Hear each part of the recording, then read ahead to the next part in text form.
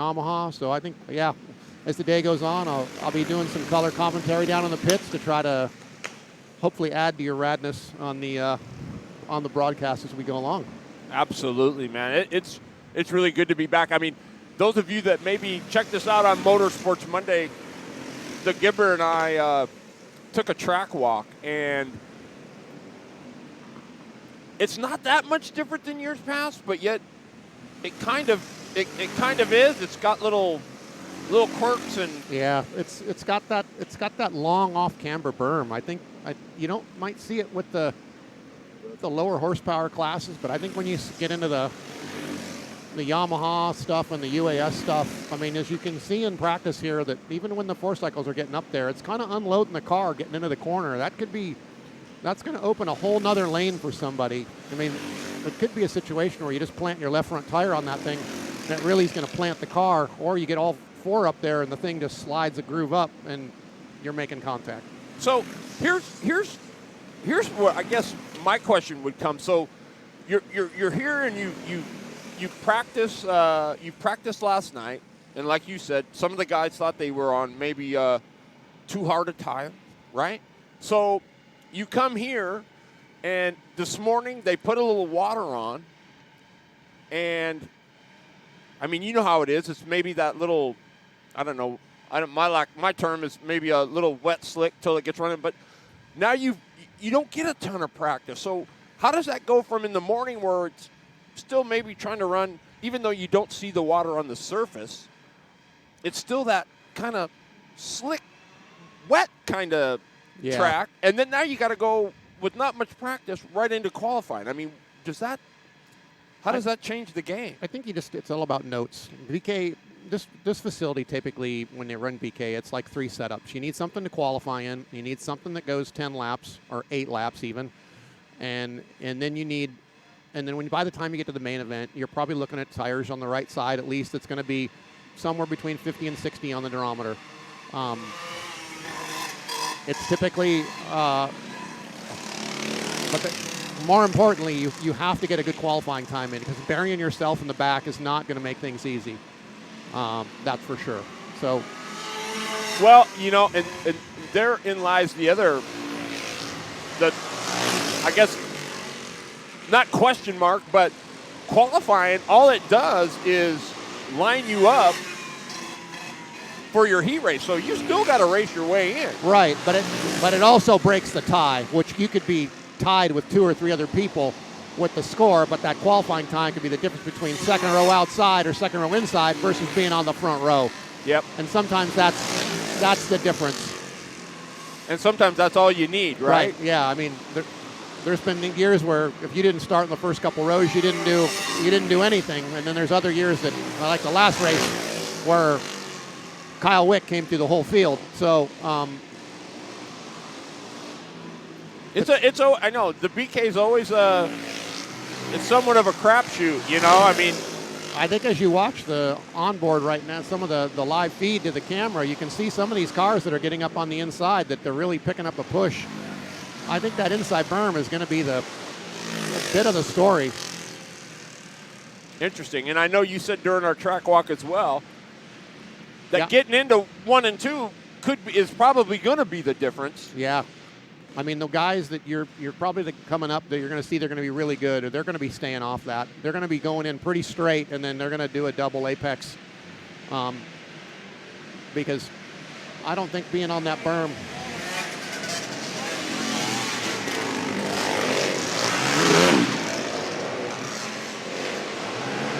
Here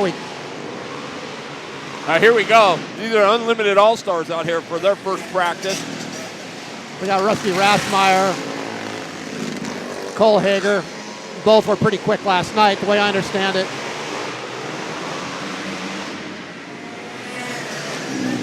Another guy to watch is the 51 of Jared Storr. Yeah, he can wheel it. Notice how high they're entering, and then even Rathmeyer.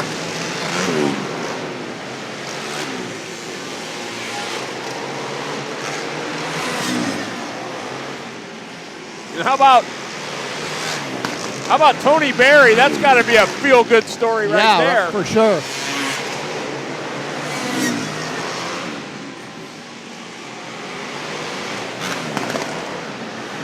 Uh-oh. Problems for Watkins. Just when they thought they had things going, sounded like something might have let go.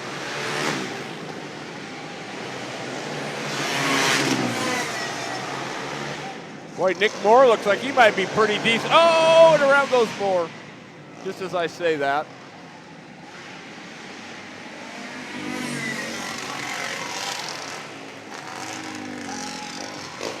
I got to be honest. I mean, looking at turn 1 and 2, I see Rossmeyer kind of getting the inside wheels on that off-camber section, but he's not putting all 4 of them up there. I've seen multiple people try to get him up there, and then, the cars immediately go into a push. That's going to be a really, really make that tough. Yeah.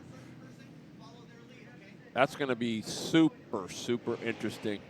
Boy, it's good to have Jason Gibb. The man has won, countless features. So, he's won drillers back in Oklahoma. He's done it all, Southern California. So it's going to be good to have him in the booth. Looking forward to getting all of his technical expertise that I may not have. I've got a little bit from watching, but never in the seat time. So Gibber, chime in whenever.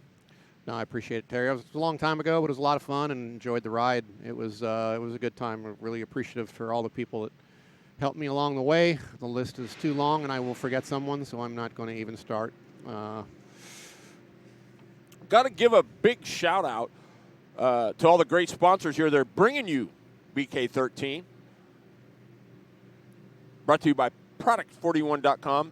And those include Extreme Decals, Motorsports Monday, Team 31, Sea High Performance, Po' Boy Tire, and Tim Crump, Cartorama, Benton Racing, and A&B Graphics. Now, if you were on my Motorsports Monday video where we did the drivers meeting and whatnot, I talked to A&B Graphics. Be sure you check them out. She's got all kinds of cool stuff. T-shirts. So check them out on Facebook. You can order. She'll ship them to you. It's really, really cool that she's here. So we'll keep posting these sponsors. Couldn't do it without them. And now I'm looking at this, and where does the pill draw in qualifying come into play? Oh, it's huge. I see Chris Hager is going to be first out. That's not what he was looking for.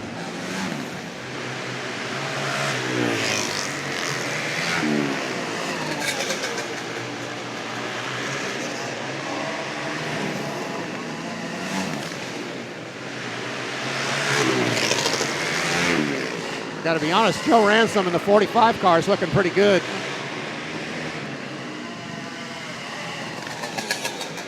Yeah, I noticed they had 2 cars here last night, and they switched off. I think he's back to his main car, though. I'm not...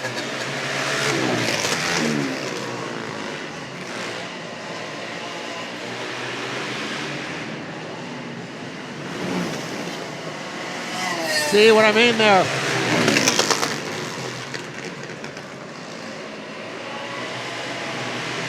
Oh, Ransom around. There you go. There's the off-camber berm.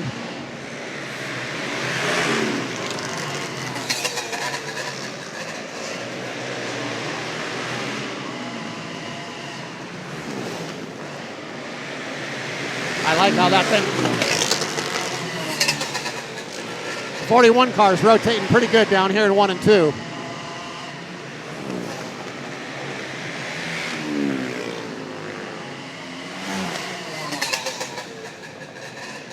So let me ask you, is the old adage, you got to slow down to speed up, come into play here at all? I think there's a little bit of that. I think the thing is going to be the ticket to the end of this thing is that when it comes main event time is like, it's just such a different entrance. I mean, I'm going to probably talk about this berm all day, which is going to probably upset some people, but it just seems to me that it's just a huge deal. I mean, this next session here, we got got some of the big Cox, dogs here. Fernandez, Angel, Brian Esquini in the 5. Yeah, Fernandez. That's a former Ryan Diotti car, owned by Joe Cervantes and Cervantes Motorsports. Had some good battles with Ryan back in the day when he drove that car. Yeah, Diotti's a class act for sure. The Rocket, Ronnie Cox. UCR, Uncle Chuck's Racing. You know, and here's one of the questions I wanted to ask. Wade Humphreys in the 13. Now I forgot what I was going to say. Now let's take a look at Fernandez.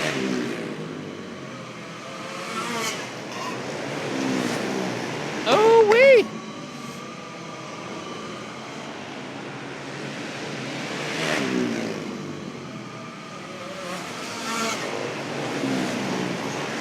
I got to say, the 8 cars rotating the best so far that I've seen in the last practice sessions.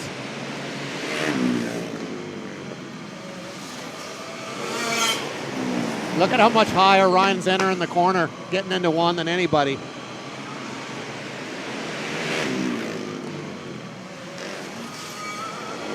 He's a full cart weight plus higher. And that's about where you had us when we walked the track. Yep.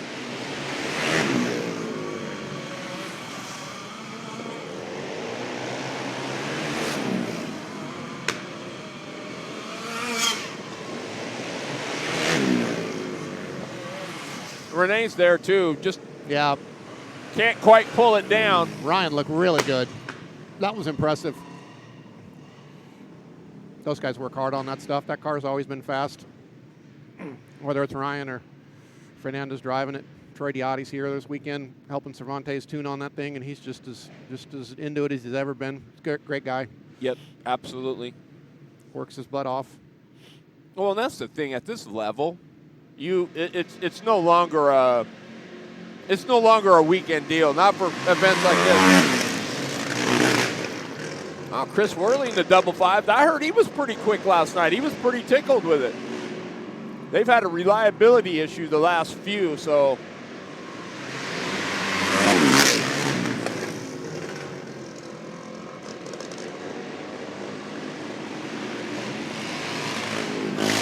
Chris Southern. Jawa, GM powered.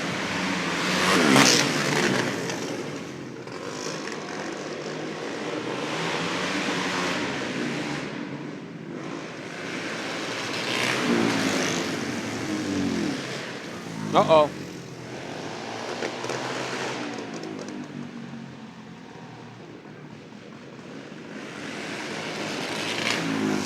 A little early for that with Chris Hager. Yeah, you know. I feel like I jinxed him. We were talking about his bad luck at this racetrack here before the day even got going. I mean, he's got one of the best cars, if not one of the classiest rides here, and that team puts so much time and effort into that car. Yeah, and he just needs some luck at this place. It's just been one of those racetracks that just has been horrible for him when it comes to luck.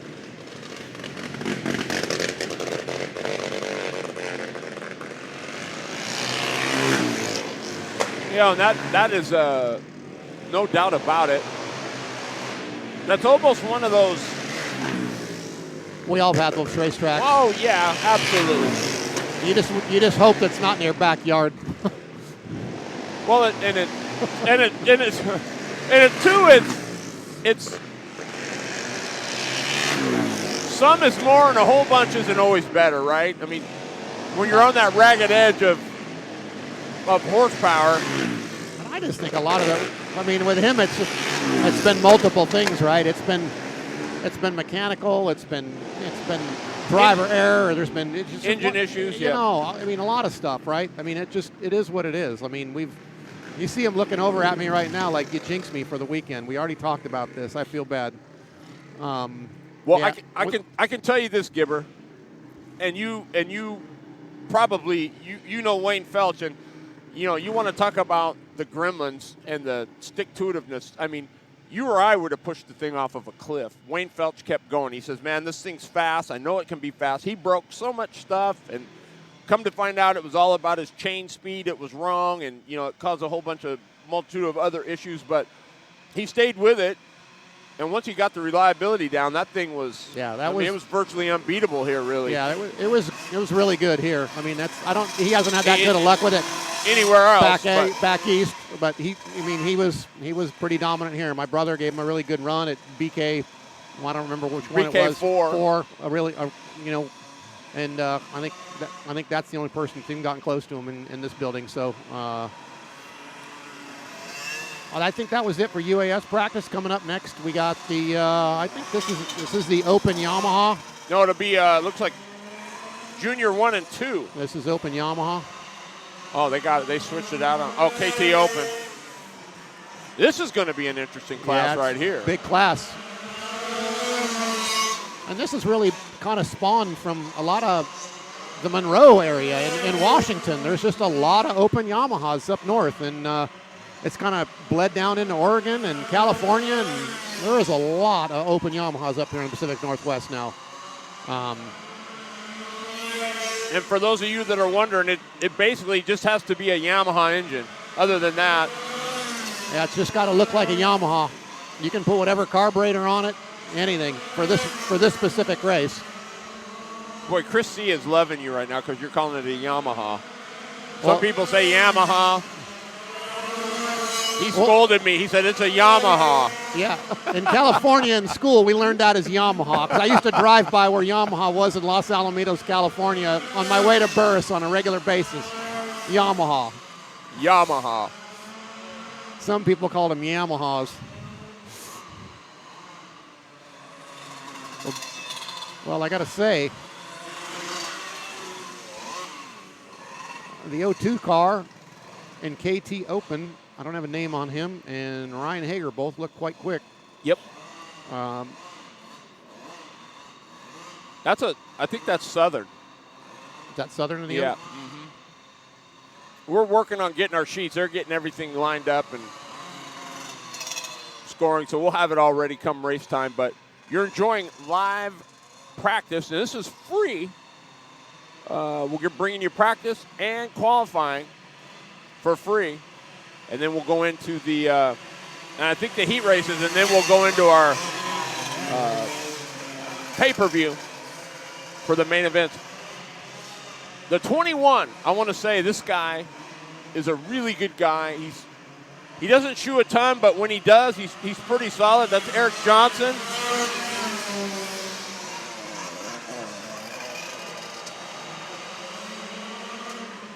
Now, the last time they had KT Open here, Ronnie Cox ran all over the field.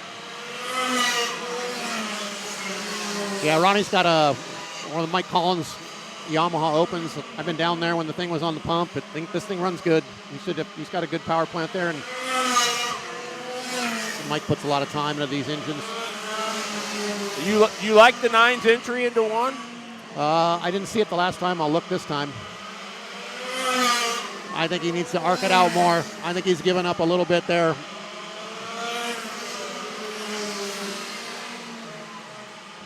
You know, the 677 is actually a UAS, but that's a twin Rotax machine there. Oh, really? Yeah. Nice.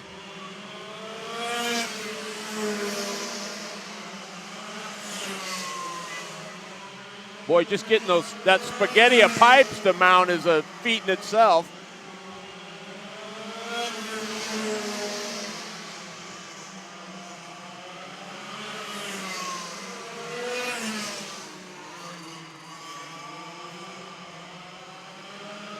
I think that's a Squinty in the 5. He brings some nice. He's formerly BLG Blue Line Graphics. Maybe that isn't a Squinty. It might be Daddy Esquinia. Good looking ride there. Yeah. Can't miss the number.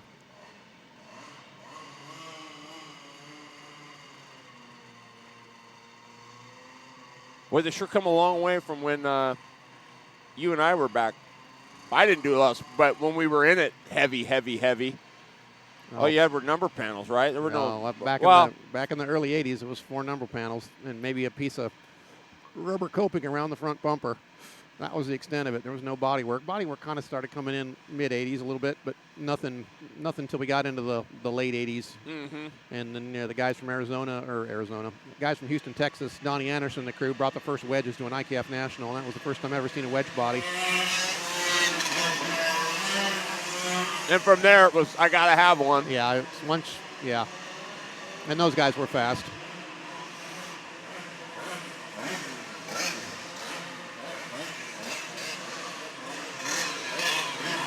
This guy's exciting to watch. The 9 of Levi Harless. I just like his hold. That looks like a Monroe rig if I've ever seen one. But boy, let me tell you, when it runs pretty dang good. Riley Hood in the 317. Keep your eye on this kid in the 22. That's Gabe Sessler. He is. Yeah, he's money on the pavement, and he's money on the pavement, and he's money whatever he gets in. It seems like. Well, we just jinxed him. And we.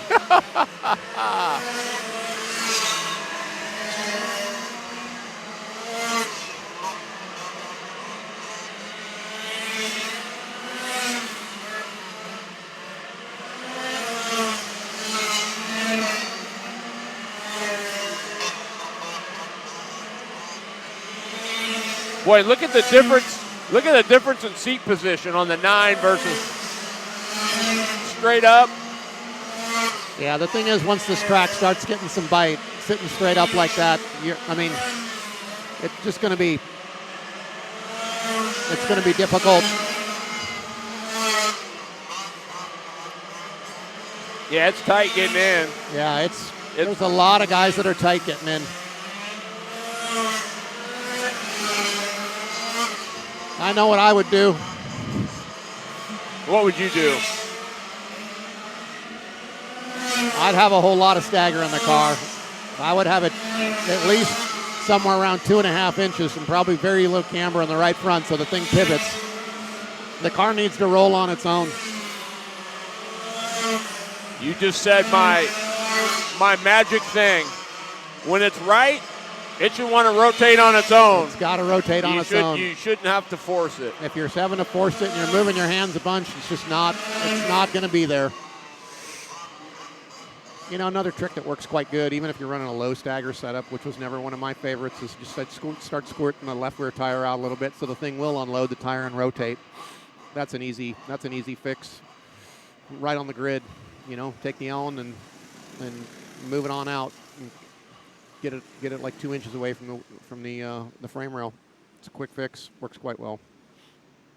Put a harder tire over there too, get it to rotate. Many of those things work. Good stuff. Jason Gibb going to be our tech guy all race long. You'll be hearing him there, and he'll be grabbing some interviews down on the grid and in the pit area. So looking forward to that.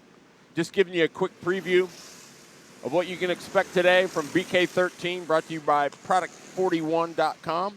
Extreme Decals, Motorsports Monday, Team 31, C High Performance, Po' Boy Tire Treatments, Kartorama, Benton Racing, AB Graphics, Humphrey Designs, Comp Carbs, Uncle Chuck's Racing, Bergfell Enterprises, and Craig Wick from Wicked Fabrication. It's sad that Kyle isn't here to defend. I understand. They got a lot going on between the pavement stuff and cars. I talked to Craig the other day. He was getting me a name for a body shop for a friend of mine for a street car, and the reality of it is they're just so busy between everything in the shop, and he's turning work away. And I bumped into Kyle the other day at Kartorama, and he's just swamped. And they just got too much going on. And the commitment to do this race is big. Yeah, you got to prep tires. Yeah, between the tires and just everything that goes along with it, you're not going to do it in a month. I mean, it's just not going to happen. You got to be on top of it if you want to be here and be competitive. And I mean, honestly, after the last race that Kyle came, I didn't finish either heat, and then won the B, and then came from the back of the A. And I mean, top that. I mean, it's if they show up, they want to come here to win, and they just they didn't have the time. Yep. So, great family, good drivers, just great people all the way around. Boy, and build some beautiful cars. Wicked Fab does. Yeah. I think he was on Jay Leno's garage with a Ford that he did. Just an absolute beautiful ride. Yeah, So let's talk about the Predators. People might say, "Oh my Lord!" I mean, come on, but hey, this is where you can figure out if this is something you want to do, right? Right. I mean, the thing that the Predator does give to, there's a couple things that allow you to change in these things, but other than that, it's pretty much out of the box kind of engine, unless, people are cheating it up, which, that's always possible. But, you go buy a Go-Part and you get a, whatever dollar Predator. I think they're $99. They might be a little bit more now. Yeah, but I mean, like it's a, so let's say you got $200 in it after you do put some valve springs in it or whatever. I mean, that's pretty cheap. I mean, you can't, it's pretty hard to not, and if that gets somebody into the sport and they, they can kind of get their toes wet and they only have to have 4 treaded tires and they go out, yeah, I think that's great, If you'd asked me that question 20 years ago when I owned a shop, I would have said, no way. Because I can't make any money doing that. Yeah. But, I mean, the gateway into this thing's very difficult these days, and so I think the Predator offers them a great avenue. Now, this looks like the Sturby folks from up north. Yep, the Speedway Raptors. Yeah, these guys, this is a cool thing that they got going up there. For those that don't know, up in Mount Vernon, I think it is Mount Vernon. Snohomish. The guy, Matt Sturby, has a track in his backyard, and you have to be, it's treaded tires, it's got to be a Raptor, there's a bunch of rules around it, and they all have just a fantastic time. There's no fight club, it's just a good time. Yeah, they have, every year they have the Firecracker 40, which is a cool event. You get there, there's a smorgasbord of food. There's 15, 20, 25 guys. They all got their carts. Music's playing. Yeah. They got a huge fireworks show at the end of it. Man, it's a cool deal. It is a cool deal. The whole backyard track thing, it just kind of, we never had that when I growing up in California and racing down there. There's a bunch of them around here. I think it's pretty cool what these guys do with the Raptors, especially with the tire rule. That just makes it that much better. Absolutely.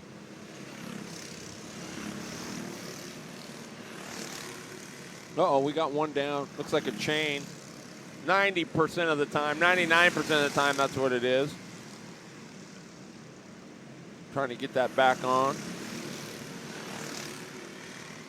So who do you think looked good in the U.S. practice? Who do you think looked like the hitter? Well, I mean, Fernandez is. He really looked good in 1 and 2. Man. Renee looks okay. I think yeah. It's a little early to tell. The heat race is going to tell a lot. I think, but I remember one year, Brad Berg came out and you watch everybody go, and there were some fast cats. But I remember saying to myself, he doesn't look fast, but he looks right. And a lot of people were going, huh? But I don't even know how to explain that, but you know what I mean? He didn't look like a missile, but it just looked right. And yeah, it's just when the hands aren't moving, and Brad was always a super smooth driver and just another great guy from California. I think we got KT100 IKF legal at this point. This should be a doozy of a class here. Yeah. Keep your eye on this kid, Brian Williamson. We've been doing a little texting back and forth. She's a little snug in the middle. Watch that left front wheel. Brandon Day in the OH. Another Southern.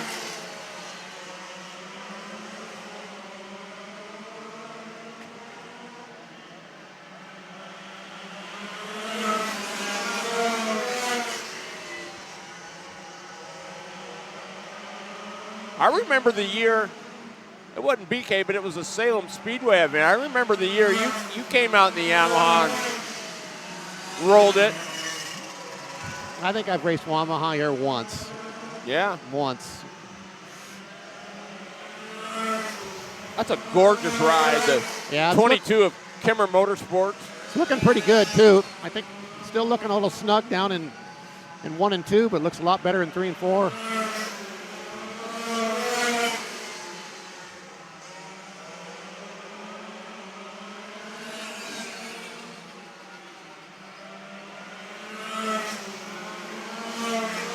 All right, so the question maybe gets posed, body work. Some say, well, man, stick your hand out the window at 55 or whatever, but at slower speeds, you know, I don't. What's your, I mean, you can still get around here without body work, right? You can, but the reality of it is I mean, to put it in a, it all helps. And the reality of it is you do any kind of downforce you can get away with it, especially at, you know, we learned a long time ago at a national level, traveling all over, that a wedge body, A, it's safer, and B, it helps lock the car down and, you know, give you more mechanical grip. And if you can build mechanical grip into the car and then from there work on tires, or you can adjust the mechanical grip sometimes with the body work. You're just money ahead. Yeah, I mean, there's money ahead. Exactly. I mean, it's just like once we were able to go to running karts with noses versus having only a bumper cover, it made a big difference as far as locking it down. You can put a nose on these things that it actually will make it pretty difficult to turn when you're behind somebody, and the thing will push. No different than watching the NASCAR stuff on Sunday. It's the same thing with these. Watching second round of stock KT practice. Who's that in the 37 car, Terry? He's looking pretty good. Yeah, he is. I'm trying to see who that is. I think that's Brandon Finch. Look at the line going into 1. Yep. If it's Finch, he should have the line because he was a pretty good late model driver as well. Portland Speedway, yes. If it's Finch, I was always a big fan of that kid back in the day. He was a great driver. He gets some battles with Margerson and it is Bandard. Yeah, he had some great battles back in the day with Margerson and all the other Randall and all those kids when they were all racing Junior 2. He was one of the tougher competitors out here. All right, this is another Yamaha class. This is part of the stock KT. That's Boley. Now we got Brian Nevins out there that is now. Nevins there. Yeah, Brandon Rutledge. I raced against Brian at Tulsa Shootout back in the early 2000s. Good driver. Had some good battles with him back then. He was a pretty good shoe. Smart with the tires, too. Nevins driving for Scott Boley. He's running all legend stuff this year. Built by Joel Negus out of Iowa. Joel's super smart guy. You know a little bit about that, don't you? Yeah, I can a little bit. Joel actually built some parts for my vintage car here not too long ago.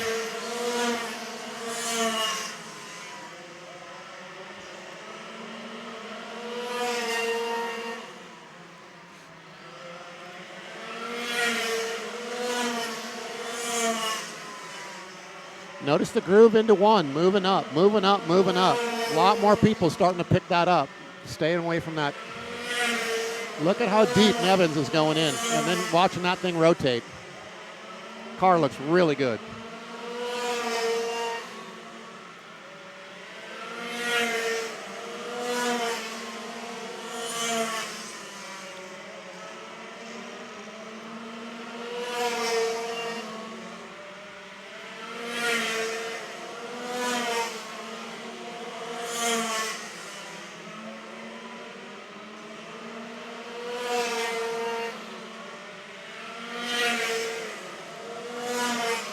That was clean.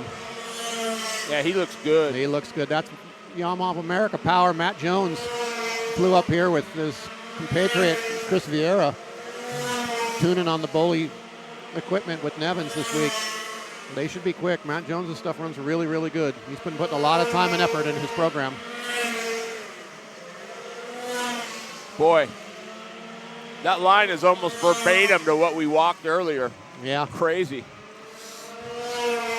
I guess when you know, right? Well, I mean, to me, it just this end of the racetrack has always been, I would say, even my personal Achilles heel. It's just difficult, you know. When I ran BK back in 15, the first time I ever driven with glasses, it was always it's just very difficult to get through this corner perfect all the time. You just have to go way deeper than what it looks like, and then in double apex it. So out there now is the LO206 division. Man, and you talk about a grower. I mean, this class is taking off like wildfire. Yeah. I mean, road race, sprint, speedway. I mean, these things are super popular. So if I would have asked you that 30 years ago when you had a shop, would you liked it? I don't know. I mean, I've been claimed to be beyond a diehard two-stroke guy. I did a little Formula F2000 stuff back in the early 2000s and had some fun with it. But again, I think this is really important to get people into it because there's not a zillion kart shops to go to and stand in front of a counter and talk to somebody about, hey, I want to go karting and what I can do. The good thing of this is if it's L206, it seems to be the same set of rules no matter where you go with this stuff. Oh, Angel got her hand in the air. Looks like maybe problems with her 206. This is an interesting story. Steve Seiler in the 99 driving for Chris Hatch and Black Star Motorsports. He owns Stimpy's Bar and Grill up in Federal Way.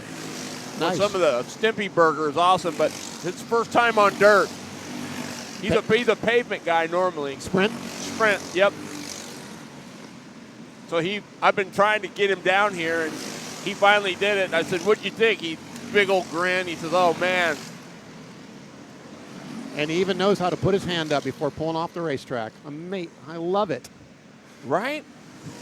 I mean, that was the thing back in the day. If you didn't raise your hand coming off the racetrack, there'd be somebody at the scales who was going to scold you. That's right. But I remember all the cool dudes, they'd come in and it'd be out the side, like, hey, yeah.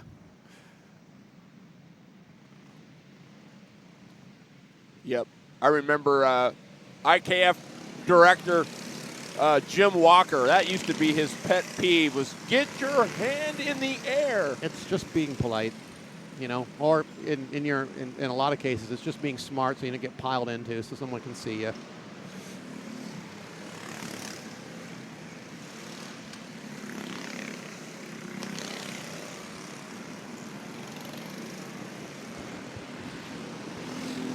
You want me to do a little bit of that right now? Yeah, sure.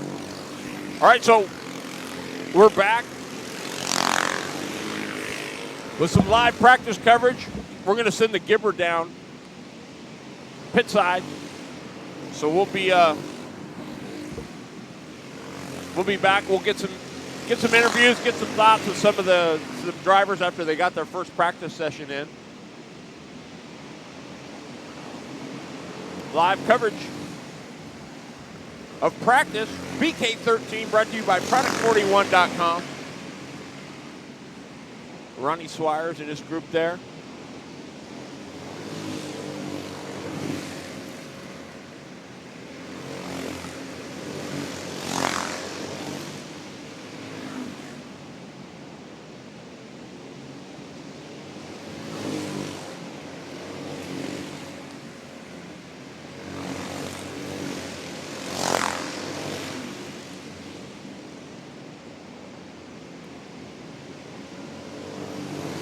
All right. We're going to trackside down, ladies and gentlemen, with the Gibber. Jason Gibb. Gibb, take it away.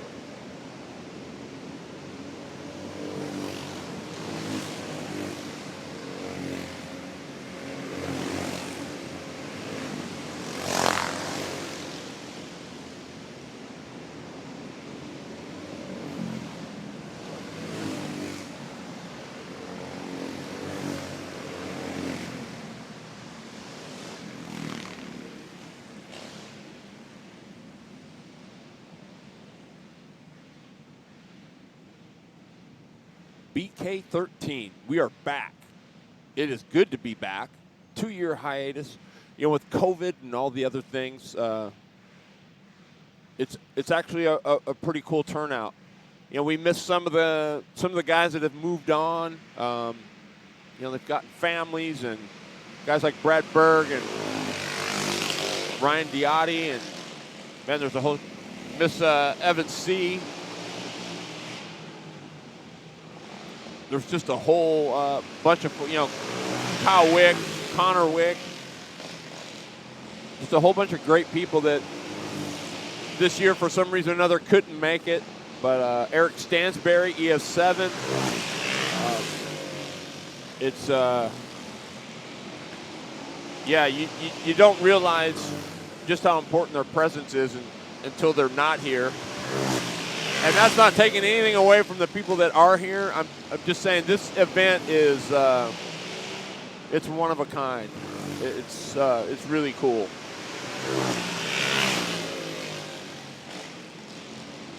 Want to welcome everybody. Glad you chose to tune in. We're going to go with the Gibber.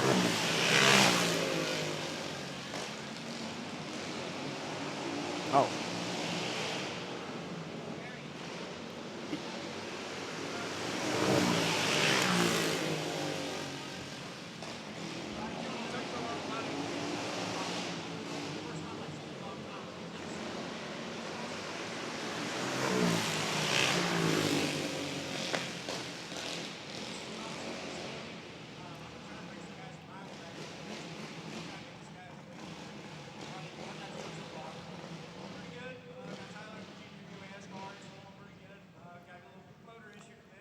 Jason Gibb with Chris Hager.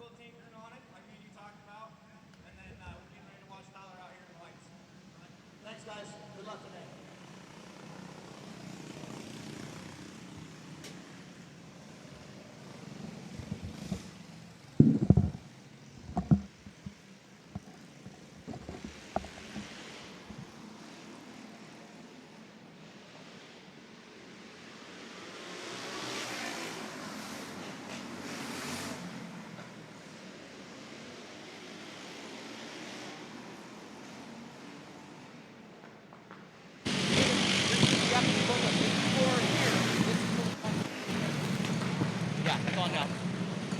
Okay, I got it. Right out here. Bring it back.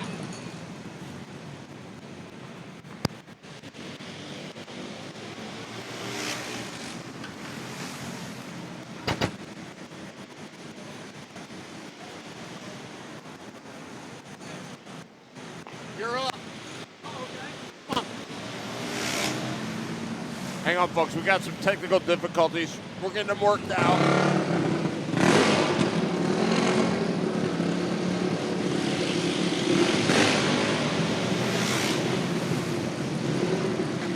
All right, I got Ryan Fernandez here. How things going after the first hot lap session? You look pretty damn good. It felt great. Great forward traction. The car rotated the way it needed to. We were actually just trying some heat race tires to see where the track was. I felt really good. We made a few changes from last night, and the car felt really balanced. I could kind of drive it wherever I wanted. I tried trail braking and changing my driving style, and it kind of made the same laps. To me, it looked like the thing was really, really good going through 1 and 2. I mean, it's just, you're going in nice and straight, it rotates, and you can do whatever you want from that point on. Yeah, it really is. It cuts really good on entry, so all I have to really do is use the pedals to rotate it. And once I get it rotated and pointed straight, I can roll back in it nice and easy, and it doesn't spin the tires or four-wheel drift or anything. So it is really hooked up. Makes me happy. Right on. He's got a big smile on his face, everybody. We'll see how things go the rest of the night. Ryan Fernandez. Thank you.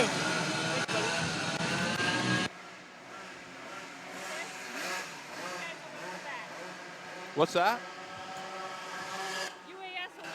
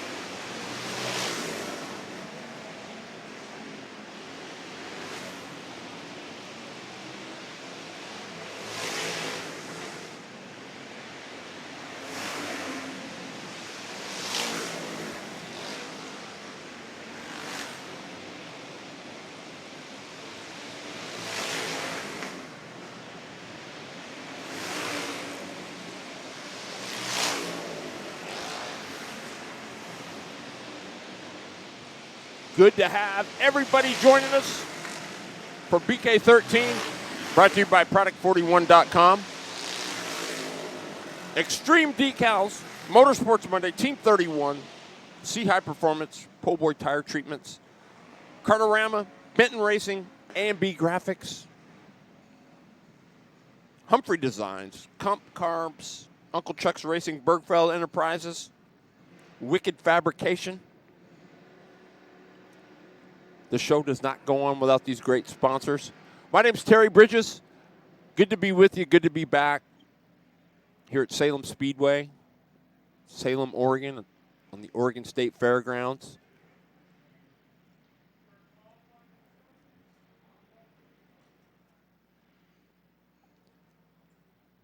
Kind of a bittersweet weekend if you want to think about it. Bob and Linda Leach, who basically made this place what it is today, we lost them, what is it, 2 years ago, 3 years ago?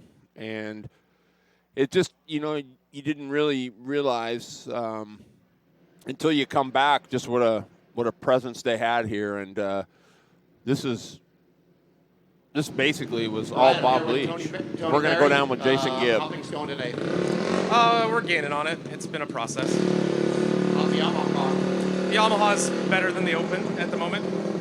We're pretty good. We're just kind of trying to figure out track conditions. We're our first time here in like 16 years. So. Oh, that's a few years. Yeah. Stuff's changed. What do you think of the shape of the track? Oh, it's great. I love the layout. I love it's got some different texture to it. It's kind of off camber on the bottom, so some stuff to drive around or through or whatever. Right on. Yeah. Right on.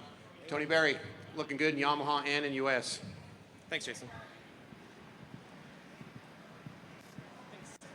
You got to stay off that front. I ran lane 2. When you go into one, you need to go. When you go past the flag stand, you got to tell yourself to go straight, tug, and then as you unwind, Yeah. it can't be loose. Well, I drove around that wetline guy on the outside. Running the line I was running. Yeah. It cannot be. If you get the left front tire up on this shit, it's fucking. Everybody that I saw. Hey, I want to encourage everybody to get down here right next to the snack shack to A&B Graphics. They have some cool BK13 shirts. So make sure you get down there and support that beautiful lady down there. They are really cool. Get your souvenir BK13 t-shirt before you get out of here. Looks like she had plenty of them, but you want to get there and get yours before they're gone.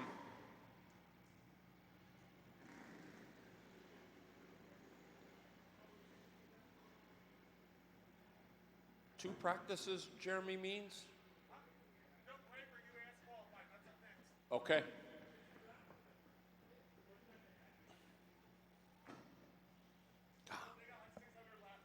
Dude, she gave me the list. This is great. What they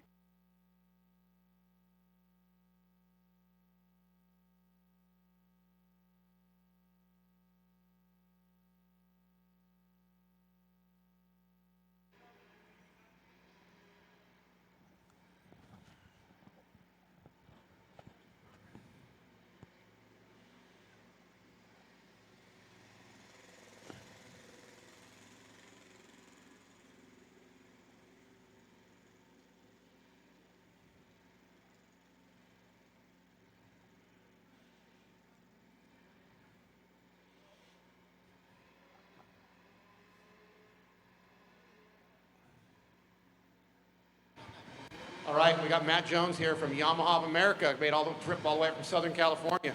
How are things going, Matt? Everything's going great. Happy to be here. So talk to us about Yamaha of America. Our kart shop was opened in 1980. We've been building Yamahas. We were one of the first importers. And 2001, we kind of switched up and started doing some dirt racing. And ever since then, it's been great. Stuff looks real good. Brian Evans he's pretty fast out there in practice. Yeah, that's one of my personal engines I let him use. We're trying to get ready for the Nationals and just trying to get things rolling and make sure we got everything, you know, all of our ducks in a row, so we're ready to go up there. It's Matt Jones, Yamaha of America. His stuff's been running really good up and down the West Coast. If you're looking for Yamaha, check him out.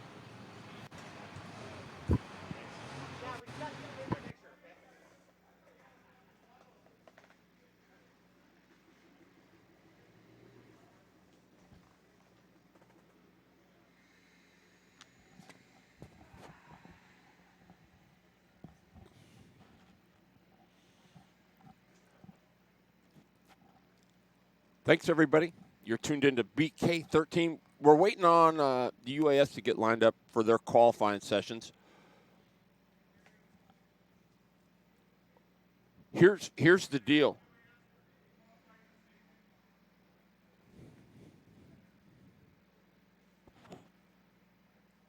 UAS, it's time to grid up for qualifying. UAS to the grid, please, for qualifying. All right, we got Joe Ransom here from Idaho. Known this guy for a long time. Joe, how's it going? So far, so good. Got a new cart, so got some bugs to work out of it. Got a lot of fun things to play with on it, and hopefully we can tune ourselves out of it. But we're in the mix. Sounds good. How was that last practice? You thought we looked pretty good. Terry and I were talking during the broadcast. Thing looked pretty clean. Much better. This is more of a late model than a sprint car, race car, so I got to change my driving style a little bit. Yeah, this place is always tough. What do you think about turn 1 and 2? That seems to be where the race is going to be won and lost right now. It seems to be much more difficult than 3 and 4. Yeah, there's some different profile in the track for sure, so it'd be a matter of whose cart handles well up on the bank and whose cart handles well up on the apron. Track is super smooth. Hats off to Mike and the crew here. It's always fun coming over here to this joint and getting a primo racetrack. Joe Ransom, everybody up from Idaho. Thank you. Good luck, Joe. Hey, thanks, guys. Right there, with the Burr shirt, okay? Just follow him. I know, but he's gonna come back though. Yeah, I told her, I said, hey, it shouldn't be a fucking struggle. This is very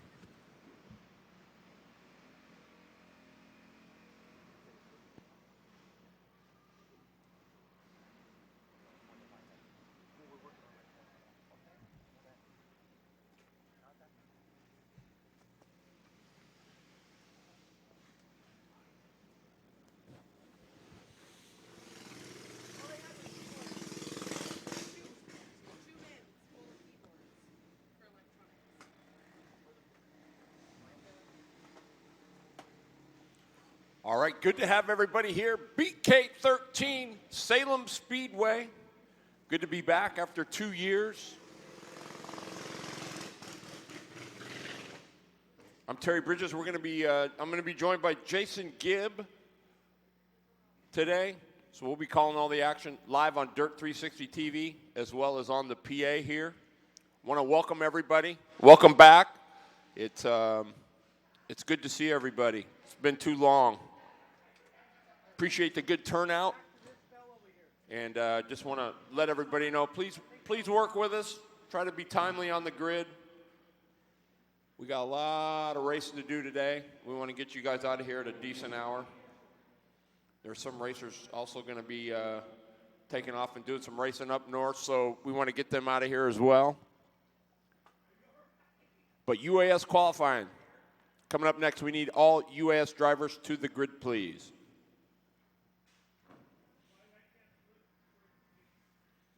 Want to welcome you all on TV. Jason Van Vossen here. Van Vossen's from Northern California. They've been racing a long time. Now they're playing in the dirt. Things going.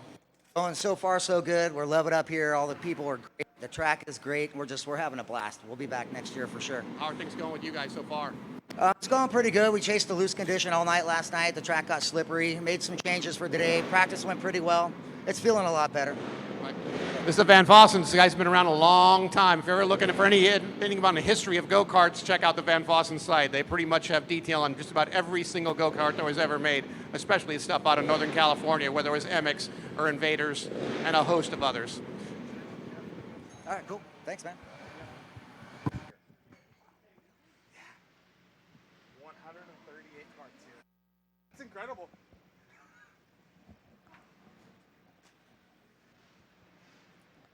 Boy, I was just in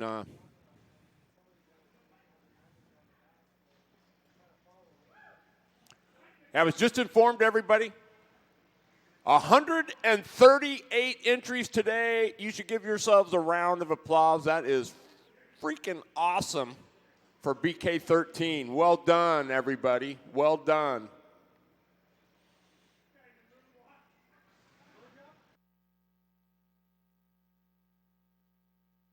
We need all UAS drivers up on the grid, please. We want to start qualifying here very shortly.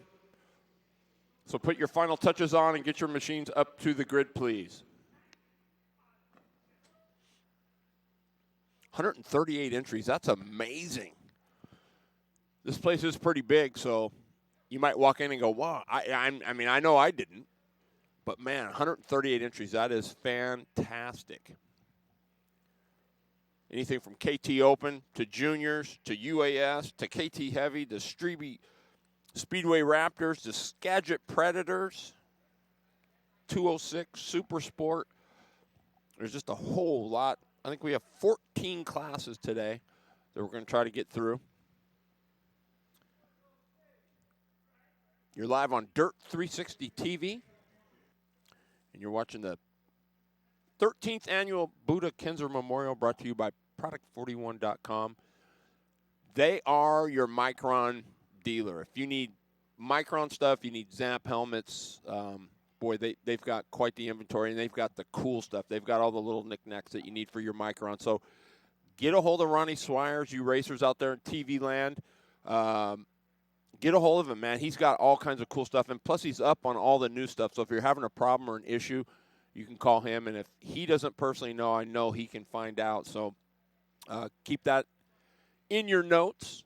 Product41.com, Ronnie Swires. He runs a really sweet operation. He can ship, so feel free to hit that. Check him out on Facebook. Give him a like. As soon as you're ready, national anthem. Okay.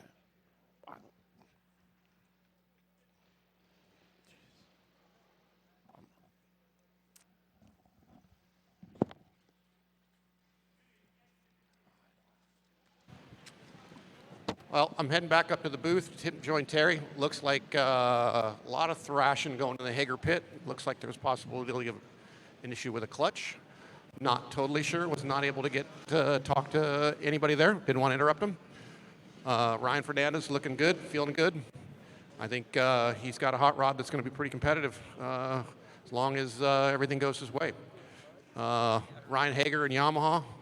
A host of others look good. So I think we got a heck of a show coming your way.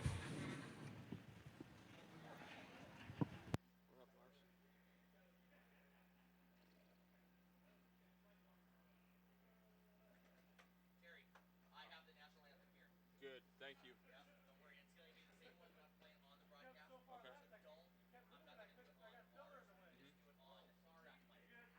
You're going to do it on that mic?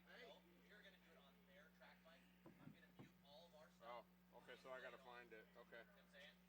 Yeah, I do. Was I too far? No, you're perfect. I just need you to come in just a little bit because the white of the clear, right? The iris and stuff. So just come closer to the track. Yeah, just about 3 feet. Okay, you're perfect. All right. Yeah. Everybody's nervous, including me. Everybody's like, I don't know what to say to you. I'm like, is that because you're going to be on camera, or you just don't want to talk to me? Yeah, no, it's all good. How's it going?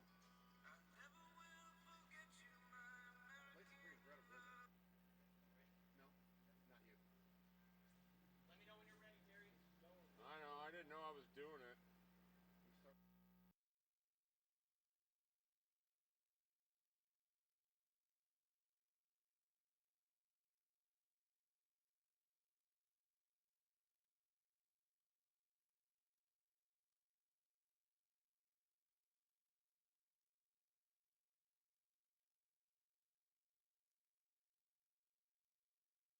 While we pay tribute to our great nation with the playing of the national anthem. Oh, say, can you see by the dawn's early light what so proudly we held twilight's last gleaming, whose broad stripes and bright stars through the perilous fight o'er the ramparts we watched were so gallantly streaming. And the rugged red glare, the bombs bursting in air, gave proof through the night that our flag was still there.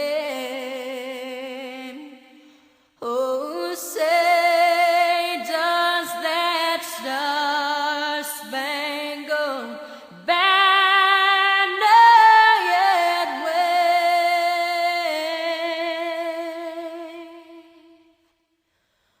o'er the land of the free and the home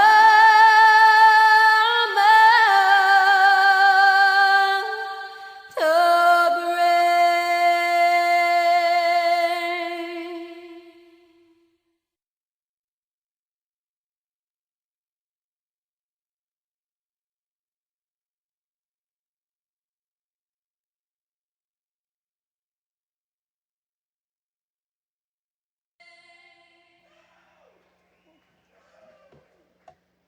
All right.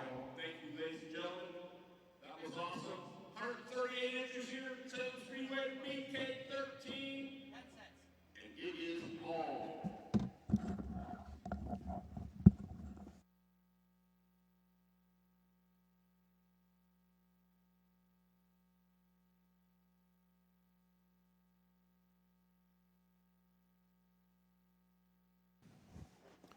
All right, we're back, ladies and gentlemen. The playing of our national anthem. Well, Gibber, great job down there in the pit area. Got a little info. Got some feedback from some of the drivers. What are you hearing? Ryan Fernandez feels really good at this point in time, and from what I saw, that thing looked like it was on rails, especially down in 1 and 2. He's very keen to the shape of the track and what to do to try to stay off that off-camber section. He's pretty happy. Did a little interview with him. Feels good. They broke in some harder tires. They're planning on running the heat race. So they feel really good. Talked to Joe Ransom. Says his stuff's a little tight. Working on trying to get that thing freed up, but they feel good. They think they can get that taken care of. Ronnie Cox lost an engine in his open Yamaha, so he's having to put a stocker KT on, it looked like, which is unfortunate.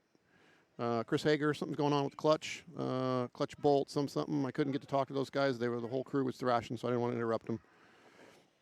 A little chat with Matt Jones, who's got his personal motor on Brian Nevin's car, and he's pretty happy with how things are going. Just a little snug in one, but other than that, he's quite happy with his program. Cool. So here's how this is going to work. Scoring is away from us. They're in another tower. So we don't have access to the actual official clock. So what I'm going to attempt to do here, just so we can, we're trying to get a name list here. I don't, haven't gotten that yet, so.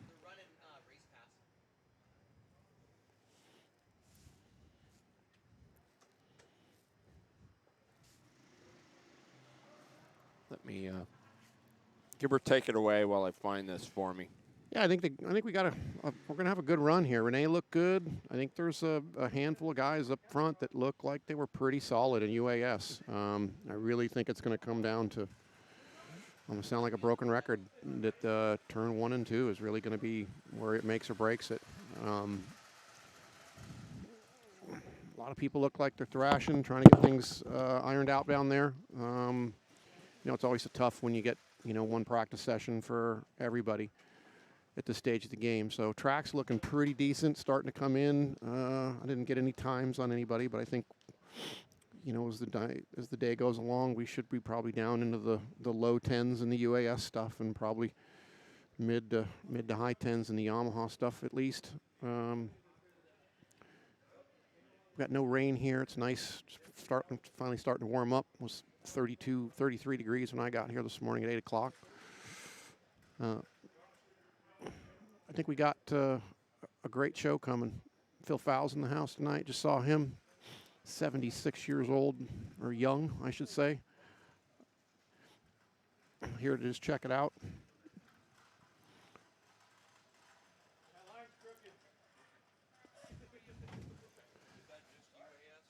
I think that I think you're going to see one heck of a race. I really, really do. I think these. Is it on Race Pass or is it on? I think you're just going to see that. You know, there's a lot of guys that were here that were really fast here in the past that are no longer, that are either not racing karts or moved on or not doing their thing. There's a host of those, but there's a lot of guys that are here that are super hungry, that really know what it means to win a BK or to be competitive at the BK. That's why I think you're going to see a really good race. I don't see anybody driving off into the sunset here at this stage of things. I think I've said it again, and I'll probably say it 1,000 times more. It's the guy that figures out turn 1 and 2 the best. Is going to be the guy that's going to be the one to beat. Thanks, Jason. So here's the situation. We don't have my laps up, so we're not going to be able to see the time lapse. So what I'm going to attempt to do here for UAS qualifying, just so you have an idea, it will be close. It won't be the official time. We've got a stopwatch here, so we're just gonna kind of hand time it for you. So at least you have a general idea. It should be pretty close.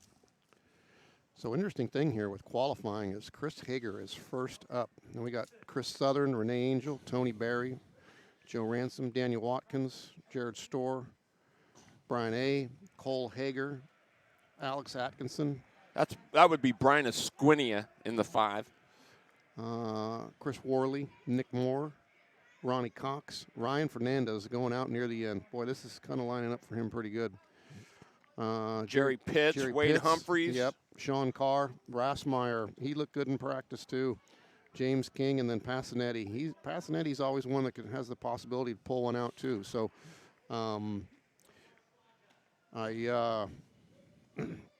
this track typically tends to get faster and faster and faster as the day goes along, like any racetrack. So the later you go, the better chance the thing's going to get burned in. Absolutely. Chris Hager going to be our first one out. And here's the deal with this. You know, last year there were some issues with, some guys broke or had issues, but now it's straight up. So if you don't qualify, you're going to go. You're not going to get a do-over. And I think that's more for time than it is anything else. It's 2-lap qualifying, correct? That is correct. So we're lined up on our line here. Chris Hager, Hager Ford Products. How are you two boys? And we're getting ready to get things going. We got Bryant Nevin Jr. here with Legend. How you doing, Brian? Good, guys? We're doing all right, man. How is it? The car's pretty good. We got Tyler rolling pretty good here in the second session there, the lights, and back working tires on the karts, and just making finer adjustments, get our stuff rolling a little bit better here, try to stay on top of the racetrack and make sure we're keeping up with it and keep moving with lap times on everything. And got Matt Jones back there working on the motor, just being phenomenal working with him. So we're just going to keep rolling here and plugging away at it. Super chill guy. He is. He's absolutely awesome to work with, and the knowledge that he brought with this new motor that he brought with us, it's been phenomenal. It's about the best two-stroke I've ever seen in my life. Cool. Do you think the answer to the whole lap is 1 and 2? Do you think everybody's just going to get through 3 and 4 decent, and the race is going to be 1 and 1 and 2? I think you're going to see it won on both ends. Right now, our stuff is rotating really good right in the center, but it's going to be key to get off the corner and get up underneath somebody to make the pass. Getting into the next corner is where it's going to be won and lost at. So we're going to really focus on that on our stuff. That's, I think, where it's going to be won on any class. Right on. There you go, everybody. Brian Nevins, all the way from Iowa, driving Scott Bully's Legend Team stuff. Well, thank you, guys. My question for you is, you said you wish you had something like this back where you're from. Yep. They're racing on concrete today in Iowa. Battle at the barn. Brian is damn glad he's not there. Yep. Do you see his face? My good buddy Ralph Woodard's there with his kid running Rick Sullivan stuff, and I'll tell you what, Brian would rather, without even asking, I think he'd rather go hammer his hand with a hammer than go to the Battle of the Barn. And that's that smooth concrete too, isn't it? Yep, so they're back there racing on Coke syrup right now. I was going to say. Yep. Toby Cruz and the whole promotion there with that deal, it puts on a phenomenal show. But Coke syrup and the age that I'm at, it's just not kind of mixing anymore. That's kind of a young man's game. So it's brutal on the body. It is. You can't. I mean, the old rib cage don't like that. Dude, it's rough. Nope. We've been fortunate to win that race twice. Hats off to all the guys racing back there. Kind of keeping up with our customers through text messages and everything else. So good luck to all them guys back there. But yeah, it's phenomenal, and the G forces that we carry there. I think 2 years ago they carried almost 3 Gs through the corners. So. Wow. It's phenomenal. Yeah. If you ever get a chance, watch it on TV. If you guys are ever out that way, go watch it. It's a show in itself. So. Sounds like a little mini chili bowl kind of thing, huh? No, dude, I mean, you're talking about like 73 odds, 74% left side weight. I mean, like as much stagger as you can put in the car. It's a 5-second lap. It's not, yeah. Yep. I don't think I could make 5 laps without breaking ribs. It's brutal. Like Ryan says, it's a young men's game. It is. The stuff you carry through the corner, like you'll see all the guys' seats padded up and plastic on them to help hold yourself up.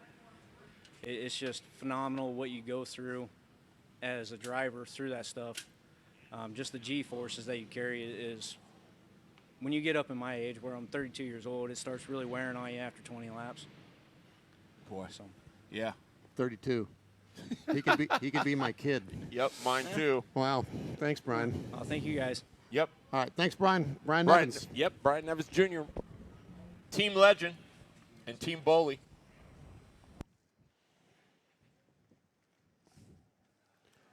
All right, almost ready for qualifying, folks. We're doing double duty here. We're also live on Dirt 360 TV. Want to welcome those who are tuning in. You get this for free, folks. And come main event time, we'll switch over to the pay-per-view. So this just gives you kind of a test to see what happens. First out of the gate for qualifying is going to be the 4Z of Chris Hager. Hopefully, I think they may be giving him some time to correct a couple issues on the 4Z. Rolling out number 2 will be Chris Southern. Renee Angel will be 3rd. And boy, this is a cool story. Tony Berry in the 53. That thing was in pieces when he showed up here yesterday. They got it all together. It looks gorgeous. And there, sounds like they got him going. And here we go, qualifying underway.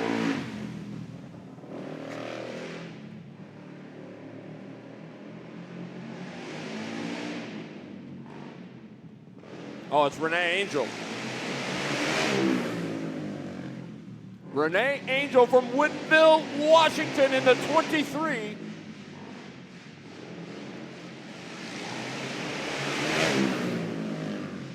A 10.76 unofficially.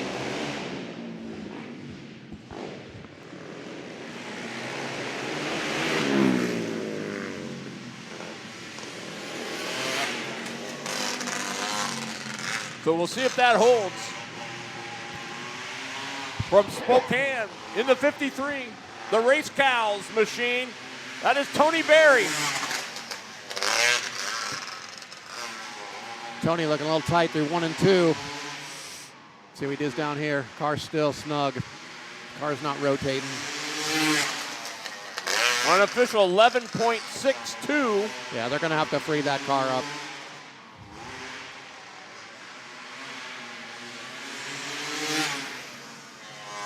And an 11.25. Now that is unofficial. I'm hand timing this. So Here we go. Up next, Joe Ransom, the 45. from Boise, Idaho. Joe Ransom, the driver, on the watches. Joe's always been smooth. How he's getting down through there. Little snug. 10.83 unofficial time for Joe Ransom.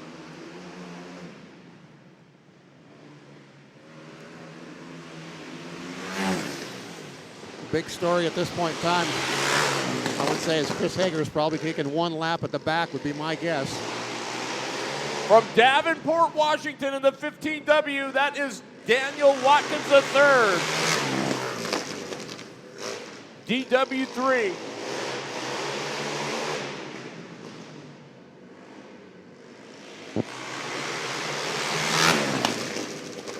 $11.10 unofficial. Doesn't look too bad, Jason Gibb. No, not bad. Unofficially a 10.89. Now, Jared Storr looked pretty good in practice. We'll see if he can back it up. Yeah. From Spokane, it's Jared Storr, the 51. Area 51. Get you some. 10.78 unofficially for the 51 of Jared Storr. It's not a bad lap in 10.7s. And backs it up with a 7.2. Now those are unofficial, because I'm trying to do this by hand. All the way from Colorado in the 5, it is Brian Esquinia.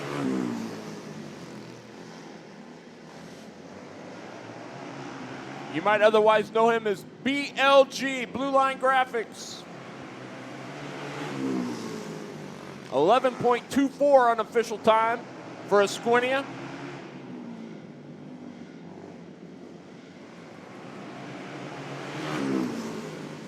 And backs it up with an 05.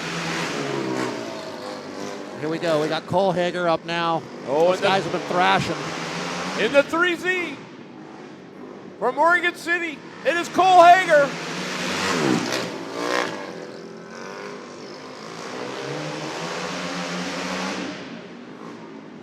He floats it into 3, quite nice. 10.89 first lap. Oh! That's going to hurt him on the Yep, second lap, that's obviously. brutal. 13.33.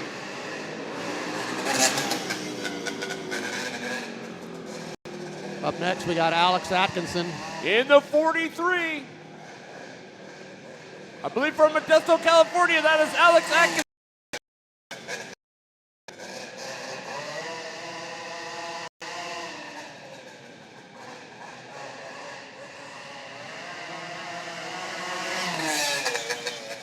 .87 unofficial. 11.87 for Alex Atkinson.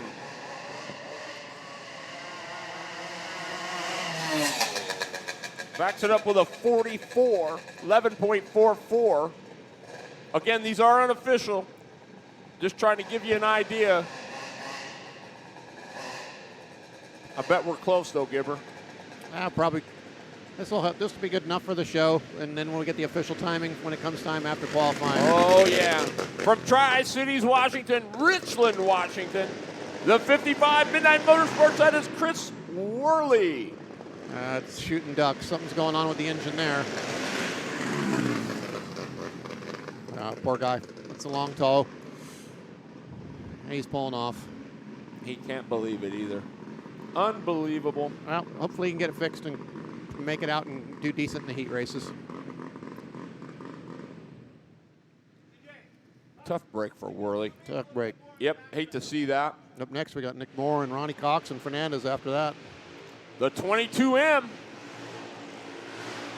Good looking ride. Pole Boy Tire Solutions. That is Nick Moore.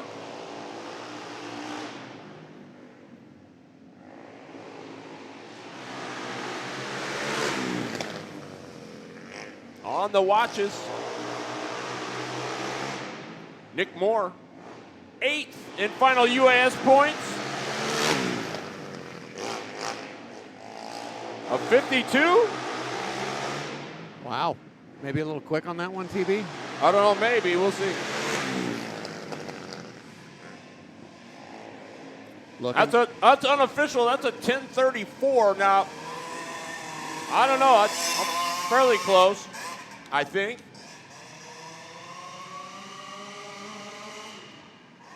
From Bothell, Washington, in the UCR machine, the Rocket, Ronnie Cox, your BK2 winner on the little motor that could, BRC 150. 11:10 for the Rocket. Ronnie needs to open his entrance up to 3, and to 1 and 3. Backs it up with an 01. 11.01 unofficial. Oh, baby. In the Joe Cervantes Motorsports.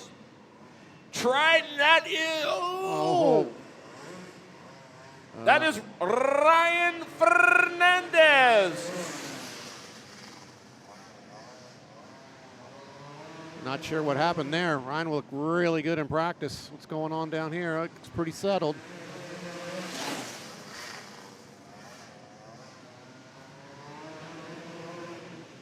.78 unofficial for Fernandez.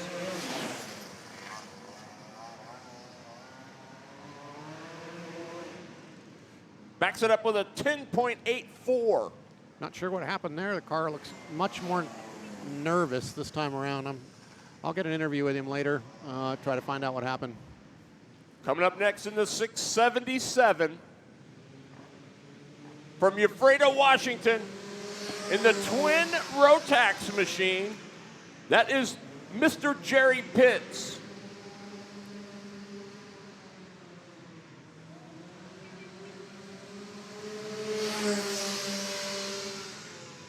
Sounds like he's only got one running. Doesn't it? Kinda. A 12:33 for Pitts.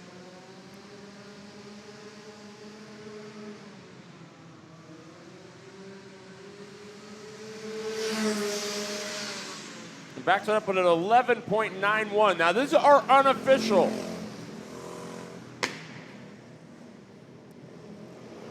That's the 13 of Wade Humphreys. Okay, yeah. Mr. Wade Humphreys on the watches. Good-looking ride. Nice rotation there. Picks it up down the back chute. See how things go through 3 and 4. Little snug, but not bad. 10.71. Yeah, pretty decent. And you know, it sounds like it's not rolling, but it is. Backs it up with an 82. 10.82.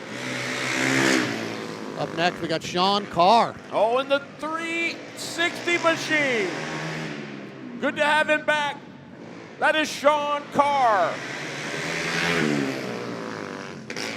Got the Iron Man, Joe Stackman, turning the wrenches on the 360. Only an 11-time A main event maker. 10.83 for Carr? Yeah. Wow. Get some, Sean. Backs it up with an 87. That's not bad. That's going to put him in the hunt. I think. Good qualifying effort there. Oh, here's your 2021 UAS Grand National Champion from Lacey, Washington, Rusty Russmeyer. Oh, did he look good there? If he doesn't screw this up, I think he got quick time. A 10.32 for Russmeyer. He's floating that inning in 3. Beautiful. Backs it up with a 64. Yeah, that first lap was nice. His car rotated, even though he had the left front up on the off-camber section of the track.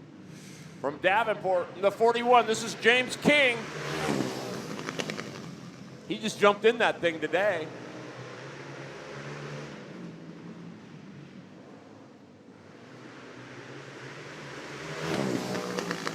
.10.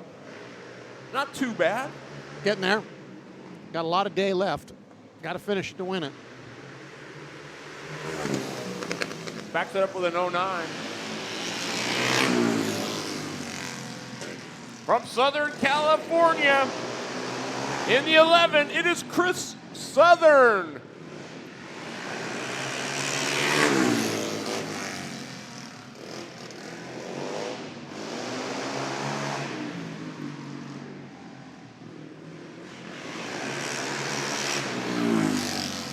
.11.43. Yeah, Chris said he had some problem with the motor earlier. I'm not sure what's going on. He's trying to get something like something's rubbing or something's happening there. Raced with Chris many years ago back in the 80s down in Southern California. Good guy. Hard racer.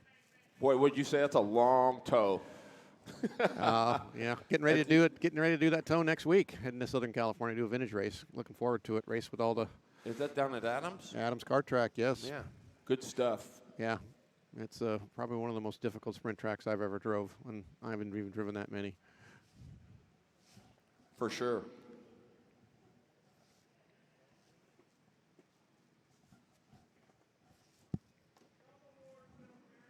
So we're waiting on one other qualifier, the 58 of Chris Passanante. Well, I saw that Chris Southern, too, looked like he got one lap at the back. The question is Chris Hager getting a lap at the back, or is he done? I don't know. I thought my understanding was that was it, but... No, Southern got his lap because Renee was the first car out. So the question, I guess that's something I need to go Well, dig Southern into. was in this. No, mix. Southern Oh. was supposed to be the second driver out. Yeah, we'll see. So he got one lap. We haven't seen Passanati or Hager.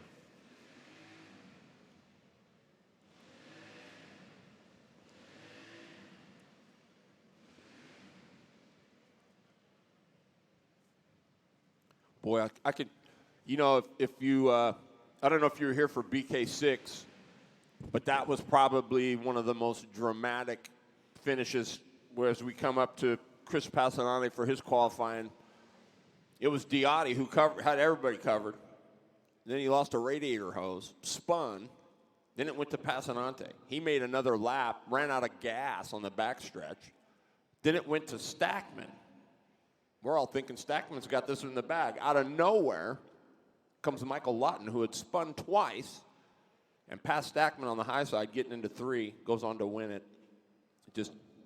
It was just total BK style, you know, complete, just, the place was completely silent. You could hear a pin drop. Nobody could believe what they just witnessed. It was amazing.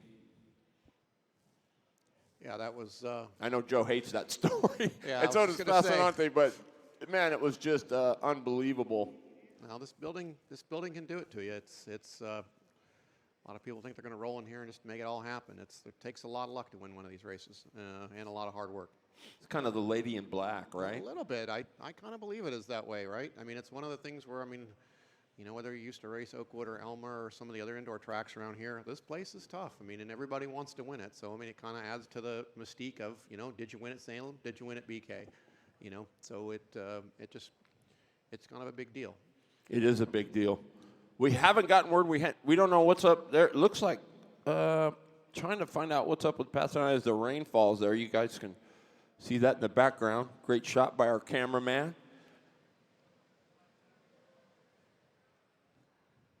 Yeah, we're looking to get word whether Chris Passanati or Chris Hager is going to make a qualifying attempt. That is what we're trying to figure out now.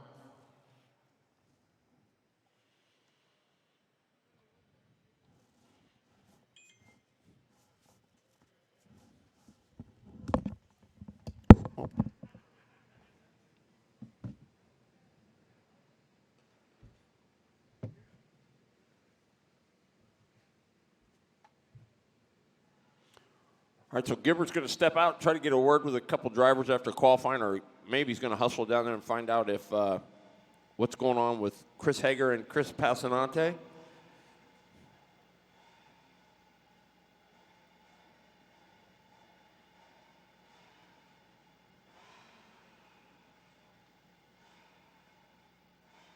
Well, it looks like Ryan Fernandez is going back out too. We've got multiple UAS drivers that are up here that are probably going to be taking a second lap. Not sure if the times didn't go or try to get an update on that. We got Ryan Fernandez, we got Tony Berry, we got Atkinson up here. So not sure what this is about, but I guess these guys are going back out to get another run. They must not. Wow. Game changer there.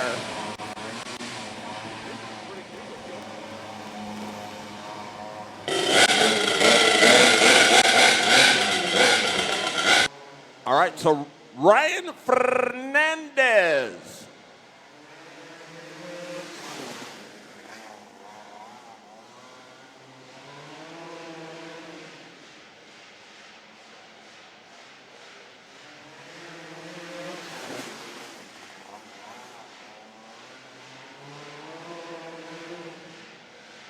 I got him unofficially at a 10.91.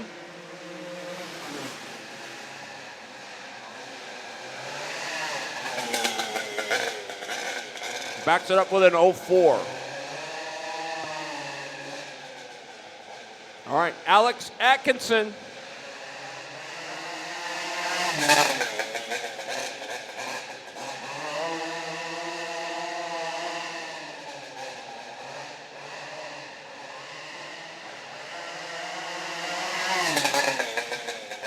.88 unofficial.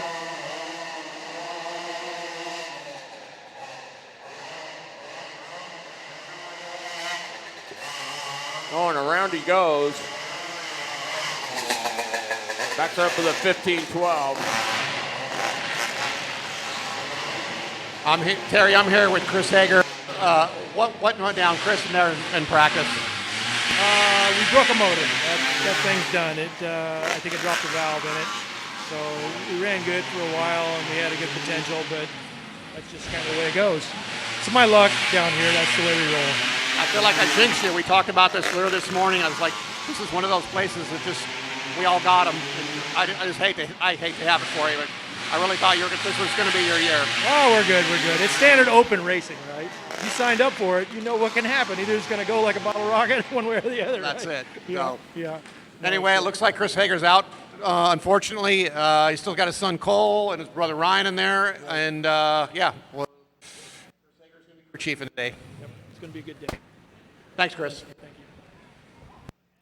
Wow, tough break for Chris Hager. 11:28 and 11:24 for Alex Atkinson. Those are unofficial times.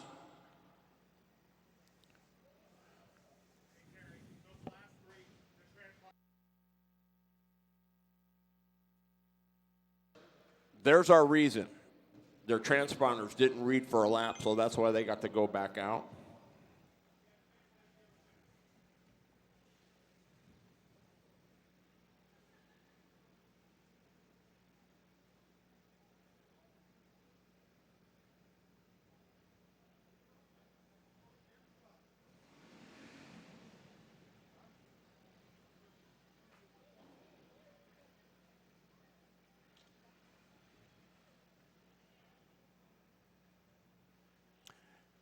Be sure you make your way over to A and B Graphics. They've got all the BK13 swag, so you make sure you get over there and get yourself a souvenir t-shirt from BK13, helping out a good cause. She's right over here by the Snack Shack, so while you're getting yourself something to eat, hustle on over there and pick up a BK13 souvenir t-shirt, courtesy of A and B Graphics.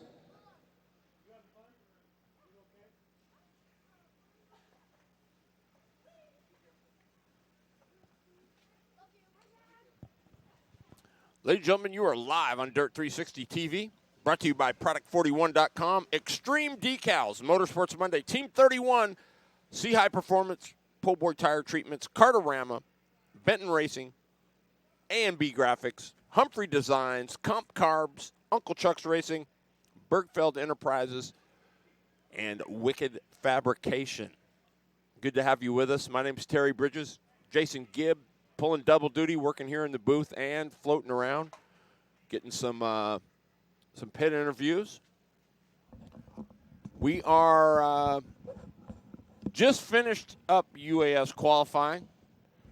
It's going to be, now remember, it was all unofficial, but I wanted to give you something. We should be close. I don't know. I mean, it was just going to be close. So it was better than nothing. So we'll see how close we came, but I think it was probably pretty close. And Josh, what's up, man? Just remember, also race fans and stuff. Once we get done with round number 1 we got done with qualifying. We had practice. We got done with qualifying. After the first round of heat races, we'll be done with the free access. We'll then go into our pay-per-view part of that right after the last heat race. So remember, if you have purchased, if you're getting ready to watch. We're on the free access and stuff right now, so you're watching it live on our Dirt 360 TV page. Once we're done with that, Terry and Jason are going to let them know that we are going to then end this broadcast and then switch over to the pay-per-view broadcast. So we'll have a little intermission, about 10 minutes or so, a little opener, and then we'll go from there, and Terry and Jason will be right back with you on that that part. So, Terry, man, you guys are awesome. You guys are doing great. I'm sorry they have to be out here in the cold. This is, at least not too bad, right? But oh, it's fine. I mean, you do, you play the card your hand just like a racer. So that's it. Well, I appreciate you guys, and thank you guys so much for watching Dirt 360 TV's coverage of the BK13. Man, this is awesome. We're back, man. We're back, Terry. So we'll give it back to you guys out there, and we'll go from there. But after this heat race session, then we'll go into the pay-per-view part of it. Very good. There you have it. From the man himself, Mr. Josh Warbus and Dirt 360 TV. Brought to you by Product41.com. It is the BK13. So excited to have everybody joining us. I wish I could see who was on. I'd give you guys a shout out. But if Coach DB is listening, big shout out to Coach DB. Great man. His son Tony Berry here today, trying to get it done. That's a real cool story. I mean, that cart was in pieces. He decided he wanted to run the BK, and boy, they were busting. I got here, I don't know, it was probably close to 7 or a little after 7 last night, and they were still, they had gotten the thing together and were putting decals on it, and got it qualified. So, I mean, that's a feat in itself right there. Well, we got the top 3. Nick in UAS, Nick Moore with your quick time in the 22. Second quick, Rusty Rassmeyer. The third quick, Ryan Fernandez. Those were the top 3 that I know of right now. And some of that looked pretty close to Terry's hand timing. So we should be fairly close. I'm sure they'll get a list of all that done in order. So, yeah. Nick Moore, your quick time here, BK13.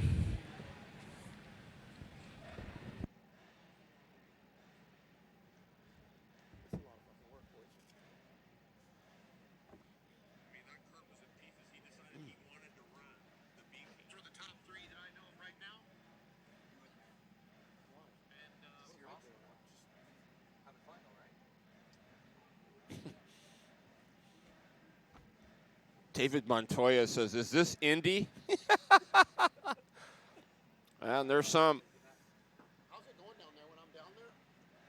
Is it good? Perfect. Yeah. Eric Kukai says, that's not fair. 2 qualifying. Go Alex Atkinson. Welcome, Marine Drost. Rick Saylor. Southern Unlimiteds is watching. Right on. Good to have you guys on board.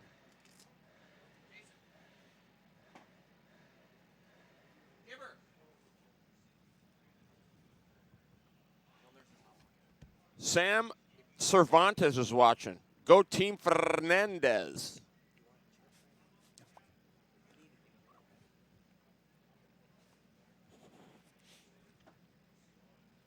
Tracy Emery, there was 138 entries total. Now, that's not all UAS. That's the Raptors. That's KT Heavy. That's KT Light. That's 206s. So really a decent turnout. Let me just tell you, it is cold. I'm telling you right now, it is cold out here. Some of the rain almost look like little ice droplets. But, hey, we're here. It's snowing in Longview, Kelso right now. Oh, yeah, I guess it's snowing up north in Longview and Kelso. So it's cold, folks. And, yeah. You bet, Tracy. Thank you for tuning in. Hope you I hope you make it for the final. It is going to be, I tell you, it's game on. I know, you know, it's going to be awesome.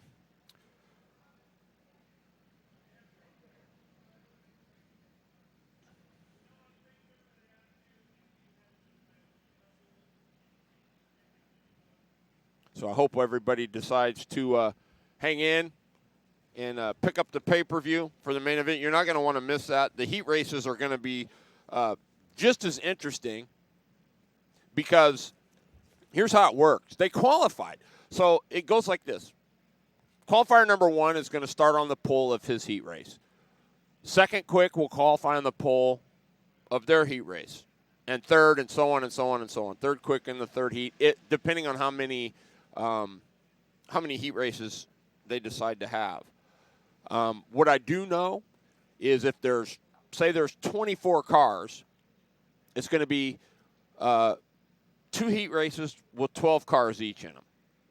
It's not going to be, like 6 heat races with 4. It's not going to be like that. It'll be half. So, it's going to make it even more important because they're only going to take, I think, the top 3 or 4 are going to transfer.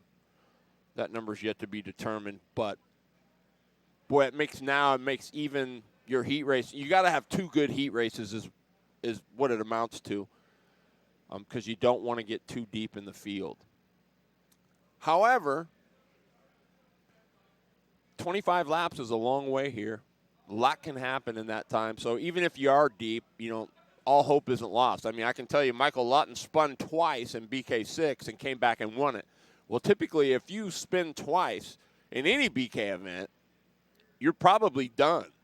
But in this case, you keep digging, and that's how you get that James Norman Award, by not giving up. You keep hanging. Last year, or when we were here for BK12, Kyle Wick broke in both heats, had to start, you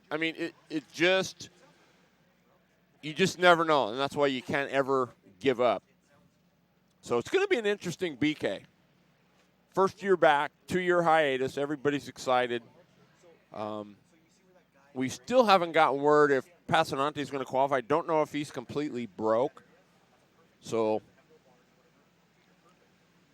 I'm going to ask the Gibber if he did you find out if Passanante is going to make it? Or? I did not find Passanante. Hager's done. I'm going to leave you. So it is official. Chris Hager he's done. He's dropped the valve, and so he's going to be crew chiefing for his son, Cole.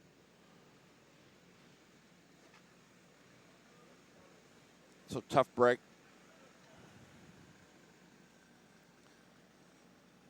So this is our first round of heat race action.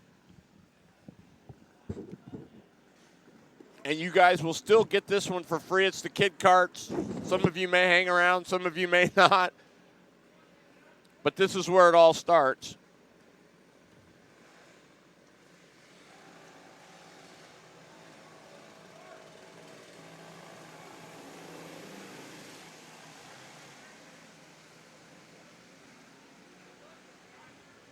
And they are underway.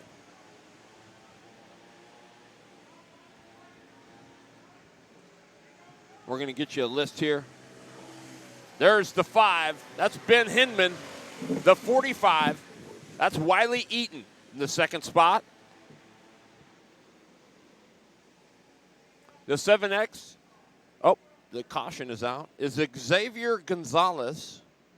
Sam Venable will be in the 95. And Parker Drotz will be in the 17.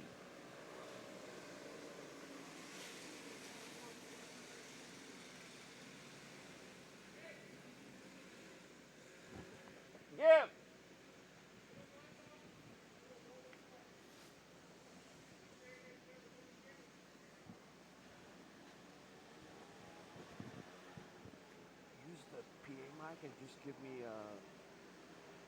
like a Terry. So if I'm talking, I can say, hey, we're going to go trackside with. Oh, okay. Yeah. So use that one to just kind of say Terry. Okay. All right, we got them lined up. Kid Kart's getting ready to go after it. The 7X, Xavier Gonzalez. He's on the bottom of your screen. The 45 is Wiley Eaton. He'll be in the middle of your screen, and on the top of your screen will be the 95 of Sam Venable. There's, looks like Ben Hinman coming up in the 5.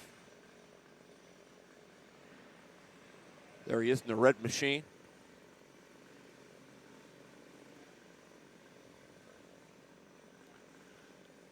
This is where it all starts, folks.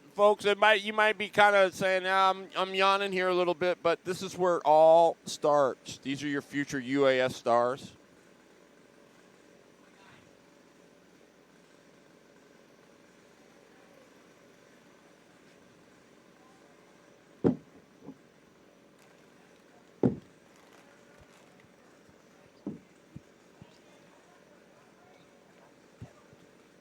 These will be 10-lap heat races. So it's going to be kind of cool. Again, some of you might be saying, well, I'm kind of yawning here, but hey, you know what? To these kids, this is the Indy 500 or the Daytona 500. They take it as serious as the adults.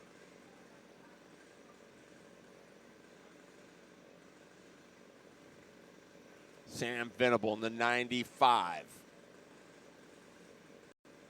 He's from Olympia, Washington. Ben Hinman on his outside in the 5.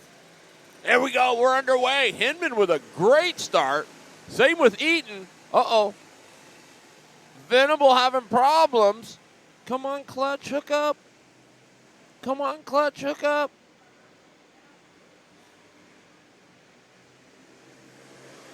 Hinman leading the way. Wiley Eaton in the second spot. Little free off of 2 there. Hangs on to it.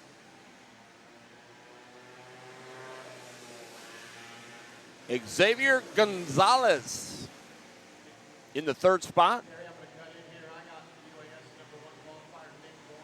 All right, we're going to go trackside with Jason Gibb and Nick Moore. Nick, how you feeling, man? Quick time, BK13. How you feeling? Pretty good.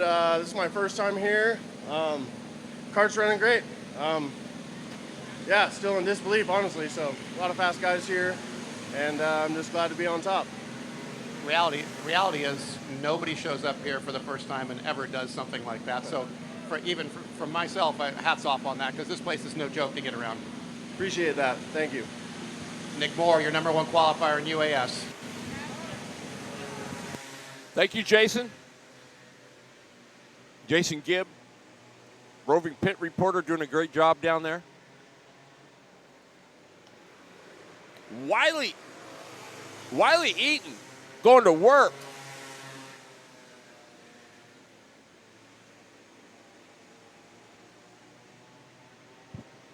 Ben Hinman in the 2nd spot in the 5. That is the red machine. Xavier Gonzalez is 3rd.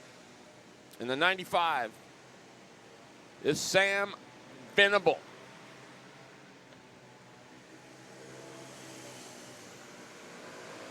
Boy, Eaton putting it to him in the 45.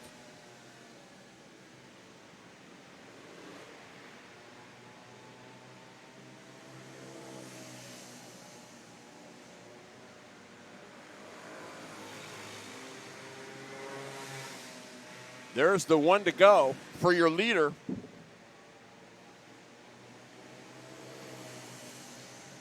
Wiley Eaton.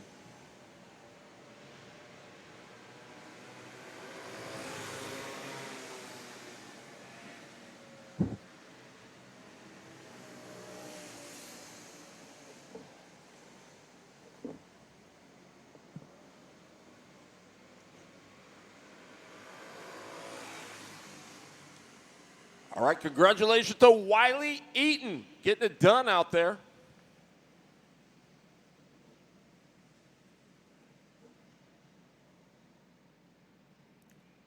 In our kid kart division, Ben Hinman going to bring it home in the second spot. Junior 2 and 4 coming up next. Terry, I got Scott Bowley here. Scott, how are things going? We're good right now. We're still working on the cars, getting things to come together. But Tyler Rose is getting the laps in, learning the track. Brian's getting it pulled together. We're just looking for a few tenths here and there. What do you think about the new track?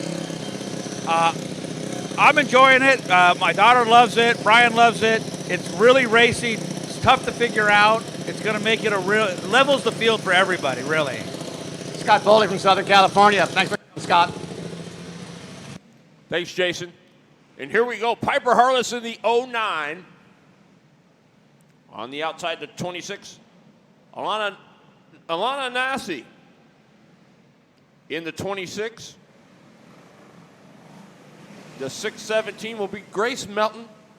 Preston Finch in the 37.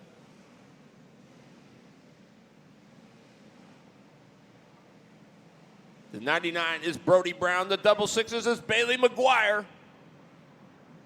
Looks like McGuire might have a bumper issue there. Oh, no. All handled. There it is. That must be Brody Brown over there, I believe.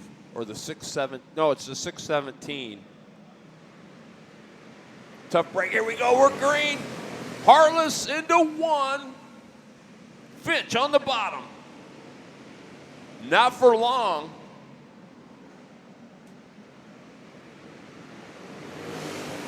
That's the 26 of Nassi doing a nice job. Taking over that second spot. Finch is third. The 99, Brody Brown. And the double sixes, Bailey McGuire.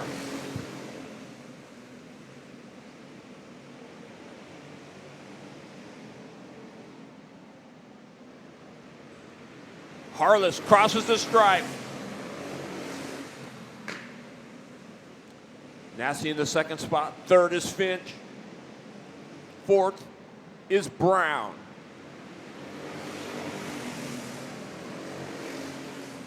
Finch rolls in good. Turn number 1.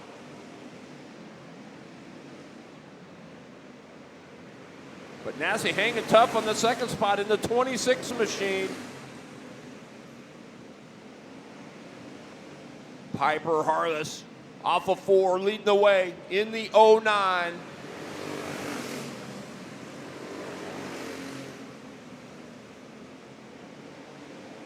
McGuire getting by the 99 of Brown. So Bailey McGuire in the double sixes now into the 4th spot. Oh, look at this.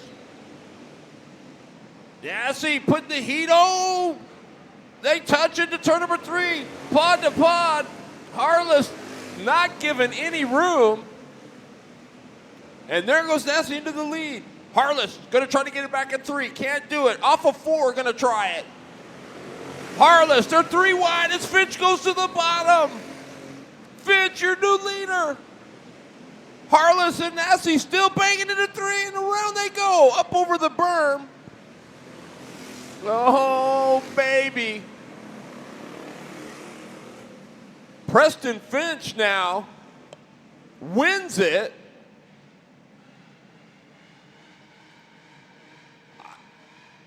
I'm not sure what to think of that. That was pretty good racing. Hopefully everybody's okay down there at the scales.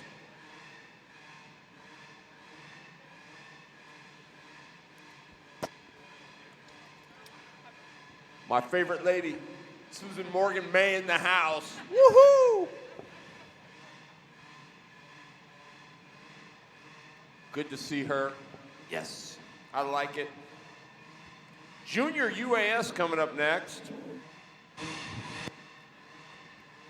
Jason, you got somebody?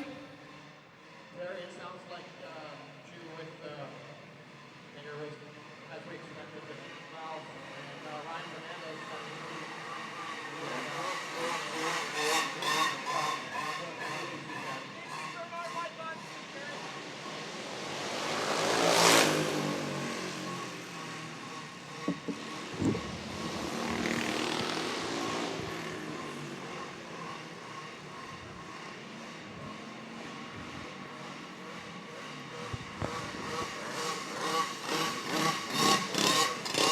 right, so Taylor Fuller going to be in the 3 machine.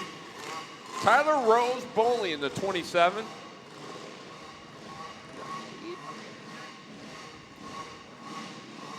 Piper Harless in the 09. I think, is Piper out there?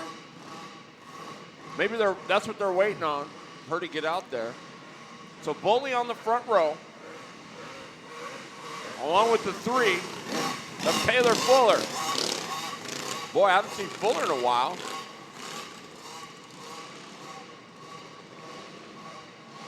KJ Eaton in the 45 on the inside of the second row. And Andrew Carty in the 56. Yellow light's still on, Terry. Well, Looks they're like waiting for somebody. Piper Harless. She's Yep. doing double duty. Here we go. There is Piper. Assuming they're going to get the 1 to go this time around.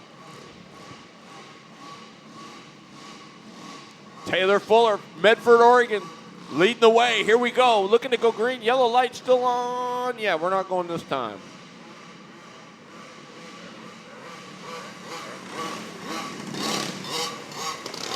Boley should be tough in this one. Yeah, that's an open piston part. That thing's pretty stout. Got some big power. Well, let's see what happens. Fuller going to lead them down as they come into turn number 3. Looking to go green. We do. We're green. And Boley to the point in turn number 1. Fuller. Whoa, look at Harless. Harless went right by Carty in the 56. KJ Eaton. Uh-oh. Fuller with problems into turn number 1. Well, it cleans out. All it takes is that one spec, Jason Gibb. That's it.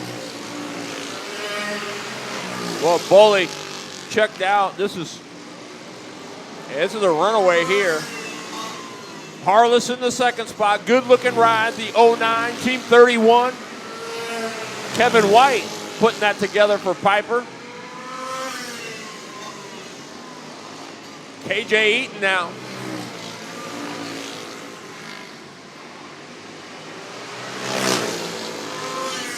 Tyler Rose hooked up. Yeah.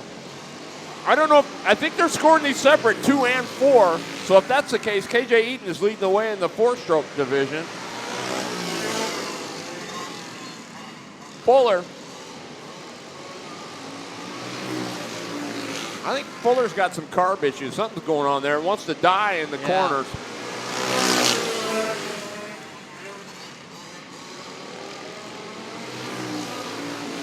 Harless.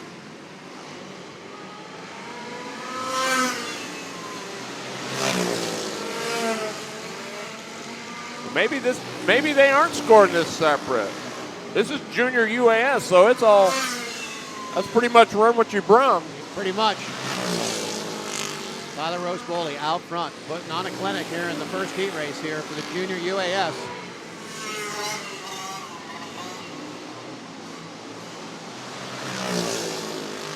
And there you have it. Tyler Rose Boley, winner round 1 of the junior AS, dominating performance. Harless going to bring home second. Third will be KJ Eaton. Fourth will be Andrew Carty in the 56. Well done, kiddos. Oh, we got 2 junior UASers.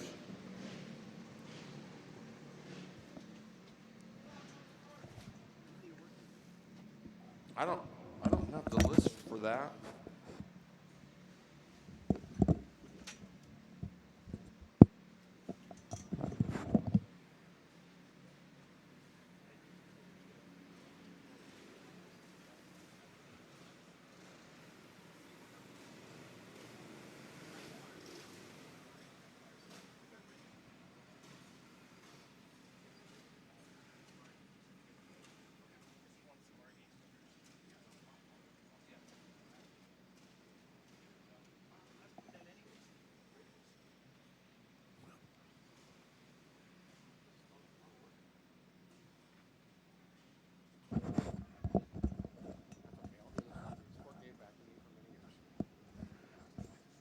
Yeah.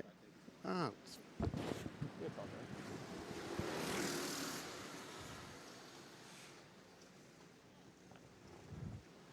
What do we got up next, Terry? Junior 1, 4-stroke? Yeah, junior 1 and 2.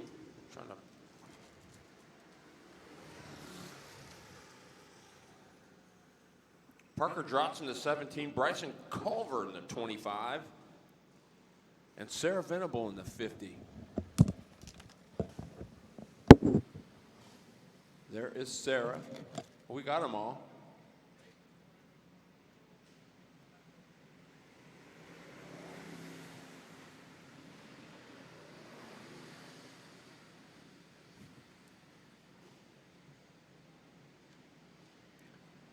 We'll get them all lined up here. I want to thank everybody that's tuned in live for this free round of BK13 coverage brought to you by Product41.com.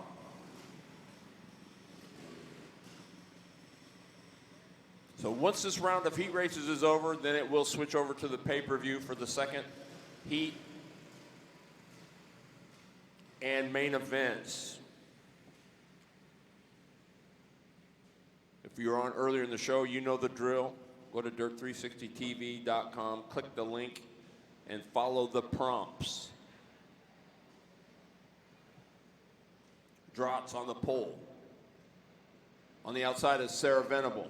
The 25 will be Bryson Culver. Here we go, underway. Flags means up in the stand, waving the flags today. And it's Drotz off early. Venable in the second spot. Culver is third.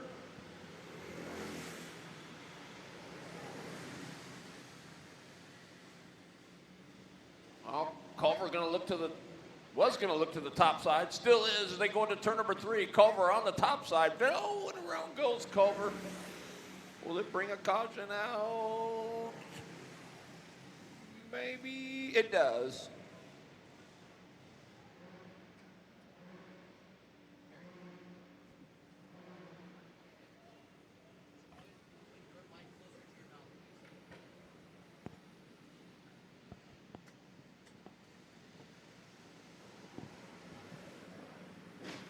Oh. All right. So they're going to get them lined up. This should be pretty easy.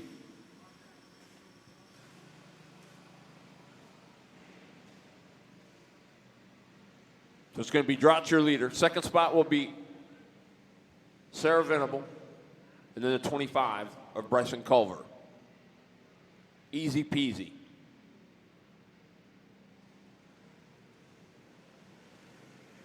Culver. Going to take it to the pit area.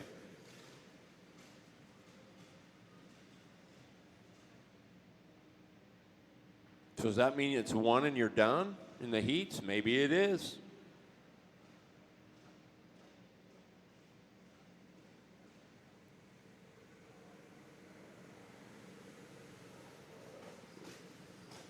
Drotz rolling out of the Boley stable.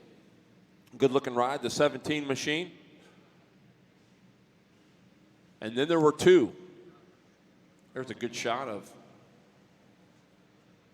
Parker Drotz. Looking to go green, we do. Flags, lets them fly.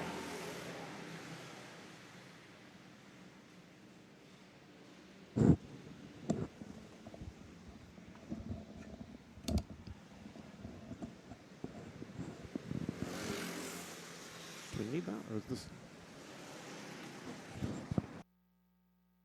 Need both.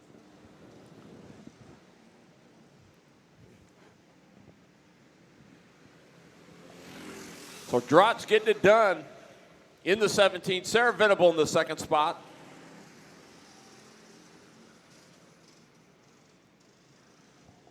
So I had a quick chat with Nick Moore there, Terry, and he is ecstatic, nervous, excited. Oh, as he should be. Sitting on the pole for BK13. Absolutely. He was like, what was it, the first lap or the second lap? I said, I actually don't know, but good job on doing it. And he goes, this is my first time here. I said, no one shows up at this place ever and does that. I said, so congratulations to you. Absolutely. And you looked at me like I was a little quick with the finger, but I did. I trust that thumb. You've done it. You've used it for a few people that I'm very familiar with, but you also looked at me like, huh? I know that was ripper lap. Yeah, he is literally the only guy that put the left side tires up on the off camber part that didn't just the car didn't get all upset. I mean, it was a clean lap. Cool deal. Parker Drotz leading the way. Sarah Venable in the second spot.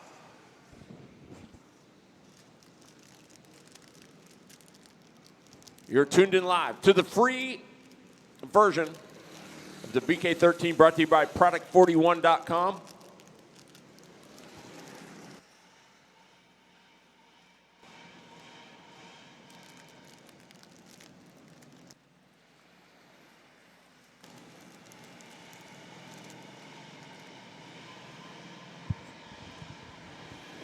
And there it is. Parker Drotz going to take the W.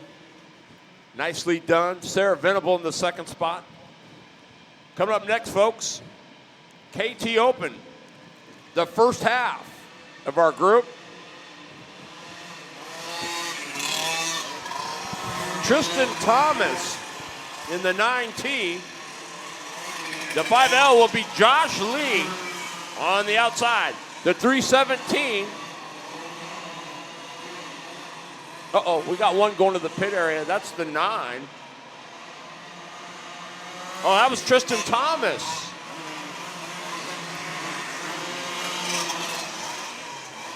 I thought that was Levi Harley, but that's Tristan Thomas. There's Brandon Day in the OH. The 5L will be Josh Lee. He'll be setting the pace. The 317 will be Riley Hood. We got a good race coming up here. For sure. Paul Bamba in the 71. The 21 is Eric Johnson. The 81 is Benjamin Cox. Ben Cox is a wheelman. And the 5 is Jay Babcock. Now, joining the field at the rear, I didn't see who that was. Let's see, is that Babcock? That's the 12S. All right, we got one to go. This is our first Curtis Burt. Real high horsepower class. Lights are out. We're going green. Here we go. Hood leading them down, and here we go. Hood, Lee, 1-2, and Brandon Day, 3. Ooh, a little touch from Day. Look at Ben Cox in the 81. Here comes Brandon. Brandon Day. Brandon Day looking pretty good. Into second in the OH. He's coming.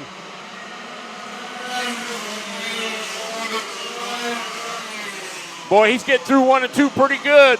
Yellow is flag. out. Yellow's out. Yellow's out. We got one on the berm there. Yep.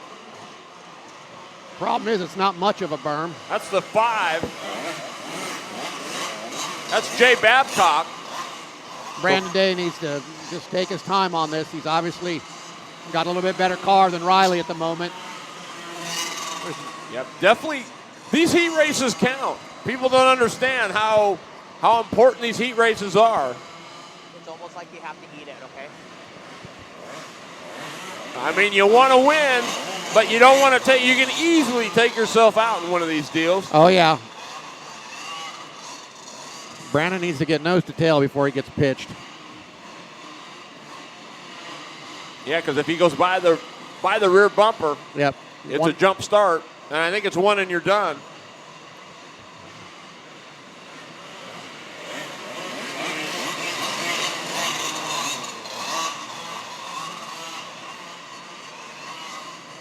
So Josh Lee in that 5L is in the 3rd spot. Brandon is on Riley's bumper big time. Here we go. I keep an eye on Curtis Burt, too, in that 12, that 12B. Here we go. Look at that. Burt on the inside on the restart. He caught Lee sleeping. Eric Johnson in the 5th spot. Uh-oh, watch this. Oh, Cox underneath Johnson. There we go. Brandon Day working on Riley Hood, the 317. Watch. Here we go. Open up that entrance a bit. He is all over Riley Hood. This lap car could make things interesting.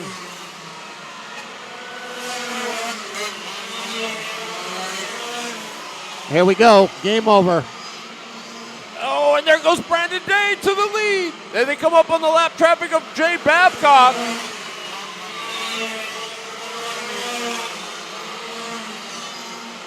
see what Brandon can do. Oh, look at this. Oh, into the back.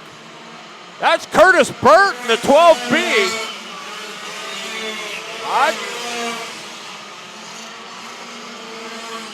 The main thing here is to finish the best you can. Curtis Burt all over Riley Hood. Tried it off for 2, couldn't do it. Brandon Day now checking out Jason Gibb. Yes, he is. He's got this wide entrance into turn 1. It makes such a big difference. Paul Bamba with his hand in the air having some problems in the 71.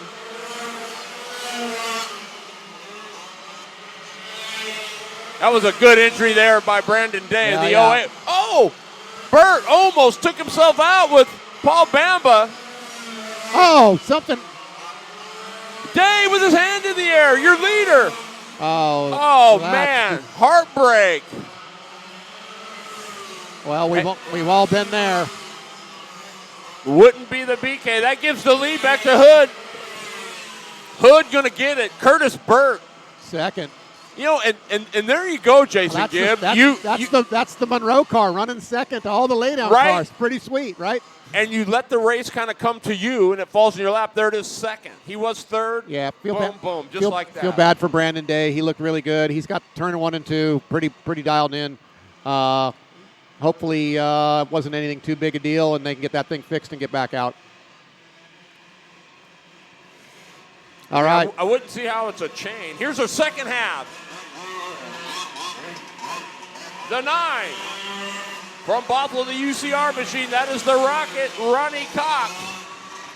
Keep your eye on this guy on the outside of the front row, the 22 of Gabe Sessler. This one is loaded. It is. In the 4Z, we got Ryan Hager. In the 11, we got Southern. Thomas Southern. This is a full, I don't know who picked what, but this is one stacked heat race. This is a full meal deal right here. Yep, one to go here. Cox. Ronnie had to make a motor change. He had an issue with the other motor, so. And then we got the 31 in there. Is that the 31 I see? This is going to be an interesting heat, Terry. I don't see. Yellow flag. Yellow's still out. I'm trying to find the 31 there. 34. Oh, that's Lester. That's Blake Lester. And it looks like that's the 34, according to my Lester on the outside. Here we go. He's a shoe. The Rocket, lead him down. Here we go, Jason Gibb. We're green. Oh, man. The Rocket, Southern. Here comes Hager into second. Rocket third. Southern. Sessler trying to get by the Rocket. Ronnie Cox for third as they battle down the backstretch into 3. Sessler with a good run into 3. Lester with a commanding lead. That thing looks really, really settled.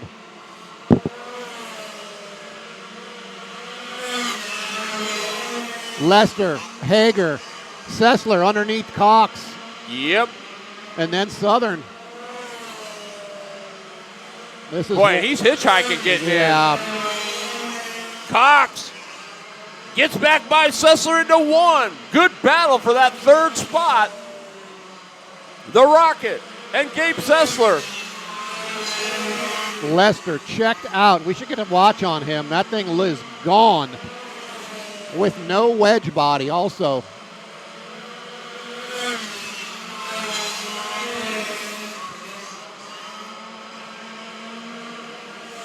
All right, so problems for Sessler. He looks a little fat, Jason Gibb.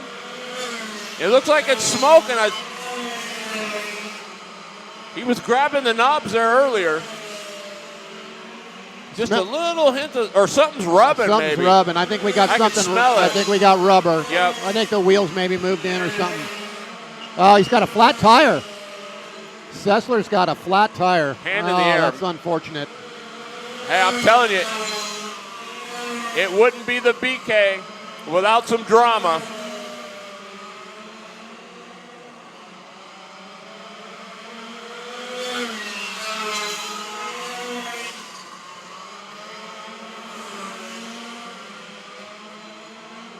can't see the flag. Blake Is it over? Lester, absolutely commanding win. Ryan Hager second, Cox third, Southern fourth, Sessler with the flat, unfortunately. Wow, that thing was on rails, Terry. It was. So Lester putting on a clinic in heat race number 1. 2. For our KT Open, that's the second group. Flight 2. Yep.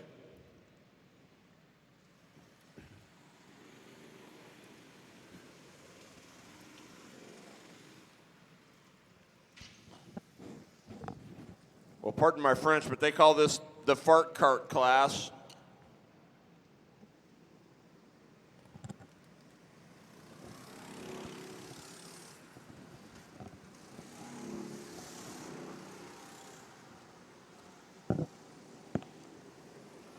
Marie Waters in the 15. The 22 will be Chrislyn Carty. Dave Waters in the 71. Mark Carton in the 56. Dennis Langton in the 11. Stephen Swaja in the 7. And Joey Tardio. It looks like and Rod Lowe doing double duty in the 3.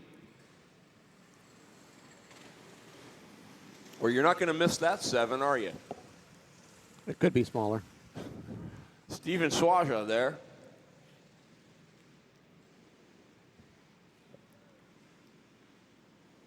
Tardio in the 3, the 71. That's Dave Waters. Here we go. Looking to go green. And we do. Marie Waters will set the pace. It's the 22 of Chrislyn Carty. Swaja now into the 5th spot.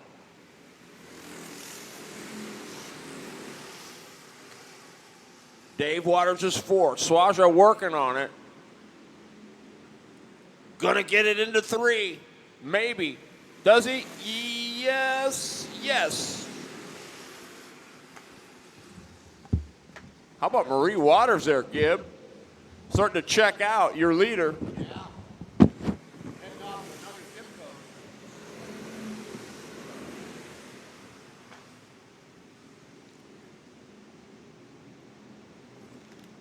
All right, the Gibber going to make another lap down to the pit area. So stay tuned.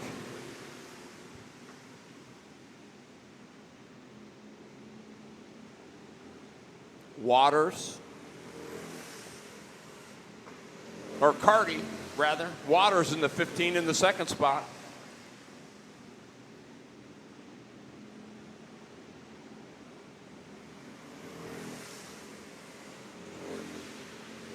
The 56, that's Mark Carton working his way up into the 3rd spot. The 7 is Swaja.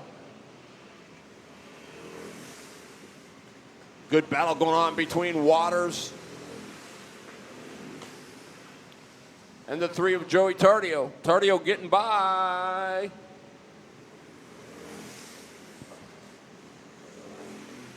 But Carty putting on a clinic. The double 2s off of turn number 4.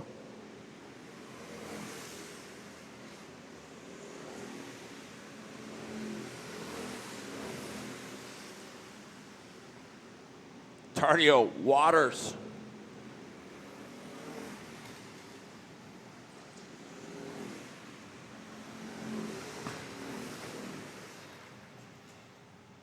And there it is.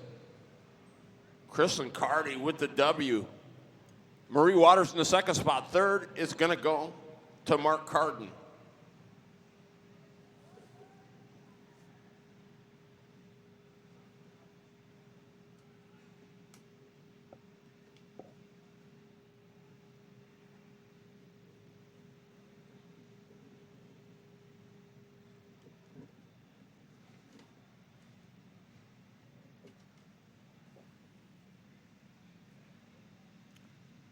Strebe, Speedway Raptors coming up next. The 81C will be Sam Zadaki. Wally Hoyt in the 71. Wild Willie White in the 5. Scott Button in the 39. Josh Hoyt in the 23H.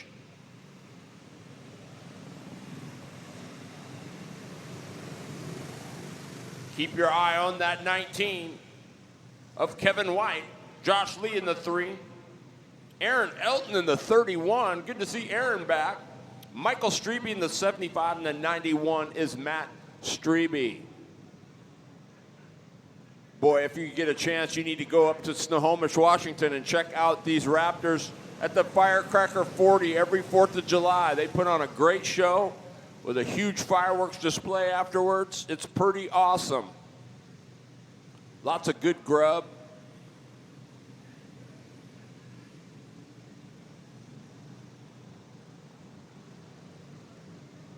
Here we go. Looking to go green. Oh, and we do. We're underway. Hoyt gonna lead it into turn number 1.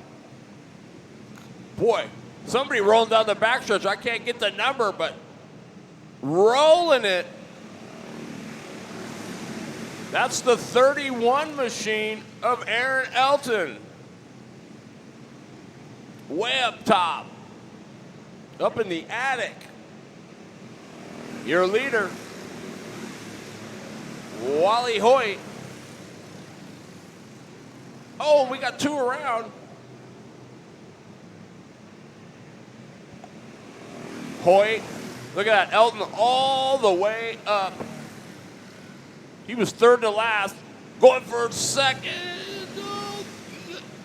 There's Michael Strebe. That's going to be a good battle all day long. Aaron Elton, Michael Strebe off of turn number 2, almost got together, hung on to it. Your leader is still Wally Hoyt. Strebe going to go to the outside into 1, it looks like. Off of 2, here comes Elton. Elton to the bottom.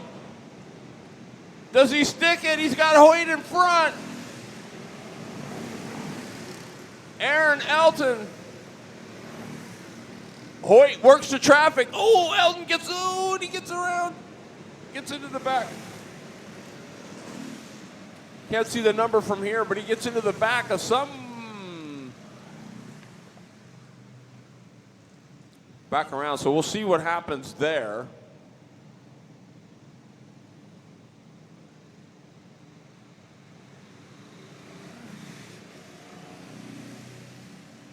So 71 of Wally Hoyt is your leader. Michael Strebe in the 7S. The 31 is Aaron Elton. The 3 is Josh Lee, currently in the 4th spot. There's the 3 of Josh Lee. We go back to 4th and 5th. 39 of Scott Button.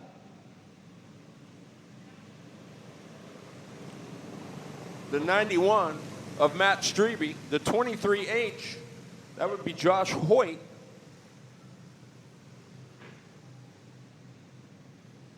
There's a good shot of Josh.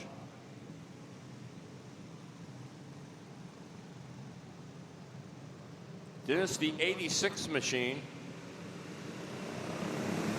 Or 81C of Sam, is it Docky, I think? Back underway, green flag out. Wally Hoyt, Strebe going to the top side, turn 2. There goes Elton on the bottom out of 4. The 3 of Josh Lee right there.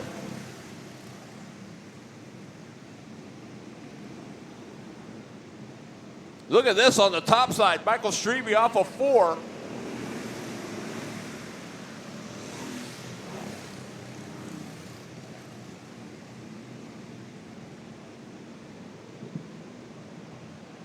Strebe having to work for it. Hoyt's not giving it up.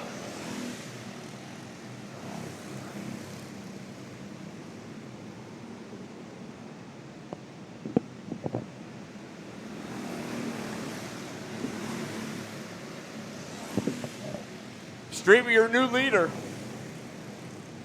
Starting to put some real estate on Wally Hoyt. 3rd is Aaron Elton in the 31. The 3 is Josh Lee, sitting in the 4th spot. The 23 age of Josh Hoyt now starting to go to work on Lee. And at the flag, it is Michael Strebe. Going to take the W. Pretty good little heat race right there. KT Heavy.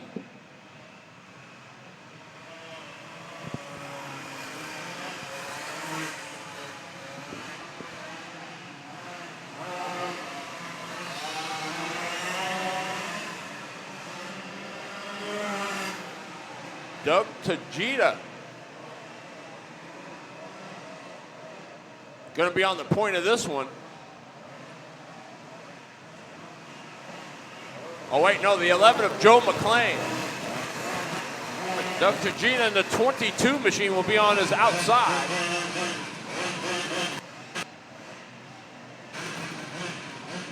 Terry, I got Blake Lester. Yamaha. Wow. Impressive. Yes, sir. It was. It's just a fun deal just being out here, and it's even better when you come out here and run like that. Yeah, so I understand you're from Georgia. Well, he's cutting out. We'll go back to Jason Gibb in just a minute. It's been good so far. Maybe we can keep up. Yeah, you look at good job. Congratulations on Blake Lester with a dominating win and KT Open. Thank you, Jason. Tim Bush at the 3 on the inside of the second row. On the outside is the 281 of Brandon Rutledge.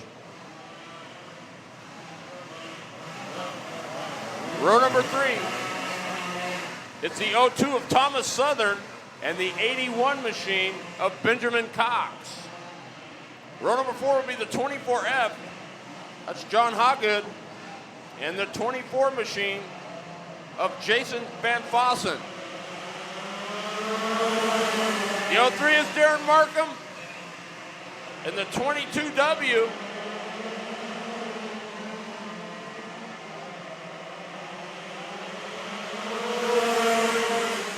McClain leading the way. Rutledge into P2. Tajita now in the 3rd spot.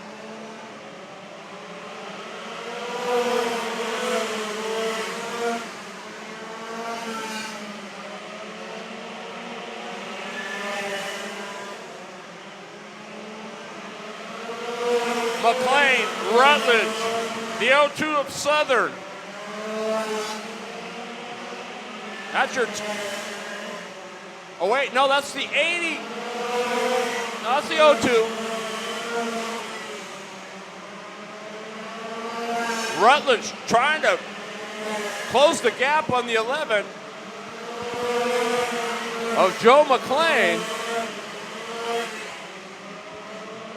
Problems for Tim Bush on the backstretch. McClain and Rutledge. Oh, look at Southern and Uncle Southern in turn number 1. No caution yet. He's stuck on the berm. There comes the caution. You can see right there at the exit of, exit of turn 2. There's Southern. Around he went.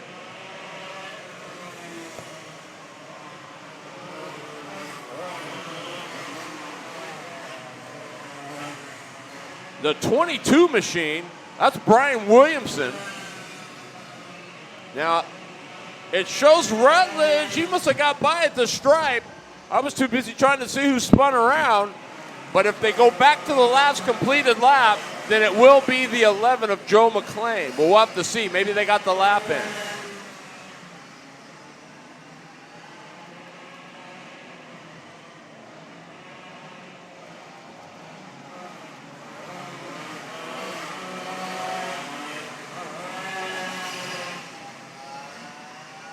All right, so it'll go back to the last complete. No. Will it?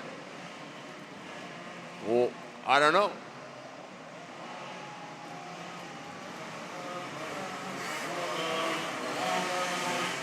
So it appears they got the lap in. So Rutledge will be your leader. McClain will be second. Williamson will be third.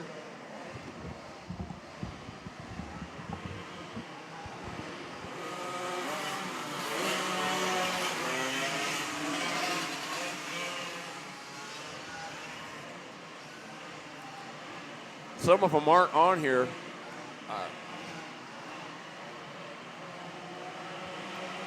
Going green, Terry. Oh, McLean! No yellow. They stay on the gas. Around goes McLean. What did I say earlier in the day about the people getting up on that off camber? It's going to happen. And that gives the lead to Brian Williamson. The 03. Watch that left front tire on Williamson's car. Looking pretty good. That's Darren Markham.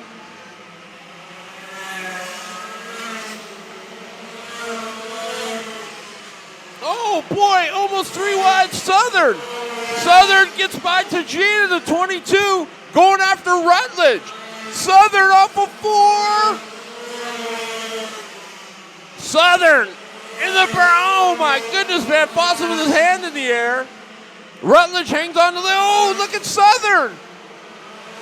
They are flat going at it.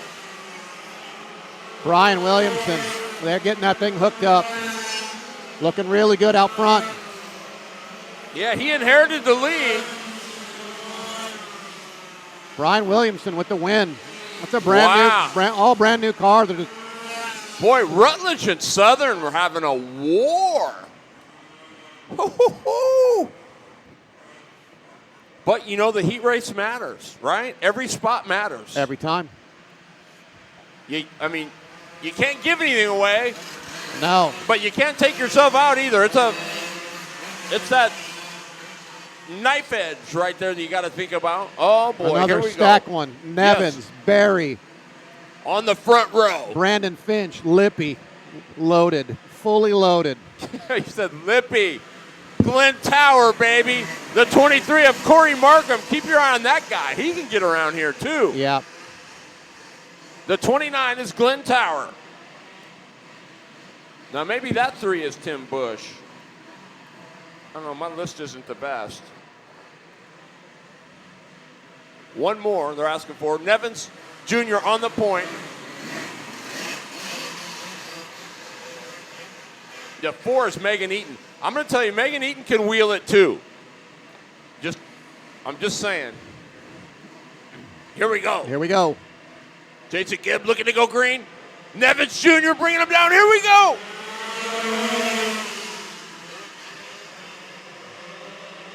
Whoa. Oh, Barry. Shot out of a cannon. Same with Finch. Oh, and around goes Markham. Markham stuck in turn number 3, stuck on the berm, gets it going. The caution flies, so they'll do that one over. Did they have I'm one? guessing. Did they have one I don't in? think they had one in. Well, maybe they did. I don't know what happens if it's at the stripe I'm sure. on the first lap, but maybe. I'm sure Brian is. Boy, did you see Barry get off of turn number 2? Yeah, Brian cut down soon and was up on that berm the whole way around, and Barry wasn't. Boy. And once again, it's the Gibb berm. That berm. My dad used to be on my case about it when I was a kid. Man, I was a berm lover. You can't win races up on that berm. Oh, the old Fredster was on you? Oh, man. Something fierce. He's watching right now. He's standing up in the house screaming What at up, the TV. Papa Gibb? All right. Mr. Nevins is going to get a second shot at this. Boy, I know. That's a lifesaver there for the 7. No doubt. But we'll see if Barry... See what Barry's got. He's going to have to adjust this time I'm now. not sure he's going to make that same mistake twice. I haven't raced against him quite a bit, so we'll see. All right. I'll keep her on that 3-7, too, at Brandon Finch. Here we go. Looking to go green. We do. And he does it. You're right. Oh, Barry almost identical. Identical move. Yeah. Hopefully all the UAS guys are watching. Finch followed him through. Look at Finch. Finch going for it. Finch into 3 underneath. And Nevin's going to tuck right in behind him if he has Barry a chance. Finch by Barry. There goes Nevins. Tony Barry falls to 3rd spot. Megan Eaton, what did I tell you? In the 4th spot in the 4 machine. So we got Finch, Nevins. Megan Eaton going by Barry for 3rd. This is just what Nevins and Finch want, so they can take on this thing all on their own. Look at Megan Eaton Oh, gets a little low up on the berm. The wheel lady's doing it in that fourth spot. Trying to get by Barry. Does! Megan Eaton, here comes Tower. Oh, baby, Jason Gibb. Nevins all over the backside of Finch.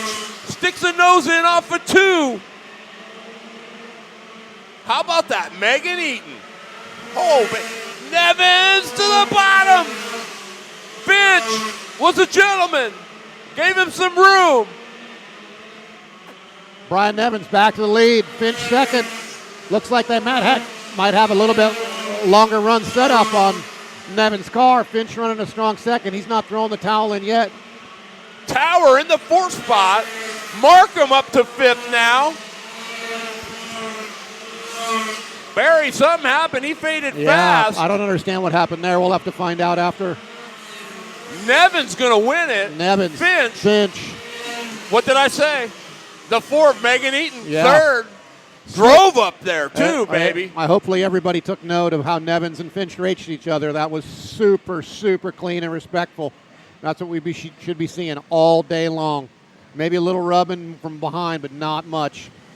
Wow-wee. That was a good heat race right there. So I see Lester is out there in his Jimmy Rivers powered 206. I got a good talking to him. He's from Georgia. He's here with Nick Moore, by the way, who's quick in UAS. So after seeing his open Yamaha run and seeing how quick Nick Moore is, Nick Moore said it's nice to have friends. Yes, it is, in all the right places. And Lester made the haul all the way from Georgia. So my guess he's probably going to be quick in this too. So Renee Angel on the pole. Let's see how this goes. L206. Oh, that's Vince Eaton in the 4.5. The 99 of Steve Seiler, Renee Angel. In the 1. Lester to 3rd. 3rd already. Whoa. Boy, it's getting wild back there.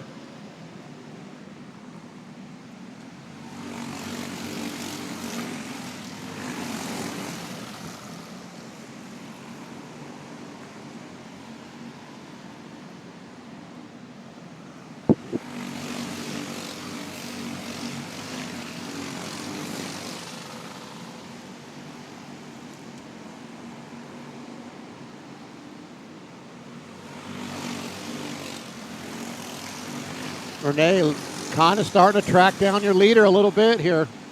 Maybe the tires kicking in there. No, possibly. Lester moves to 4th.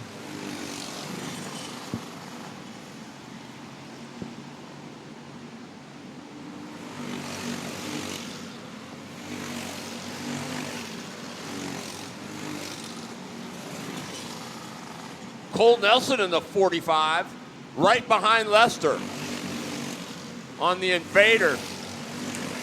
Crew chief by Gil Atkinson. Kylie Fleming in the 17. Look at this. Nelson underneath Lester into 1. Lester, a little crisscross applesauce. Got it done into turn number 3. Fleming. Then it's Kellen Dean in the 41 in the Product41.com ride. Oh, Nelson. 45 Kart, your winner. Renee second. 99 car third. Tell you, that's Vince Eaton. That Eaton team is, they got stuff going on, for sure.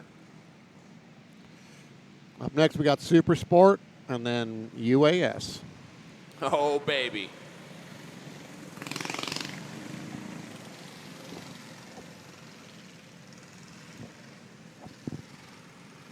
What do you think so far, TB? So far, so good, man. Pretty clean first set of heats so far. Hopefully I'm not jinxing them like I did Hager earlier. Hopefully you're not. Let's see, what do we got here? Where are we at? Speaking of Hager, I talked to Terry. All brand new stuff in that motor where it dropped the valve. All brand new stuff. Not the brand new stuff guarantees you it's not going to drop, hurt something, but you seem pretty disappointed. The 00 of Aaron Denton. Don Briggs Jr., the 45.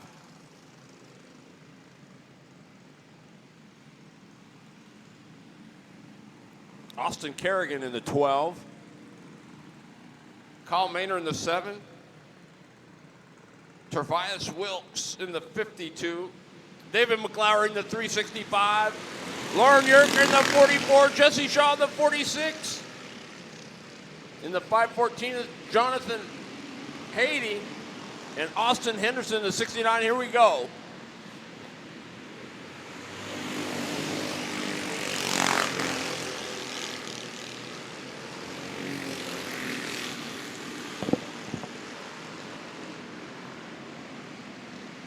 Am I right? No. These are the Skagit Predators.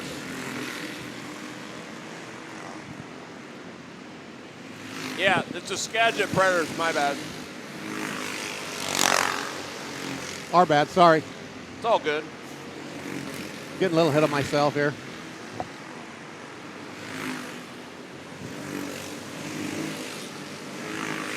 We got 2 heats of the Skagit Predators.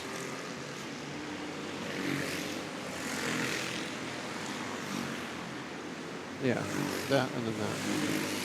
Caitlin Sharpley in the 9.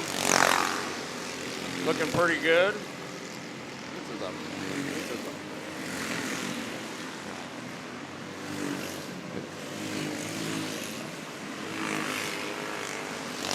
Sharpley picking up another spot.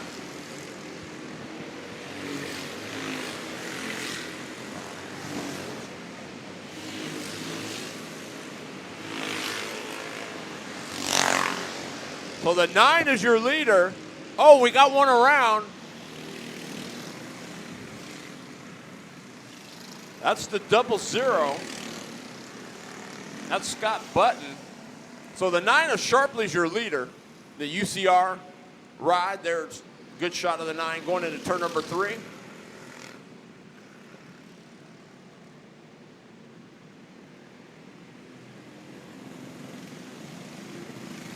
Dustin Getrin in the 51. It looks like Josh Hoyt in the 23J. Or is it the 23K? It's the J. Okay. That's Josh Hoyt.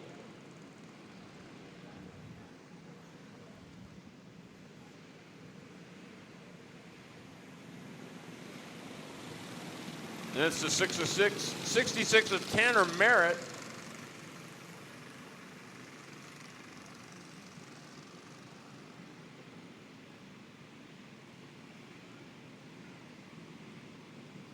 Looks like we're going to go another one before we go green. The 151 of Adam Holtrup.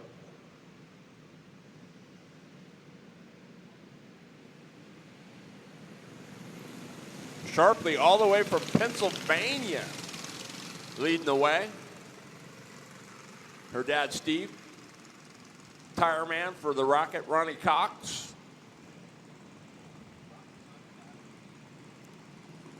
I know that.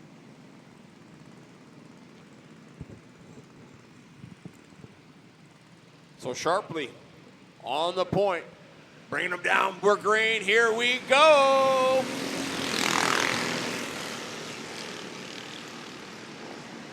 Sharpley looking to check out here.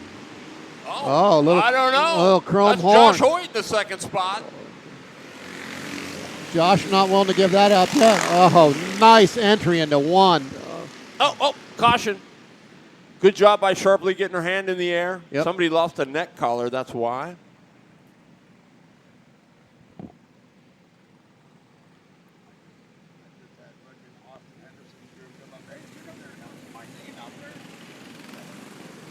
That's because we had the wrong list.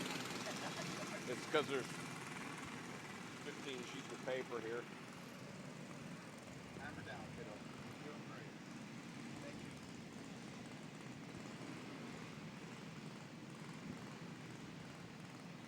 Well, Gibber, what do you think so far? Little different when you're here shuffling papers, trying to find out who's who, and Oh, it's fun. it is fun. I'm glad. It's just I'm glad you guys were cool with having me dude, be part of this. It's been a pleasure and an honor. You know, been to most of these races, participated in 2 of them. Got a second, a third. Never done any announcing here, and yeah, feel a little more at home with the UAS stuff and the Yamaha stuff and the other stuff. But no, it's good. We got things are finally warming up here. I think it might be 40 for all of you sitting in 80-degree sunshine somewhere. Right. Yeah, scoring goes by numbers. We go by names. So it's... Well, and for me, it's a little tough. Having been out of the Speedway thing for as long as I have been. You know, I still have a lot of people that I know that are here, but there's a lot of faces that are not familiar. Not familiar. But That's right. It's cool to see all the Skagit Predators, the L206s, and it's a good turnout. And I think everybody that is involved should be proud of that, to get a lot of karts here. It doesn't have to all be just UAS. So, anyway, lights out. Sharpley's got the lead. Coming to green. And here we go, Sharpley. Keep your eye on that 23J of Josh Hoyt. I think Sharpley's a little bit more aware after that last start because Hoyt got Here a little... we go. Ryan Rebre in the 3 had a pretty good start.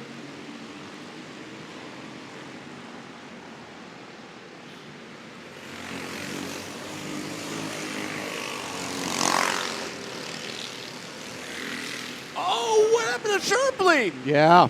Boy, Hoyt just drove it in there from did. downtown. Hand in the air, something wrong with the 9. Oh, wait. It's coming back. No, it's not. No, it's not. Something's wrong. Sharpley's out. Oh, that's a bummer. I don't know. This has been a tough place for the 9, too. Doesn't matter what 9 it is. It's been a tough place for the 9. Yeah.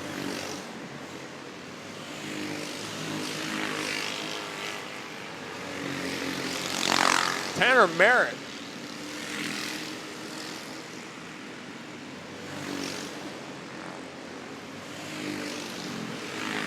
I think that's Tanner Merritt. It says 6, but I don't see a...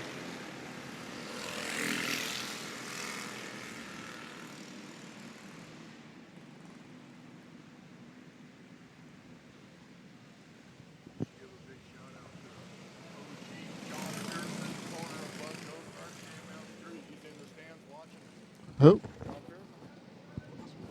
Wow. So we just got some information. Yeah, big shout out. For those of you that have been around karting a long, long time, we have John Pearson from KMP Karting, Bug Karts, in the grandstands today. I can guarantee he's been around the sport as long, if not longer, than anybody in this building. Thanks for coming, John. Glad you made it. Boy, I hope Val got to see him.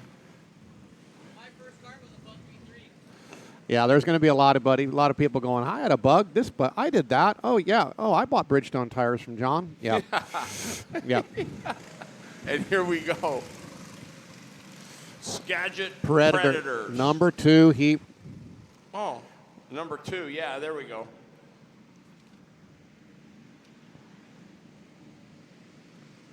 Chris Foster in the 09, going to bring him down. The 44. Lauren Yurka. Oh, Yurka. Oh, boom, pow, bang. Everybody okay and underway.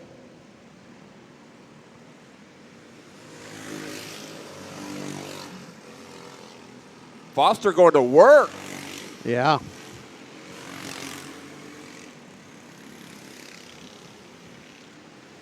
John Marks in the 17. Yeah, he's getting that thing into 1 just primo. Look at that thing.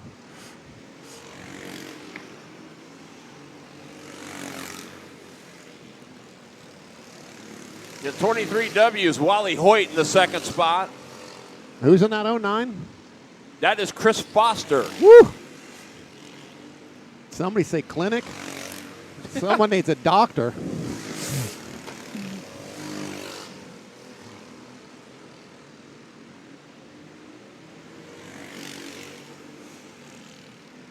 Yeah, he's rolling. Yeah, that thing looks good.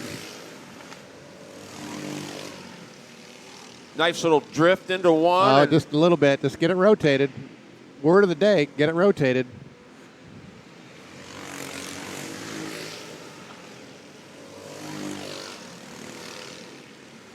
Boy, and it hooks and pulls once it gets rotated. Oh, he's going to go three. Boom. Three Boy, Chris wide Foster. with a 3 wide with a straightaway lead. Hold on, buddy. Now pull a tear off right there. That one was for my brother. Oh. But he's on slicks, I believe. Yeah, he is. I mean, the Skagit Predators all got to run treads, right? I mean, these guys probably have one set of slicks in the trailer. From 19. Whatever. 50. I didn't say it. Dude, it's just unloading that rear tire just perfect on the way in. It's a nice little glide. Thing looks good. Good for him. It is. It's hooked up. So much different than what they run on a normal basis up north. And the motor sounds good, too. Oh, yeah. It's chiming when it comes by here. Yeah. They're fun to drive when they're working like that, aren't they? I mean, just when you can set it in there and everything's... Yes. They're a joy to drive. Yeah. Then there's those other days where you go, oh, boy, this is going to be a long day. Work. Work. 09 with the win. Clean. Chris Foster, nicely done. Thanks for tuning in, everybody. Those of you streaming live on Dirt 360 TV, brought to you by Product41.com. See High Performance, Motorsports Monday Team 31, Extreme Decals, Kartorama, Benton Racing, A&B Graphics. And that reminds me, get over there and get your souvenir BK13 t-shirt from the good folks at A&B Graphics, right over by the Snack Shack. Where are we at? KT Light. KT Light.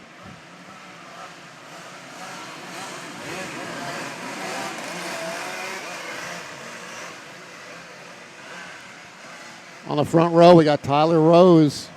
Boley in the 27. No, that's Melissa Worley in the 34. Tyler Rose Boley in the 27. We got one more to go before we're going green.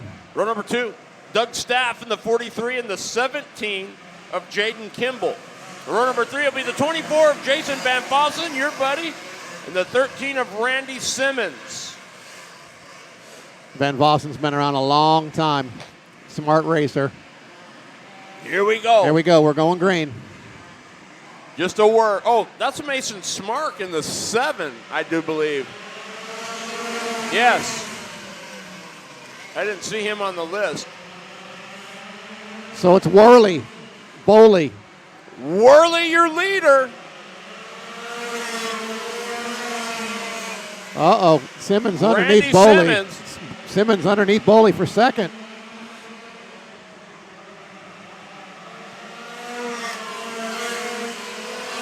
Jaden Kimball now in the 4th spot. Jaden Kimball trying to... Oh, Simmons got Whoa. into the wall. Almost went over. I think we got a no yellow. We stay green. Good. See, that's great flagging in my opinion. You don't need it. Worley in the 34. That's an old track magic. Boy, check out Jaden Kimball in the 17. Yeah, I was just going to say the 17. Boley cannot shake the 17 car. Boley a little. Oh, boy. Boy, the 13. Simmons almost got into the... Yeah, struggling down in turn 1 and 2. Almost got Van Fossen there. Well, we got a crash. Oh, and it's... I think we're going to go yellow now. Yep. Who's the 43? Where did he come from? So we got the 34, Worley, second, back to Boley. Now we got the 43. Oh, that's Doug Staff.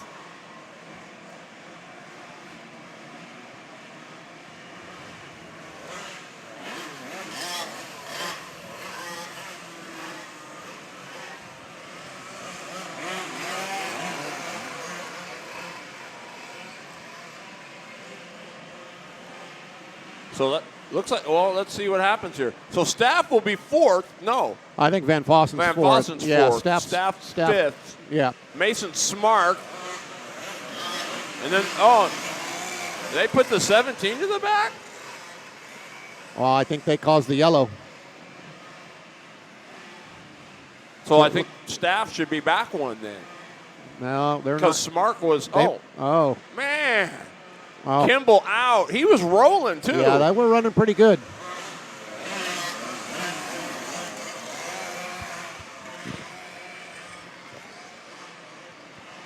So it's Melissa Worley, Midnight Motorsports, on the pole, leading the way. Looks like I got one more to go. Tyler Rose Bowley. Randy Simmons, Mason Smart, Jason Van Fossen, and the 43 of Doug Staff. Thoughts so far, Jason? Look, I think Worley's gonna take this. She just seems a little more settled than Tyler. Car's just less disrupted in 1 and 2, and that you get that couple car length lead right away. It's just hard to make that up.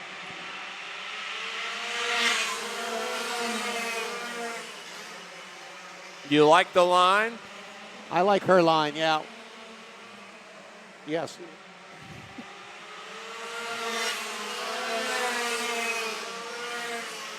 Simmons still in the 3rd spot. 4th is, here comes Van Fossen.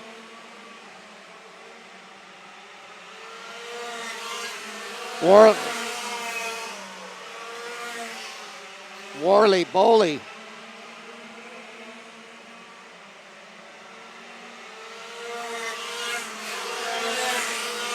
Track Magic leading the way.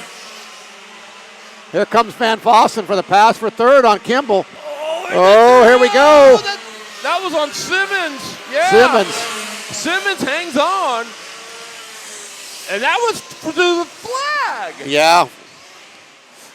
I thought that was a pretty clean move on Van Fossen. He got it down in there. Simmons had the door open, but just a little too much. He had on the outside with Simmons. Yep.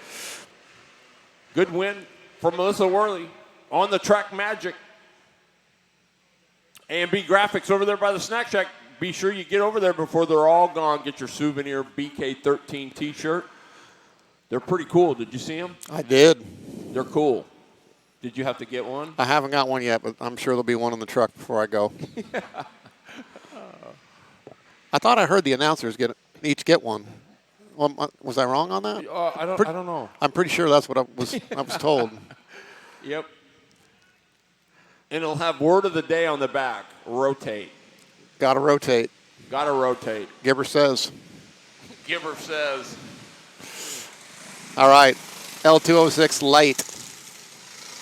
There it is.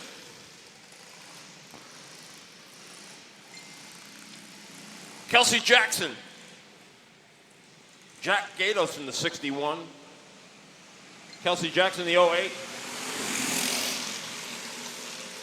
Vincent Staber in the 25. Cole Nelson in the 45. And Blake Lester.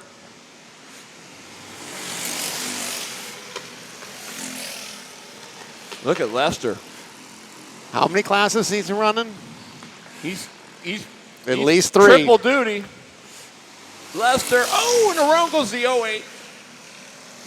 Kelsey Jackson.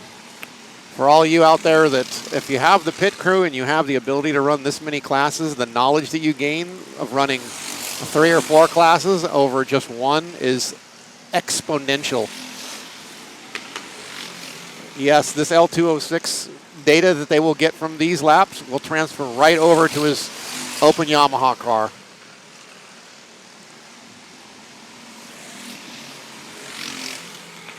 Back in the day, we used to just run a Yamaha on the super stock reed and rotary classes just to get laps, just to make the Yamaha class better. It makes all the difference in the world. Saber in the 25. Did Cole Nelson, he pulled off.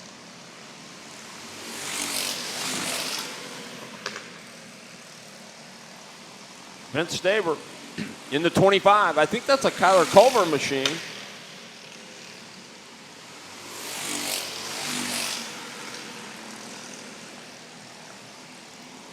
They still got some work. They still got some work to do on this thing, and a good shot of Lester's down in Staber 1 and 2. right there. Yeah, yeah, that is a Kyler Culver machine.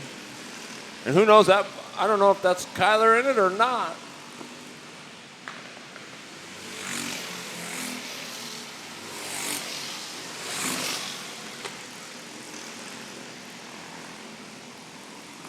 Lester, just cruising.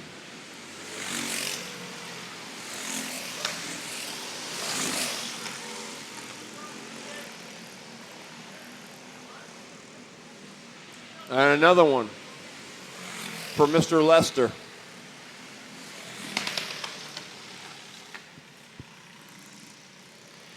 Super Sport and GX 200.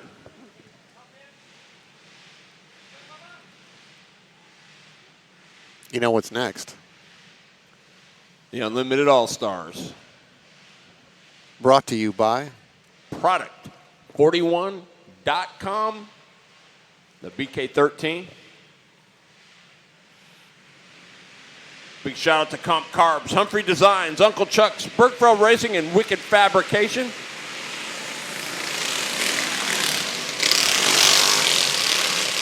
As well as Extreme Decals, Motorsports Monday, Team 31, Say Hi Performance, Po' Boy Tire Treatments, Cartorama, Benton Racing, and AB Graphics. Don't forget to pick up your souvenir T-shirt over there by the stack. Oh, we're green.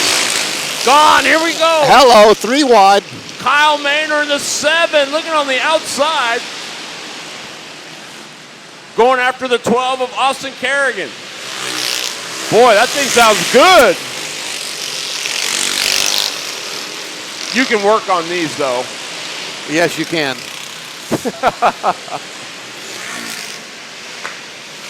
Kyle Maynard. The 46 is Jesse Shaw. Lauren Yerker in the 44. Kyle Maynard, a name from back in the day. He was one hell of a junior one driver back in the day. Won Grand Nationals. Really good kid. Now he's an adult, making me feel old. Yeah. David McLaury in the 365. The 00. That's Aaron Denton. Light's still on. We got one to go. Lauren Yerker, 46. I'm trying to see. Is that a 45 I see there? Yes. That's Don Briggs Jr. Lights out. Time to go racing. Here we go. Kerrigan gonna lead him down. Maynard right there. McLaury to the bottom. Oh. Oh boy. Look at that. Who was that? That's Shaw? That's Jesse Shaw to second. She can wheel. She's a pretty good little wheel. Yeah.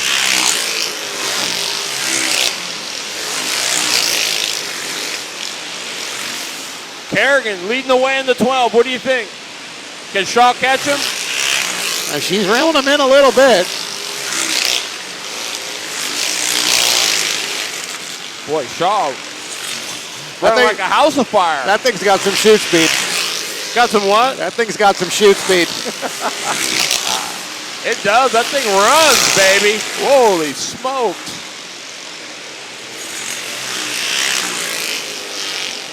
No, there we go. Lap traffic, no problem. Kerrigan, Shaw still closing the gap.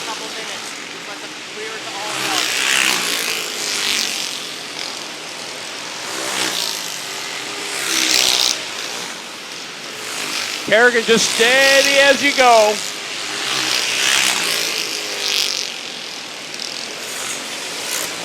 I think if you said open up that entry a little bit, might be a little bit better for the 4.6, huh? Oh, yeah. I mean, it's kind of opening the door of death for someone to just door you, but, I mean, it really is going to improve your lap time a lot.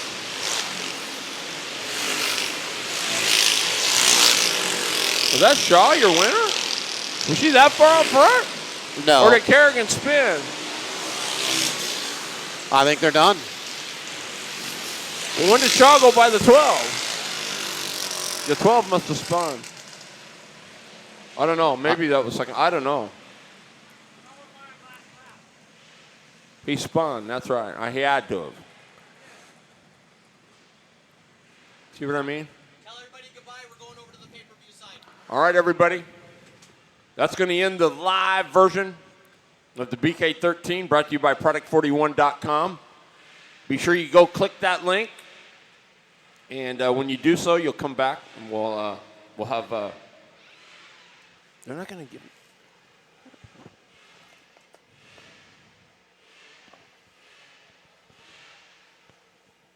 Oh, welcome back, everybody, to the live edition of the BK13, brought to you by Product41.com. I'm your horsepower and performance host, Terry Bridges. Sitting alongside me, one of the legends of the sport, Mr. Jason Gibb. What's up, Gibber? How's it going, Terry? It's going good, man. Good morning so far. It has been. Some good heat race action. We got one round through. We're going to start off with our first heat race for the Unlimited All-Stars. Track's tricky. One of the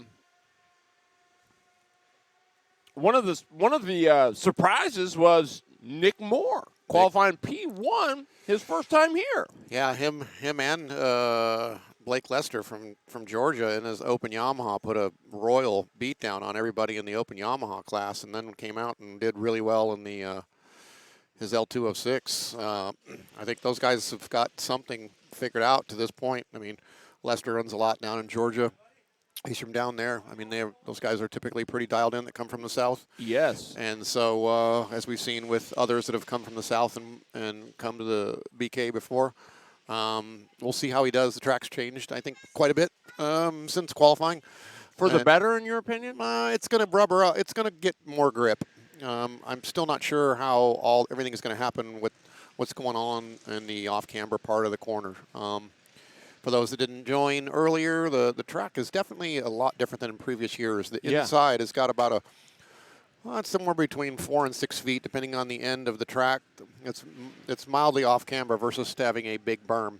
Sure, and So- we've seen some that have used the berm and got through okay. Yeah, others it was a it's- complete disaster. Yeah, it's been very tricky on who's gotten away with it. Moore is really the only one that's gotten away with it in qualifying. Everybody else that kind of dances with it. Rossmeyer, who qualified second, who looked really good, he was kind of on the berm, but only really with his left front tire. We'll see as time goes along here how that plays out, because I think that's going to be how upset the car gets, especially in turn 1 and 2. Wow, I know when we did our track walk, if you guys joined us earlier. What's coming out first, kids carts or UAS? UAS. So UAS getting ready to head out, folks. This is the first heat race for them. But what I was saying, Jason, is I'm dumbfounded that, the line was, when you know. The line has been exactly what you talked about, and you talked about opening up your entry and all of that good stuff, and that's come to play. Those that did have been really fast through there, and others. Yeah, the ones that diamond off, it really upsets the car in the middle, and it really kills the exit speed off of 2. Even with the unlimited cars, because you're going so much faster, it's just more stuff to get unwound and wound back up. So yeah, we'll see how the first heat goes here. I'm excited. It's going to be an interesting set of heats here. I think we got a lot of hungry guys. We got a lot of people that here that have never won BK. I think Renee and Ronnie are the only two people that are in the field that have won this race before. So there's a lot of hungry people that want to try to get their name on that trophy. Absolutely.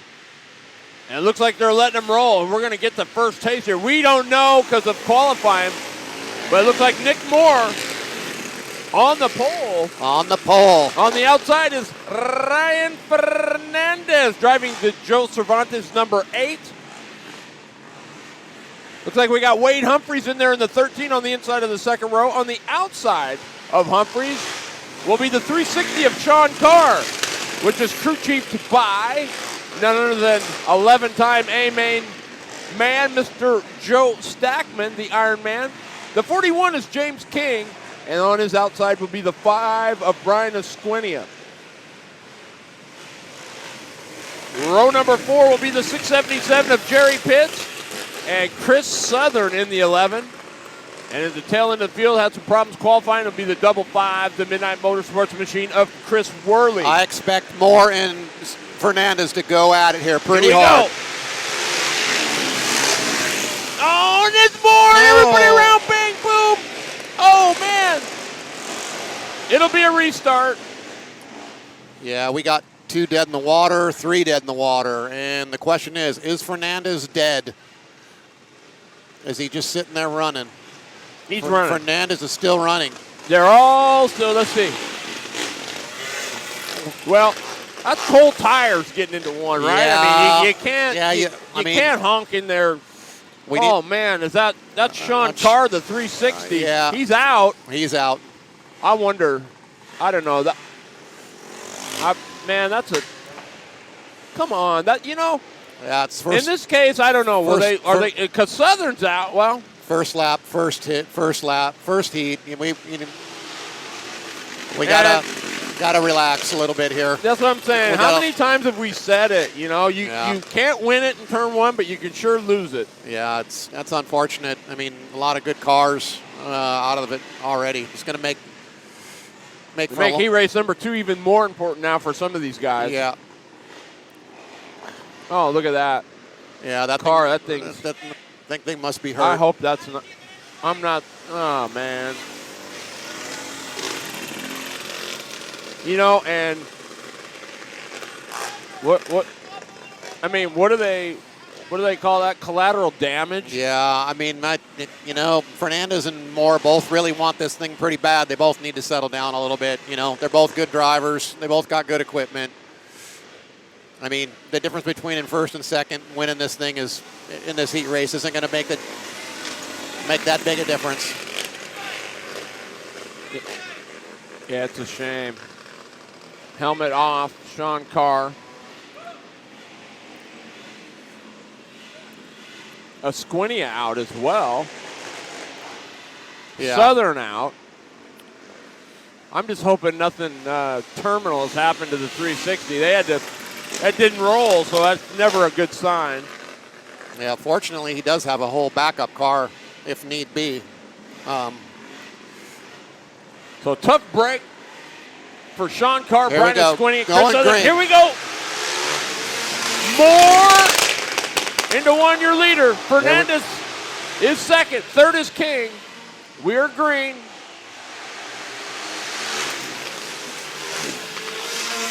Moore, Fernandez, King, and Jerry Pitts.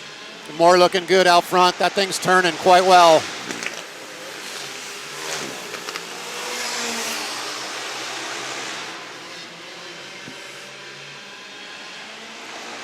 So now if you're Nick Moore, you just run the thing hard enough to get her done, right? Yeah, you don't have to. There's no point in going it too hard. I mean, now is all about just perfecting your rhythm, taking notes, trying to understand what this thing's going to do over a 10-lap run, because they haven't done that yet today.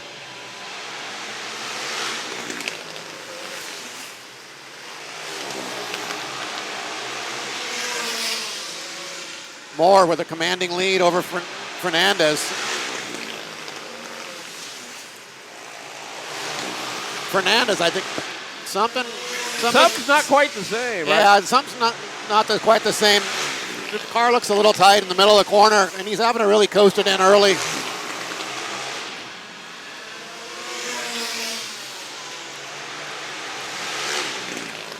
Moore looking clean. He can widen his line out maybe a hair or two, huh? Yep.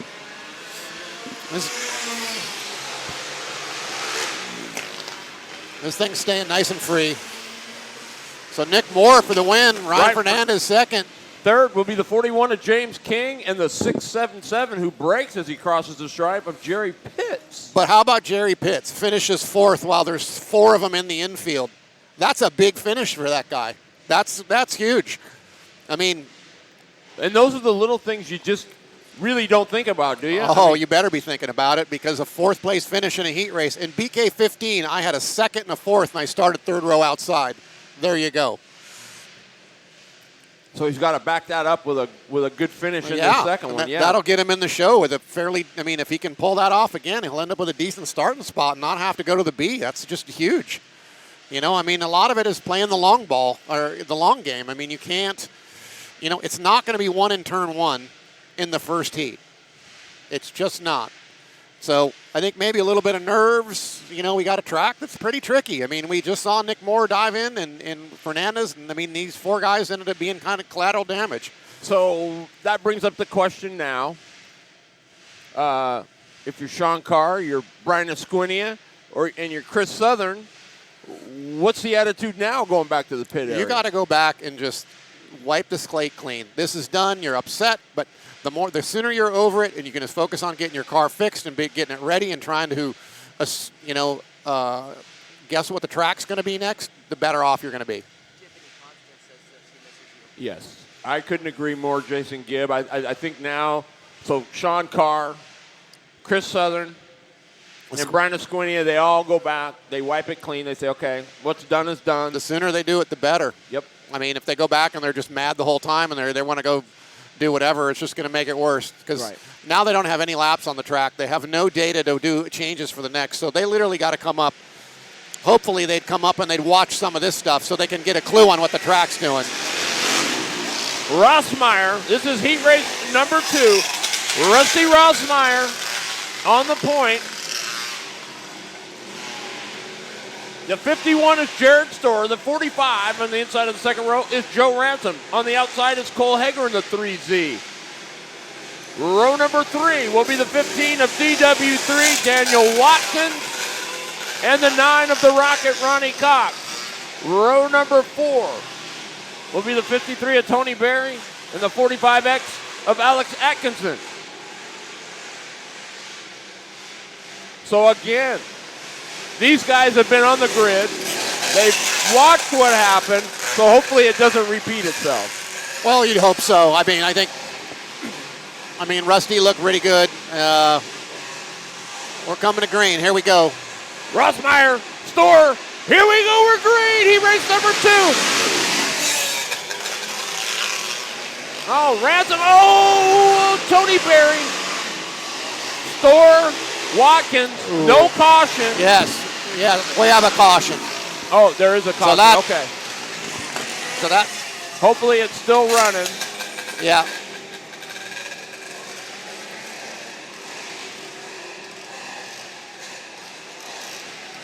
So Tony Berry looks like he's getting going. This looks like this is going to really help Jared Storr out because. Yeah, it's a save right there. Big save for Storr. Yep. That's what you call a mulligan. Whew. Almost disaster for the 53 of Tony Berry. I gotta be honest. The Storr looked like he jumped Rossmeyer pretty good to me, and then the 450 power kicked in over the 131. Yeah. Storr doesn't get enough credit. He's a pretty darn good wheel. He's solid. If his equipment stays together, he's usually. Well, handling is at a premium this week with the track conditions that we have. Here we go. So here we go. Storr, Rossmeyer. Not this time. There we go. Rossmeyer was ready for it. Oh, Hager! Oh, man, did it die? Is he stuck? He's trying. Will he get it? And he does it. Cole Hager at the hop. See, and this. What were you saying earlier? You know, well, it's patience. It is. Let's get some laps under us. You're not gonna. No. You can take yourself out way too easily. Especially if you know you've got a good piece. You've got to be extra. Well, I like for Jared Storr right now, sitting second with Watkins, and then you got Ransom and Cox, and got Cole Hager back there. He's just thinking, I got to get on. I got to throw a rope on Rossmeyer. And I just go. Rusty's a pretty smart cookie. We'll see here. Look, light is out. Here we go. We're green. Oh, Watkins! Look at that move by Daniel Watkins. Where did that come from? My, oh my.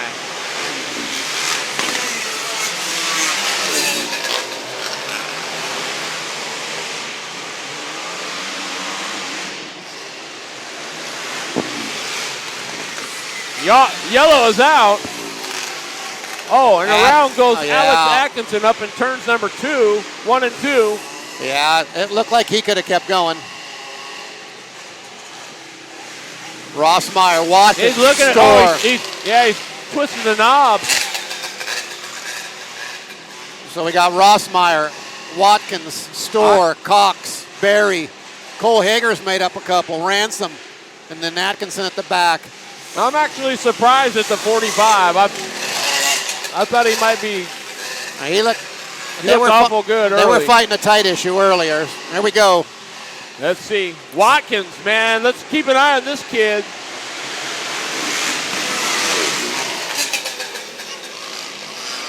Oh! Wow.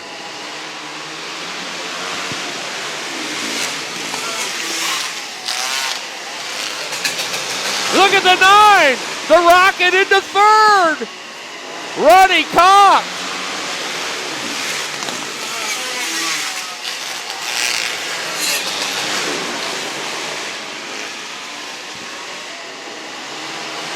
Rossmeyer, Watkins, Cox, Storr, Barry. Hager back underneath Atkinson. Ransom just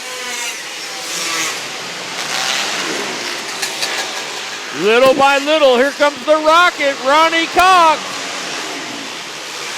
Rossmeyer looking very strong.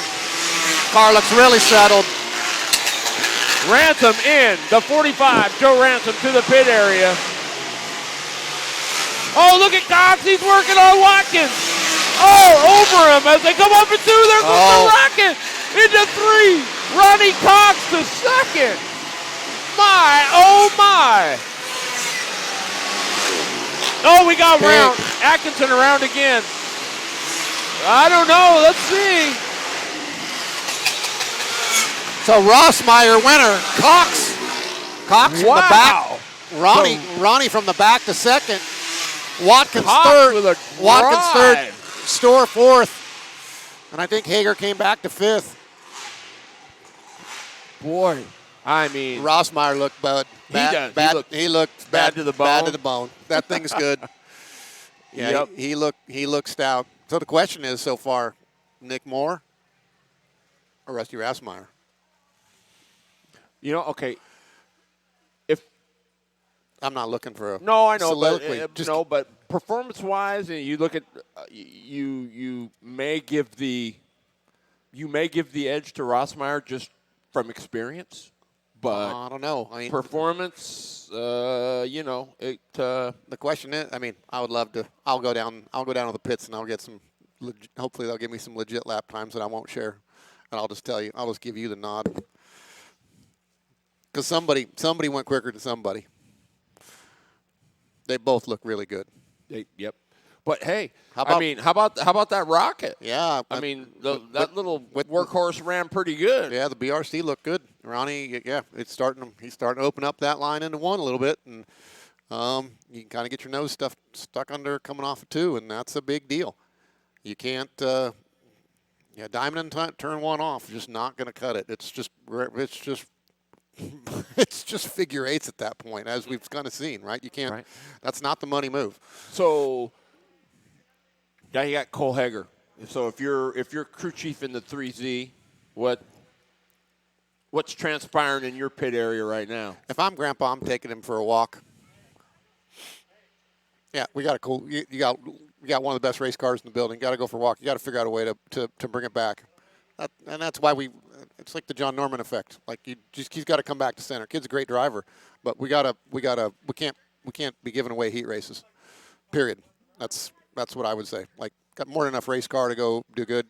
There's some bad luck that happened there too, but more than enough race car, more than enough driver. Just Take a deep breath. Take a deep breath, man. And it's like you know, you got to get through these heat races. You can't have beat up equipment that's not going to function in the main event. I mean, you got to get there with the equipment that you brought. You can't keep beating it up.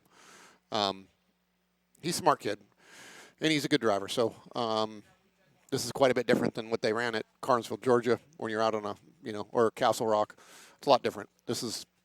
This place is close quarters. It's close quarters, and there can be a lot of contact here. Yep. Intentional and unintentional, right? I think what we saw was quite good. I think you're looking at. I wouldn't say there's any favorite after one round of heat races. That's for sure. It's almost impossible to tell. No, there's because a lot can change. Yeah, and the thing is, like right now, it's like, tires. How hard were they on tires? Were they punching 40 for a heat race? And did people have just 8-lap setup, 10-lap setup? When you start thinking about the main event, I mean, it's mandatory that you're typically on something pretty hard. I mean, the BK race, 7 in 2015. I mean, we were looking at tires between 55 and 60 going into the main event. They didn't run that right now. You're not even going to run anything. You're going to run come the main event. It's night and day different. It's almost like pulling out a whole different race car. Right. So, in other words, you can nail it in both heat races and lose it in the. Oh, I mean, yeah. I mean, you could make their own call for the main event, and there you go. I mean, and it's kind of showing like Nick Moore and Rossmeyer. They got through qualifying good, and then this worked good. So whatever they got going on is pretty close, But that doesn't mean it's going to go 20 laps or 25 laps or whatever we're going to do tonight. I think it's 25. So that's a great point. I mean. I have yet to run either with my brother or my own stuff here. I've never run the setup for the main event or the same 4 tires here ever. Ever. But is that still is that a guess? I mean, you know what I mean? It's like, how do you keep yourself from saying, "Man, it's so good"? I mean, because you're not racing on the same track. You're looking for a setup that's going to go for 2 laps. 8 laps, and then 25 laps. And the same setup's not going to do the same thing. The same 4 tires. The previous BK, when I ran the Bama for Buller, we put 4 tires on and we hadn't run all day. Boom. Money. You just got to have the faith in the program. You see the guy like Lester who's helping Nick Moore. You look at Sharpley helping Ronnie. You look at whoever's Hager's having help him do them on the tires. I mean, that's just you get to a point where you have to believe. You got to believe that what you go in your tire program and look in your notebook and all that stuff's going to matter. You can't. I mean, I'd bet a lot of money about you ain't going to run the same 4 tires in the main event that you ran in your heat race. Wow. Interesting. No way. Not in my pit, anyway. Not my pit, anyway. Shout out to Joe Constance, Tiffany Constance. Tiffany misses me. Aw, that's so sweet.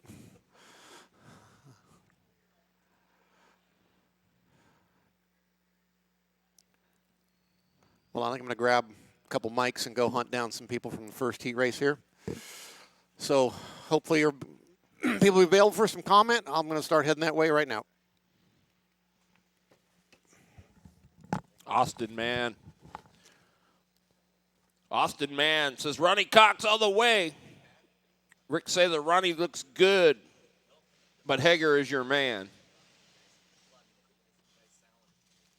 Craig Collins, Sean Carr is a genius. Pretty cool.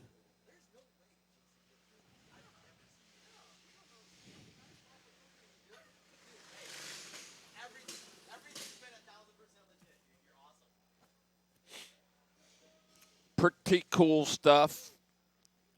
Want to thank all of our 50 viewers checking out BK13. We're getting ready to start second round of heat races.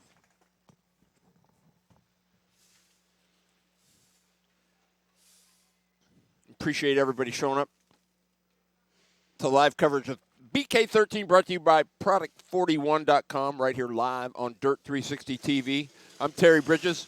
I'm joined with Jason Gibb, who ran down to get some get some pit interviews. I'm trying to get my list here. I've been shuffling through this thing. I got like 15 sheets of paper all trying to. Oh, Jerry O'Hagan in the house. Good.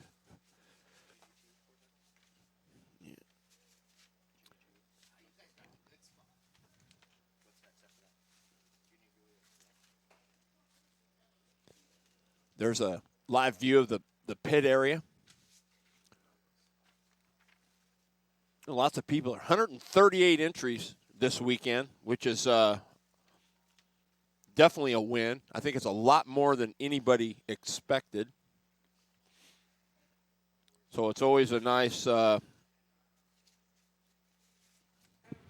got Chris Passionetti here. All right, we're going to go to Jason What Gibb. happened, man? Head gasket kaput. Oh, no kidding. You look decent at practice. It was coming around, but not fast enough.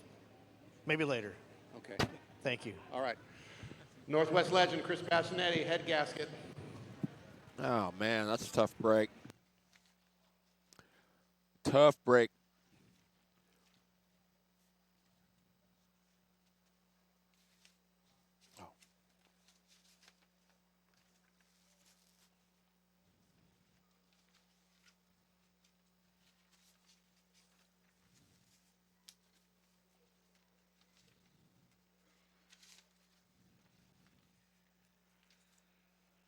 The bottom of your screen, the man in the yellow sweatshirt, that's Mike Watson. He's the one that makes it go here.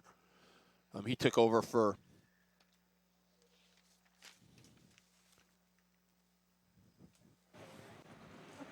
Jason Sutsich, who is here. He's our EMT.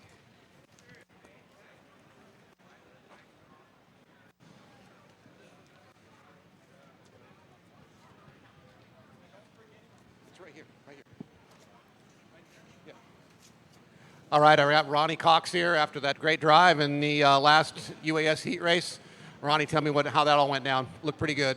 Yeah, we're getting it. We've been struggling a little bit, and we had some problems in the KT class, and we were struggling, and I just couldn't get the UAS car to rotate the corner like I wanted, but we hit on something right there and got it rolling around the center of the corner pretty good, so that's a big deal here.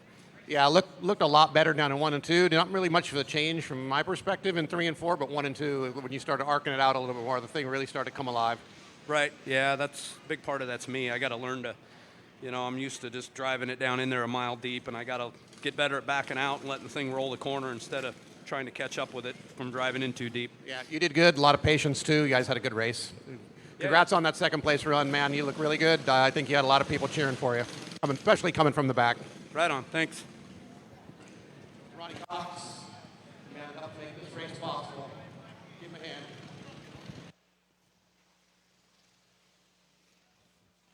The Rocket, Ronnie Cox, with our roving reporter, Mr. Jason Gibb. Glad to have him be working with him. He is a bundle of knowledge. The man is, he's seen all and done all, I do believe, in the Speedway ranks. So he hadn't been in a UAS machine of any kind, and he shows up with a Buller Bama, and he manages to come home third.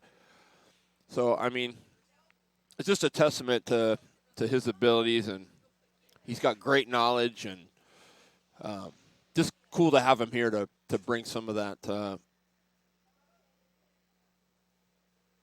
just some of that track savvy that he owns. Danny O'Neill, thanks for tuning in. I'm going to go with the local boy, Austin Henderson, he says.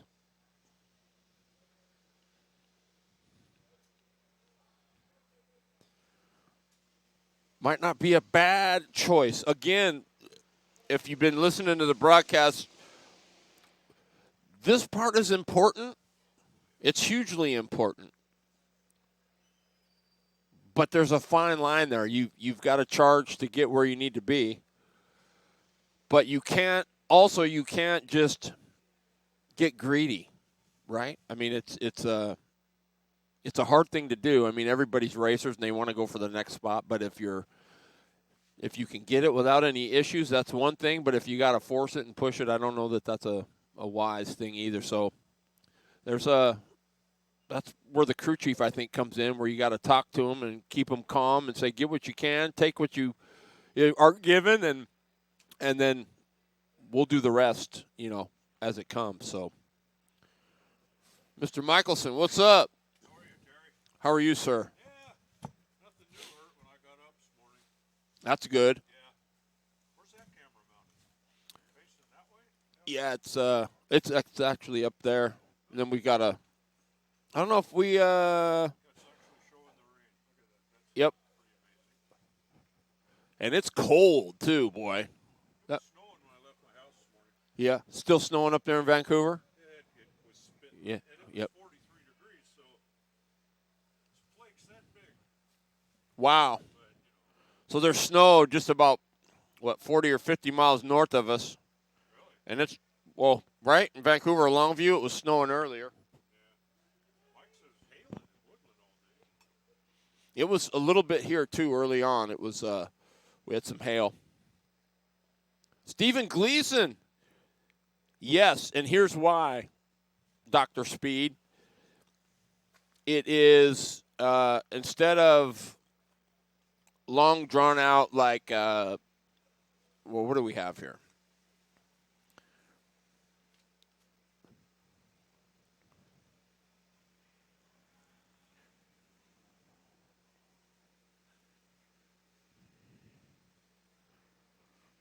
So we had 21.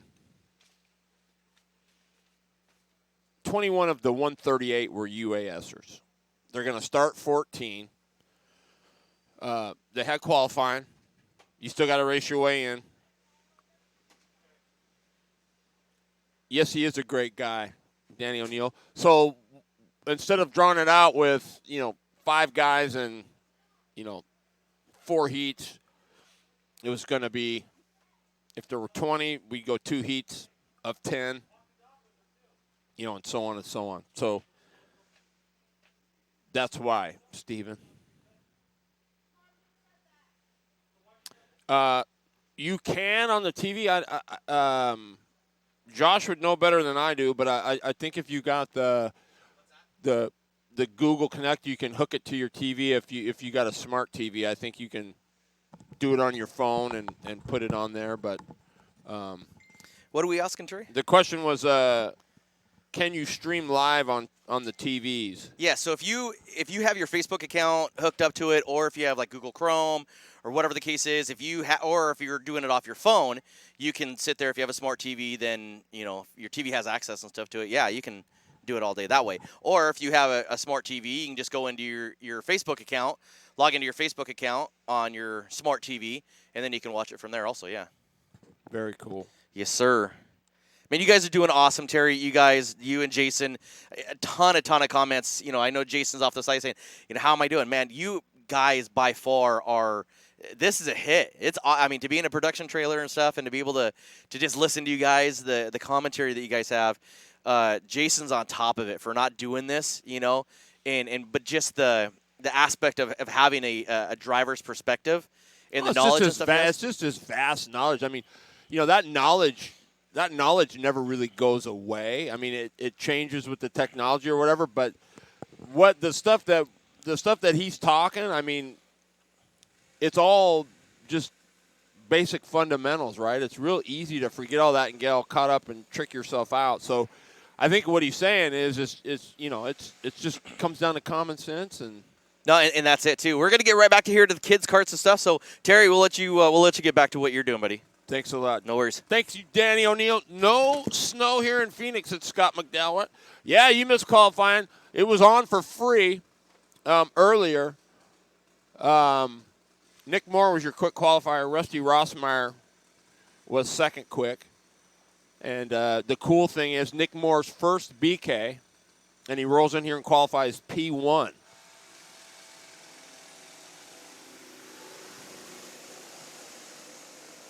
So pretty cool stuff.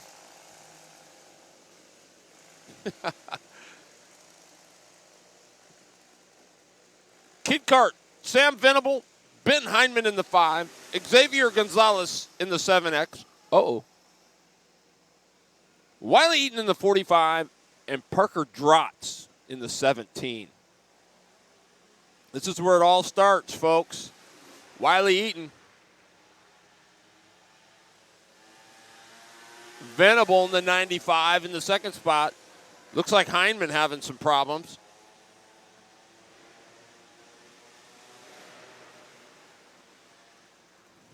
Man, Travis, that would be cool if you could bring Dalton Lane up here. I know Kyle Pease came up for BK12, and he was a force. So I know you guys would be. Well, we're 2 heats in, Brian. Again, Nick Moore and Rusty Rossmeyer were your 2 quick qualifiers. I don't have the list in front of me here, but and so Nick Moore won his heat. The unfortunate part was they got in a little skirmish in turn 1 on the first lap. Moore and Fernandez got together, turned around, so collateral damage was Sean Carr, Chris Southern, and the 5 of Brian Esquinia. So they all DNF'd.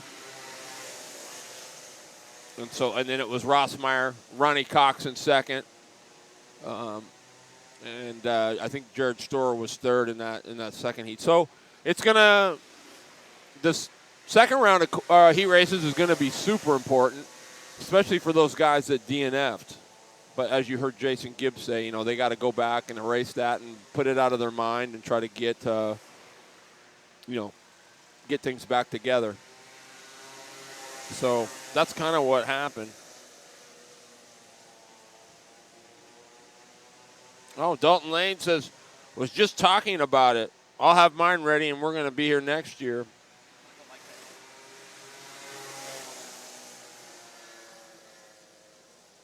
That's cool.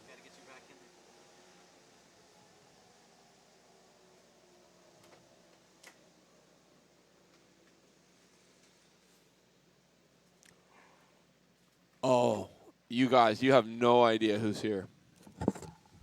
Mama Stackman bringing cookies. Are you serious right now? Look at this. Yes. Hey, quick question before we get into the loud stuff. I was talking to Mike. Mike Lane just made a post. Mm-hmm. Mike, he's afraid of flying. So Pennsylvania we need to get him and Jason back there to Pennsylvania. So just saying. So here we go.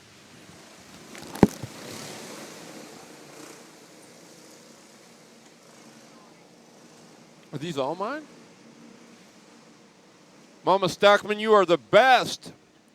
Joe Stackman's mom just brought me some of her world-famous cookies, and they are the bomb.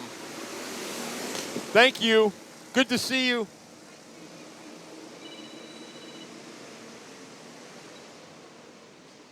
Back underway. Here we go. Preston Finch. Oh, we moved on.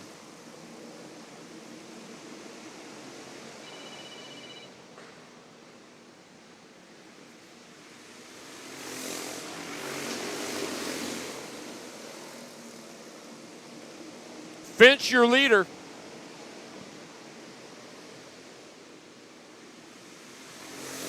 Alana Nassi in the second spot in the 26. Tell you what, Alana's been getting it done. The 617. That's Grace Melton. Some female phenoms rolling here. The 99. That's Brody Brown in the 4th spot. 5th is the double sixes of Bailey McGuire. And the 09 of Piper Harless.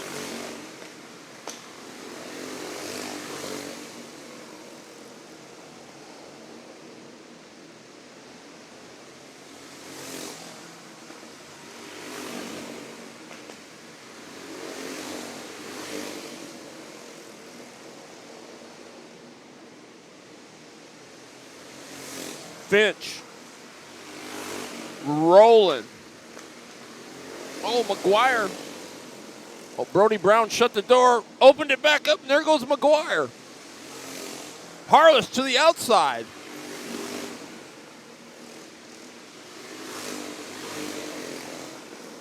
Oh, look at this battle. For the second spot, Finch way out in front. Nassie and Grace Melton.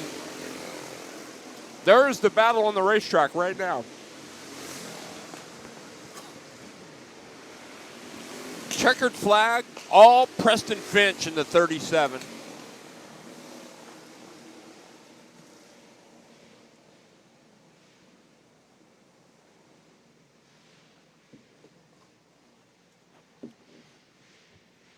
Nassie hangs on for the second spot. Third, Grace Melton. But that might change come main event time, let me tell you. Good battle there between those two female phenoms. Check out that replay right there. You're live on Dirt 360 TV. Coverage of the BK13 brought to you by Product41.com. Extreme Decals. Motorsports Monday, Team 31. C High Performance, Po' Boy Tire Treatments, Cartorama, Benton Racing, and A&B Graphics, as well as Humphrey Designs, who's here today. Comp Carbs, Dustin Stevenson, appreciate his help. Uncle Chuck's Racing, Bergfeld Enterprises, and Wicked Fabrication. Pretty cool. They couldn't make it, the Wicks, defending champs, but Craig was kind enough to help sponsor the BK this year from Wicked Fab. He does some amazing car stuff.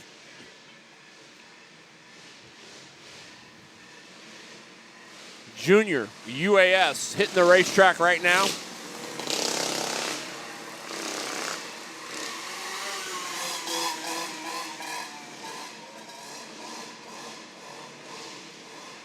Boley ran away and hid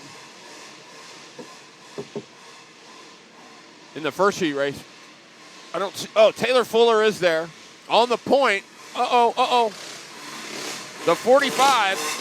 That's KJ Eaton. Right behind him in the 09.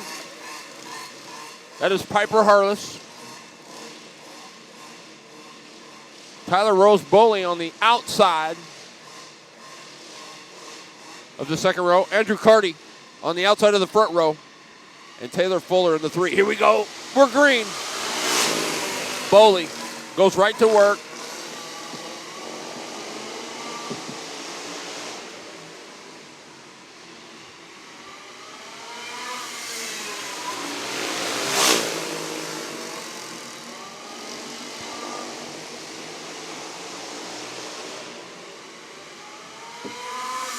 Taylor Fuller with a pass on Carty. Now they move Fuller to fourth. Harless is in third. Second is KJ Eaton. I'm telling you what, this whole Eaton clan has got their stuff together this weekend.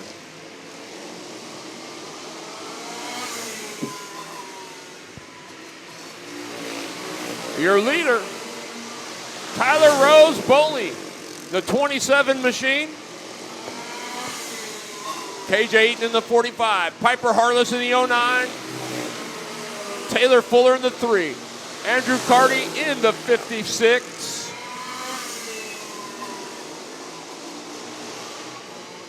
I'm telling you, it is cold here. Woo, Mike Lane.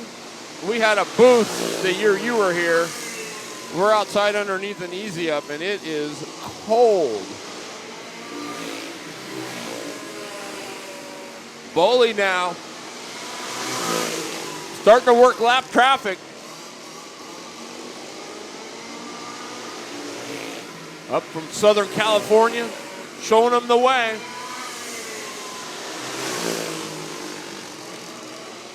KJ Eaton doing a nice job in that 45 machine. Fuller trying to go to work on Piper Harless. Boy, nice rotation off of turn number 2. And there goes Fuller. Caution is out. And that means we're done. Congratulations to Tyler Rose Boley in the 27. KJ Eaton going to bring home in the second spot. Taylor Fuller will be third.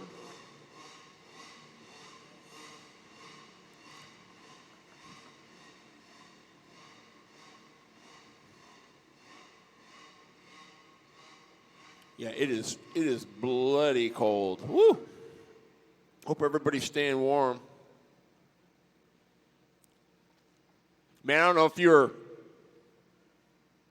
any of you are watching the live stream on your phone, but Dalton Lane talking about coming next year to BK13. Boy, that would be cool. I think he was the 2020 UAS Grand National Champion.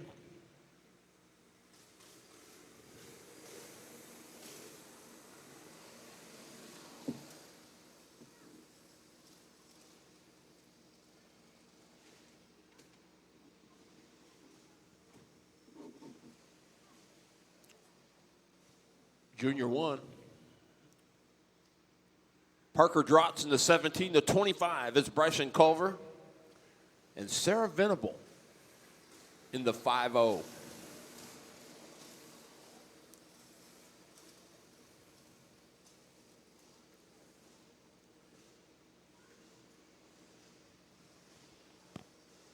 Again, this is where it all starts. The youngsters cutting their teeth. Hopefully they follow through the ranks,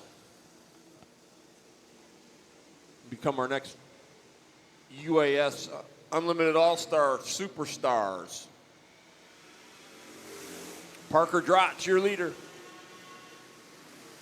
Venable in the second spot. Third will be Culver.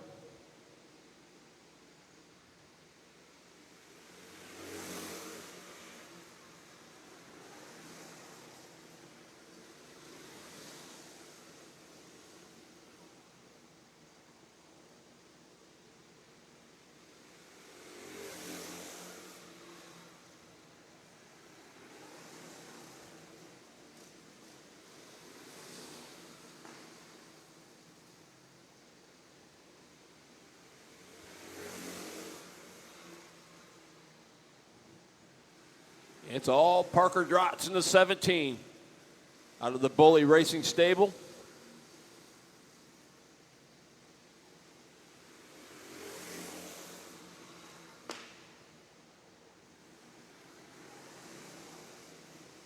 Appreciate all you live listeners that decided to stay live with us and do the pay-per-view for the 13th annual Budda Kinser Memorial, brought to you by Product41.com. Live here on Dirt 360 TV.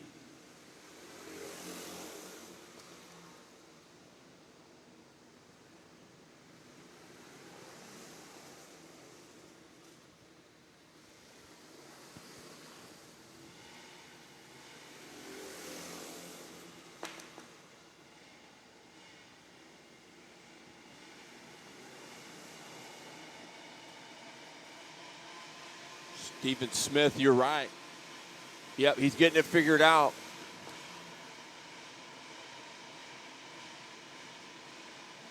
It's going to be a doozy, folks. How about that DW3, the 15W of Daniel Watkins III? He looked mighty good, too.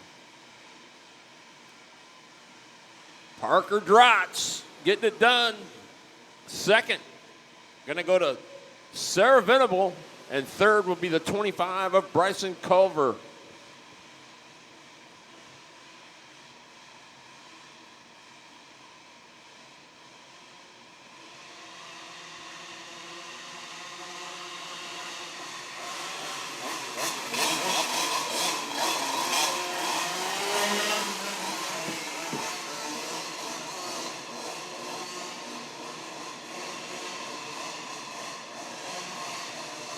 Jay Babcock on the point of this one.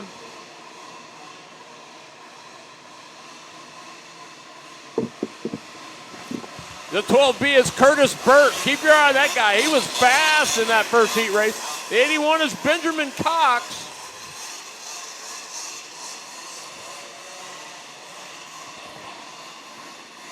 Eric Johnson in the 21. The OH is Brandon Day. The 71. That is Paul Bama. Here we go underway. Wow, what a start. by Curtis Burt. Look at Eric Johnson into the second spot. Brandon Day into third. Riley Hood in the 317 is fourth. And Josh Lee. That's one of those Monroe Open carts. Caution is out. Looks like debris on the racetrack. Looks like somebody lost their neck collar again. Guys and gals, remember, make sure you strap those neck collars on tight. Must be a sale on Velcro. Right? The neck you save may be your own. All right, so Curtis Burt, Eric Johnson in the 21, Brandon Day in the OH. Glad it wasn't anything terminal in the OH. Yeah, he looked good in that first heat race. When I checked in with them, they didn't know what was even wrong. They still didn't know, so I still don't even have an answer what happened with him. The 317 is Riley Hood. Pretty dang good wheel man in his own right.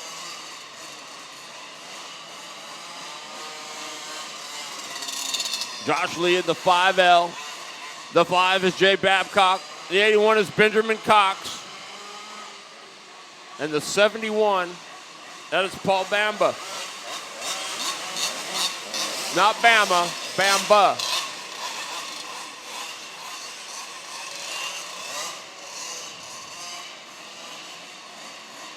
Here we man, go. Tough break for Paul there. Going green this time by.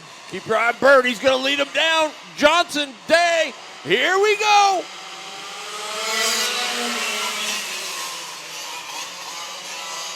Oh, Johnson gets turned around.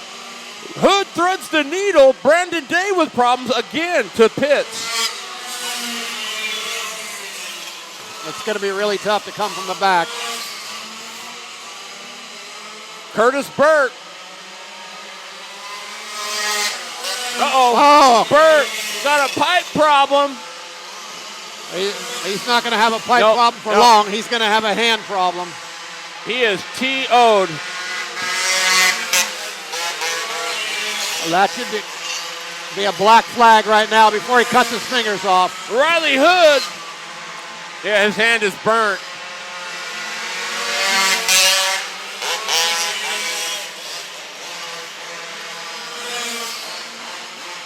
Boy, I'll tell you what. This is why the BK is an event. It's there's always drama. It's amazing. I don't get it. No, it's terrible. Yeah. But in the same, it just never fails. Riley Hood going to work.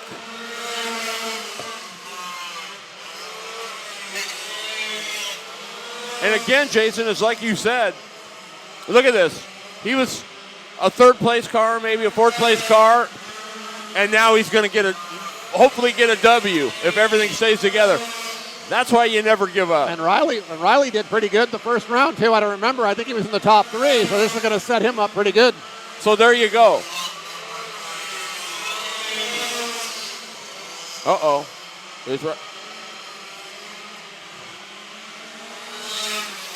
Uh-oh.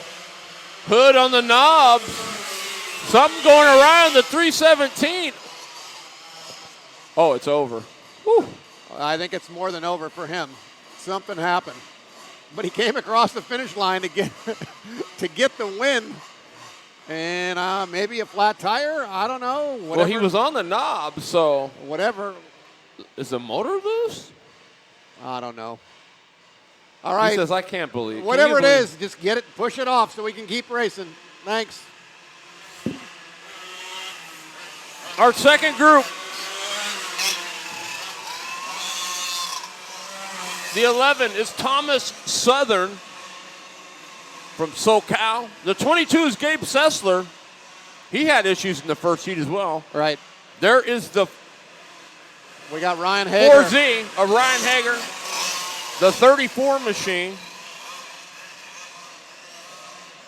Lester did there it is. These guys Blake Lester. They did Lester did The 9 is the Rocket, Ronnie Cox. Lester put a beat down on these guys the last time around. You know, on the inside of that last row is the 33 machine of Scott Bassett. All right, let's see. Southern look, we'll see. He looked pretty good.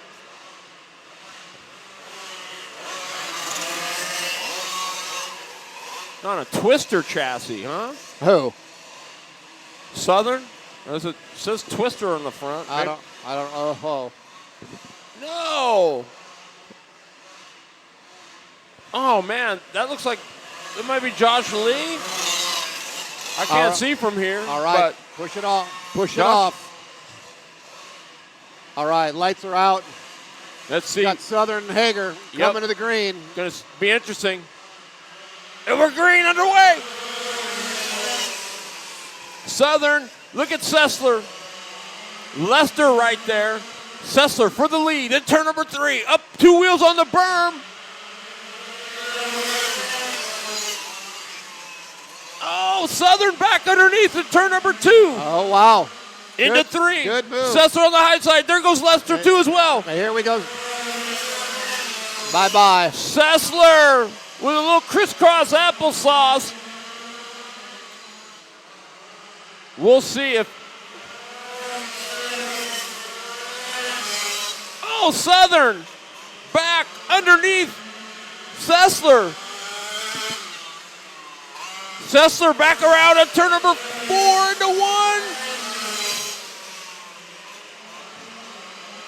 1. Little loose. Southern got up into the marbles. That let Sessler go by. Meanwhile,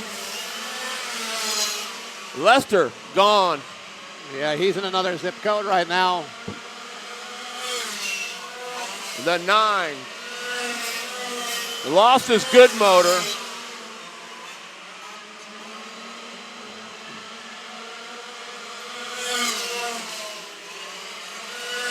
Hager going to go a lap down? I think he had trouble early, Terry.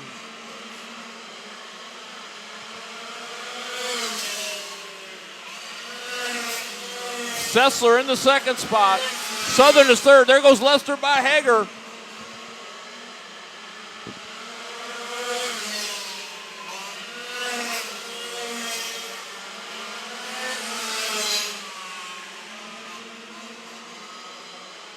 Yeah, Sessler just not enough.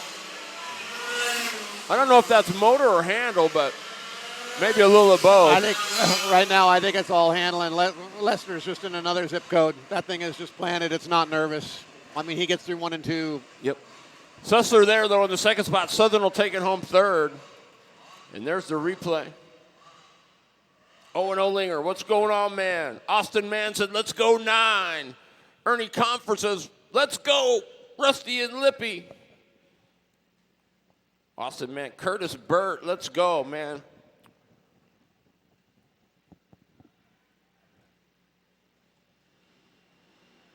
Stephen Smith said, good drive for the old man, Ronnie Cox. Yeah, I talked to Ronnie. He's pretty excited about that run in the UAS. Oh, that's right. Now we, they're going to give Sean Carr some safety laps, I think, because it. Yeah, I think he's got his other car out just to make sure everything runs. This will be his Jawa.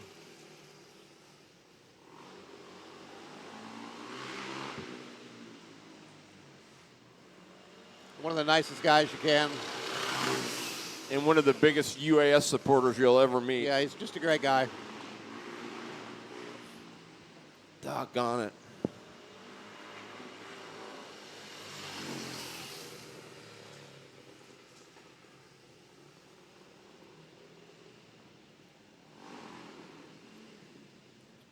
Yeah. Yeah, I talked to Ronnie. He felt like opening up that getting into 1 and things more settled in the middle and just making a whole different race car getting through 1 and 2. And yeah, obviously that's where he made a lot of his passes too, getting off of 2. So he's feeling better about it. That second place from the back is definitely going to help him a lot come the next heat when he starts up front. Absolutely.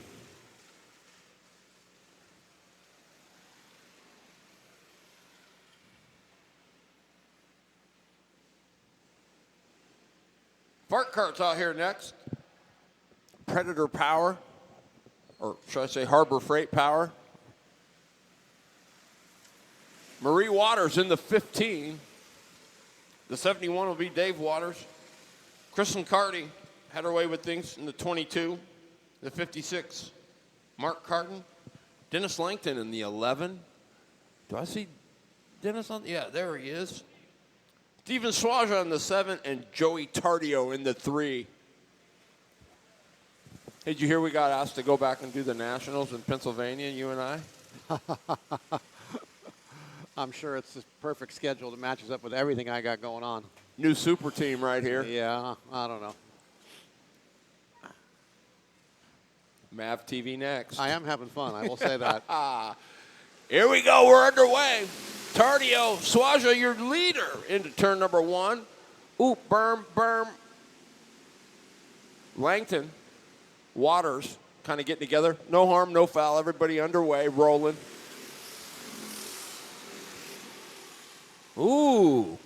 Whoa. You see the 3 get through there? The run off it, too. Tardio. On the nitrous. It looked like it. Let's see. Oh, see, look at his line. Nice and open up. Look at the exit speed.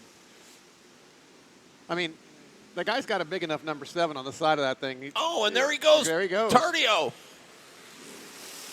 Not this time, though. Well, maybe. Kind of bound up. Swaja not giving up on the outside. Tardio on the bottom as they're side by side as they come off for turn number 4. Wow, berm, side by side, in the duff. Rubbin is not racing here because it just kills your speed. Look at this. They are going at it. Let's see Tardio with the gib line. Once again, that puts him up side by side. Little tap there. Tardio and Swaja putting on a show. Meanwhile, keep your eye on that 22. Chrislyn Carty quietly creeping up there.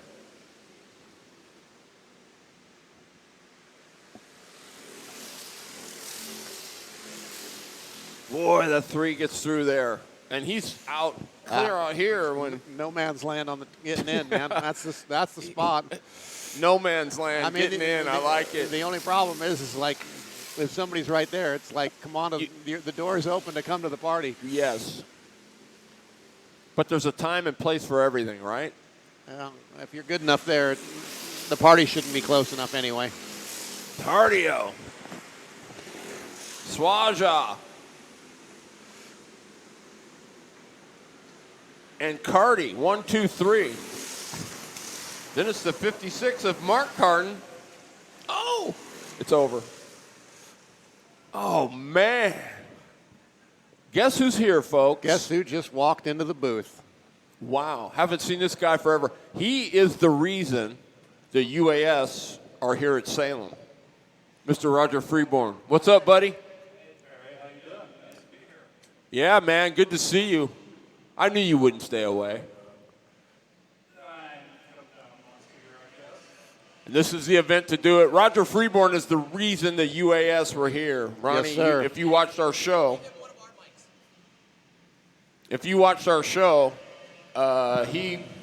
Ronnie said, man, he called Roger up and said, hey, can the UAS come? And you said, let's get it done. Let's get it done. It's on. It's on. You're just not going to hear it over the PA. So you said, let's get it done. Yes. And from there on, that was BK3. And, man, put in a one little rule, and things went pretty smooth. Yeah, it's been some interesting times. There's been some interesting episodes of the BK. Yeah, it sure has. Like the old sock and the over-the-air filter deal with Wayne Felch. Like you gotta remind pushing me of the this? 10 o'clock time frame, trying to get done by 10 and maybe, hoping for 11, finishing at 12. Yep.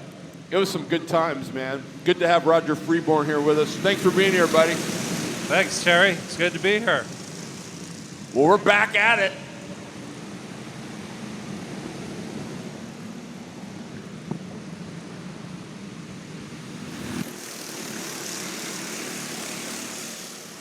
the Raptors from Streeby Speedway.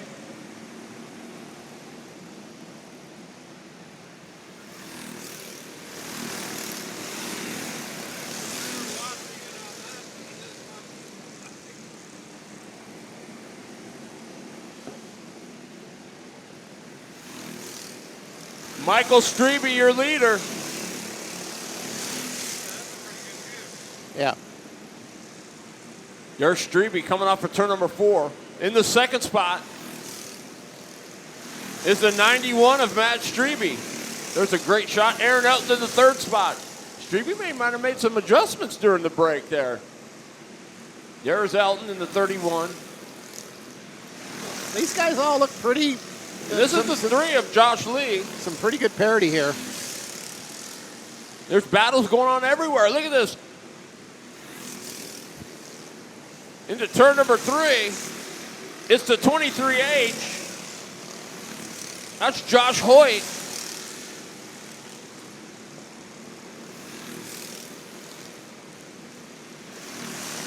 There's Hoyt.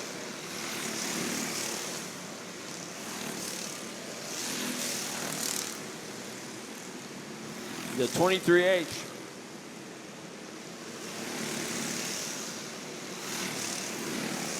Oh, it's the 13 or the 19 of Kevin White.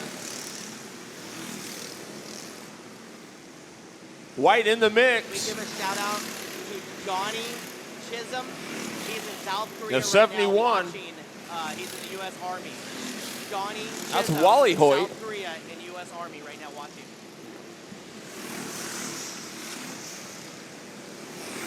Good stuff. Michael Streeby. That's back-to-back W's for Michael Streeby. I think he's going to be in pretty good shape. Yeah, he usually is. We just got word from Josh. We got Johnny Chisholm. Big shout out to Johnny Chisholm in the Army in South Korea. Glad you're watching, buddy. Hope everything's all right, and thanks for everything you do for us. Hey, man, right on, Mr. Chisholm. That's cool stuff, man. That's pretty cool, man. That's quite a reach.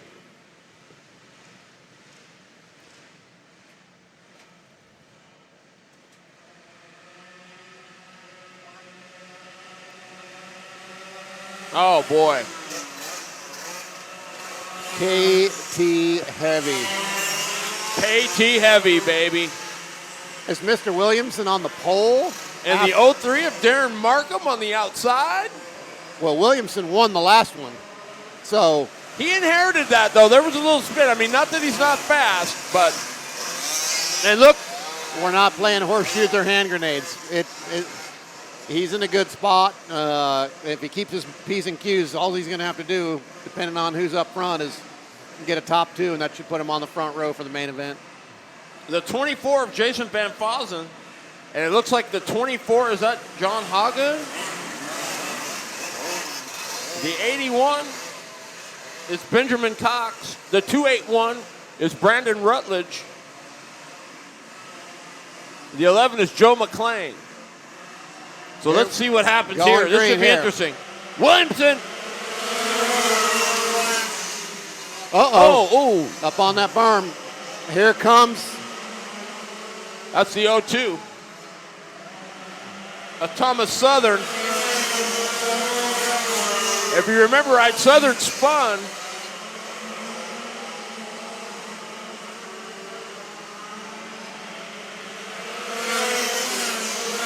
Southern! Oh, No. baby. He tried it. McClain picking up a couple spots. Boy, we got a battle for the lead going on. Brian Williamson and Southern. I think you're going to see a black flag for that. Yeah, I'm not sure about that one there.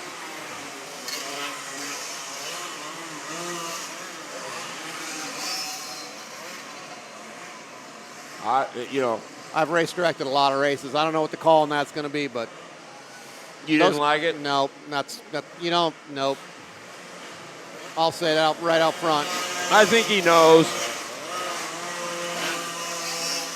Hey, but Again, something very simple that you witnessed right there. Did you see Williamson's hand when he went around? Yeah, well, the thing that's cool about this is, I mean, there's a lot of, anybody that understands how a black flag works, they gave him the black flag, and he's just going to the back. There's no fussing around, no fighting it. He knows he did wrong. Go to the back. Don't hold up the show. Well, the problem is, Williamson. The bummer is Williamson's got to go with him, right? Or are they going to give him his spot back? No, he's going to go to there. I mean, that is the bummer, but, I mean,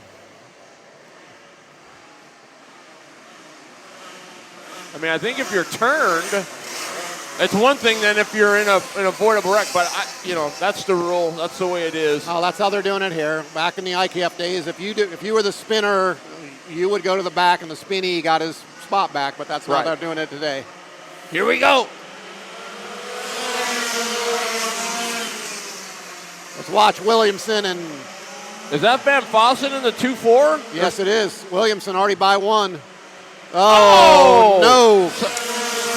Southern punted another one.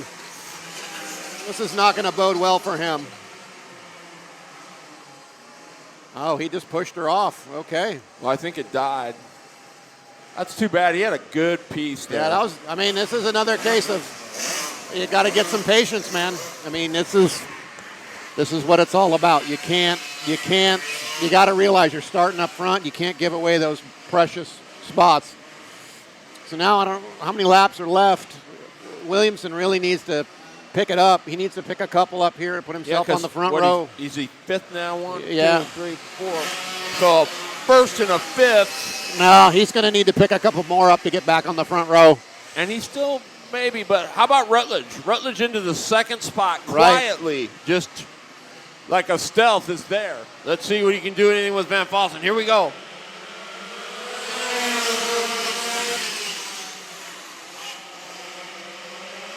Markham rolling. Look at Williamson. Williamson to third. Trying to go by McLean. Does into fourth. Williamson to fourth pretty easily.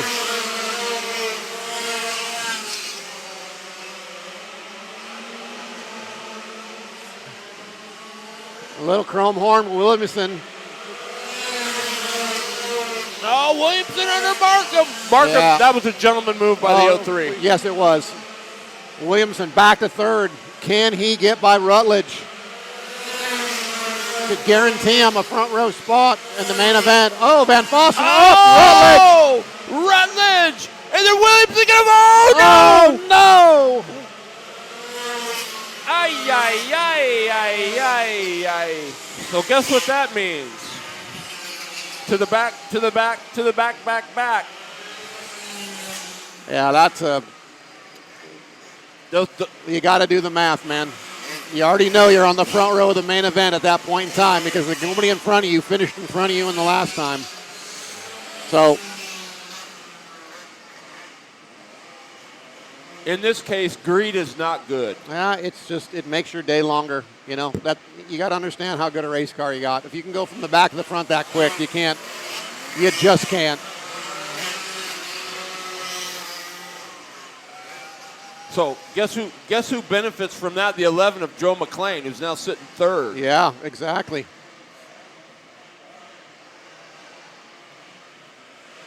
Ouch.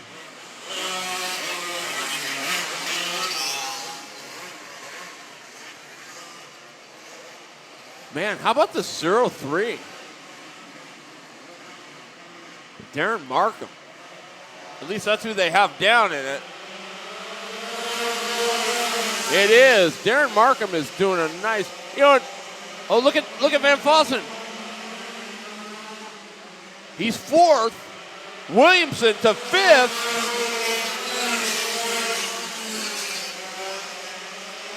If Williamson can get a fourth out of this, that's a salvage. Yeah. And he does. My, oh my. How about Darren Markham? He gets repaid for that gentleman move there. Yeah. Right? White flag, last lap. Well, let's see. Man, Rutledge gonna win it. How about that? Darren Markham. I'm so happy for that guy. Hopefully. He's an ambassador of the sport, and he's Everybody be chill at the scales, please. Yes, sir. If you How about wanna- Williamson, though? He salvages a 4th out of that deal. Yeah, I mean, that was a good thing. Talked to Cole Hager a little bit. Oh, you did? Yeah, they broke too. So he's The done for big, the night. the UAS? Yes. Oh. Stuck it on the last lap. So, unfortunately for the Hager crew, they're down to Ryan at this point in time in Wow. the Open Yamaha. Yeah. Who would have guessed? No. Second half. Tim Bush in the 3.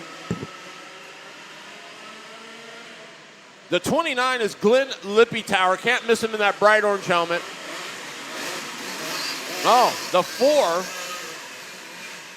That's Vince Heaton, I think, in this heat. It sure looked like him. So now can Nevins come from the back? Nevins in the back. The 37 of Brandon Fitch. The 23 of Corey Markham. Here we go. Ooh, little nudge on the start. Here we go. Oh. Nevins into the back of, and around goes Markham again. Oh, and the 3 of Tim Bush.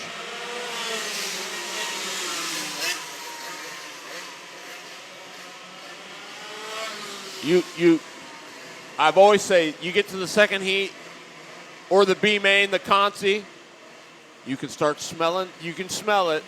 It starts. But you got to do the math, man. You do. You got to do the math. This is the point in time where you just can't get greedy. You know, Williamson was a perfect example in the last heat. Like, you know, you're sitting there second, like, you know, you're on the front row, like, that's it. You came here to win the main event. That's what the goal is, to be a winner at BK. Like, you can't end up tearing your equipment up and not having the right weapon come main event time. Amen. Look at Barry, the 53. I think this is going to be a restart. I'm not 100%, but I would guess it should be a complete restart.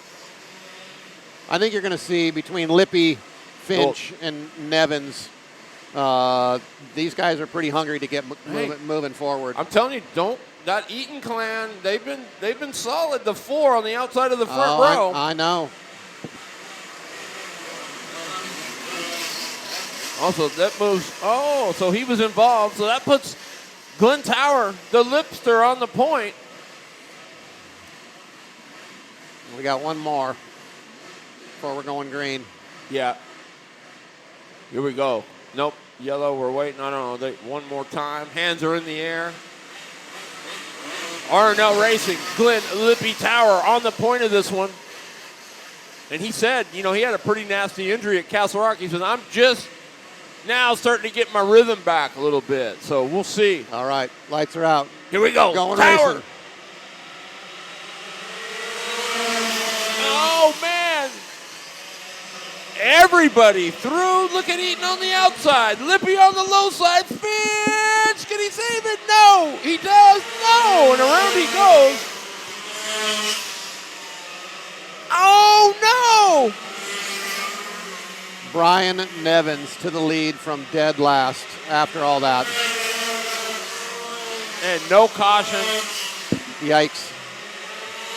All right, so we got Nevins, Barry, 1-2. And Finch was.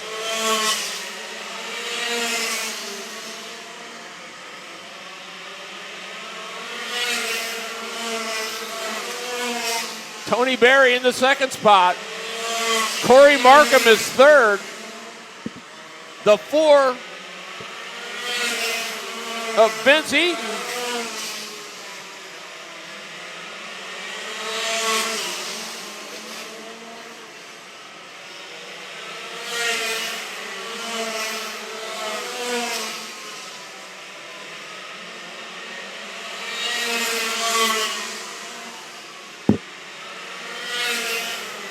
Nevins with quite the lead. Barry running a solid second.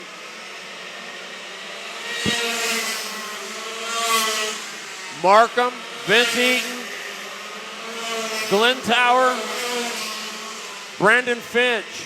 Lippy's got some speed. He's keeping Finch at bay here.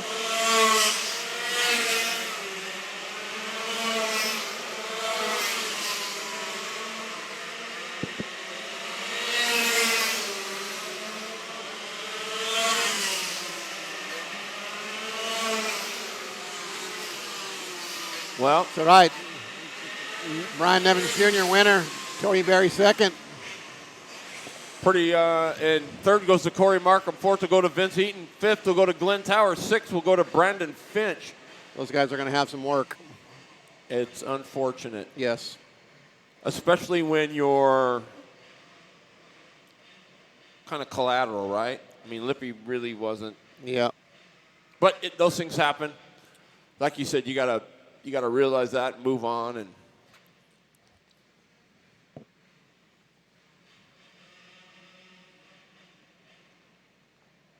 pretty good, couple good heat races there. Yeah. I think track's starting to come around a little bit.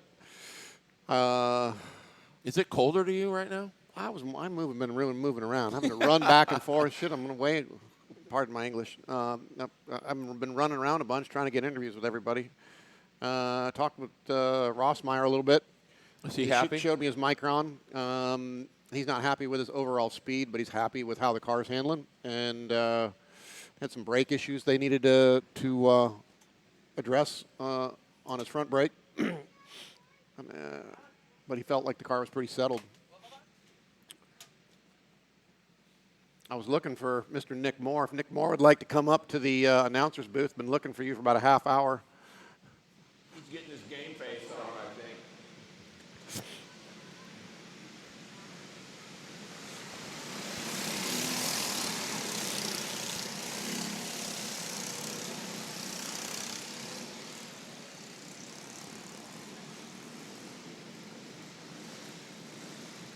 206 heavy rolling out. Cole Nelson in the 45 is going to be on the point on that new Invader. Gil Atkinson, crew chief for Cole Nelson this weekend, and his son Alex.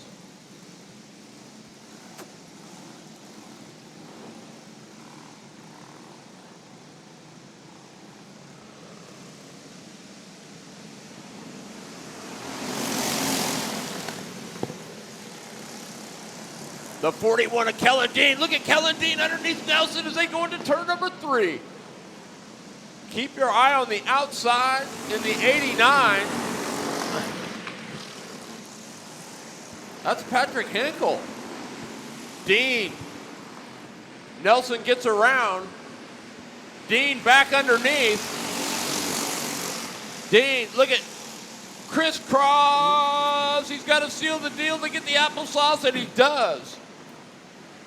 While these two are battling, here comes Lester. Renee Angel in fourth. Big run. Oh, boy. Big run. Angel to third. Look at that. Stimpy, Black Star Motorsport, sitting in the 5th spot.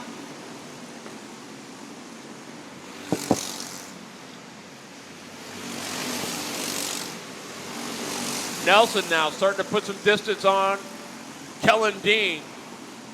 Renee Angel all over the 41 car. And boom, drives right on by. Right on by. Yeah, her car's rotating and nice and free. Look at Stimpy, he gets by Lester.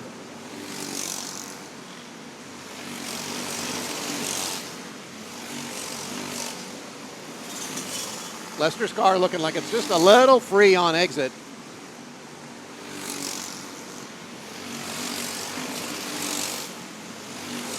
Renee Angel running down Cole Nelson. Wow, she gets in like Jake the Bear. Yeah. Cole Nelson for the win. Renee Angel. No, it's still Oh, here we go. The 3. 2 wheels on the berm. Look at that. What the flag? It's Angel. What? Woo. Wow-wee. I know Shane Biles is happy about that. Yeah. Good job, driver. Oh, yeah. Something going on with Cole over here. He's stuck in the infield. Something break? Cole, did something break?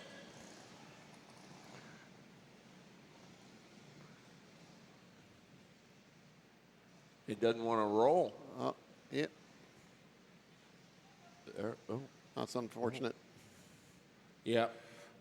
There's the 45 with Cole Nelson. Brand new Invader. It's like I don't know if it's a prototype, but it's one of the first ones. Ooh, something wrong with the steering wheel. Am I looking at that right? Yes. Something broke in the steering.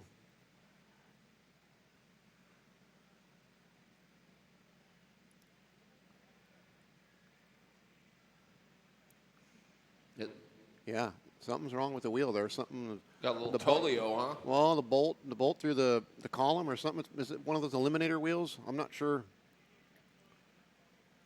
Why are they making Cole run to go get the cart stand? Can someone help out Cole Nelson, please? Grab a cart stand for him.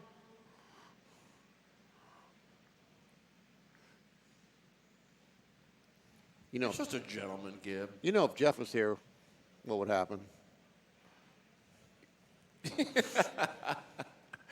Oh. Cole Nelson, son of... I hope Jeff isn't watching. Jeff Nelson, multi-time IKF Grand National Champion. Ronnie Swire's going to come down and interview with you guys here in a little bit. Sprint, Speedway, road race, one of the few to do it in all of them. Buddy,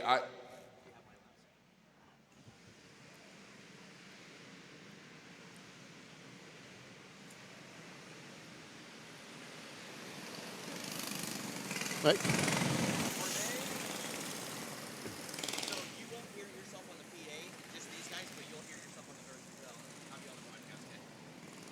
So what do you want?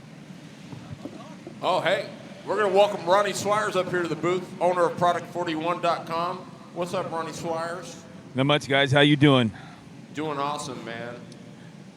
What do you think of everything so far? I don't have it. What's that? What do you think of things so far? Oh, awesome. I'll tell you what, I just watched that last 206 race, and oh, man, Renee Angel just put some good moves on. That was really exciting. Yeah, that was she did a good job on that. She ran those guys down pretty clean. That was nice.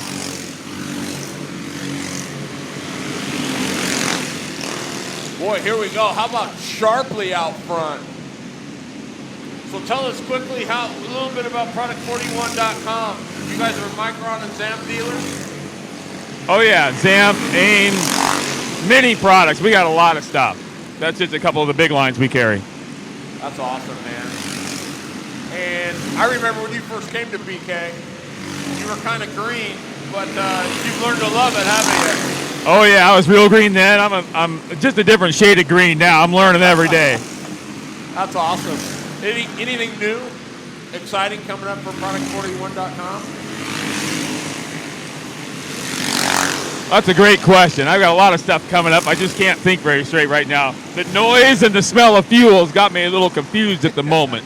But you are an instructor at the Ford driving school, correct? Oh, yeah. Yeah, the coaching and the stuff I do with Ford directly is still active and very involved there. And actually, I'm leaving here Tuesday to go down to Barrett Jackson and be with Ford there for 5 days. So still enjoy doing all that stuff and very actively involved. And that part of the business isn't going to go away. It's still doing very well.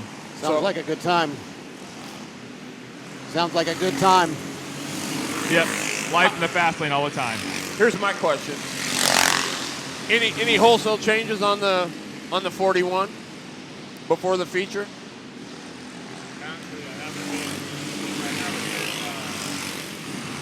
Actually, on that kart, I haven't been very involved here because I try to take care of the rest of the races. But David Dean's work on that kart, Kellen's dad, and Brent Meyer, and Kyle Keenan, they're the ones that are really handling that kart. I'm kind of hands off this weekend. Cool, man.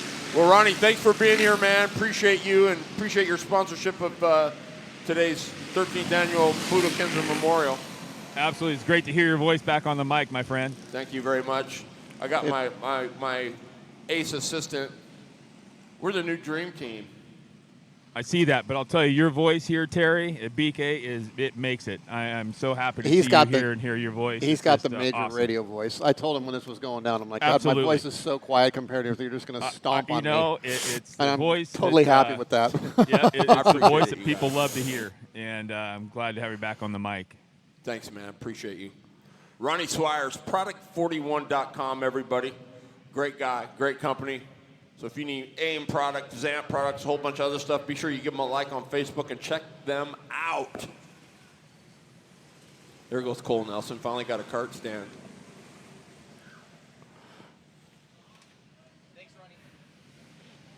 Man, wait, turn around here.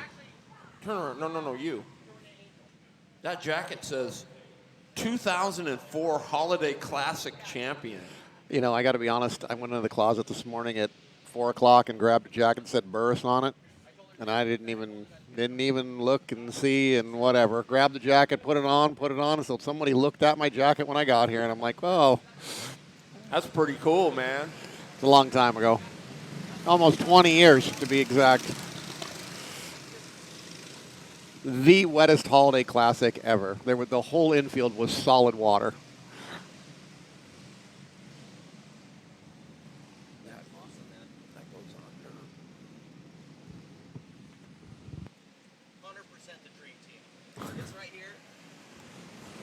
Gadget Predators, second group.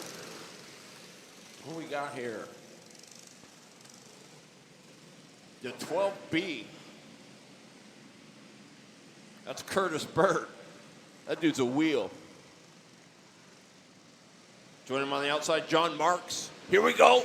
We're green. Look at Burt. Oh, the 23W. That's Mr. Hoyt, Wally Hoyt. Whoa. And who blows by? The 24.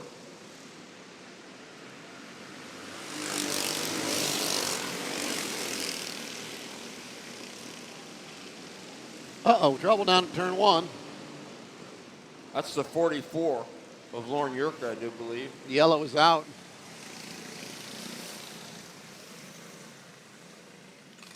Where is the 24? I don't see him.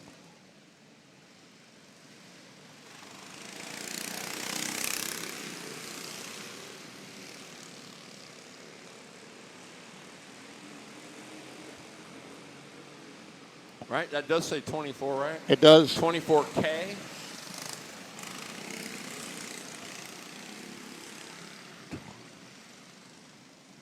It might be Tristan Thompson. I don't know. Maybe. That says 23K. But White numbers on clear side panels.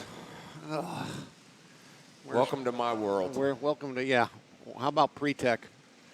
Sorry. And no number panel on the front or the back. So it's a top secret. Racer X. Yeah. Did you get a cookie? Yeah, dude. I've already had 3 of them. Chocolate chip, that's just, I mean. Those are Mama Stackman's. Oh, yeah. They're the bomb, biggity. Yeah. Chocolate anything. Is the 09 going to run him down? Because he was good in the first heat. Like, really good.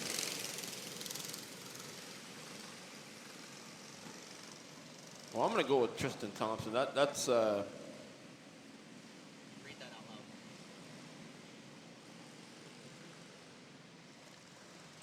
Still looking for Nick Moore to come on down to the announcing tower. Oh, big move. Foster. What crossover? Racer X in the... Right? That's Thompson, I do believe. If I'm wrong, I'm sorry. Oh. Uh-oh. Oh, no, don't. As soon as you start looking over the shoulder.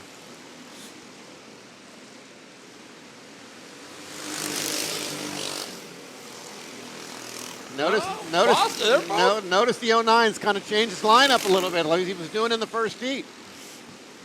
He's closed in on him now, and just keep it out wide. Quit trying to dive. Buster! And Thompson going at it.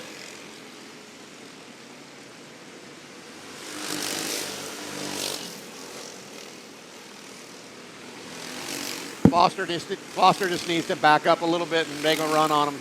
And keep that same wide. Yeah, he's got a faster car. You just can't drive to the bottom as soon as you get there.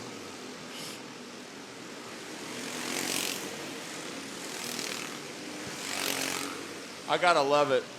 Hooded sweatshirts. That's mandatory in the right. I mean, you're not allowed a driving suit. Oh man, check out that 12F. Another Racer X.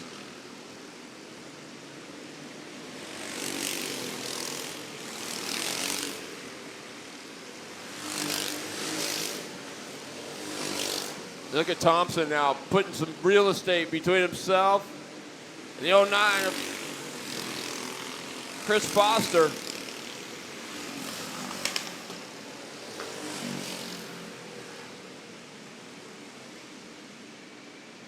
Boy, the 24 showed him the way, baby. He did. Have to see how that plays out on the flip for the. And took some heat too.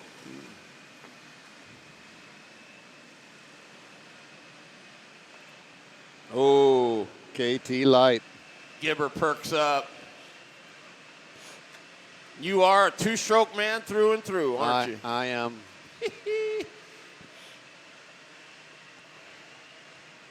Melissa Worley, Tyler Rose Bowley. That should be interesting.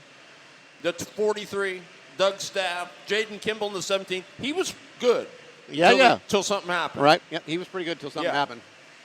I know when you comment on stuff, they must be right. It's right there. Jason Van Fossen in the 24. The Cookie Monster. Oh, Randy Simmons as well in the 13. Simmons was decent as well. Top 3. Mason Smark in the 7. There's Doug Staff in the 43. Okay, let's see what Worley's got. Worley's got to start in the back. They just got to get through turn 1 clean and go racing. And you don't know if Van Fossen made any adjustments either. No. Right? So he could have made some adjustments, been a lot better than he was. We'll see what happens. Here we go. Light is out. We're going green. Simmons. Boom, Van Fossen. Look who's in third. Oh, Kimball. He's going to go to the bottom. He's going to try, and he does. He goes by Simmons. Look at Worley to 4th. From the back to 4th, Staff saves it. Good save.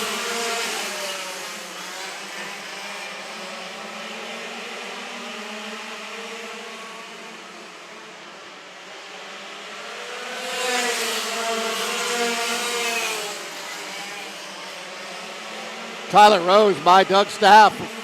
Look at Worley to 3rd underneath Randy Simmons in turn number 3. Drove it in there. Van Fossen's got company right now. Sure does. And his name's Jaden Kimball. Uh-oh. Here comes the party. In the form of Jordan Kimball. And the 34. And here's an interesting fact.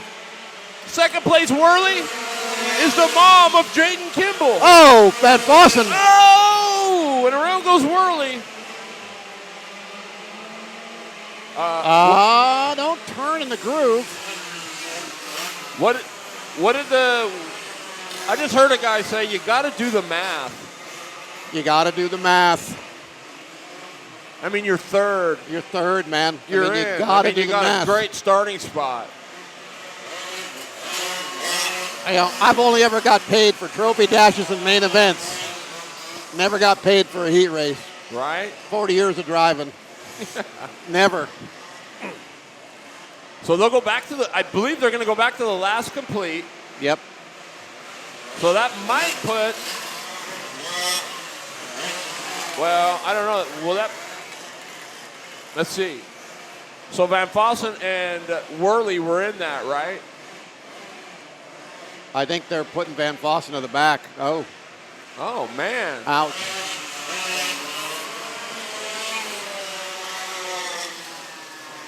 Well, Tyler Rose is the big beneficiary of this, all the way up to 2nd now. We still got one more to go before we're going racing. We got to get things lined up still.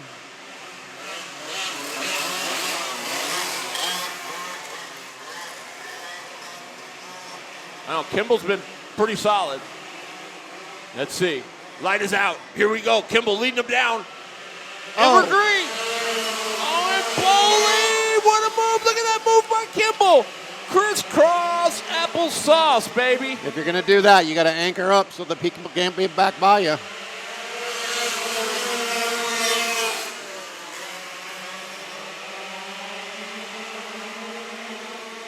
Staff sitting good in the 4th spot. Oh, give Simmons a little love tap. Boley to the lead. Wow. YOA power. Matt Jones.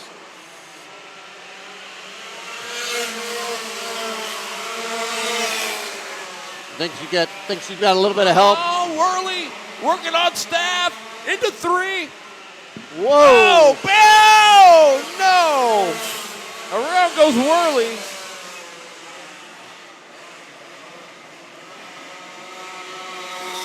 I'll give her this much. She's not afraid to drive it in there. Tyler Rose Boley for the win. Right? Yeah, that's a big one. Jaden Kimball, the 2nd spot. That's going to set her up pretty good for the main. I think that's a 1-2. Mm-hmm. Do the math. That's a good. If you can't do the that's math, gonna be a cool T-shirt. Do buy, the math. Buy a calculator. Use your phone. Well, that's easy math. You could do that in your head. Yeah. I mean, you should be able to. 1, anyway. 3, 1, 2. Yep, I'm good here. I'm in the first 2 rows. That's one of the things I tried to pride myself on. You just have to be. Try not to put yourself in those positions because it just makes your day longer. Well, and I say it all the time. You got to put yourself in a position to have a shot at the end. Yeah. That's all you can do. Well, and the thing is like you never wanted to come back to the pits and have to look Kermit Buller or Ralph Woodard in the eye. Why did you do that in a heat race? You know what I mean? Well, I mean, that's just not a happy situation. If they ask that, you better have an answer. Why were you so? Why did you do that? Or where did that come from? Yeah, you just don't even have those conversations. Mr. Lester on the point in the double 2s. The 08, Kelsey Jackson.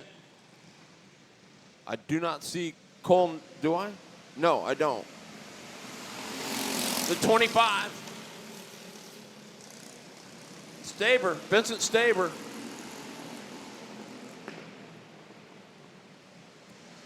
And the 61 of Jack Gatos. Oh, look at Johnson in the 08.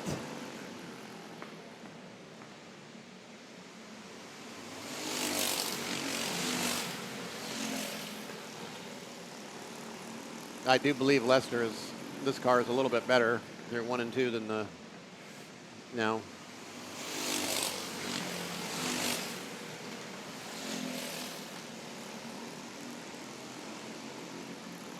There's a good shot of Lester as he comes off of turn 4. He is your leader. 2nd spot, Kelsey Johnson in the 08. 3rd is the 25 of Vincent Staber. Lester making the haul all the way from Georgia. Right? That's a long toe. Been there, done that. Many times. Kelsey Johnson.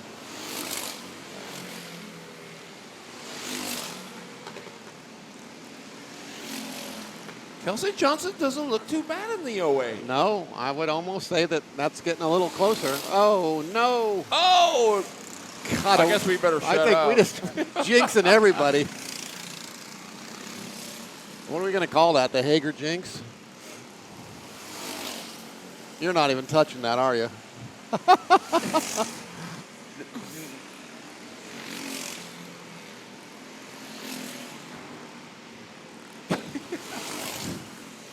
I have no words.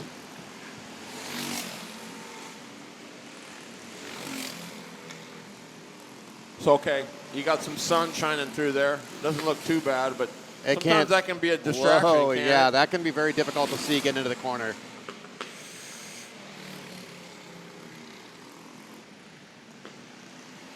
Well, Mr. Lester with another one. That sets him up pretty good. Yeah. Main event. Yeah, he should be in good shape. Let's see. Do the math. 1 and 1. I think that's probably okay. Yeah. Didn't even need to go 1-1. One, but that would be 1 times 1 to get your spot. If we're doing the math. Yeah, he's good. Yes.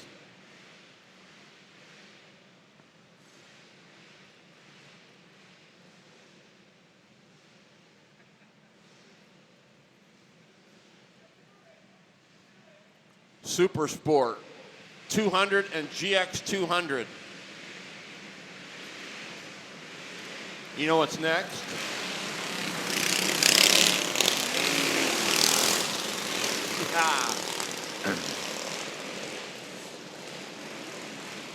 Let's keep an eye on the 7 car, Kyle Mayer. I think he's got good shoe. Yes. Let's see if he can make up some Austin time. Kerrigan was pretty decent too. Oh yeah. The 514. Jonathan Haiti, he's on the point.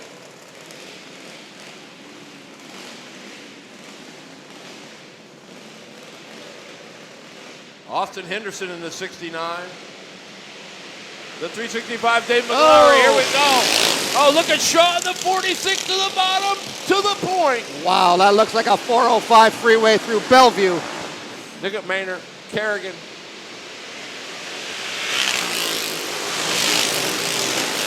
That motor runs, dude. Yeah. Oh, look at Maynard. Kerrigan gonna try to follow him through, couldn't do it.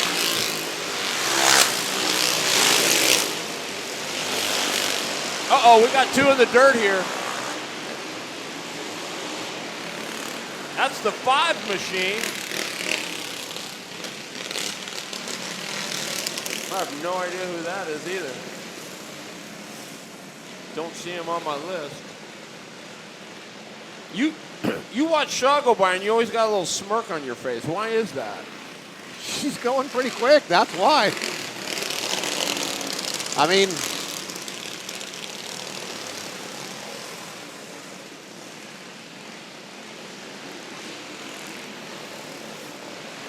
Austin Denton in a 00. Coming to the tail of the field. I have no idea who the 5 is. Oh, 5Z. Travis Wilkes. Okay. That's a good-looking ride. Maynard, Shaw. I don't think Maynard's got anything for Shaw, do you? Well, I shouldn't say that. I don't know. We'll see. That's why we race. Boy, that. What size steering wheel's on that little girl's car? Like 22 inch? It's out of a 72 Freightliner. Here we go. There we go.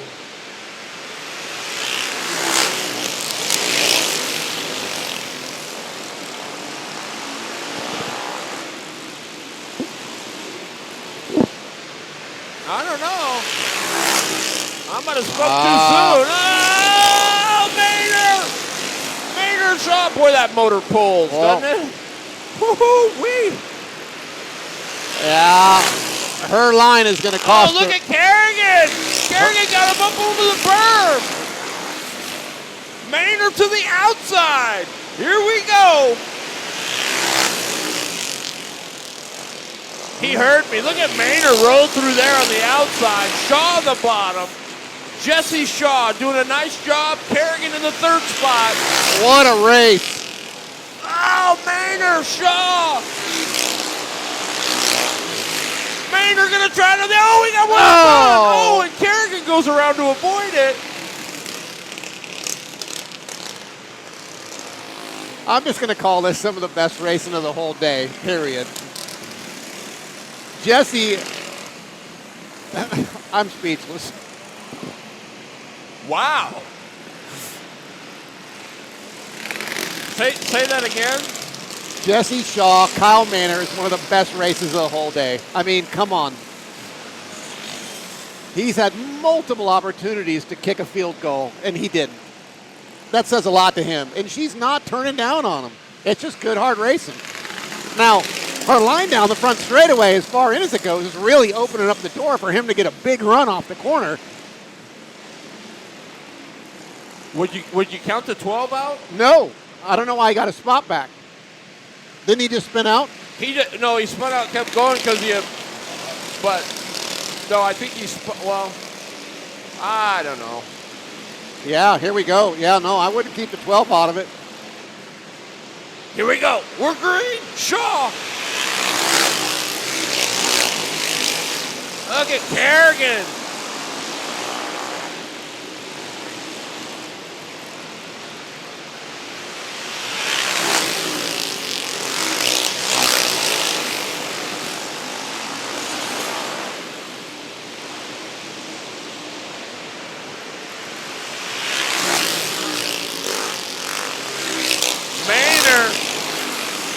Jesse Shaw. Jesse Shaw. One hell of a drive. Oh, got in there. That opened the door for Maynard. I don't think so. Oh, Maynard. He's gonna have to tries to bump and run. There's a checker flag.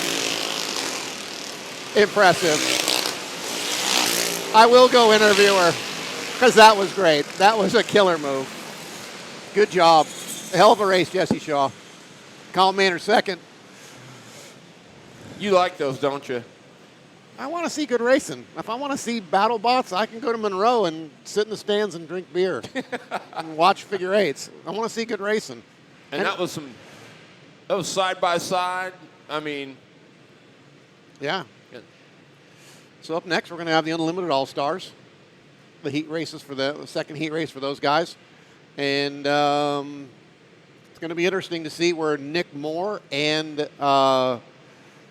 Rusty end up. I agree, Justin Beard. Justin Beard says somebody needs to make sure her hair gets tucked in. That's good call, Justin. We should probably check in on that. I'm going to probably go interview her. Because, yeah, boy, at that speed, if that gets... No, we don't want to even talk about it. Nope.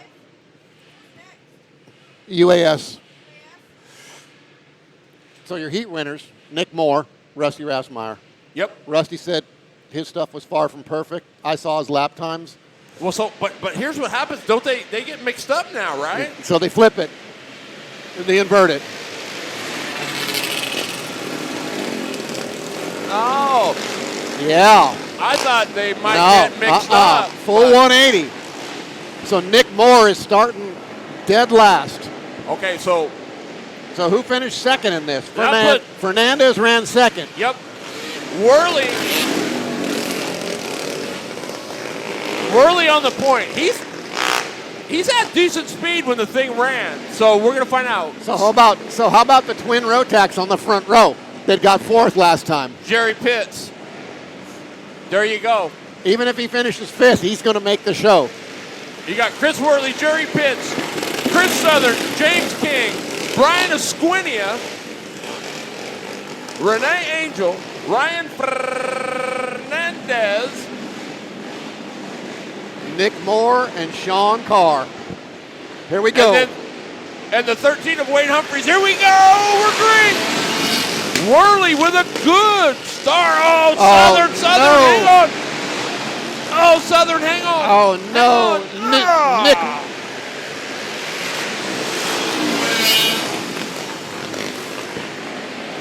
So Nick Moore is in trouble.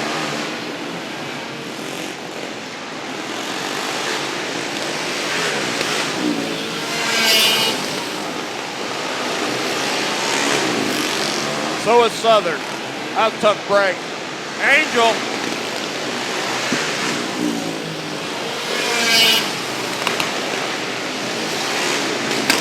Fernandez in the third spot. There goes Esquinia.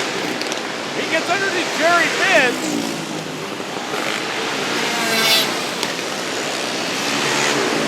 Esquinia to fourth. Fernandez. Angel. Wow-wee.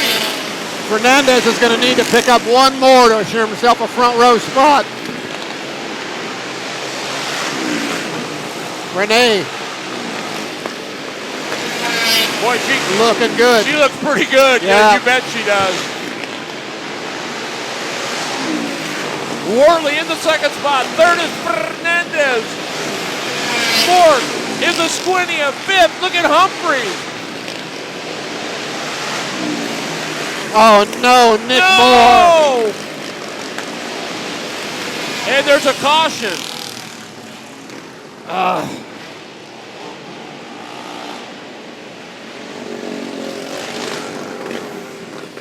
So right now, who does this help? It helps the 8, I think. Oh, 100%. The 8 gets the big break there. If Ryan gets by the 55, that'll put him on the pole for the main. That's big stuff. That's 2-2. I think, what did Renee finish in the first heat? Fourth? Yeah, so 4-2, 2-2, yeah, do the math. The 2-2 will, well, who out-qualified who? So that would go to Fernandez at that point if they both have 4 points. Or she would have 5, I think. Chris Worley, though, he's a savvy wheel. I mean, so this is the point in time if you're Ryan Fernandez. You got to dig deep. You know getting one more is going to be a big deal. But you can't get greedy either. Oh! Hang on, Worley. There you go. Humphreys, and look at that. Nick Moore involved again. Angel. Fernandez. Look at Esquinia. Esquinia right there in the 5. Renee Angel, Ryan Fernandez, the 55, Esquinia, Chris King. Worley in the 55, Esquinia, James King. How about Sean Carr? I mean, that's a backup machine, but he gets in there. Nick Moore. God, dude, what bad luck. I mean, wins the first one, qualifies on pole, and now he's sitting looking at a first and an 8th. That's rough. That's rough. I feel for the guy. We've been there before. That we have. Coming up next, our second round of UAS action. This is the one that's going to be interesting here. Okay, you got Cox Had a great with a 2. You got Rossmeyer with a 1. And Cox came from the back. Track's probably getting gripped up. It's looking like things are, there's not as much mistakes. People aren't sliding the thing in a little bit deeper than they were. I think that's going to be a bit of an equalizer with the big power stuff. Okay, so let's go back to what you talked about. 2, 8, 8, 25. You have to have the setups for that. Yep.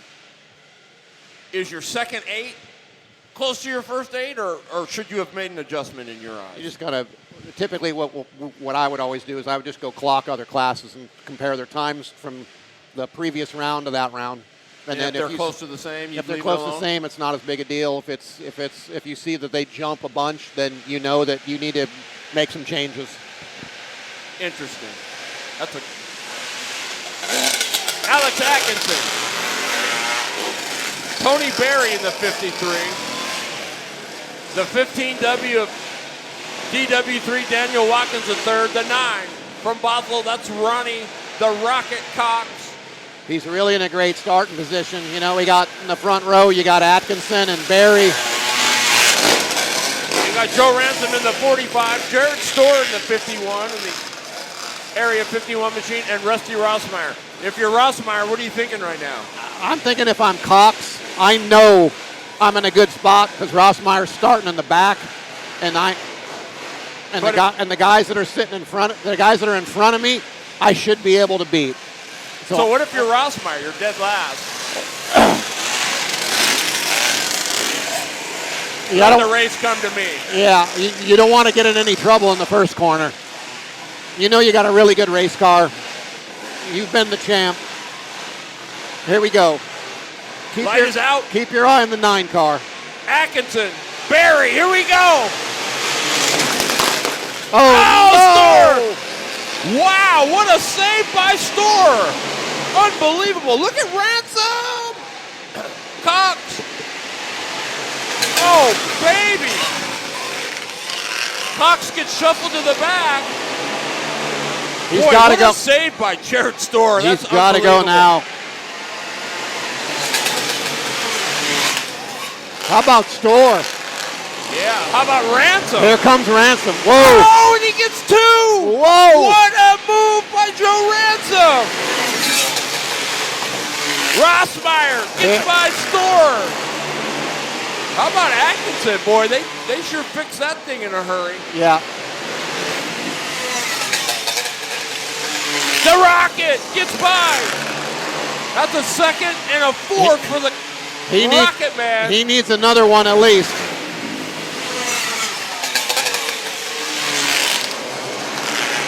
Boy, Joe Ransom. Hey, the thing's come alive.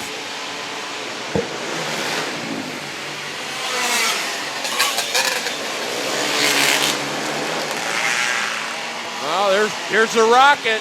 He gets into 3 pretty good, dude. Cox, Storr. That was big. That was big for Ronnie. because you got to keep in mind here, Ransom broke in the first heat.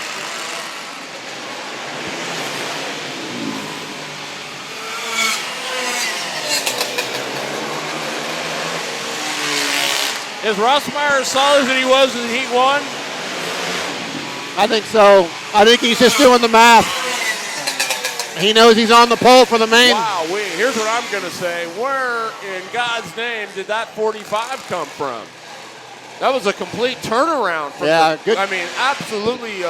That's a 360 for the 45. Yeah, I think they had a problem in the first heat and then didn't finish. So if you're sitting there and you're Rossmeyer, like, I won the first one, I got the second one, this puts me on the pole because I watched the previous heat. I only need to finish second to sit on the pole for BK13. Rusty Rossmeyer, your pole sitter for BK13. So he passes math class? Yes, he does. In my mind, he does. And then for Ronnie Cox, running third, he got the second, he's got the third. That give him 5. Unfortunately for Ransom, he's got a 1 and something else. So your 2 low point getters out of that heat are going to be Rossmeyer and Cox. So you're going to see, and I didn't get the math right on the first one, on the first set of heats, but those are your 2 low point guys for second round of UAS. Awesome, man. I want to welcome everybody and thank everybody. That wraps up our second round of heat races. We're going to be getting into consolations and main event action here at the 13th annual BK13, brought to you by Product41.com. And before we go to break, Gibber, you want to thank some of these sponsors? Yeah, Product 41, Extreme Details, Motorsports Monday, that would be Terry Bridges, Team 31, my good buddy from South Carolina, Say High Performance, Po' Boy Tire, Tim Crump, Cartorama, AB Graphics, and Benton Racing. As well as Humphrey Designs, Competition Carburetors, Uncle Chuck's Racing, Bergfeld Enterprises, and Wicked Fabrication. I think they're going to do the Kid Kart main. That'll give you time to... I need to go get some dirt, because I think there's going to be some good stories. Yes. I think Nick Moore's not even going to want to talk to me. He's not. Probably not. And maybe that's okay. Maybe he's got to get his head... No, he'll talk. I feel bad for the guy. His stuff's looked really good. I think he'll still be competitive. So, I mean, it's a long main event. You just got to figure out a way to stay out of trouble. That's correct. The math still applies, even though you've made the feature. It probably matters more now. Well, now it's the big swing, right? You're not going to be back on track for a long, long time. So, paying attention to... Yep. And we got a Kid Kart main coming up, and then we're going to go to break. We've thanked our sponsors. Jason Gibb going to... Well, it gives us time to stretch our legs and go potty and eat, and maybe grab a little bite to eat. And yeah, so Kid Karts, come on down. Thank you everyone for tuning in. This has been a lot of fun for me. Appreciate being your sidekick here for the day. It's been awesome, man. Love fun having you. The new dream team. The retirement tour. Dude, that would be it. We're looking for a motorhome and sponsors to get us. No, I'm kidding. UCR, there it is. Good shot of Ronnie Cox in the pit area. I'm going to go down the pits and see what I can find some stories for the rest of the show. Sounds good. Peace out. So Jason Gibb on his way down pit side. He'll be back with some stories. He's going to be talking with Jesse Shaw, Nick Moore, and others. So don't go anywhere. Kid Kart.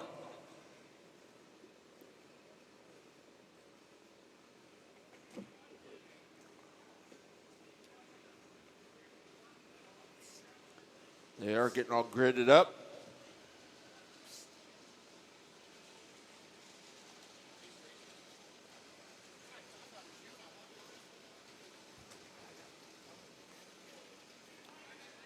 Sam Venable, the 95. Ben Hindman in the 5. There's big bad Ben right there sitting on the front straightaway. Xavier Gonzalez in the 7X. Wiley Eaton will be in the 45. And Parker Drotz will be in the 17.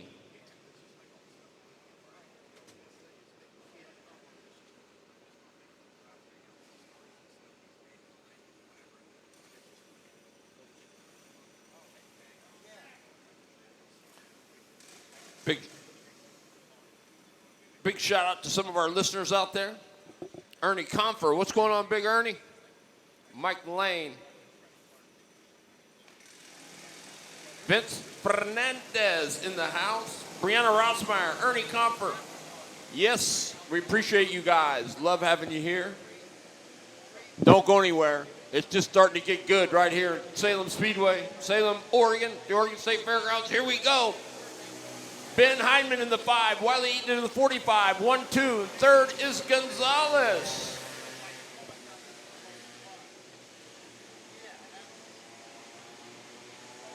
And Sammy Venable in the 9-5.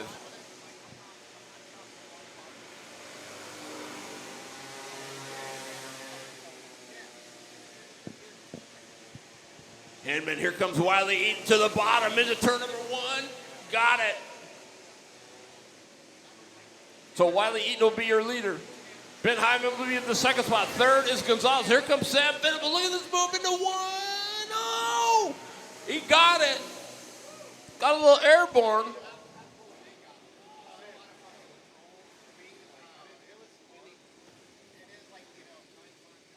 There's Gonzalez. I'm not sure what happened there after that.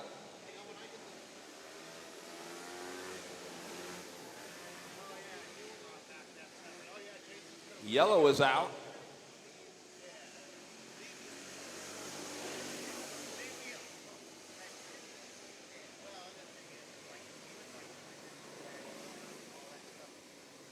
There's Xavier Gonzalez in the 7X.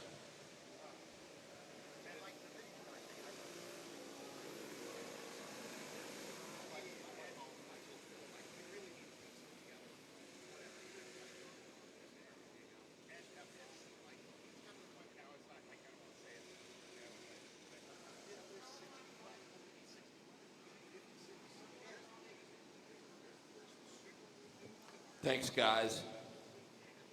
Rick Saylor, appreciate it.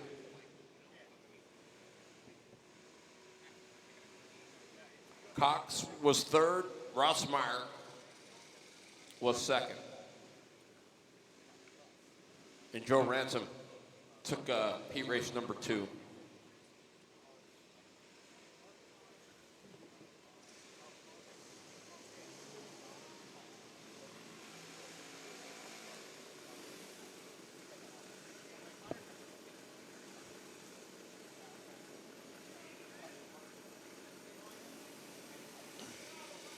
All right, so they're going to reline them up.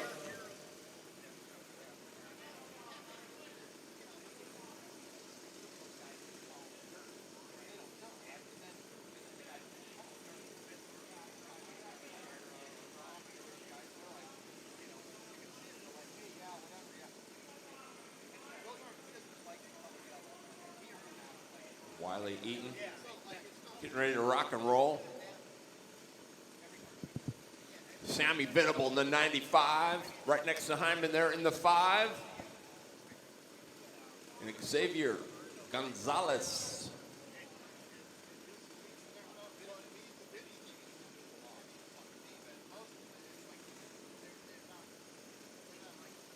All right, here we go.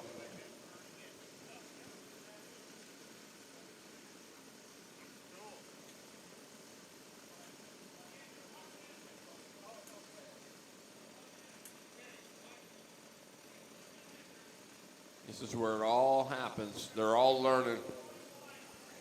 Rick Grout in the house. Good to see him, man.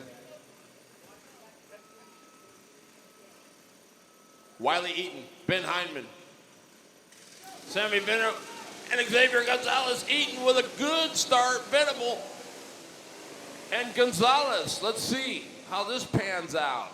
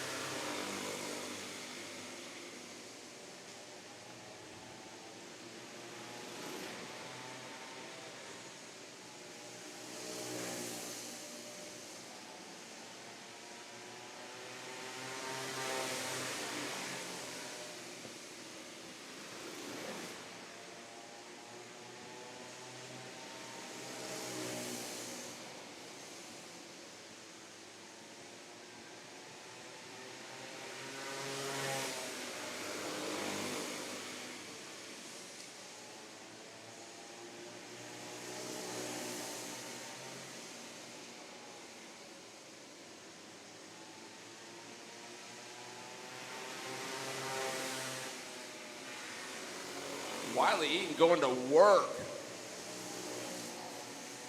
Hyman in the second spot. So the red machine is second. The 95 of Sammy Venable is third. Fourth is Xavier Gonzalez in the 7X. Here comes Hyman, your leader. Wiley Eaton is trying to catch second place. That's it. Wiley Eaton, your winner. The 5 of Ben Hyman will be second. Third will be the 95 of Sammy Venable. And fourth will be Xavier Gonzalez. Great job to all those young drivers. They did an awesome job all day long. That's good stuff.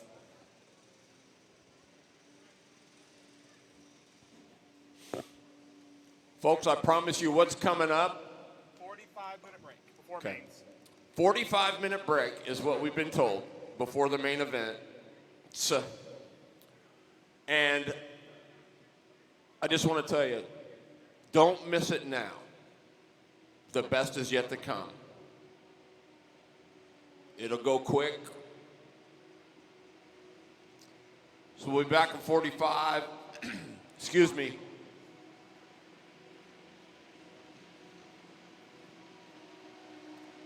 We'll probably be back before that and have some Jason Gibb.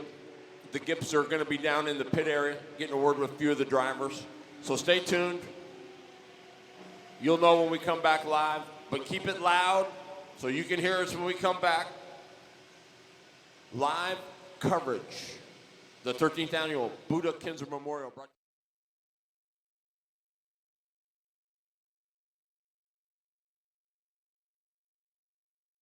Right now, buddy. I've got Jesse Shaw after the unreal heat race. What do you got to say for yourself on that? I'm just really proud of my driving, of how far along I've came and everything. I got to thank all my sponsors, my family, Bailey's Complete Automotive Repair, Ronnie Cox for all the help he's put in this weekend for me. Without my brother being here, I couldn't have done this without all of them. It was an awesome drive. I'm really familiar with Kyle Mayer from back in the day when he was racing in the Junior 1, Junior 2 classes. He didn't give up on you at all. I mean, he was all over you the whole time, and you just didn't even blink. Everybody, we were up there watching, they were like, no, it's mine. Yeah, I heard him behind me, like, you know, going up to the wall, I got a block, can't do it. Block somehow. That one. It's a Jesse Shaw, everybody. This is a name you're going to want to remember. Great job. Thank you. Thank you.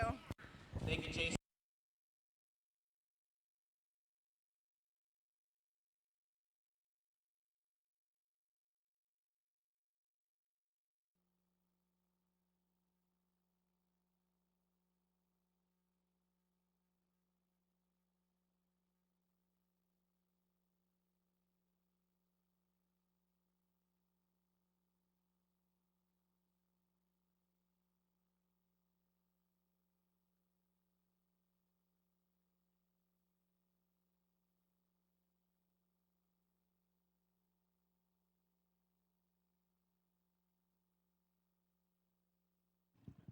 That is awesome to see some of the racers and the fans and stuff. Jason Gibb down there working the magic. Just got done talking with Shaw. Her outstanding run that she just had there in heat race number 2. We can't thank you guys enough, man, for all of the support you guys are giving us here on Dirt 360 TV, all the comments. Got 107 of them so far. You guys are absolutely awesome. Yes, it is the dream team to have Terry Bridges and it looks like Jason's coming back up. Get a little bit closer so we can get that mic and stuff hot for him.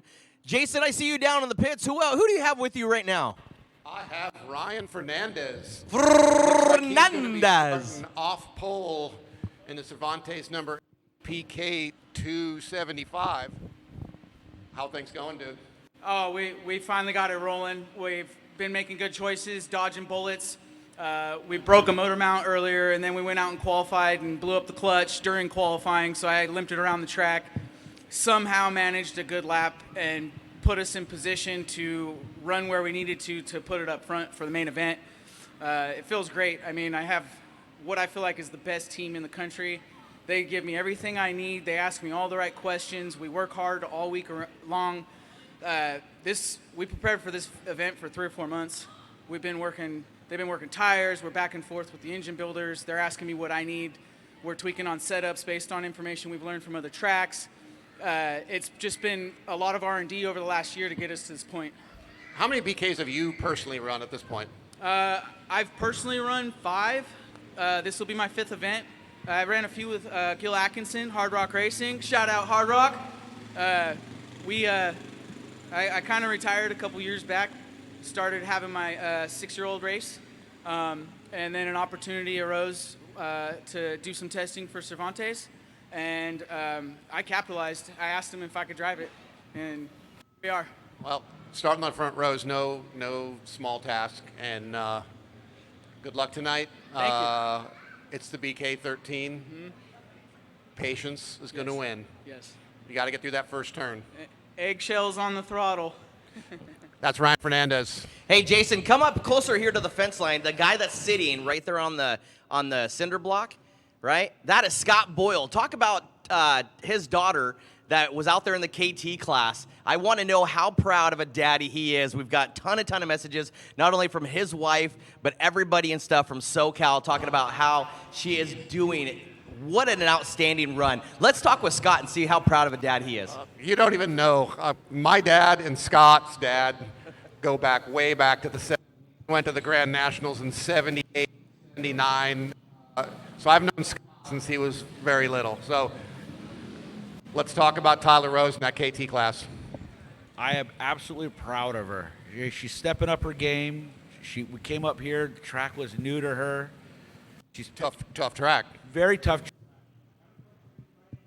But she with it. Really proud of her. She drove really good. Hey, Jason, we're cutting out just a little bit. Kind of aim the mics towards us just a little bit. There you go. She's running smooth, clean, picking up speed every time she goes out. Really looking forward to the main and just getting some good laps in and just running strong. Now, you know, Scott, that her nickname is now McGillicuddy. You know that, right?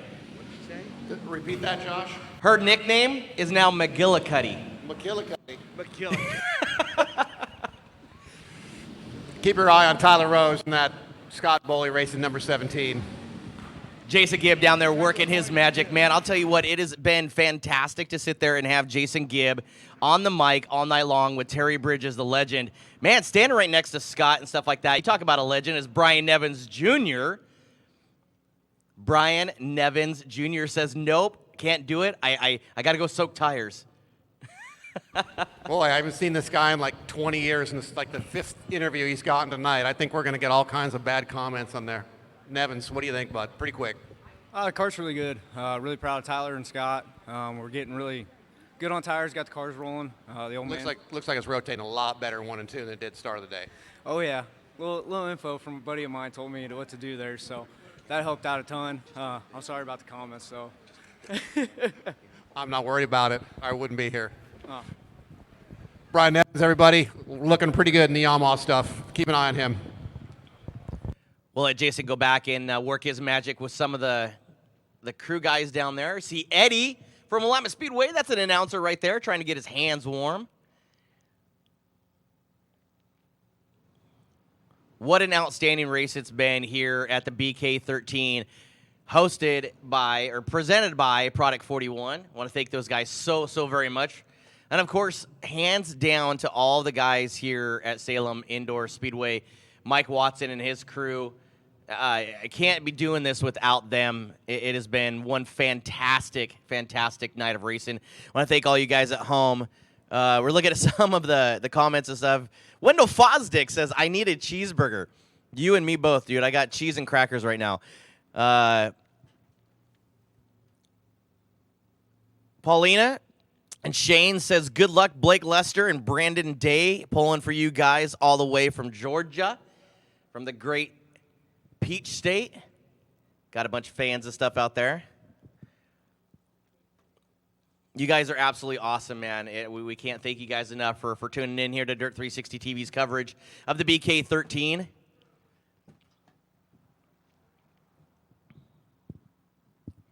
Jason going to go back out there and work on a little bit more of his interview deal.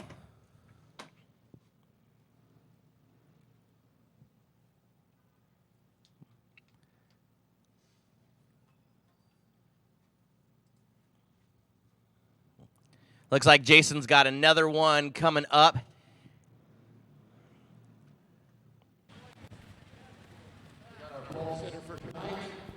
Rusty Rassmeyer driving that potent 450, your former UAS national champ. Go ahead. Rusty. Hey, Jason, go ahead and step back a little bit.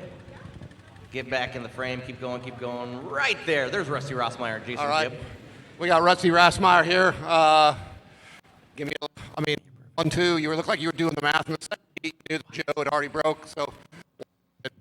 Yeah, we're having a good time. I'm glad the kart's running great. We've been down here a couple times this year to get some seat time at the Salem track, so it's awesome. This race is super important, super prestigious. I would love to win it. Look like you're in a good pace. So it's like as we were on the way walking over here, your car is very manageable as long as you're in the groove. You're not line in any way, shape, or form. Yeah, the car is totally drivable. Like I said, it's awesome. Great forward bite, so as long as I stay out of trouble, we're going to be there at the end. Any big changes for the main event? Nope, we're just cleaning tires and ready to go. Same tires? Same tires. You got that. All right. Rusty Rassmeyer going with the same guns for the main event. Give him a round of applause. Thank you, Rusty Rassmeyer, man. That is your 2021 UAS Grand National Champion. That was right there. Rusty, by far, is a huge competitor out here. And anywhere he goes, man, you saw him last year at GKK. Had a little bit of difficulty. I think it was like a $5 part that broke on his at the start of the GKK UAS Grand Nationals this last year. Heavy competitor there at Spokane the year before. An overall points championship. That was Rusty Rassmeyer. Hi, we see you again. How you doing? Bring all your friends. Wave, you're on camera right now, Dirt 360 TV.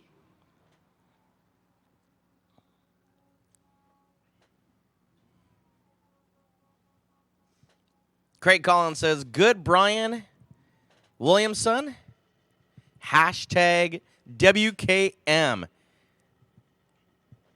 I see Blake and Brandon. I see Blake and Brandon too. Hey, Blake, Pauline is waving at you right now at home. So if you're just look towards the front stretch and wave. Blake and Brandon Day, just wave. Blake, you know him from Extreme Graphics out of the great Peach State. If you have not seen the Dirt 360's graphics that they just got for Aiden and Chase for their karts, that all came from Extreme Graphics. Basically, he can take an idea and turn it into magic. It is absolutely cool. Right there on the scooter, you see Renee Angel on your screen. Renee just won her UAS race. I see Blake and Day. Now they're walking down the front stretch. See if we can change cameras at a turn 1 and 2. Want to have all your guys' shout outs and stuff and see how you guys like this turn, this front stretch. As Renee Angel is on her scooter heading right towards you past the camera. She's got a car following her too, so I wonder if that's going to be all right. Jason Gibbs still working his magic down there in the pits. Man, I can't thank you guys enough for sticking with us here at Dirt 360 TV, and especially for Terry Bridges and Jason Gibb, the Dream Team announcers. I couldn't ask for a better crew. Got my boy, John Boy, up there on the camera. Got Shira in here as production manager. Got the kids running around selling stickers. If you guys are looking for any Dirt 360 TV stickers, we see you again. If you guys are looking for any Dirt 360 TV stickers, the boys are running around. $2.50 a piece. Make sure you sit there and support their racing program. If you guys need something or whatever like that, go ahead and come on up to the production trailer while we're here during the break, and we will hook you up. There's Ronnie Cox with his beanie on, trying to look at the track with Brian Nevins Jr.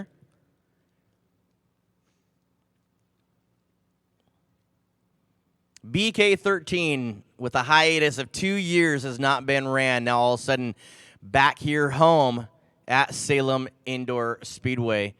Can't thank these guys enough for everything they do. There's Flags. We see Flags just came out of the camera angle. Let's see if we can get him on the front stretch angle. Man, I'll tell you what, I've never seen a man, right, that's 30 degrees outside wearing shorts, flip-flops, and a hoodie.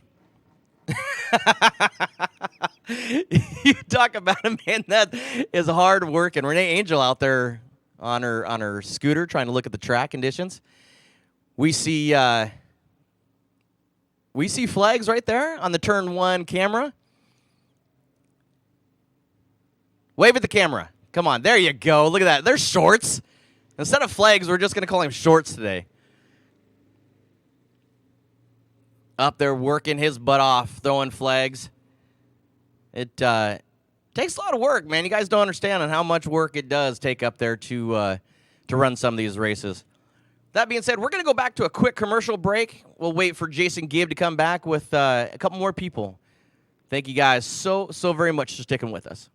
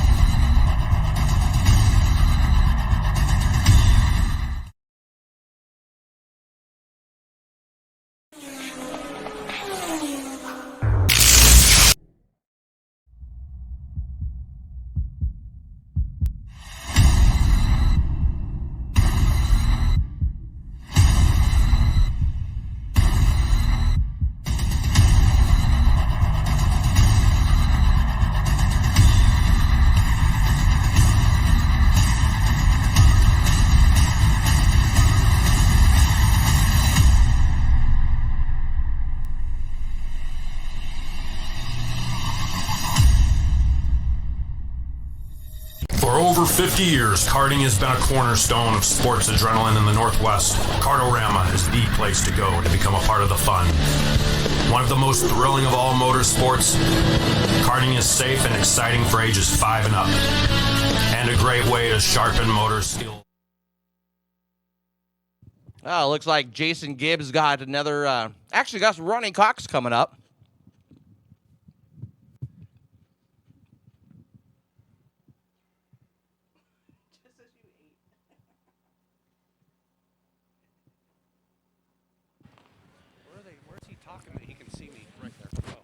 All you got to do, Ronnie, is look at the checker flag where you're going to be tonight. All right, I got Ronnie Cox here.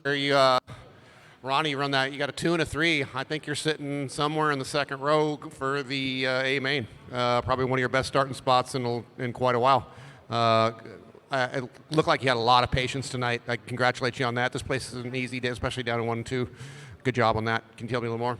Yeah, just, you know, you got to be around at the end. You get all crashed up in the heat race, doesn't do nothing, no good. So, you know, I don't think we're the fastest car, but I think we got maybe a top 3. Rusty's pretty fast. Nick's pretty fast. He had some troubles. So, yeah, we'll see what happens. I just wanted a good starting spot and see how the cards fall.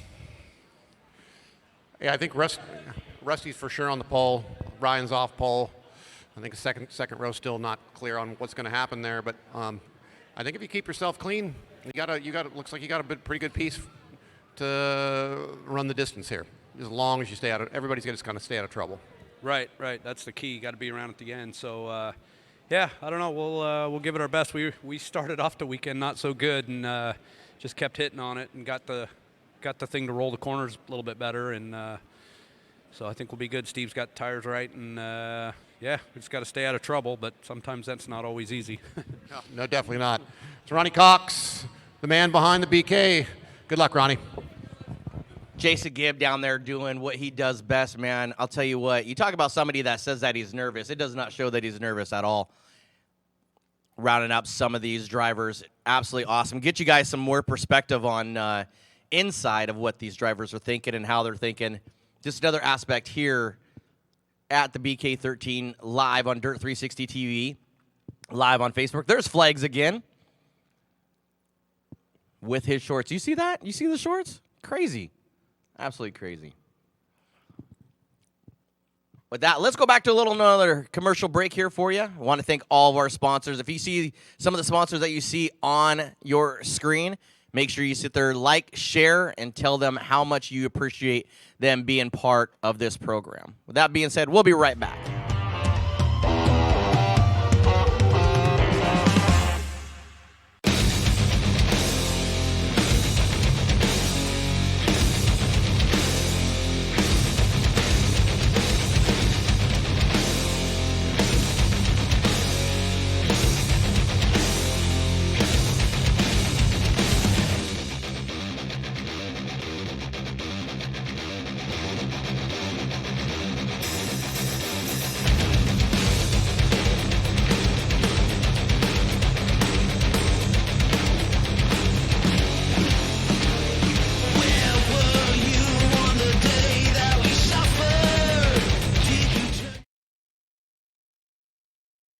Welcome back, ladies and gentlemen, to live BK13 coverage brought to you by Product41.com, live here on Dirt 360 TV. I'm your Horsepower and Performance host, Terry Bridges, and with me, my main man, the Gibster, Jason Gibb. So you got a little bit of info during the break? Yeah, I talked to our front row, Rusty Rasmeyer and Ryan Fernandez. They both feel good. They feel like they got a hot rod that can do the job. Both seem very confident. They were both in the food line. There was no punches thrown. Everything seems to be good. Ivan kind of both gave them both a little crap. Like, let's get through lap one and let's go racing. You guys both got a hot rod that's capable of winning. I don't think anybody's going to be walking away from anybody there. Ronnie Cox, that second, third big, should be starting second row somewhere. Pretty happy with that. I think big load of patience and getting that thing to get through 1 and 2 really helped him a lot.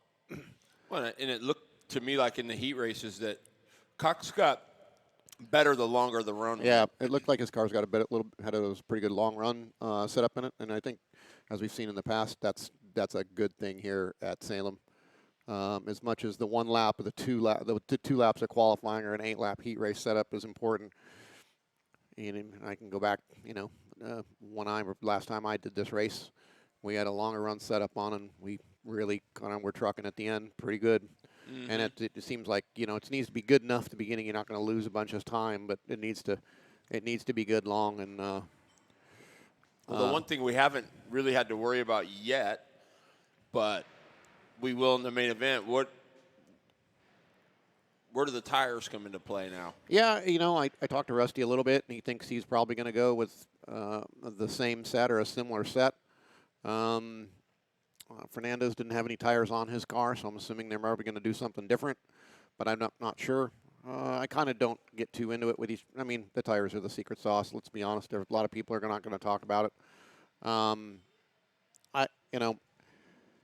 If it were me, I'd probably be. I mean, the track doesn't look like it's, rubbered up too much. But the thing is this place has the tendency, this dirt does, to start really gripping up. And if it grips up in the main event, it's gonna bog you down, even with one of these big motors, and the thing's just not gonna handle that great. So, we'll see. We're gonna see as time goes through the B's, and the track's been sitting here for a while now, so it's probably got some dew on it. Got to get that knocked off, and. Montoya asked blue Maxes? Yeah, there are probably some blues and some pinks. I mean, if some guys got some old blues that they're in good shape versus the pinks, maybe some white Vegas, possibly. We'll see. It's going to be interesting. Even in the open KT, Lester from Georgia, it's going to be interesting what he's got in his brain. He was really good, and that car rotated awfully good. One of the better turning cars all day. Well, wonder, you know, I know he's working with Moore. I talked to Moore, Nick Moore, and he just put some too soft tires on. That was what happened in the second heat. So, but the situation is, you got Joe Ransom, you got Renee, and you got Moore, all that got a win. Yeah, and it's still undetermined if they're going to have to B-Main it, right? Or a win. I think it's like a win in an 8 or a win in a 9. So those guys are all going to be pretty tight no matter what they do, coming from the B or in the B. I'm assuming they're all going to be in the B, but maybe not. This is why your qualifying time is so important. One of those drivers could have out-qualified the other, and that could put him into the main event and not have to go through the B. That's why timing is so good, and it's so important to have that set up for qualifying. Well, I'm still just kind of blown away at Joe Ransom's performance in that second heat. I mean, that pass for the lead, he got 2 guys. Yeah, pretty commanding. Yes. I see him down there at the board right now on the live feed. He's looking. Is he in the B? Is he not on the B? Yeah, how about the bald guy next to him, Darren Markham? Wave your hand, Darren. Hey, there's my man. He had good runs, good solid runs. He got paid back for that gentleman move when he into one. I mean, it's I don't know. I mean, how do you call this? They have the lineup. We're just waiting on B-Main cars to show up. They just won't show up. So. All right. Okay. So the lineups are up. B-Main drivers, you should know where you are. Let's get this moving.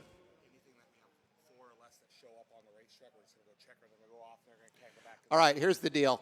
If you're in the B-Main, you need to get to the grid. For UAS, and I think it's KT Open, if you think you're in a B-Main, you need to get to the grid. We need to kick this off. If there's only 4 cars that show up, what's going to happen is those 4 cars are going to show up. They're going to make 1 lap. They're going to get a checker. They're going to pull off, and those 4 cars are going to go. If you're late to the grid, you will not be going out. Am I clear on that? Let's get going, guys. Get to the grid. That's from Jeremy Maines.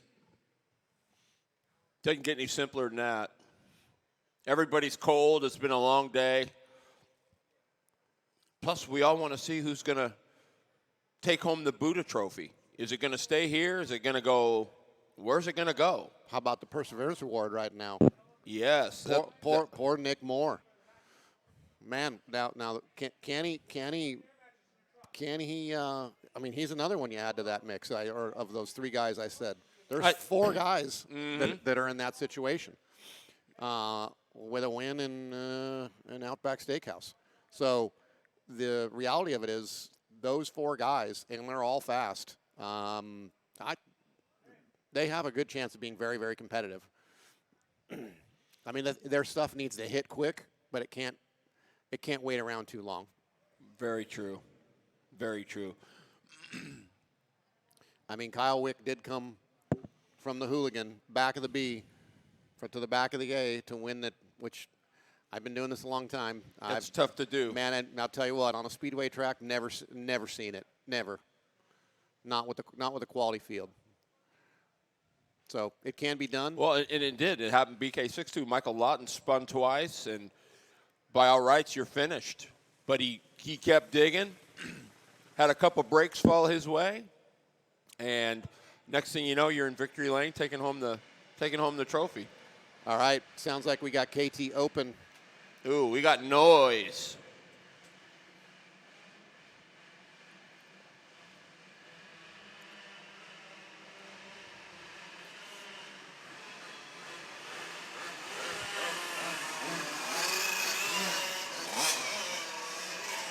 Uh-oh.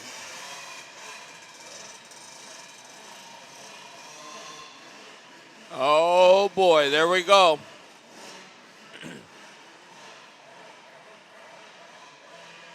Wow. So it looks like it's Sessler. Now they're going to wait? No. That's it. That's it. They got a checkered flag. Wow. That's what happens when you're late to the grid. On to the next one. Unbelievable. Maybe some of the guys just didn't figure That it was KT Light, had to be. No, I'm pretty sure that. Pretty sure that's. Yeah, because I'm looking at the sheet here. It had to be. Or was that open KT? Open KT. Okay. So that was open KT. Boom, boom, and boom. Now I believe it's Skagit Predators.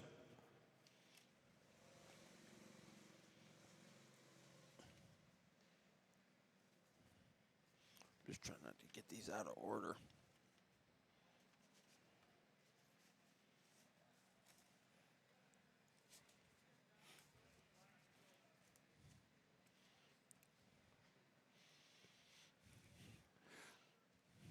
I bumped into Chris Hager over there. He was out behind his trailer looking at his car. Just another level of insane disappointment.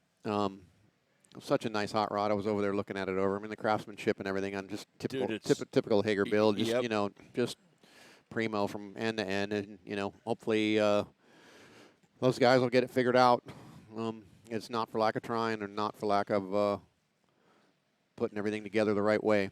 Look at that car owner, Joe Cervantes over there, polishing up the Triton of Ryan Fernandez.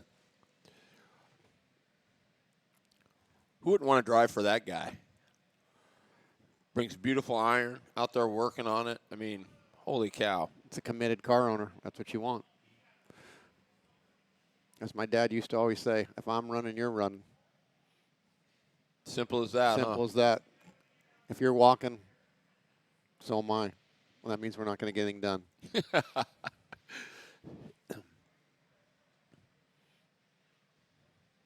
I don't see any rubber on that car, so those guys are still probably somewhat undecided at this stage. Sam Venable, what are you looking at? Sammy? You'll never find me, but I found you. Hi, Oma. Oma, wave your hand. Hi.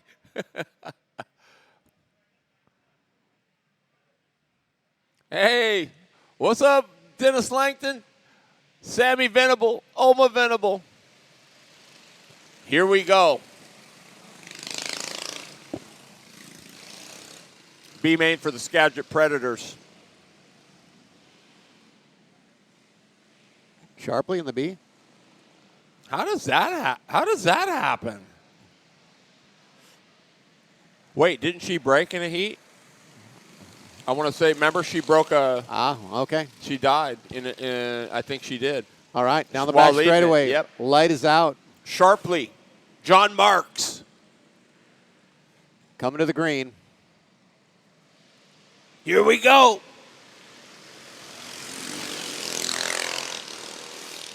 Uh-oh.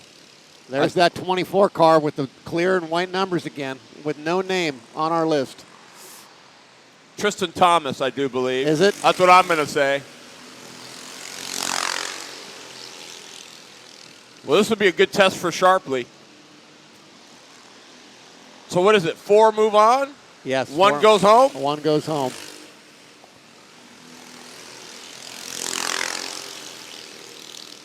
Sharply looking clean. Absolutely. Nice quiet. Sharply, Thomas. Nice quiet hands. The 12B, that's Curtis Burt. So on the bubble, right now I believe it's the 151. No, the 69. That's Derek Austin on the bubble.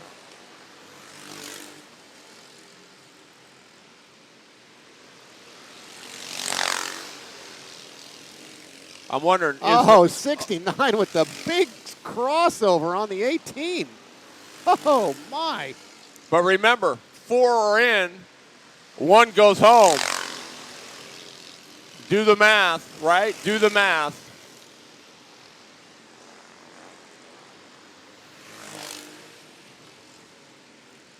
So let me ask, does this help? Don't know a little bit more than maybe or no? Not with this class.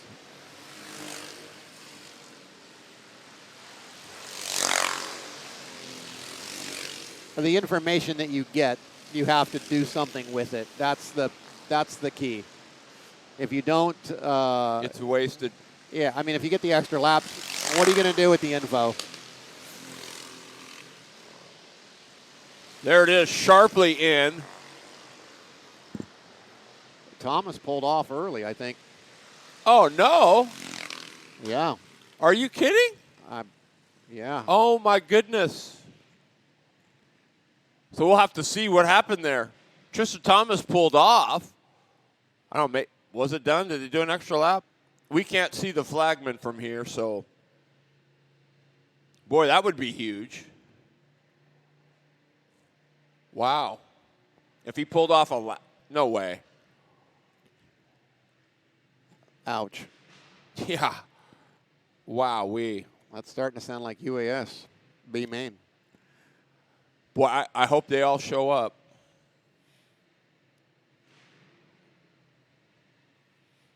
I think we're going into 206 heavy. B, I believe. Every time I hear a four cycle, I think it's UAS. These days. Bad on me. No, it's all good.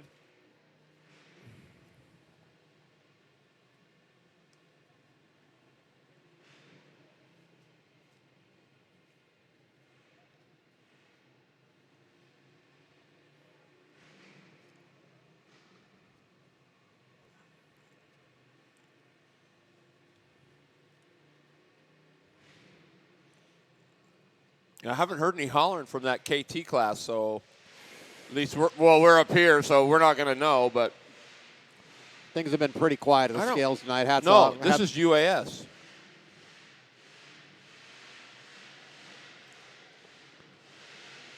That's not an L206.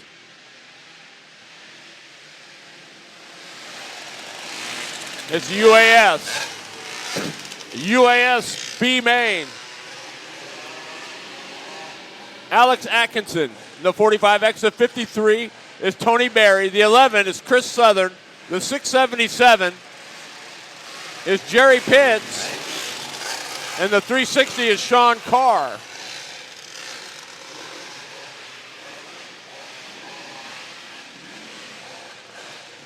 They had to put a new pipe on the 53. I guess they broke the other one.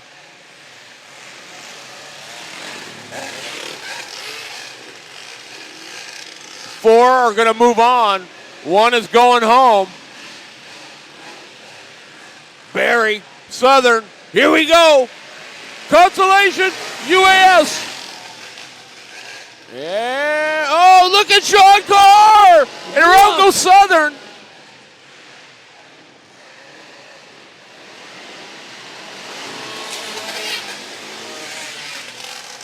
And you got to keep going, Gibber. Yep. Boy, this would be huge for Sean Carr.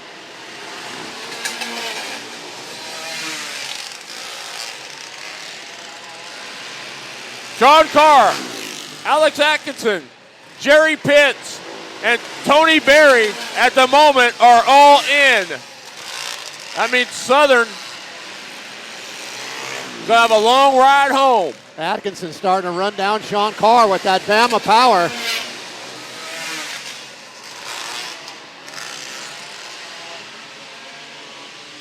Southern. He's over. Yeah, he's in trouble.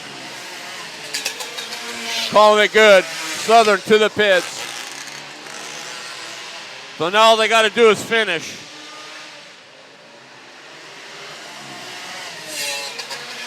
Sean Carr is in. Yeah. Wow-wee. Sean Carr, Alex Atkinson, Jerry Pitts, the dual Rotax. Did I call that or what? Yes, you did. And how about the feel-good story, Tony Berry in?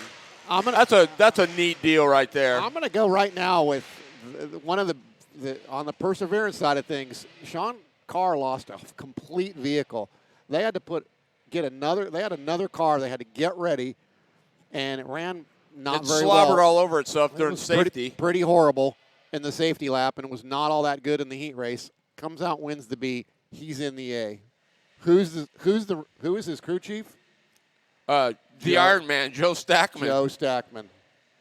Who crew chief Joe Stackman's first win? John Norman. Really? Swear to God. Boy, John, wouldn't that be something? Art Pipkin and Joe used to share an Emmett Kart when they first started racing. And John and I were just at the track one day when we weren't racing, and John dove in there and did a bunch of magic on the tires in the car, and Joe won his first main event that day. Wow. Scary shit. The Iron Man, Joe Stackman. What a feel-good story. KT Heavy, Glenn Tower, Doug Tajita, the 24. Van Fossen.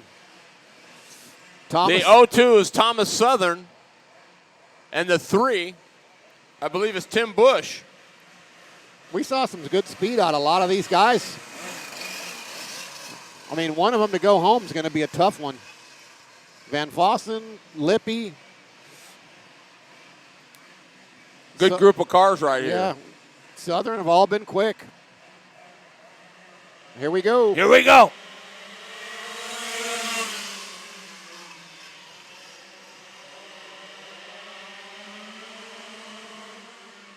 Van Fossen in the second spot. Look at Tajita. Got a little high. Oh, hang on. So Tajita in the 22 is on the bubble. Southern goes right by Van Fossen. Looked like he might have just let him go.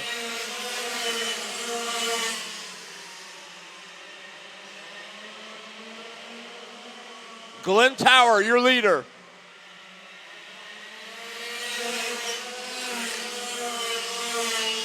Oh. A little tight up on that bank again, on the off camber.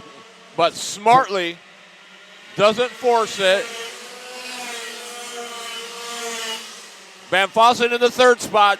Tajita is fourth. He's on the bubble. He is the bubble. Uh-oh. Tim Bush got up into the loose stuff.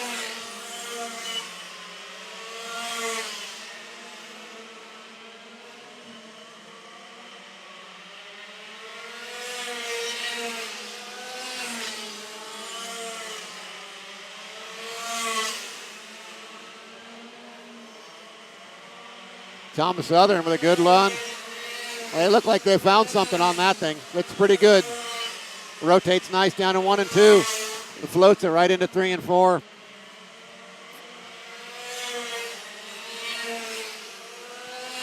Wheel up on the berm. A little bit. Left front. Southern a long time. Doug Fleming powered.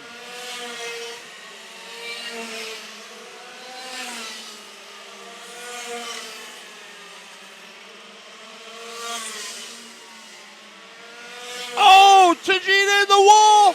And there goes Tim Bush. Oh, Bush my is God. in. Bush is in. Heartbreak. And that, I believe, was on the final lap.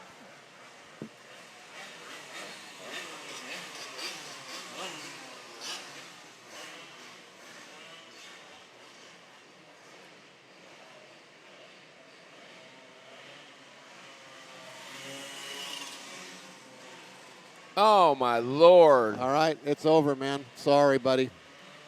That's a bummer. He was in a transfer.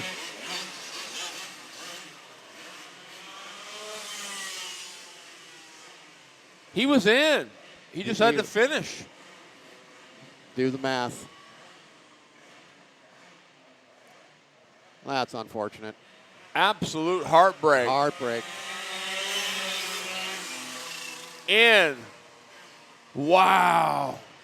And the drama continues. Yes. Here at BK13. Yeah, that's a tough one to swallow. Boy, is it not. Ooh-wee. This should be all that. Our last B-Main, right? I believe so. Done with Kid Kart.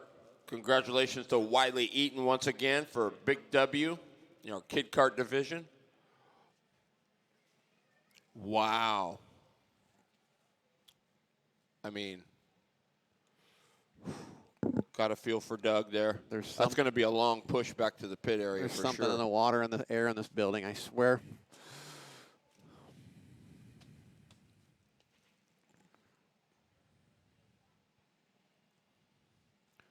Thanks, Gibber. Who's that from?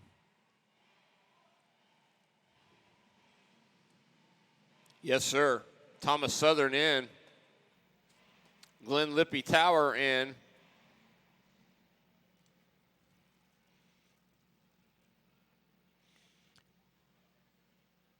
Tough break for Doug. Hang in there, Doug. We love you, man.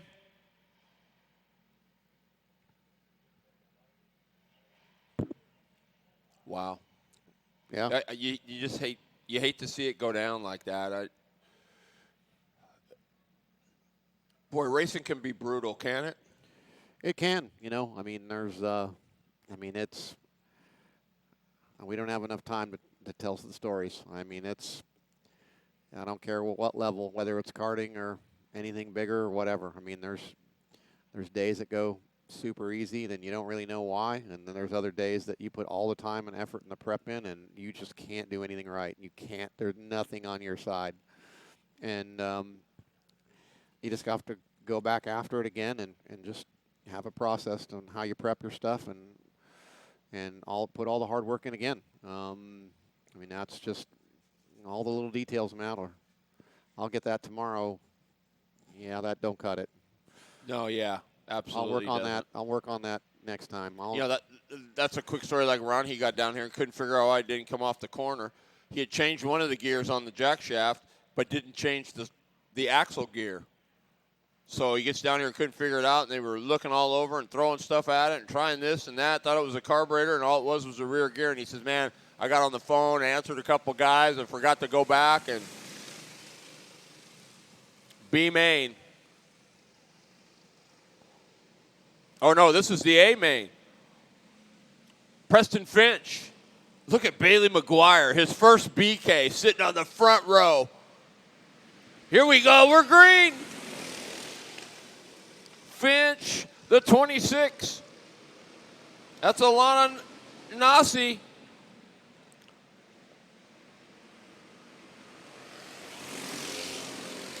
Kent Hollyfield, what's up, man? Thanks for tuning in. Finch, Nasi. There is the 09 of Harless. The 99 of Brody Brown. Top 4. Top 5 is the 617. That's Grace Melton. And the 66 is Bailey McGuire.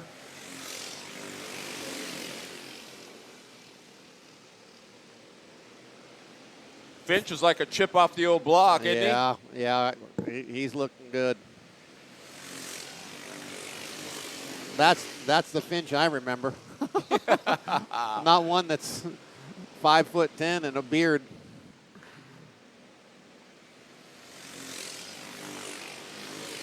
Alana Nasi in the second spot. Look at Brody Brown. Got Grace Melton. Junior 1 or...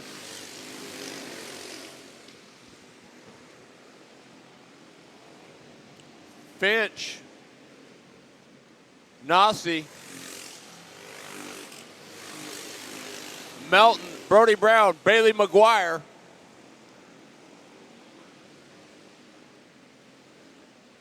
Finch just got to keep it on the racetrack. McGuire working on Brody Brown. Something fierce. He's a good kid. Pavement guy. His dad, Joey, is an excellent snowboarder. One of the best at one time. McGuire, thought about it.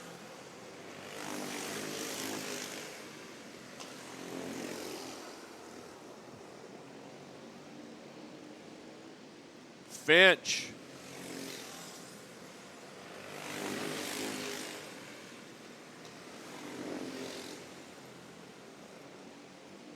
Montoya wants to know, do you think the track's getting faster? I got a little hand wiggle, like, maybe.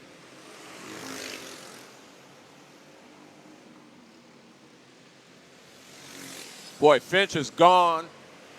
Oh, look at this, heating up for the second spot. Melton, the 09 of Piper Harless. Melton. Oh. Look at that arc getting in. Oh! Whoa, what happened there? Almost a little mistake, a little bobble by Nasi there. Almost cost her second spot. Melton. Oh. Good battle for that second spot. Three-way battle. Nasi, Harless, Melton. Oh, Melton. Oh. Wow, that's a good one. Yep, almost had a little run there. Harless for second. Into one. Got it. There goes Melton. Oh, Melton for second. Here Gets comes underneath Harless. 617. What a battle. Grace Melton. Harless not going down without a fight. Harless back to the inside. Into turn number 3. Can't seal the deal. White flag. One more lap to go. Oh, baby. Harless got turn 3 to go. Let's see what happens here. Finch wins it. Melton is second. That was a good little drive. Yeah, those three had a good battle going. That was pretty cool. Brody Brown going to bring it home in the 5th spot. How about Bailey McGuire? Nicely done by the double sixes.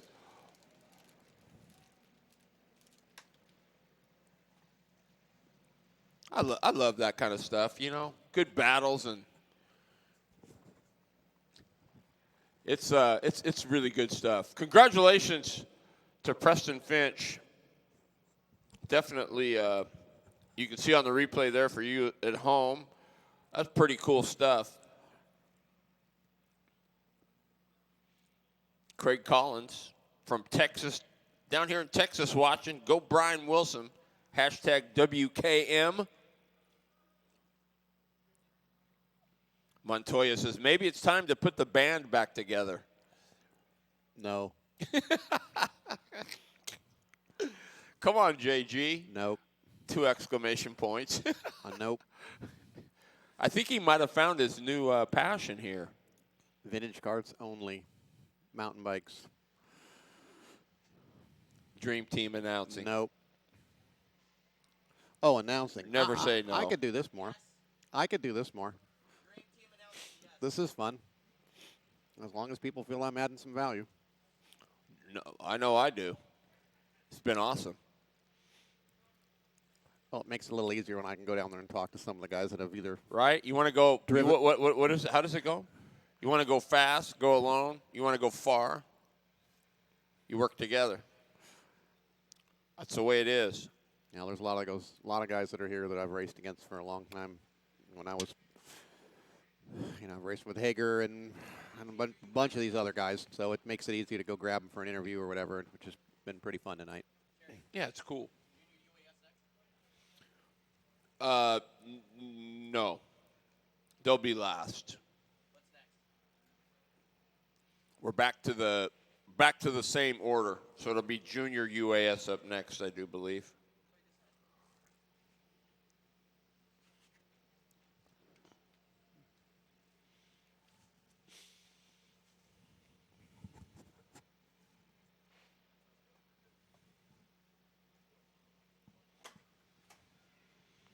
We need to know when the. Want to thank all you live listeners out there in Streamland. Yeah, that should have. For joining Dirt 360 TV for the 13th annual Budda Kinser Memorial. We need that. Brought to you by Product41.com, Extreme Decals, Motorsports Monday, Team 31, Sea High Performance, Po' Boy Tire Treatments, Kartorama, Benton Racing, and AB Graphics, as well as Humphrey Designs, Competition Carbs, Uncle Chuck's Racing, Bergfeld Enterprises, and, of course, Wicked Fab. Oh, did I get something backwards? Mr. Craig Witt. Junior 1.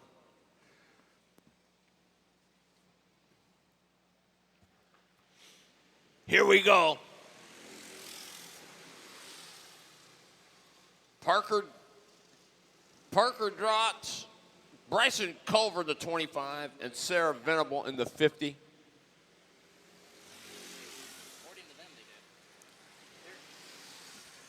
Open KT went not UAS. Just telling you.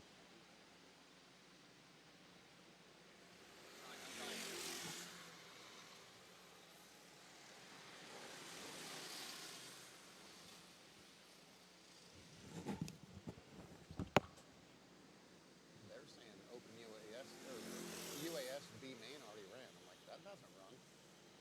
It did. That was the Conti. No. That's the one that Shankar made it in. Oh, you're right. Yeah. Got it. Yes.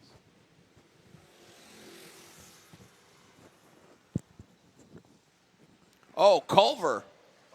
Or check that. Yeah, Bryson Culver with some problems back underway. Parker Drotz, though, killing it right now in the 17. Sarah Venable in the 50.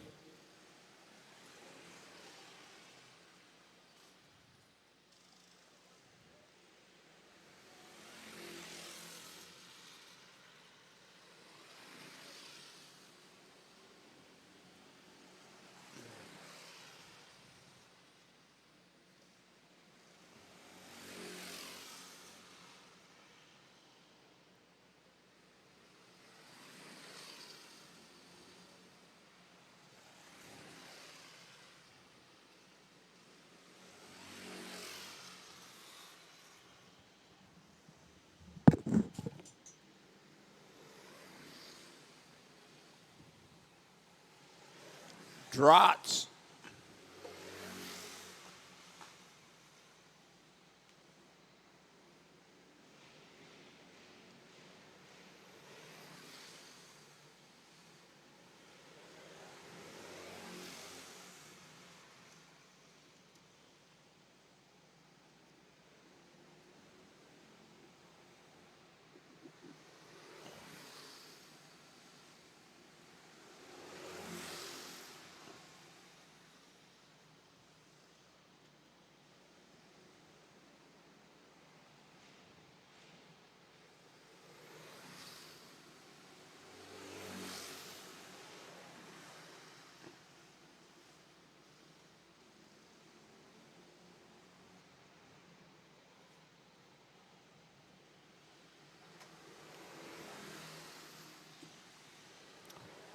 Drotz having his way with things right now. I'm going to go down and take a picture of what's coming up next so you know.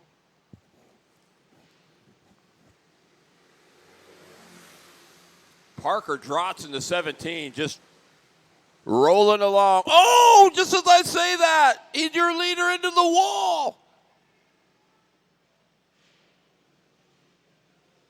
Underway, let's see, the yellow is out. Yeah, right.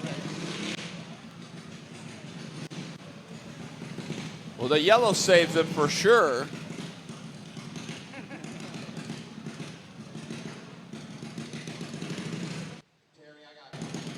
Riley Hood down here is sitting on the pole for KT 100 Open. What do you think, man? Tough class, long race. Been looking pretty good, real consistent all day. What do you think you got? Oh, just keep it together and keep her straight, and hopefully last all 25 laps. You guys make any major changes for the main event? No, it's been pretty basic all day. All right, Riley Hood, your pole setter for Open KT. Good luck.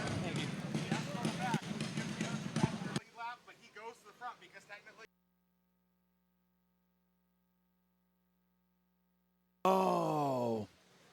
Okay, so in case you're wondering, the 17 you would think goes to the back, but because the 17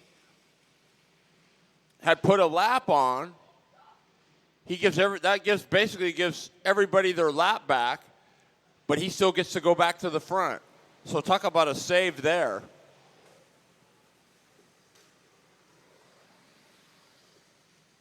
Crazy.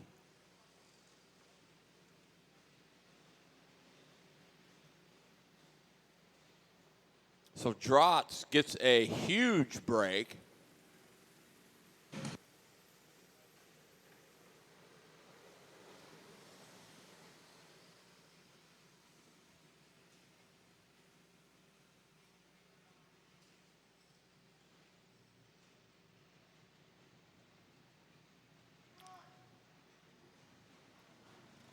All right, so they're trying to get the 50 to fall back in line. There we go.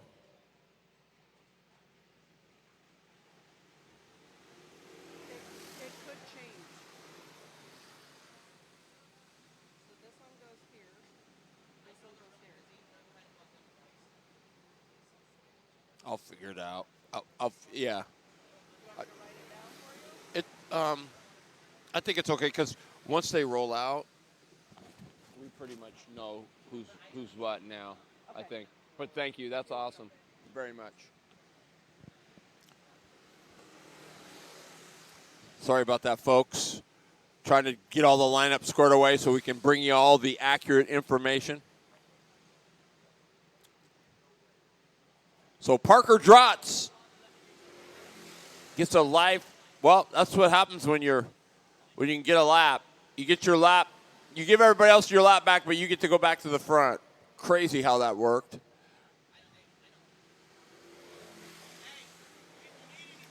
Sarah Venable doing a nice job in the second spot. Bryson Culver hanging right in there.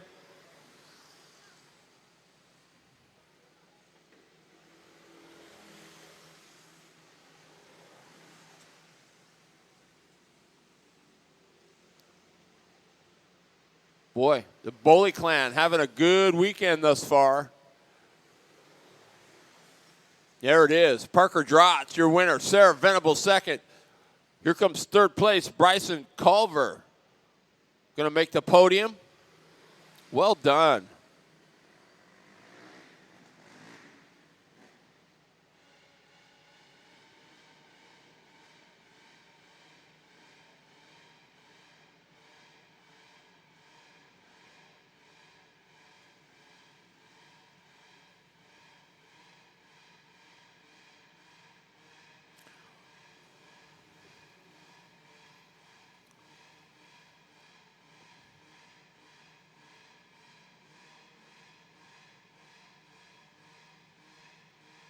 Yes, Dalton Lane, we got to get through the rest of these A-Main features, but you bet.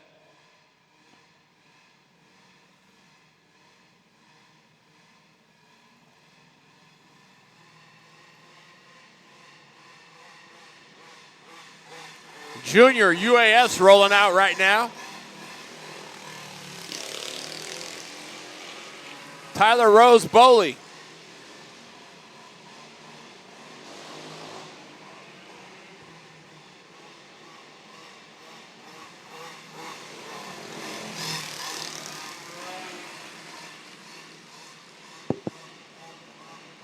KJ Eaton in the 45. The 09 is Piper Harless. The 3, Taylor Fuller. And the 56 is Andrew Carty. Junior UAS BK13 A main event. Here we go. We're going green. Oh, Fuller with a bonsai move into turn number 1 to take over third from KJ Eaton.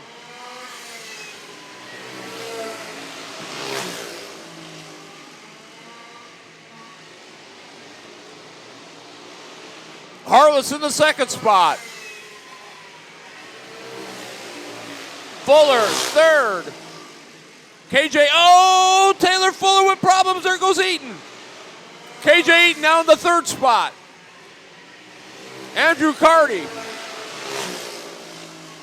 Fifth, Taylor Fuller back at it. Gets back by Eaton.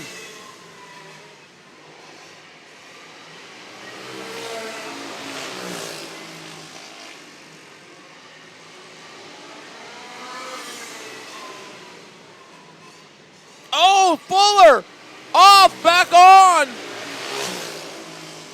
Eaton goes back by.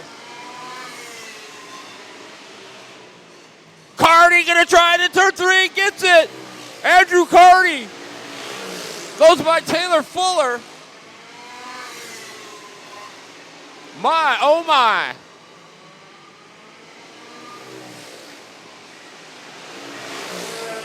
Look at Carty coming on like a house of fire. Going to go to work on KJ Eaton. Andrew Carty. Oh, and around goes Fuller.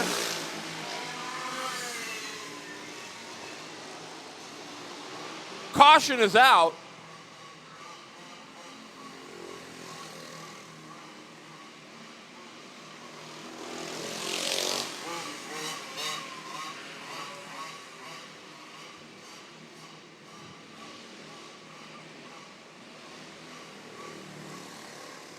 Boy, that new ride of Piper Harless is really cool. Team 31 putting together a nice ride for Piper Harless.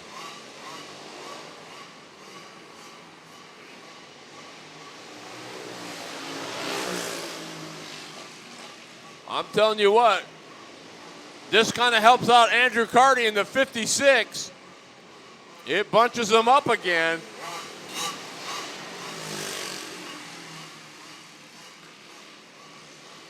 And probably saved Taylor Fuller for sure.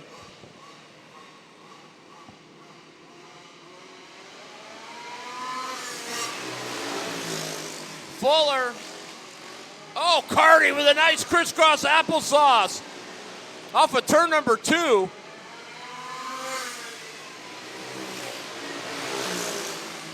Piper Harless, KJ Eaton, Andrew Carty, Taylor Fuller. Boley rolling.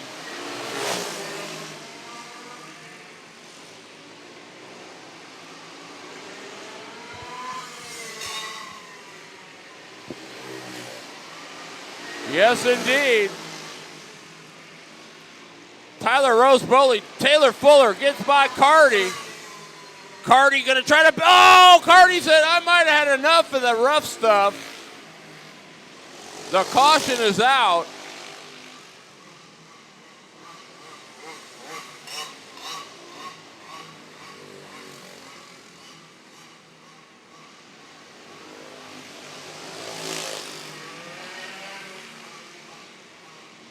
So once again, we're under caution. I don't think Andrew Carty was very happy.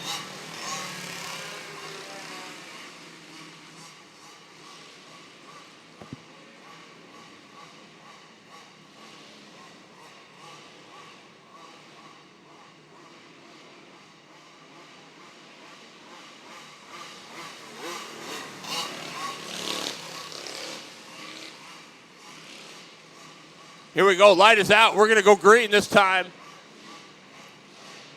Jeremy Means gonna look him over. And he lets him fly, here we go.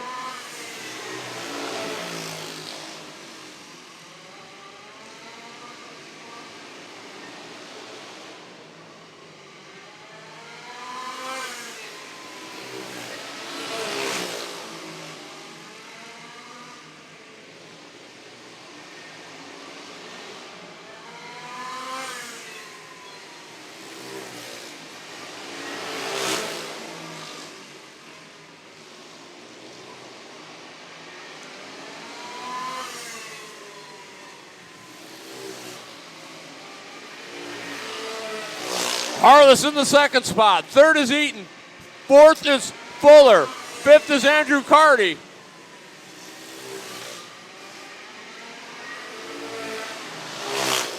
Oh, Fuller with a slide job on KJ Eaton. Wowee.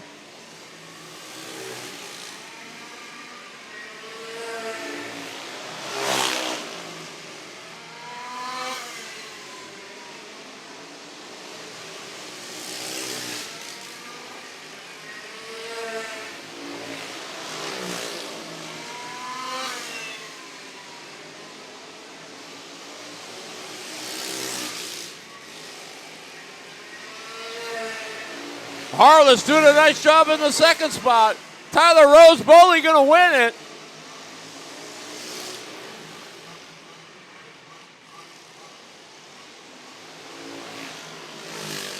Harless will be second. What a drive in that beautiful new ride, the 09. Fourth will be KJ Eaton. Fifth, KJ Eaton. Taylor Fuller.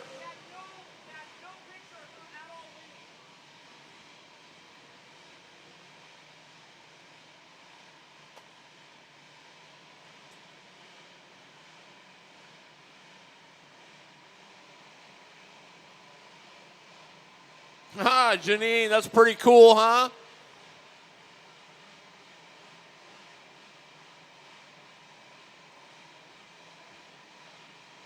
Tyler Rose getting it done.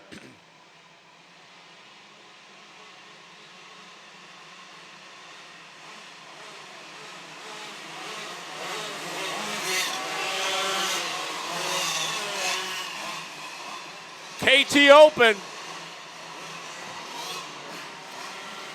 The 317 is Riley Hood on the point. On the outside, that is Blake Lester. Lester been pretty solid. The 5L is Josh Lee on the inside of the second row.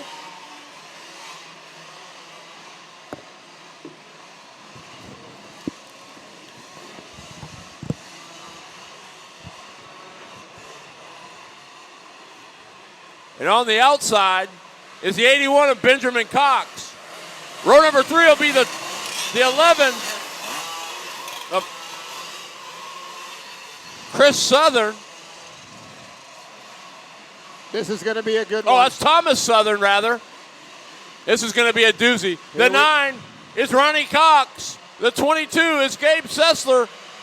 Here we go. We're green. KT Open underway. Look at Hood. Lester. Benjamin Cox. Here comes Southern. Southern up on the berm. Southern. Chain. Done. Night is over. Man, somebody put a clock on Lester. Tough break. Yeah. Oh, Hager. Hager went around. Oh, Babcock around. We're going to get a yellow flag. We got a mess going on. I didn't see if Hager had help. I just saw he went around. Collected the OH of Brandon Day, who is back underway.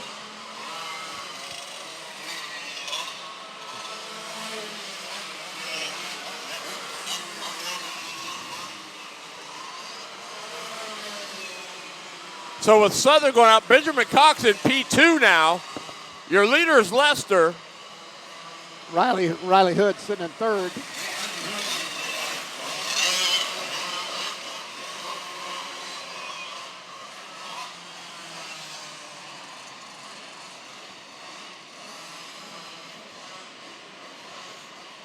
So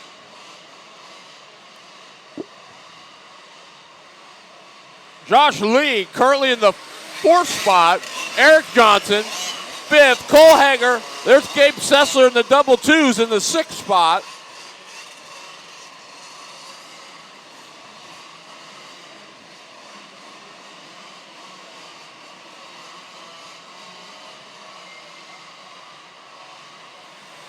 Now that might be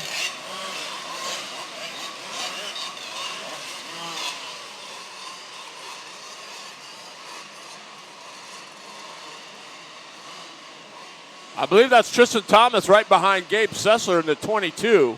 They've moved Riley Hood back to second.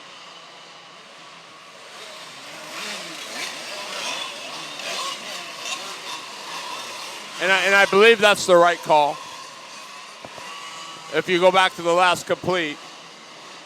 Which they should. Tough break for Thomas Southern, man. That blows.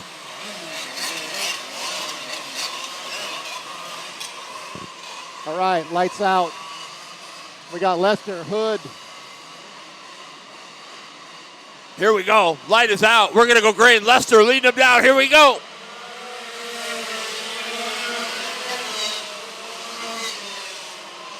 Oh, and around goes Sessler. Around goes Cole Hager, or rather Ryan Hager.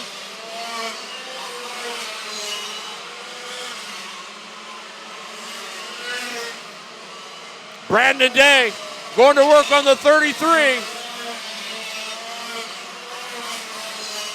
It's Lester, your leader. That's Scott Bassett. Oh, the 71 hand in the air.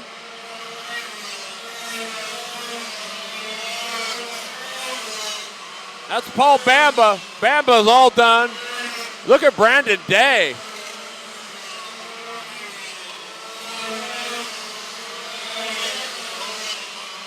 Boy, Lester's flat gone. Benjamin Cox in the second spot. Jason, even with a caution, ain't nobody going to catch Lester. No. Oh, no. Oh, Riley Hood. Brandon Day, Riley Hood. Yellow flag. Wow. I don't know what that was all about.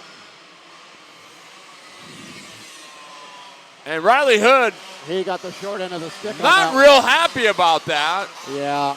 We got the 5-car stopped on the back straightaway here, Oh, too. and Babcock is broke on the backstretch.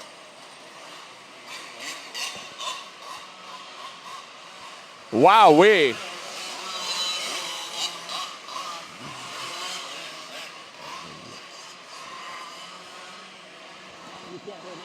Not very well. And you got to eat it. Can you hear me now? Yo. So we got Lester out front. Yep. The 81, 21. And we got Cox up to 6th.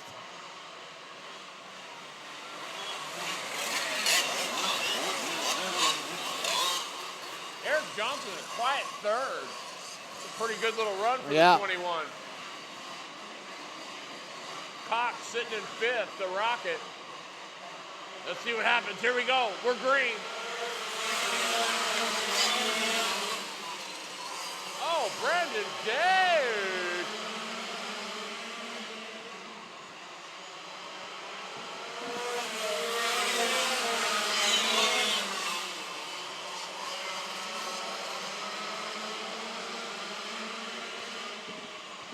Bassett having problems with that 33.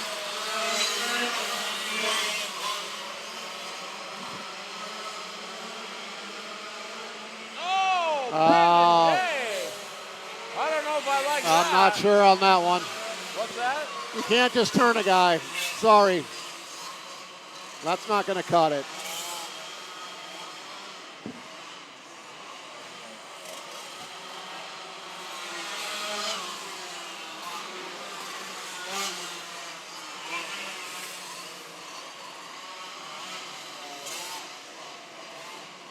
I think you're going to see Brandon Day heading to the back. That's Riley Hood now and the 21 car.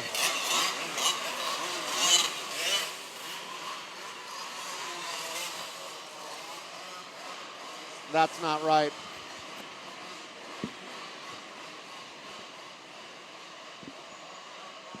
A caution is still out. And I'm sure they're waiting to see what scoring's going to say here. I mean, my guess would be he would possibly be put to the back, but I don't know. That's up to Jeremy. Boy. Ouch. Wow. Here we go.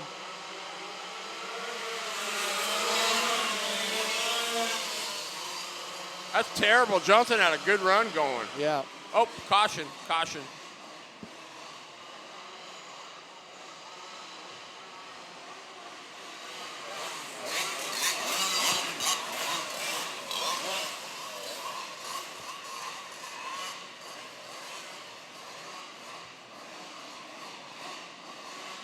Hey, Josh, can you turn up my headset a little bit?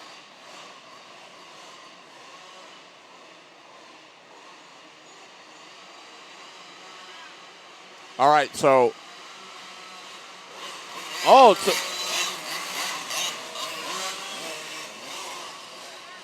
so they moved Benjamin Cox to the lead. Why? Lester's in third. What? Lester didn't do.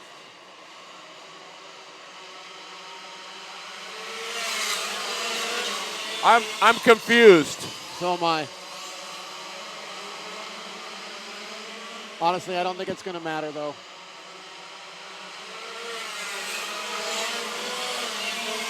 Lester goes by Cox. There's Tristan Thomas.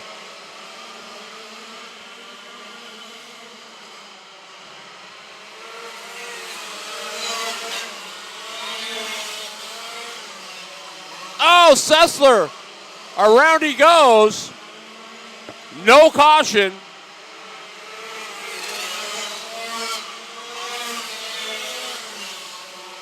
Benjamin Cox had a little wiggle there. That allows Ronnie to go by. There's Brandon Day going by.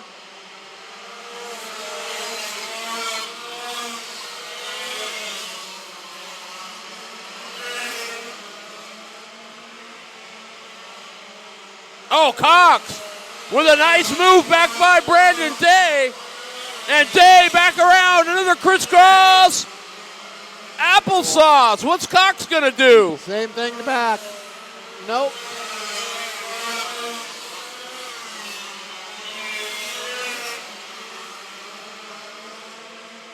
Good battle for the second spot. Ronnie Cox, Brandon Day.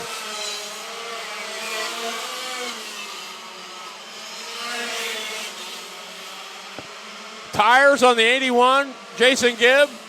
The 81's faded pretty fast. Look at the rotor on the back. Oh, the rotor's glowing. So the brake's dragging, possibly. Ryan Hager, look at Hager. He gets by Eric Johnson.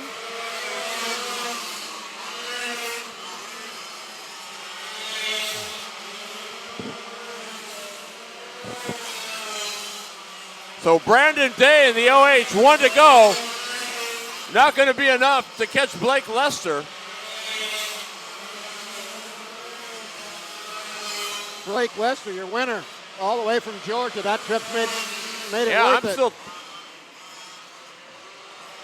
Brandon Day second, Ronnie Cox third. I'm not sure I understood all that. I mean, I'm not arguing the call. I'm just saying I don't know that I. Yeah, it was a little confusing. How did Blake Lester get moved back a spot? I don't know. I mean, he led from pretty much the green, and I don't know what happened there. But we're going to leave that up to Jerry Means and team that are making those calls. And Yep, I guess so. We'll call the show. Tough break for Eric Johnson. He had a good run going. Yeah. That was a really tough break. I think that class just showed is we always kind of thought KT Open was going to be one of the better shows of the race and of the race evening, and then it showed. Blake Lester was on a string. Absolutely. Even if for whatever reason he got put back 2 spots, he went right back by those guys.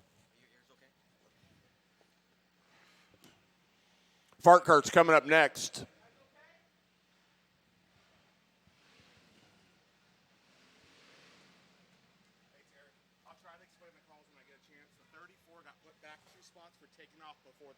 Ah, got it. Hey, we just got a clarification from Mr. Means, the man that is behind the calls. Blake Lester got pulled back 2 spots because he jumped before the box. So anybody out there that's thinking they're going to jump before they get to that box, don't do it. You got to have your front wheels inside that first line before you can go. That's the bottom line. Clear. Clear. Crystal clear. Thanks to Jeremy Means for clarifying that. Yeah, thanks for Tim down, Jeremy. That was good.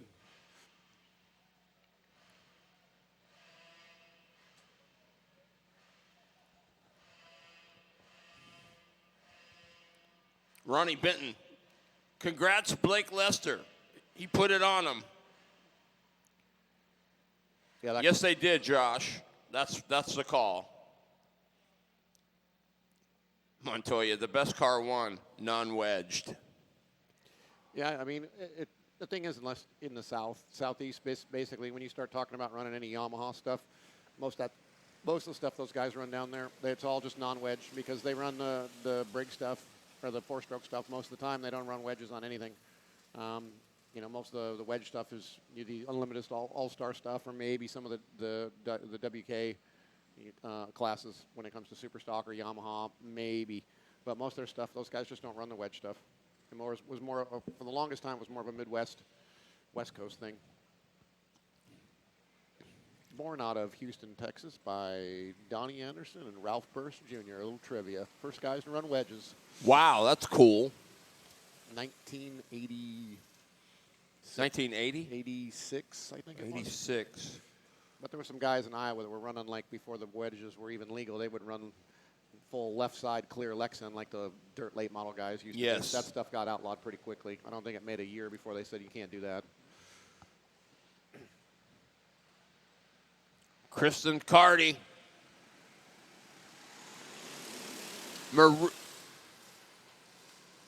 Marie Waters in the 15, the 71. That's Dave Waters.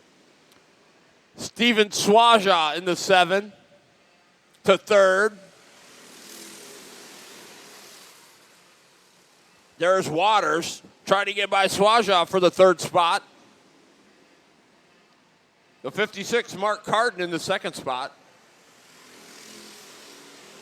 There's Marie Waters in the 15. The 3 is Joey Tardio. Well, that might be Rod Lowe. Oh, we got one around. That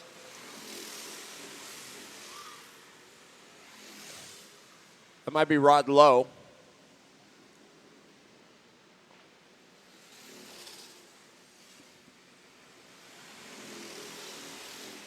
Oh, look at this. The 71 of Waters. My, what a goodbye. launch He's going to off get of 2 of them. Maybe he does. Woo.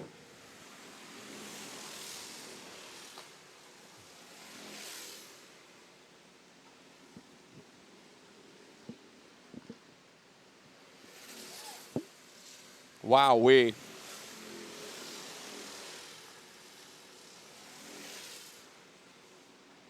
Oh. Oh, no. That was Marie Waters going around. Hangs on to it. Dave Waters, your leader in the 71.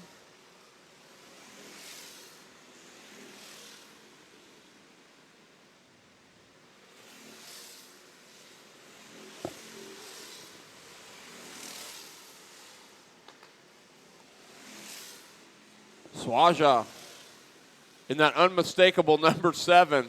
You can't miss that thing. Even us old guys can read that number. Yeah, I don't need my glasses for that one. Oh. But the funny part is like, what number Kart's running behind 7? Number 11. 7-11. I think I need a Slurpee.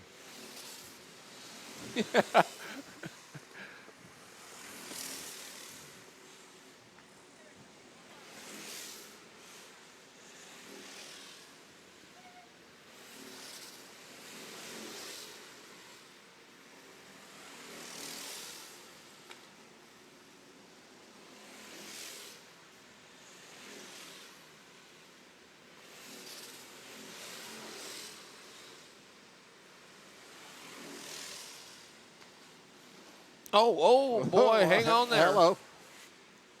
Somebody's getting tired. Carden, huh? Someone's getting tired. Yep.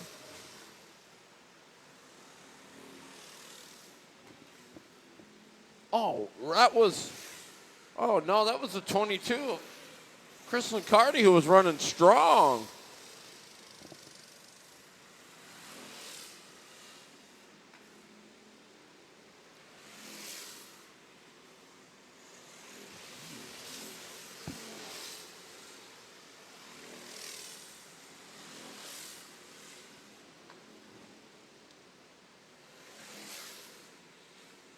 White flag's out.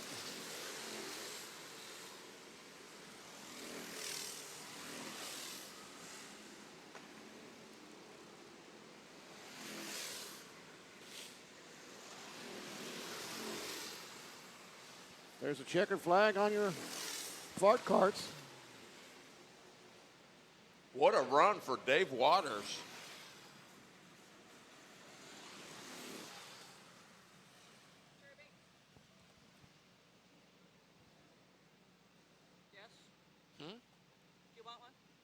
No, I'm good. Thank you. I just had, I just ate 2 chili dogs.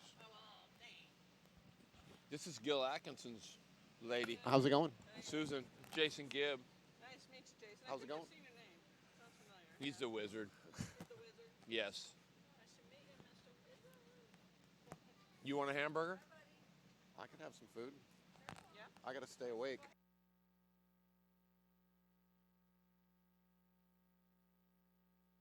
Thank you. See, she's the babe, Mr. Wizard.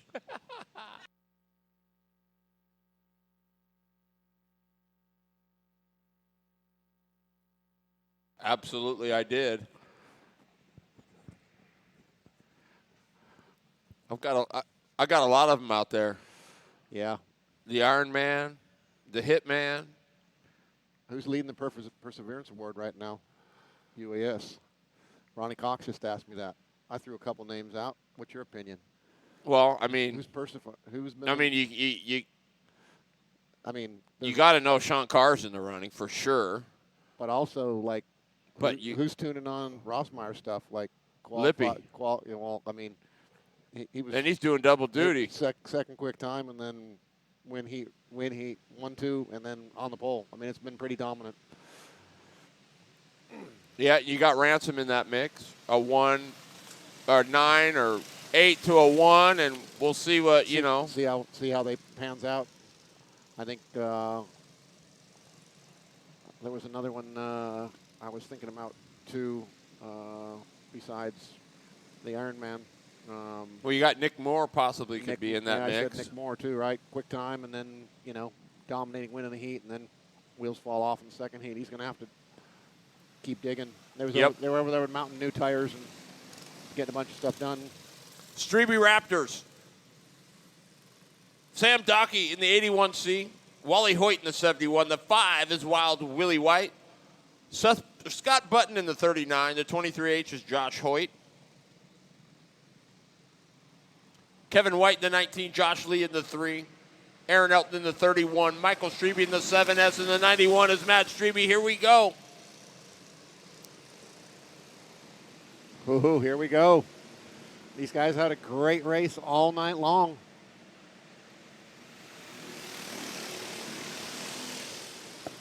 Word of the day, momentum, momentum, momentum. Yes, it always is.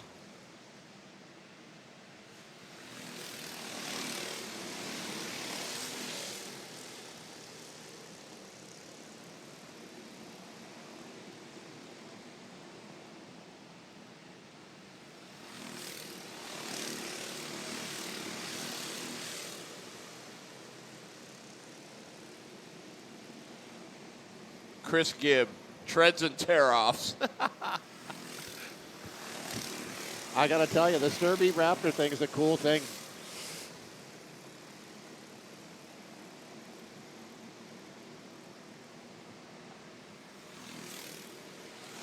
Stephen Burdick. A fart cart is a older straight rail cart with a, I don't know, I was going to say Harbor Freight, but they're not. They're a Briggs Raptor. Is that what they are? It's not a Raptor. It's a, I think it's a clone motor, isn't it? It's just, you got to change the valve springs in it and go run it. So it's a, but they rule it down, so you can't do a whole bunch to them. You can't do really anything, I think, except for valve springs to it. Yep. And these are, they run on they got a little series with Joe Constance. Constance has a backyard track at his place. Strebe has one at their place. And so they've been, and then there's a couple up north. Yeah. That they go run, and it's backyard dirt racing. It's really cool. They get a pretty good turnout for all this stuff, too. If you get on Facebook and you go to, I believe it's Strebe Speedway, check out one of the old Firecracker 40 races. They do it really big time. They qualify and have heats and a main and a bunch of fireworks at the end. It's really a cool deal. So, oh, man, look who's in the house. Michael Lawton, winner of BK6. Hello, Michael. Man, far and away, in my mind, for me, I've been to all of them, but with the exception of Ronnie's win and Renee's win in the first two, because it was just so emotional, I think BK6 was one of the greatest racers I've ever watched. I mean, just because of all there's domination, there's drama, there's comeback, this place was completely silent when Lawton won. I mean, nobody was clapping. I think everybody was just completely dumbfounded at what they just witnessed. I was almost speechless. Yeah, that was a wild night. And I remember asking Michael, do you believe this? And he says, no, I don't. I mean, it was unbelievably cool. Chris Gibb, valve springs and nitro. LOL. In the oil, that is.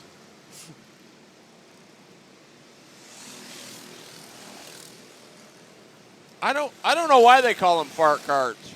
Maybe because it sounds like they're farting when they go by. I don't know. These aren't really fart carts. These are the Strebe Speedway Raptors. So.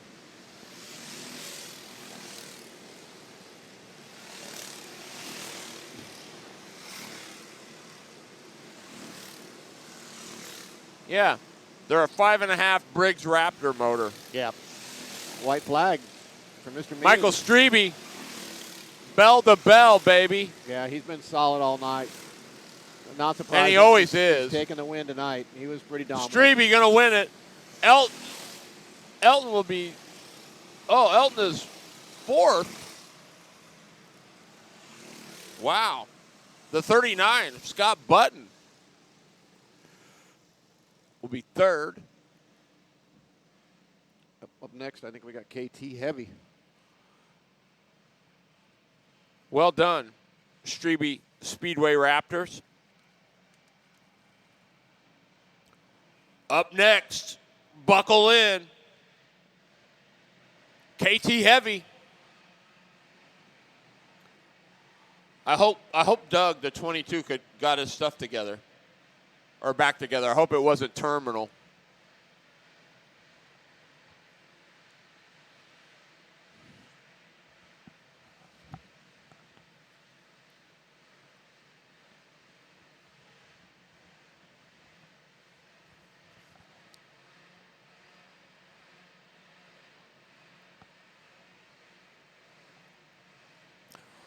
It's getting closer and closer to that time.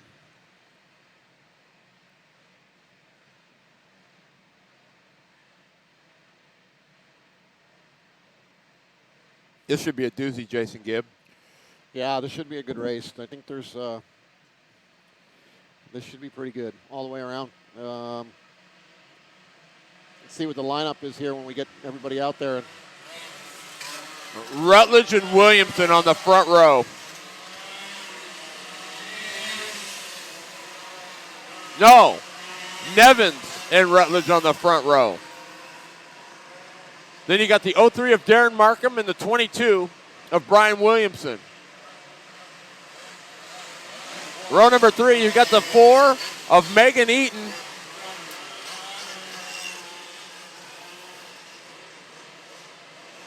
But it's going to be a tough one.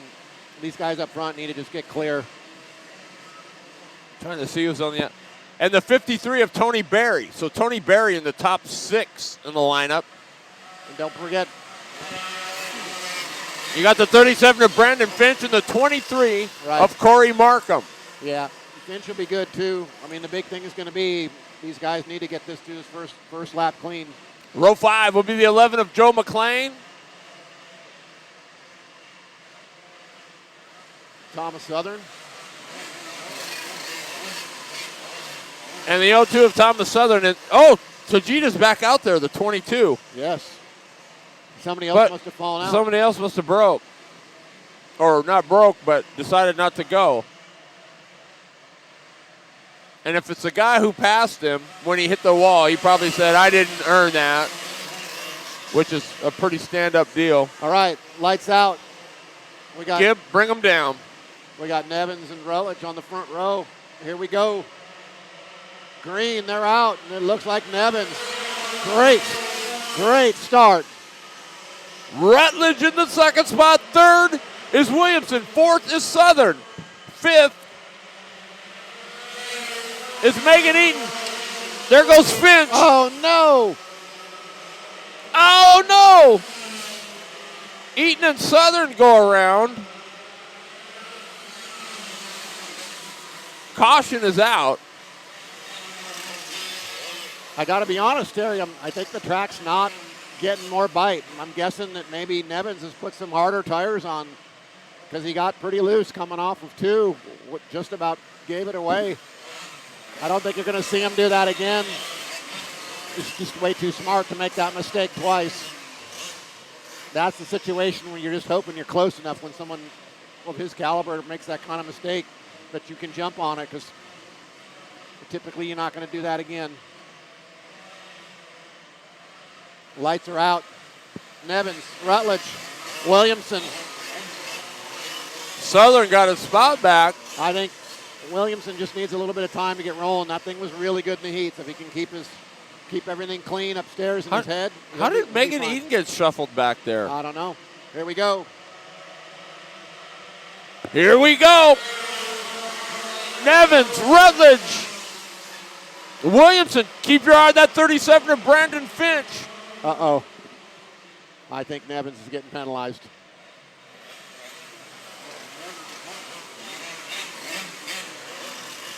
Well, I thought they said at the apex. I heard it was the apex. Now, if it's later than that, oh, they've got a line drawn there. See the line? Yep. You got to lean forward. You see the chalk line up there towards the top? You can't go till you're in the box. You can't go before there. That's painful. They were clearing the drivers, meaning what the rules were. Do not jump the start. I thought they said the apex. I didn't realize it was that line. But that's the box. All right, yep. We got Rutledge, Williamson, Nevins. Nevins is going to be hungry to get back there right away. Here we go. We're underway. Nevins immediately underneath Williamson. Finch, Southern, Rutledge out front.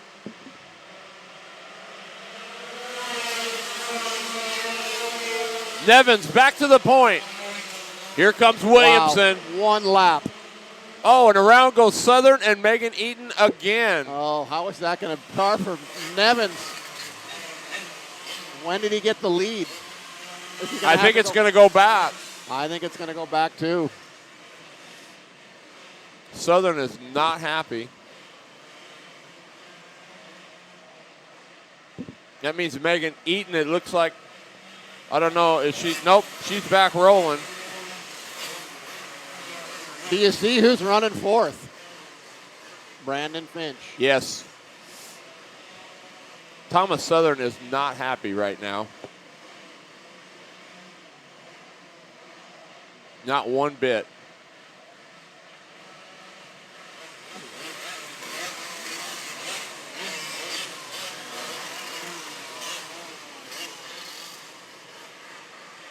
All right, lights still on. Got one more lap. Rutledge, Brian Nevins Jr., Brian Williamson. Go ahead, Giver. Brandon Finch, your top four. The 03 is Darren Markham. The 53, Tony Berry in that 6th spot. Lippy in the 29. Here we go, going green. 8th is McLean. Don't go early.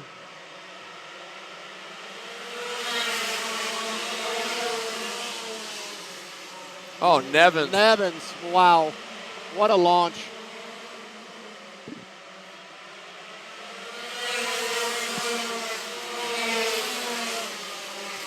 Somebody's got a new setup for the main event.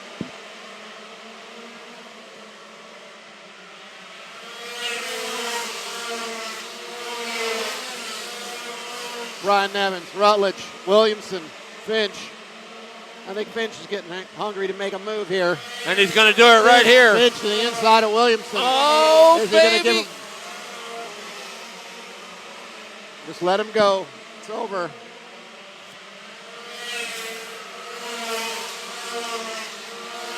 Wow, Brandon being super nice there.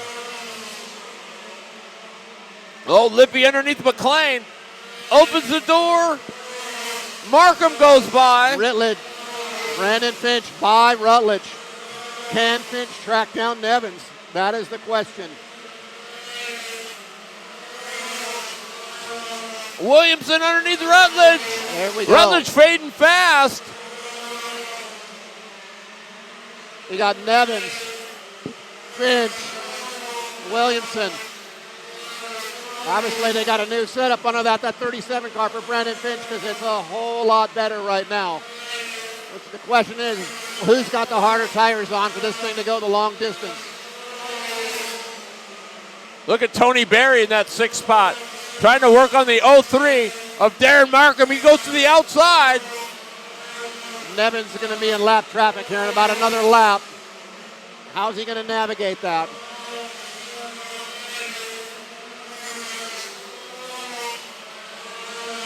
Well, he's got a big enough lead. He doesn't have to panic. So Nevins Jr. now hitting traffic. Doug Tajia. Oh, a little resistance from the lap car there. Let Finch close up a little bit. How does Finch get by the lap car? Megan Eaton next. Going to go a lap down. Oh, look at this. Williamson. It's going to be a drag race lap traffic. He couldn't take advantage of it. Oh, maybe he can. Get out of the way. Finch by the 4 car, the lap car.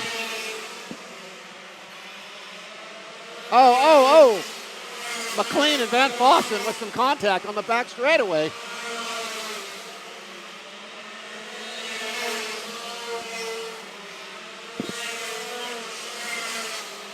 You got Brian Nevins Jr., Brandon Finch. Oh, Tajina Rutledge, no! Ryan Williamson. I think the 22 car should be black flagged at this point for holding these guys up. That's just not right.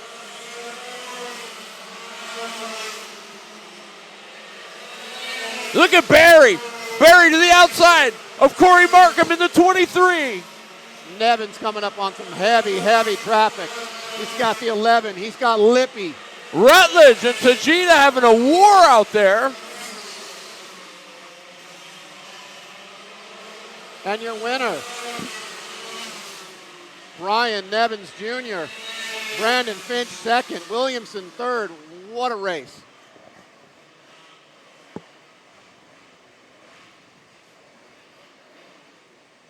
We got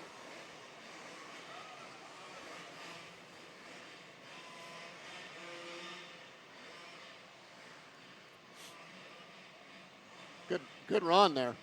Man, I love this stuff. Spinning wrenches is what I do, Montoya. I don't think a lot of people know what his background is. Chris Gibb, Nevins for the win. David was car chief for the Nissan GTO IMSA teams, the Nissan teams, that Steve Millen and a host of others, Jeremy Dale, that all drove that thing. He was the car chief, not the crew chief, the car chief. And from there, he went on to Toyota and worked on the Indy, at TRD with the IndyCar stuff. And he's got an Indy 500 ring, and he's got 24 hours a Daytona ring. He's quite the mechanic. Wow. And on top of that, Good to see B. Williamson on the podium. This is Kevin Bridges. Sean Carr. Sean Carr won the B-Main? Mm-hmm.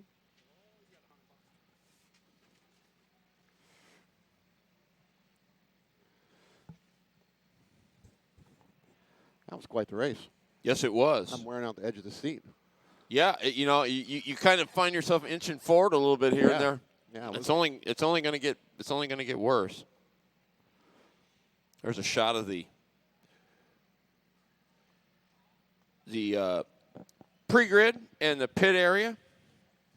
Want to welcome everybody to Dirt 360 TV, live coverage, pay-per-view, the 13th annual Budda Kinser Memorial, brought to you by Product41.com.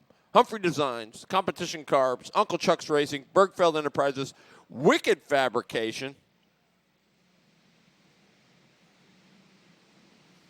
Extreme Decals, Motorsports Monday, A&B Graphics, Benton Racing, Kartorama, Po' Boy Tire Treatments, C High Performance, and Team 31. Don't forget, A&B Graphics, right next to the Snack Shack. Get your souvenir BK13 t-shirt before you get out of here. You'll regret it if you don't. You'll wish you had one. Well, I talked to Renee Angel, your pole setter here in in this next class, the L206, and she was super excited about how her car was running. I think she's got a lot of confidence going to this main event. Lights are out. Let's see what happens. Vince Eaton on the outside. Renee Angel on the point. Stimpy. Steve Seiler in the 99. The 34. Oh, Renee Lester. Jumped. Uh-oh. Boy, Vince Eaton got a big jump. Lester in the third spot. Stimpy is fourth. Boy, the 17. That's Kylie Fleming. Whoa, whoa, Stimpy. That was, oh no. That was Cole Nelson involved in that. That's too bad. Yep. Tough break for Nelson.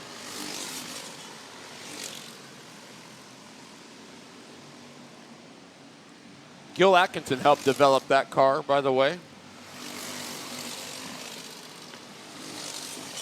Hey, you're welcome, Scott McDowell.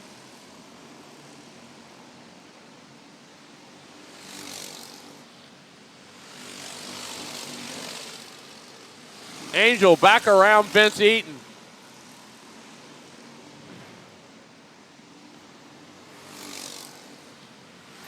I think it looks to me a little bit like Lester almost has too much gear on the thing. He pops off the corner and then just kind of dies at the end of the straightaway. He's not carrying as much straightaway Top speed. end speed? Yeah, you know he's got his chassis good. The thing's handling good. It's just not popping at the end of the straightaway for one reason or another. Look at Kellen Dean. Fleming going to try it on the inside of Lester. Got it. I mean, I think Lester's got a better handling car. I just missed something on the... Lester back around Fleming. On the gear. Now in the mix, the 41 of Kellen Dean. 3 wide. Does that work? Dean up on the berm. Typically not. Usually that leaves a mark. Everybody made it through. Renee Angel just putting him down. Stimpy trying to get some laps back.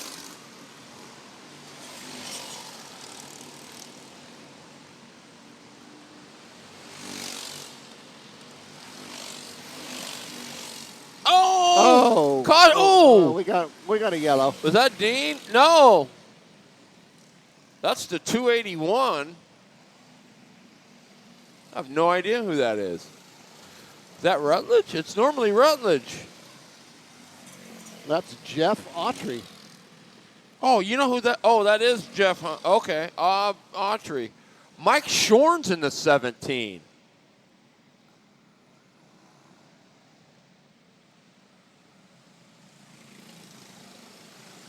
We got two. Yes, it is. That is Shorn in the 17.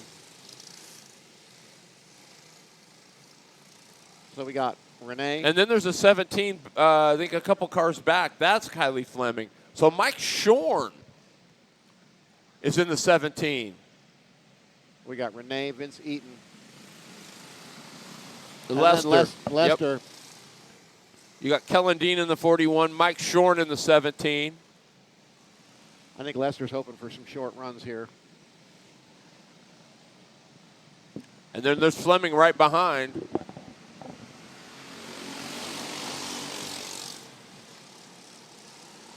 Dean down the backstretch into 3. He's close. Not enough there.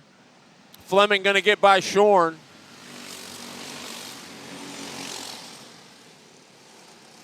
Look at Shorn. Little crisscross applesauce there. There goes Seiler by. Down on the bottom, look at this. 3 wide. They made it. Oh, my. Look at Seiler. What a job. The 99. Shorn back around. Is Vince Eaton backing up? Has he got the backup lights on? Because Lester on the 41 car oh, here we go. Dean. Oh, the 41 car should have just done the shove.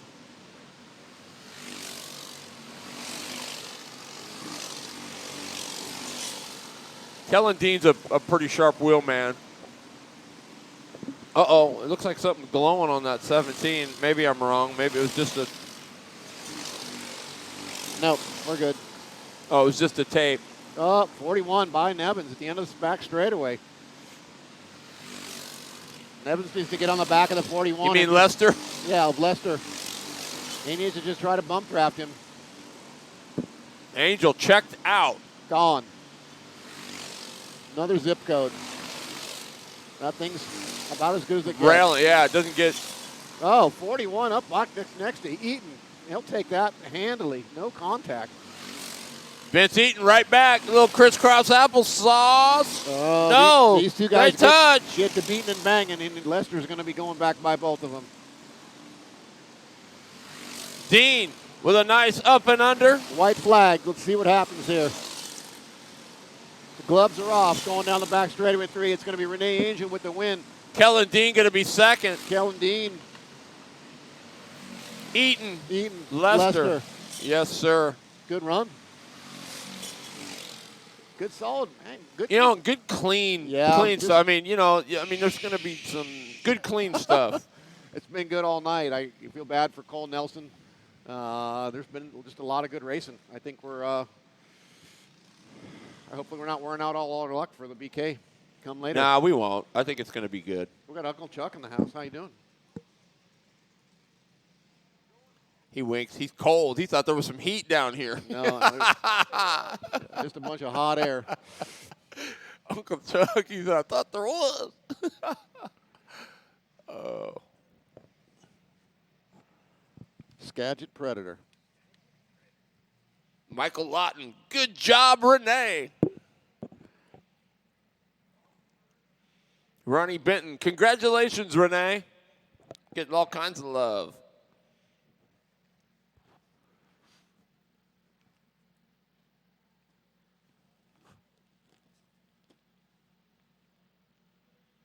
Man, appreciate all 78 viewers here. Live on the broadcast. Dirt 360 TV. 13th Annual Budda Kinser Memorial, brought to you by Product41.com.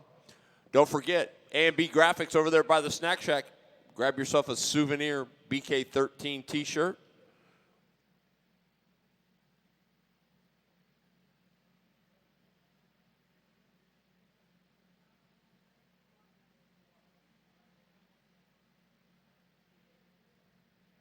So far, so good, Jason Gibb. Yeah, it's been a good night so far. I mean, there's been some bump and bang, but I think everything's run pretty good. Jeremy's done a great job up in the flag stand. Hats off to you, bud. That's not an easy job. And grid crew's getting things rolling pretty quickly. So we're rolling through this pretty good. We got Skagit Predators, KT Light, and probably one of the more exciting classes of the day, the Super Stock coming up with Miss Shaw. Oh yeah, that was pretty awesome. I got a soft spot for that one. That was a great race. She did a great job. She does do a good job. Uncle Chuck Racing, one of the sponsors here, BK13. Appreciate you, Uncle Chuck. I don't think anybody realizes what the guy's done in the sport. Helped a lot, including myself, get some of the things they need. So big shout out to Uncle Chuck. He's kind of semi-retired now, but aren't we all in some form? Yeah, but Uncle Not Chuck really. was a mainstay for, years. I mean, you didn't go anywhere without seeing Uncle Chuck. Oh, and here we go. Skagit Predators. Uncle Chuck, they keep your eye on the 9s. You're going to be coming. Well, there's an 09 up front that's been awful tough, too, by the name of Chris Foster. Yeah, Foster's been good all night long. He's had a good line through 1 and 2. Where's the 34 car with the clear panels that you can't read? He's in there somewhere, too, right? Brian Riberi? Is that right? Is he off pole? Got a blue helmet. Riberi? Before. That's off pole. 51. Dustin Getter. Uh-oh, come on. Don't do it. Don't do it. There we go. Foster, check out those Hoyt boys in the orange. They've been pretty fast. Oh! Sharply. And did it die? It's dead. It's not moving. If it's dead, it's done. That's it. Just get up, get out of the cart, push it in the infield. Probably not. Oh, wait. If she can stay her butt in the seat and start it. No. You can't be putting a chain back on while you're sitting in a go-kart. That's a great way to cut fingers off. We actually saw that at a Grand National one year. That's really, really not a good idea. Tough break for Sharpley. That's racing, man. That's the stuff. You come all the way from Pennsylvania, you dot your Q, cross your T's, dot your I's, and then. Hey, we've all been there, though. That's just part of it. I mean, we don't want to see this guy lose his fingers. Caitlin, I'm so sorry, kid.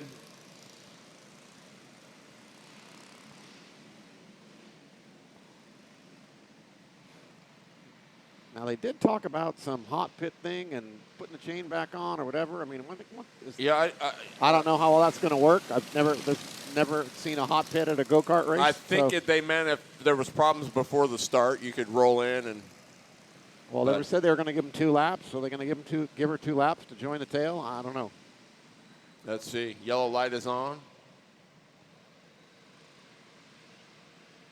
It would be helpful even from the back because they're going to restart the thing, I'm sure. Yeah, and she was quick enough through all the heats that, I mean, she would be a contender. Lights are out, so I guess. Guess not. Unfortunately, break. She is done. Tough break. All right, Foster on the front row. He's been tough all day. Let's see what happens. He's in the box. Go. Uh-oh.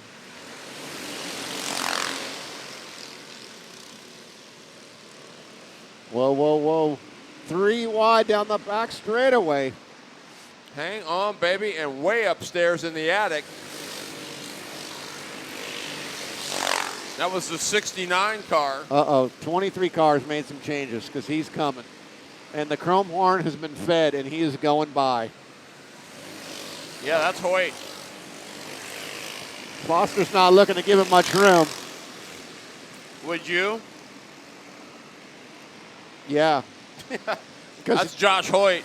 Because Josh Hoyt now is coming, and he already knows. He knows the rules. Foster's going to, right? It's coming. You turn down on the straightaway. There it is, right there in the wall. He backed it up over the berm. Yeah. Yeehaw!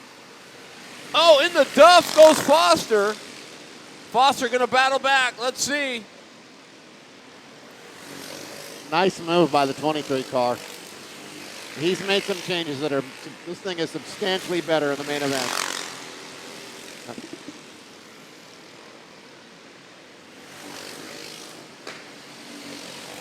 Picking up that left front.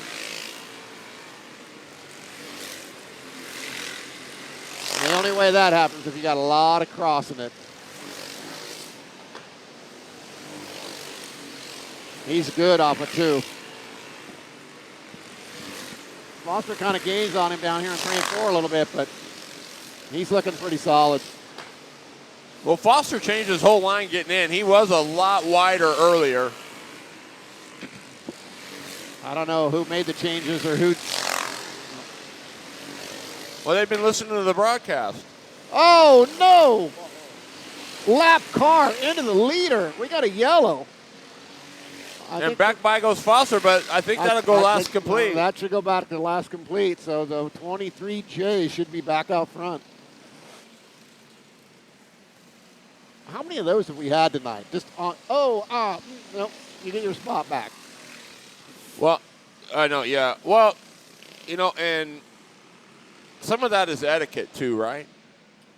Well, I mean, at this point, Foster's still in front of him. The 23J should be leading. Right, but I mean etiquette as far as when you get to traffic.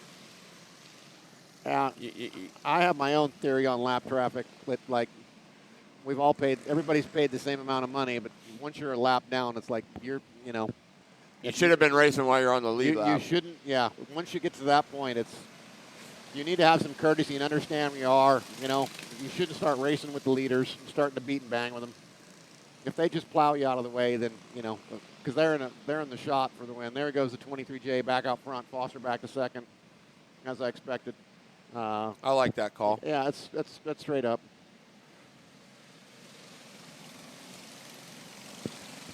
Got Wally Hoyt back there in the 3rd spot. So Team Hoyt getting things done.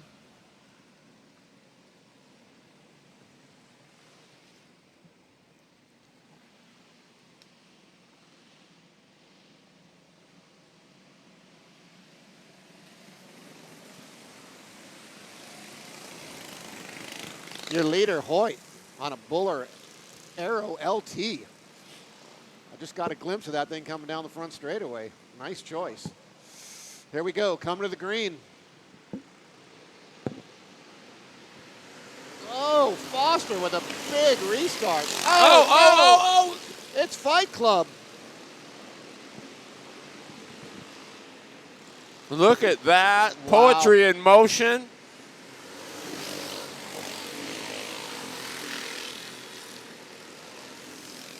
Oh, here we go. Foster.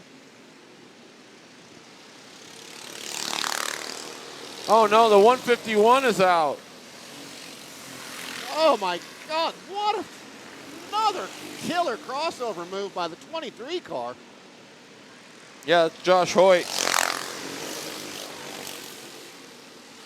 All right, so Hoyt's back out front. Foster, he's not going to give this up anytime soon.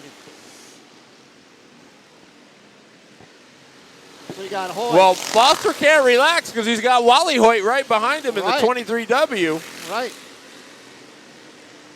Here comes Lauren Yurka. Look at Yurka in the 44.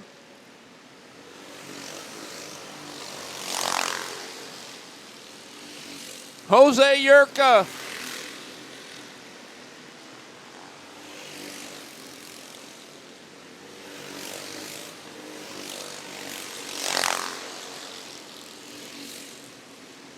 Foster driving the wheels off, trying to find a way around the 23J of Josh Hoyt.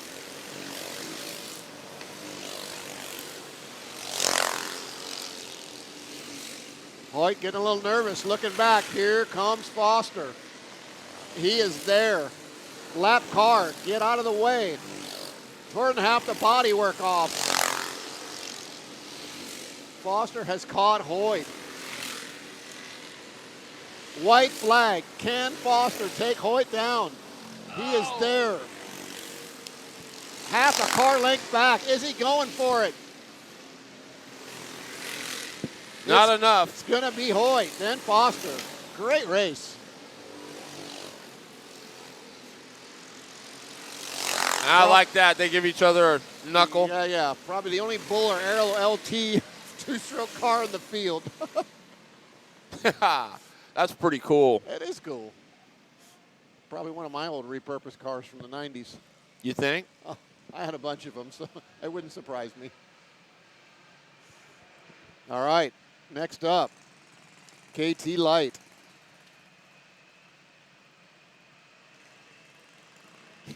Give the Buller his money.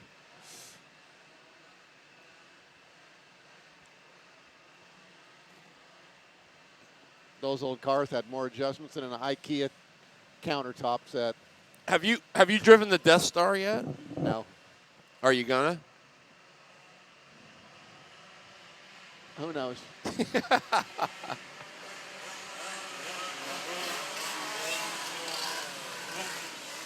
KT 100 Light. Tyler Rose Boley on the pole. Going on the outside is the 13 of Randy Simmons. Next row inside, we got Madison Worley. Melissa Worley. The 43 is Doug Staff. The 7 is Mason Smart. 24 is Van Fossen. And the 17, that is Jaden Kimball. Jaden Kimball's mom is driving the 34. Wow. Pretty cool.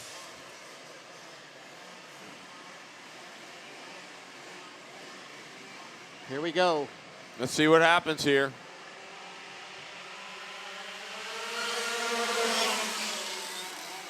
No, it's Boley out front. Simmons in the second spot. Worley is third. Kimball fourth. Smart hanging tough. Doug Staff getting by in turn number 3. Oh, no. It's still green. Oh, Simmons. That's the big advantage for Boley. Yep.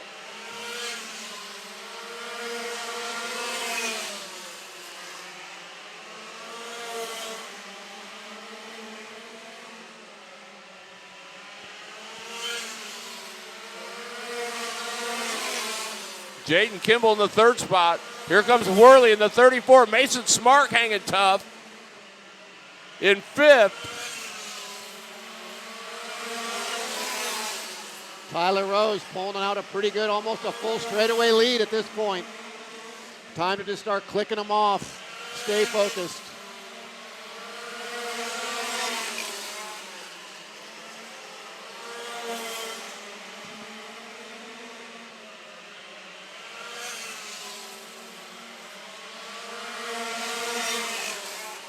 Oh, Staff! That's not going to be a yellow. Oh, it is. It is. Ouch. That's hard to give up a full straightaway lead.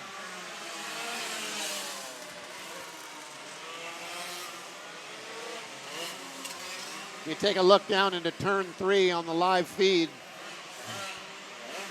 you'll see Mr. Nevins and Scott Boley and crew over there giving Tyler signs.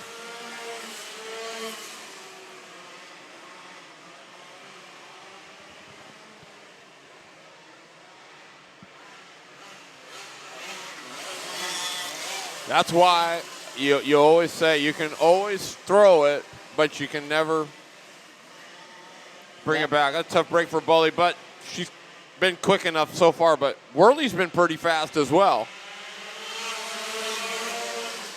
Who benefits from that? Van Fossen, for sure. Yes.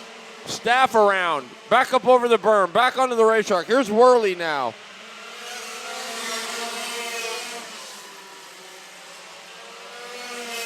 Got to keep it smooth. Stay off the berm. Look at Simmons from that earlier spin, sitting in the 4th spot. Oh, no. Simmons cannot get a break.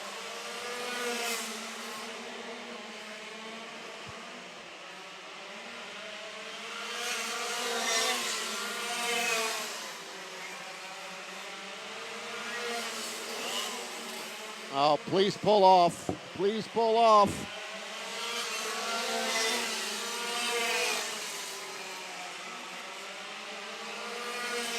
Simmons to the pit area. His night is done. Tough break for Randy Simmons.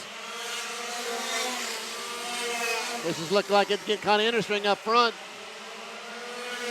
Man, you know the 7 put a tune-up on that thing. That's the best he's looked all night. Mason Smart. Yeah.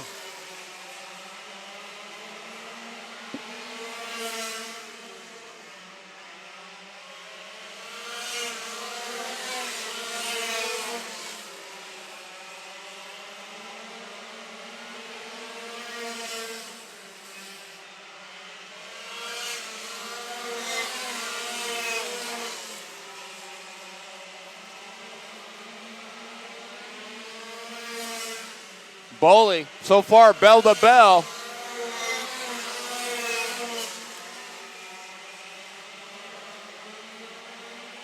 Going to take a big mistake by the 27.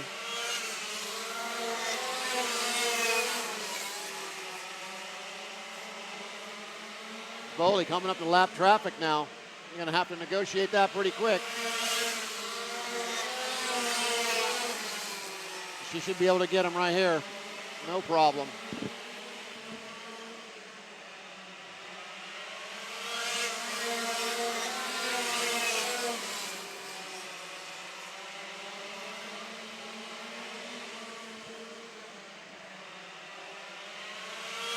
One to go. One to go for Tyler Rose Bowley coming off of turn 2. She blasts down the back straightaway and into 3. Your winner in KT Light, Tyler Rose Bowley. Melissa Worley. Jason Van Fossen. Mason Smart. Good run for the 7. Jaden Kimball. Rounds out the top 5. What's the tire preference? Asked Rick Saylor. The Yamaha's got to run Burris.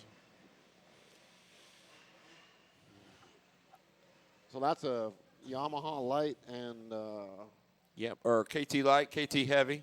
For YOA. YOA, Yamaha of America. Matt Jones. Yamaha of America. I'm just kidding. A win for Nevins and a win for Bowley. Probably a good time for Matt Jones to come up here. I think 2 out of 3 for him. 2 out of 3 ain't bad. Nope, that's a good time. Janine Riley Bowley. Woohoo!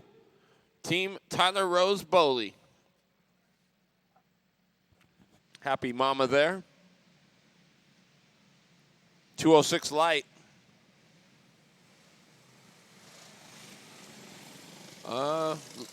Lester's going to be tough to beat in this one. I don't know. What do you think? I think you're right. Kelsey Johnson in the 08.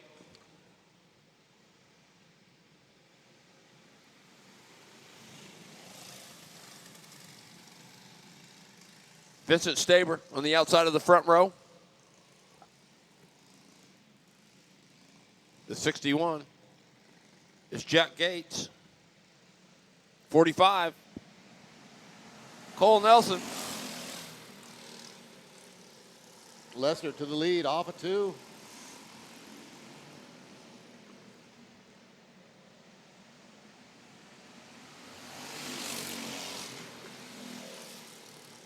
Ooh, Nelson with a good run. Look at this, Staber. Wow, but Lester goes right back around. But look who's coming to play.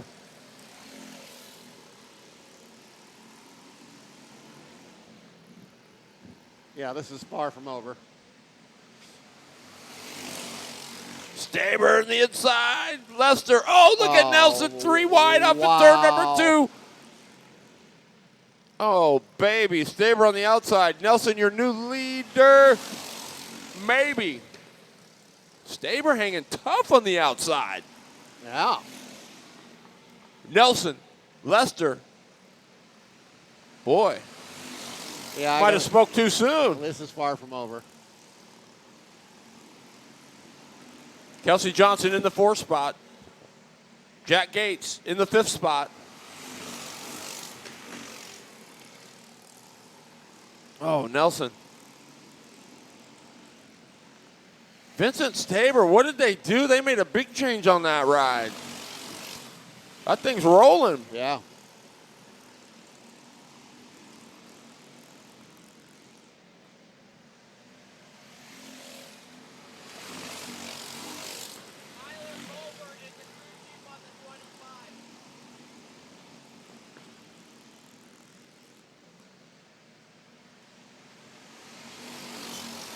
Nelson. Oh, there it goes. Cole Nelson for the lead.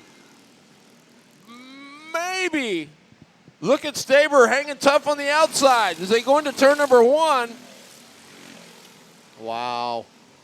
Both rolling through there. Cannot ask any better than that.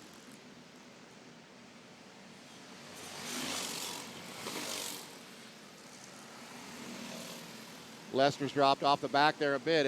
Oh, Staber is just not giving up. Oh, side by side. Cole Nelson to the lead. Again, far from over. Wow, look at the shoot speed at the end there. I kind of like this view from here. Look at the entry. Kind of gives you a better view of where they're getting in at. Cole Nelson, your leader.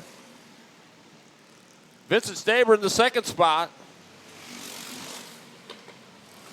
If you're Staber, now's when you got to just take a deep breath, kind of regain your composure, make another run.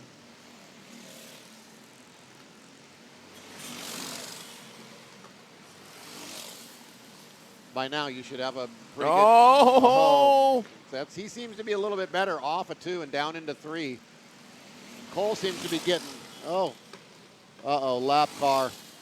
Yeah, Cole's going to go around the outside. Staber on the inside. Oh my God.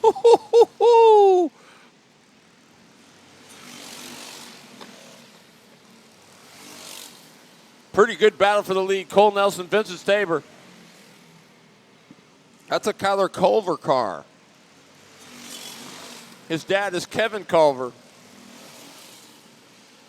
Vincent doing a nice job in that ride. Cole Nelson doing the job. Gil Atkinson, the crew chief on that, helped build that kart, or helped design it.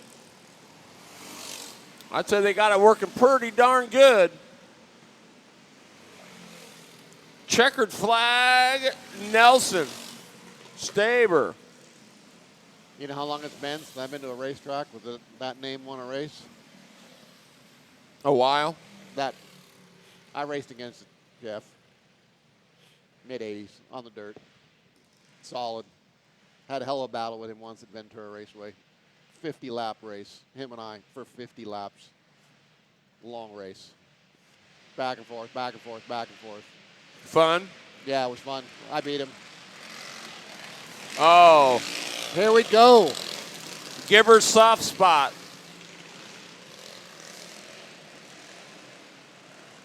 Well, you know, we probably got to give the Rocket some credit. He was over there kind of setting that thing up, putting a new chain on and some other stuff this morning. I hope it's all tight. The 46 of Jesse Shaw. The 12. That dude has been running too. Austin Carrington. Your boy Kyle Maynard in the 7. Jesse did a great job in those heats. Let's see if she can bring 5Z, that same. Tervias Wilkes. David McLaren in the 365. Here we go. Green, underway.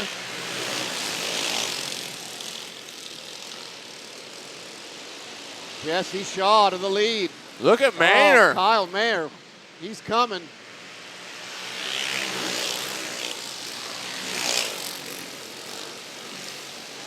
Shaw is just not going to give up any room here. All right. Uh-oh. No. Kyle Maynard did something to that thing because it's definitely better than what is in the heat races.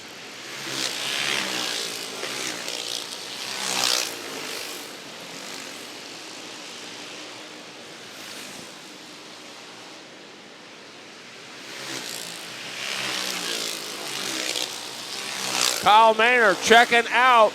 Austin Kerrigan in the 12. Jesse Shaw in the 46.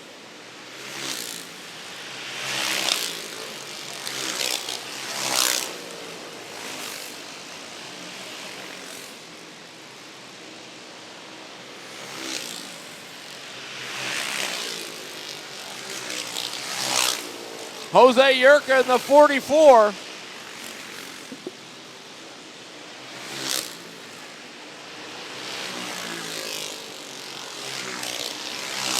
Boy, I don't know what Maynard did, but he put a tune-up on that thing. Oh, boy. Yeah, that thing's lights out right now.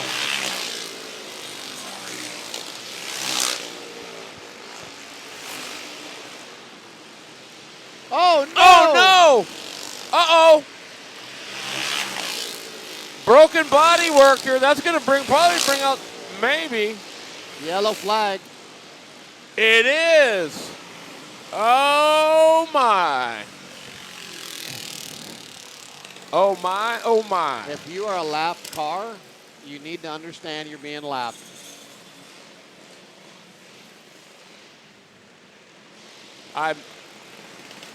Kyle Mayer is lucky that nose is still hung on because it blew a big hole in the right front.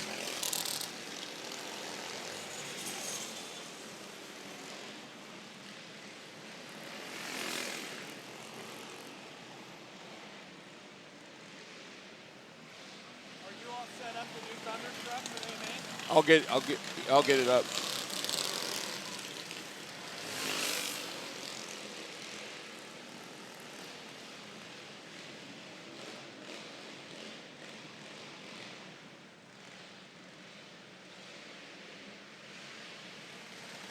Kyle Maynard in the 7. Austin Kerrigan in the 12. Are they leaving the two lap cars in between? I'm not sure why. Lap cars go to the back or no? I don't know.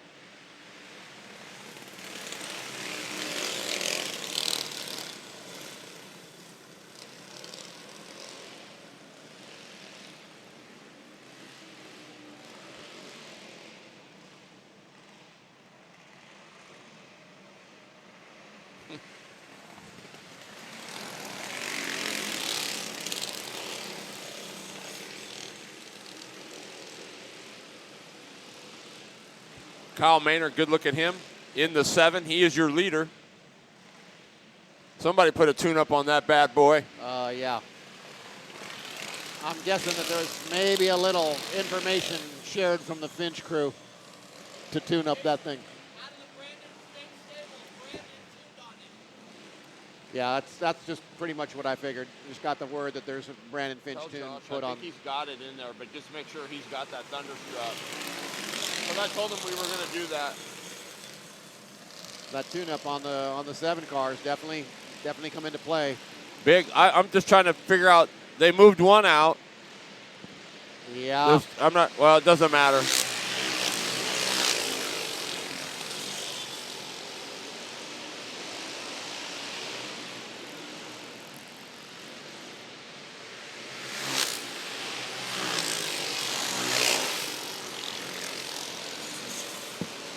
Watch Kyle's entrance into 1, Terry.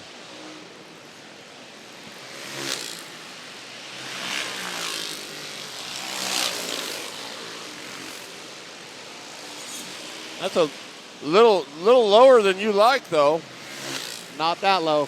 He's almost rubbing the wall right here.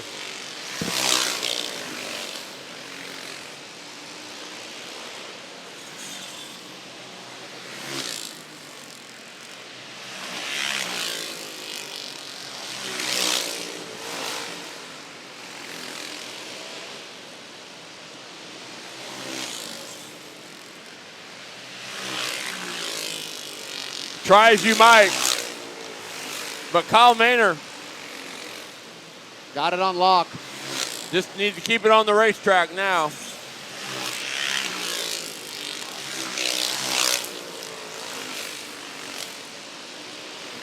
Can Jesse Shaw get back by the 12? Well, I don't know. Carrier's awful good. I think they made a little adjustment as well. Because he's definitely much better than in the heat race.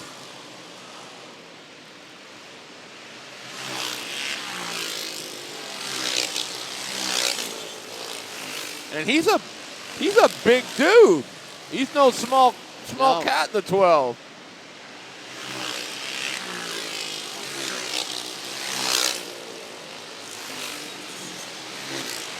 Maybe that's a super stock. Man, Maynard's just mowing him down. That thing's on rails.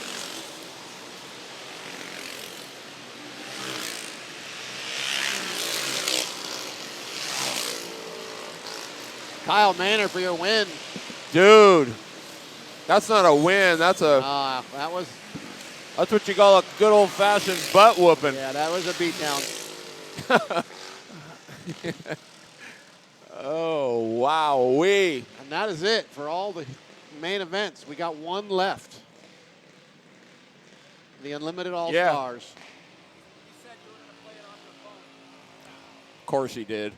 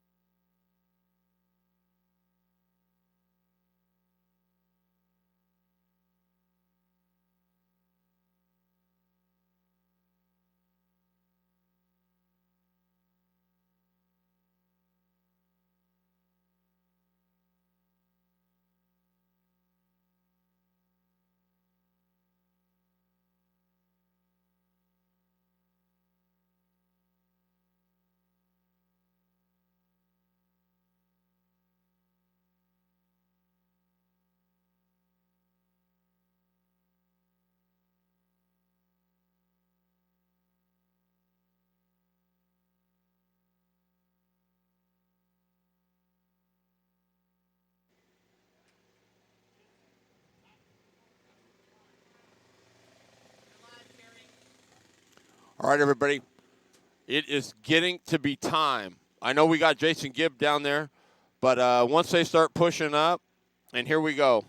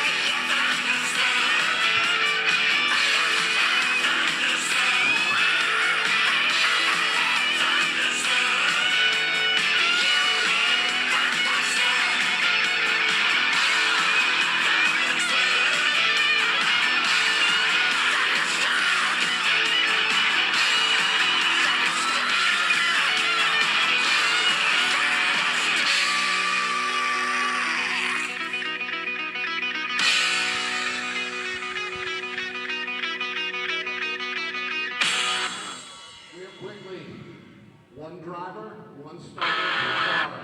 That's it. You may have a whole bunch of extra people in the infield. If you're not the driver and you're not the starter for a specific car, back to the pre-grid. Thank you.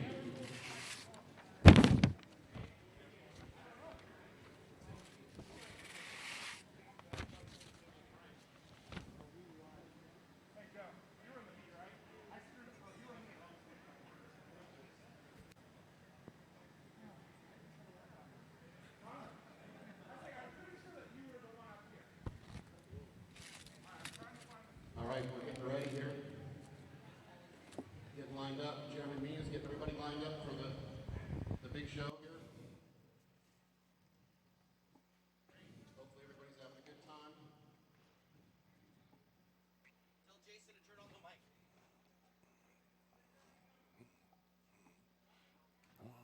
Jason, turn on that mic so we can hear you on the broadcast too. Got it. Is it on? Yes.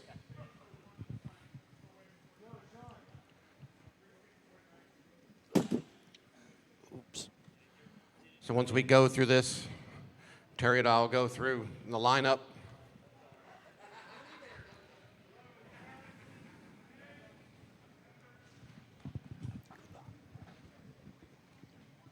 Names for the lineup.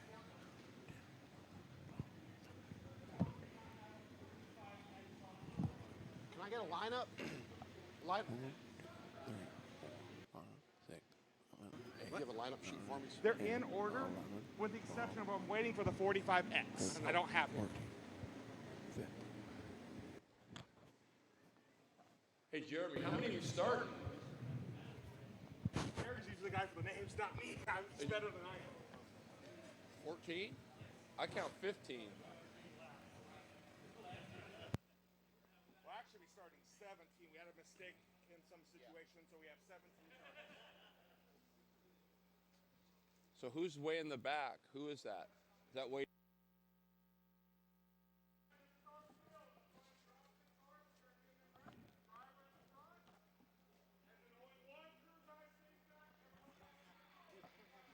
I got him. Yeah. Who's the? Is that the 13 of Humphreys?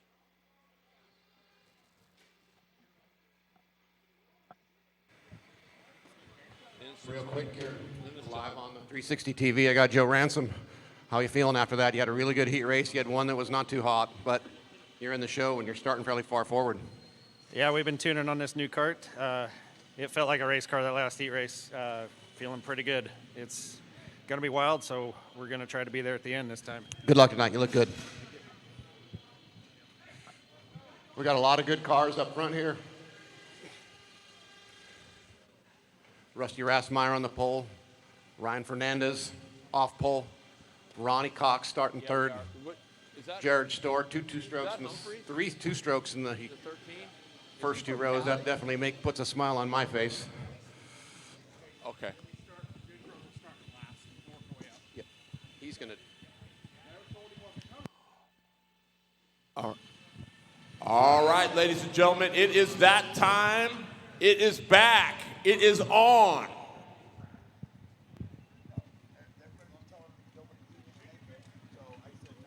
BK13, live on Dirt 360 TV, brought to you by Product41.com. We're going to start down on the end. Huh? No, it's not. Nope.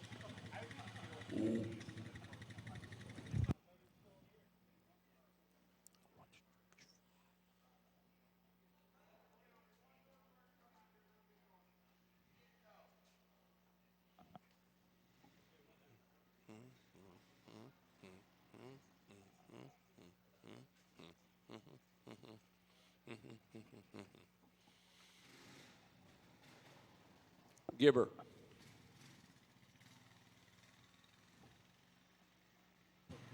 Yes, sir. Where's Wade from? Boise or Cali? Who? Wade Humphreys, right there at the end, right by you. Where are you from? California. What part of California, Wade? Linden. Linden. Okay.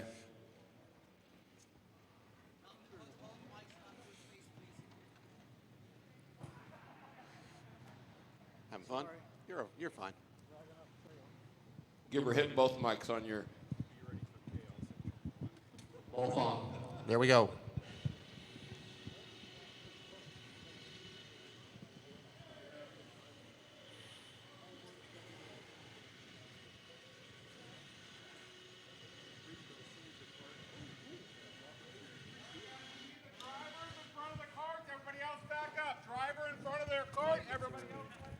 All right, here we go.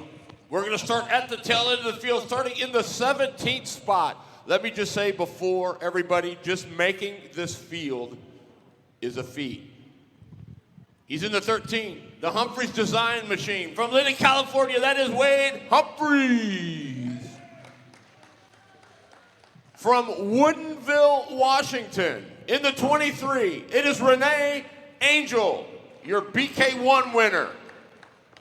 All the way from Southern California, in the 11, it is Chris Southern. I can't see. Oh, in the 53, he's from Spokane, Washington. That is Tony Barry. In the 677, from Ephrata, give it up for Mr. Jerry Pitts. All the way from California in the 45X. Give it up for Alex Atkinson. Next up, I can't see that number either. Oh, in the 360. Oh, yeah, he's a Washingtonian. He's got the Iron Man, Joe Steckman, and his crew chief. Give it up for Sean Carr. In the double fives, in the Midnight Motorsports Machine, from Richland, Washington, give it up for Chris Worley. On the Triton, all the way from Colorado, formerly BLG, give it up for the 5 of Brian Esquidia. In the 15W, from Davenport, Washington. Been watching this kid since he was a youngster. Give it up for DW3, Daniel Watkins III. This guy, your quick qualifier, 8th place in UAS National Points. Give it up for the 22 of Nick Moore. In the 45, on the striker from Boise, Idaho, it's the Boise Bullet, Joe Ransom. Also from Davenport, in the 41, give it up for James King. In the 51, from Spokane, Washington, in the Area 51 machine, give it up for Jared Storer. In the Uncle Chuck's Racing, Joe's Racing Products, number 9, it's the Rocket, Ronnie Cox from Buffalo, Washington. In the 8, from California, in the Joe Cervantes machine, give it up for Ryan Fernandez. Your 2021 UAS Grand National Champion on the pole in the R&L Racing Machine. Give it up for the 2 of Rusty Russmeyer. All right, Rusty, before you get in the car, you're on the pole for the BK13. Give me your last thoughts so we get this thing going. Let's go. All right. Get it done. All right, you got your pole setter, Rusty Rasmussen, last year's USA champion on the pole. Fernandez on the front row. We got one hell of a show getting ready here. We got a couple two-strokes in the second row. Jared Storr, good run, buddy. Ronnie Cox. Terry, I don't know. It seems like some of those guys, we got some guys that had some bad luck that still end up with a win in their heat. They're sitting up front here between Nick Moore and Ransom. I think we got a battle coming. It's going to be a real battle. These are 17 of the finest UAS machines you will see anywhere in the country. Guaranteed. They're here at BK13 live on Dirt 360 TV, brought to you by Product41.com. Ladies and gentlemen, start your engines.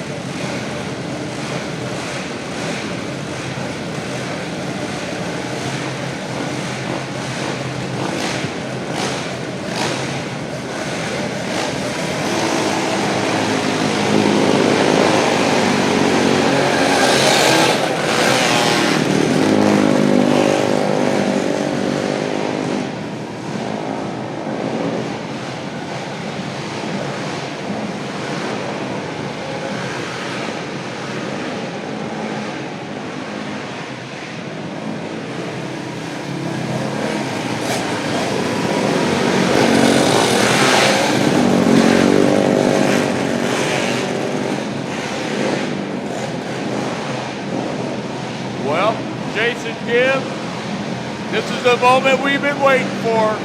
17 of the finest UAS machines anywhere in the country. It's about ready to go game on. They got to get their turn one clean. That's going to be the key. If these first two guys get a little, two rows get a little anxious, it's going to be a problem. I think Rathmeyer feels like he's got the car to beat. And I think Fernandez knows he's got to get in front of him. Ladies and gentlemen in the stands, get up and wave your hats for these 17 awesome UAS machines. Lights are out. Here we go.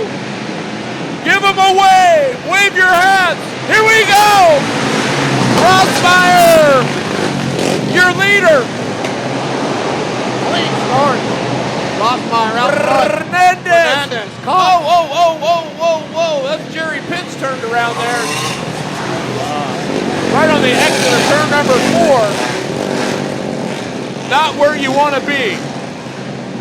And his night is done, just like that. That's unfortunate. We had a really good start. People were super respectful. And he was like one of the guys that worked his butt off to get in there. Yeah. The dual Rotax with Jerry Pitt. Well, looks like we're going single file.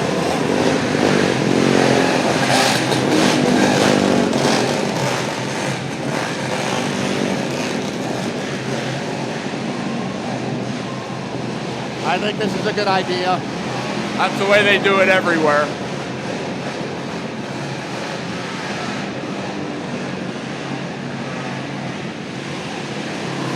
Oh, wait.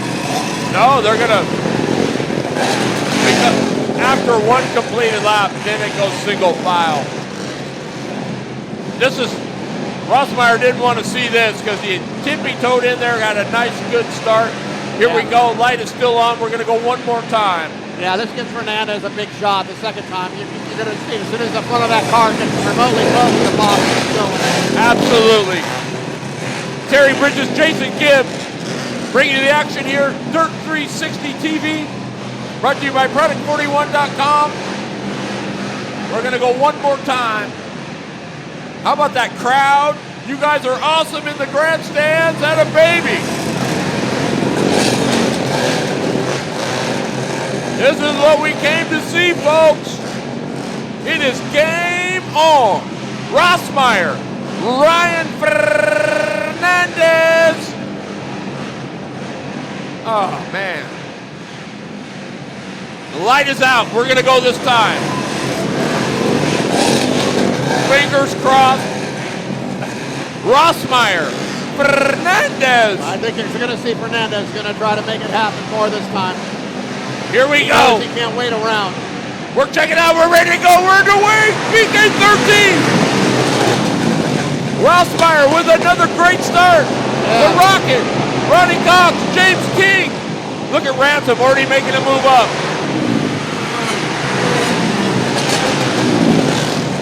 They are shaking. Ransom the fourth. Oh, Worley goes around. Chris Worley around. No caution yet. Back underway. Tough break for Chris Worley. Boy, I don't know. Rossmeyer looks pretty good. Here comes Joe Ransom. Ransom is on the move.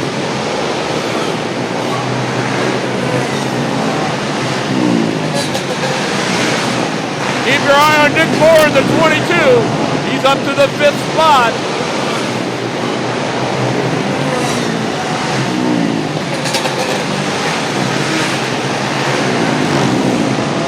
Ransom, Ronnie Cox. Oh, and around goes Ransom. We got a yellow. And the yellow is out.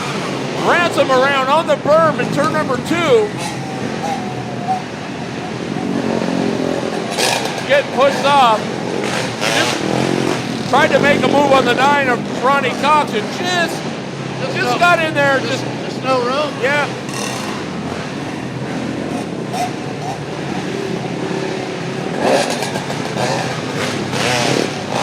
Angel, how about Renee Angel up to 9th already? How about Rusty Rossmeyer out front, Terry? I mean, he's got this thing on kill. He's supposedly running the same tires he did in his heat race. And that's what you talk about, that confidence. He knew. Yeah. Sometimes you just know. What? When you know, you know. Yeah, looked really good. Now, I got it. Fernandez might be just pacing. It's all about pace here, I think. Yeah, we'll see. We'll see here on this next run.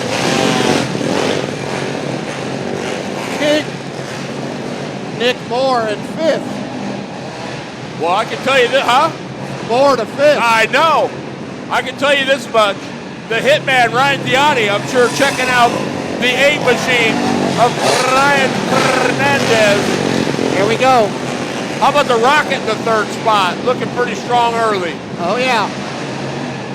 Here we go. Light is out. We're green. Oh, no. Oh, Angel. Oh, and we got a mess here. Store. Oh, sit down in that cart. Don't ever stand up. Ah, that's a tough break for Area 51. You know, I'm just going to say this because we didn't talk a whole bunch about it, but how about the 41 of James King sitting in the 4th spot? Right.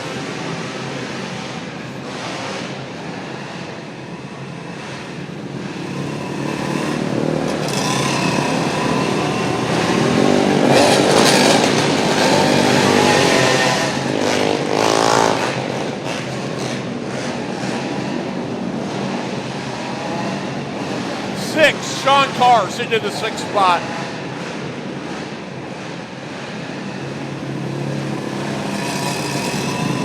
I'm telling you what, ladies and gentlemen, if this doesn't get you jacked, I don't know what does.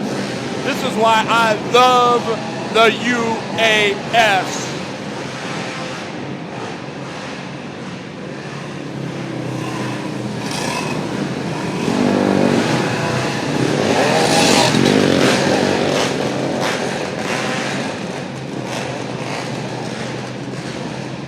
I don't know. So far, so good. He's been money on the restarts. Rusty Rossmeyer.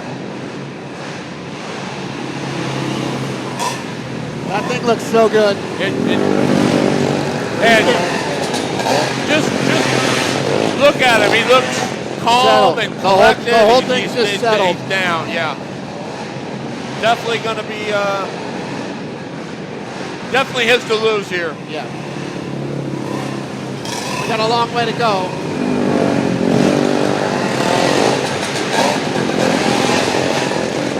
And this is where you've really got to talk to yourself. Easy, patience, you know, don't get greedy. You gotta, well, what do they say? Be quick, but don't hurry. There we go, lights out. Rossmeyer, Fernandez, the Rocket, Ronnie Cox, James King, Ryan Esquidia, here we go. Oh, Southern around. And he takes a shot.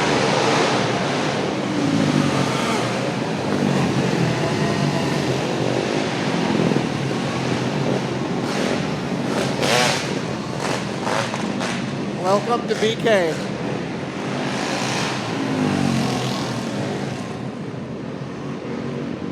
That's a red. Alex Atkinson, they're working on him over in turn. I didn't see what happened there. He might have taken a pretty good lick. I don't know, maybe Josh can get the replay. I don't know if we can see what goes on there, but safety crew working on Alex Atkinson there. Red flag. There's no working on the race car under a red flag, unless the officials tell you so. We didn't catch it. So we can't go back and look at it. Unless this is an open red, there is no wrenching on the car. There is no open reds here. Drivers, stay in your cars. Do not go touch your crew members. Do not do anything like that. Thank you. the management.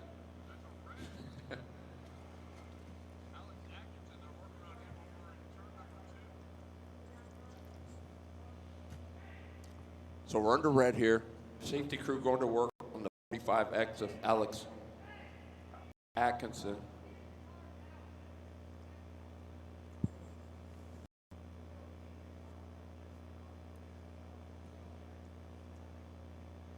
Under red.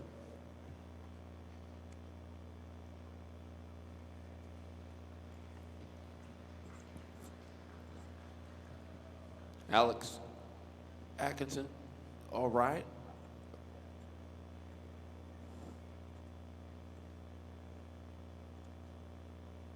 Uh-oh. I don't know if it's his wrist or what he's holding. Looks like he's holding his arm. How about a round of applause for Alex Atkinson, everybody?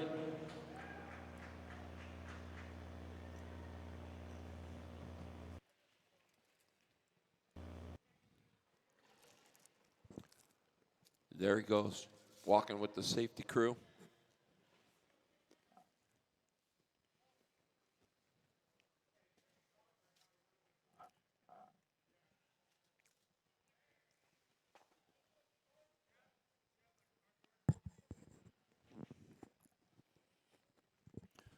Well, Gibber, thoughts so far?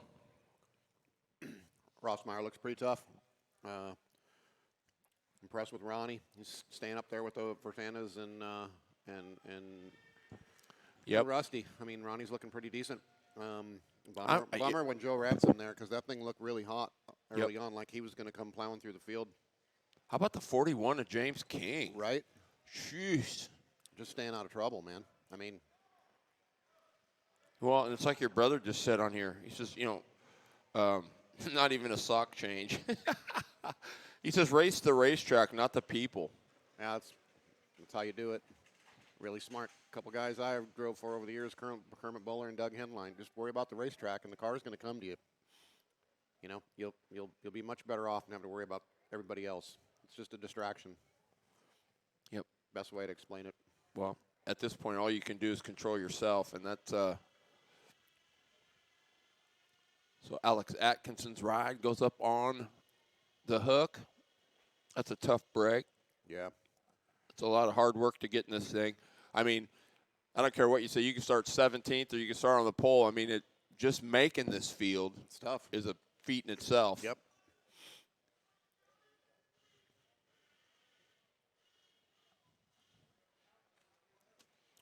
Want to thank Humphreys Designs, Competition Carbs, Uncle Chuck's Racing, Bergfeld Enterprises, Wicked Fab, Extreme Decals, Team 31, Sea High Performance, Poleboy Tire Treatments, Kartorama, Benton Racing, A&B Graphics.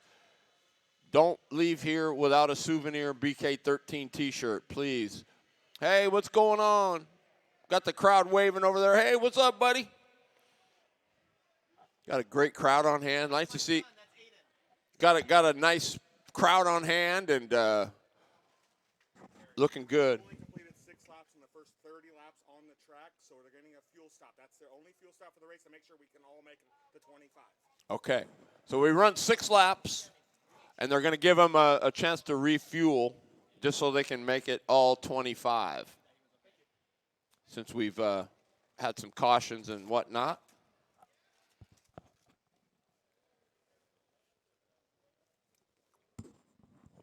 If we're refueling, it's probably a good idea to get the drivers out of the cars. That way they're. If we are refueling, probably have the drivers out of the cars when you are refueling the cars, please.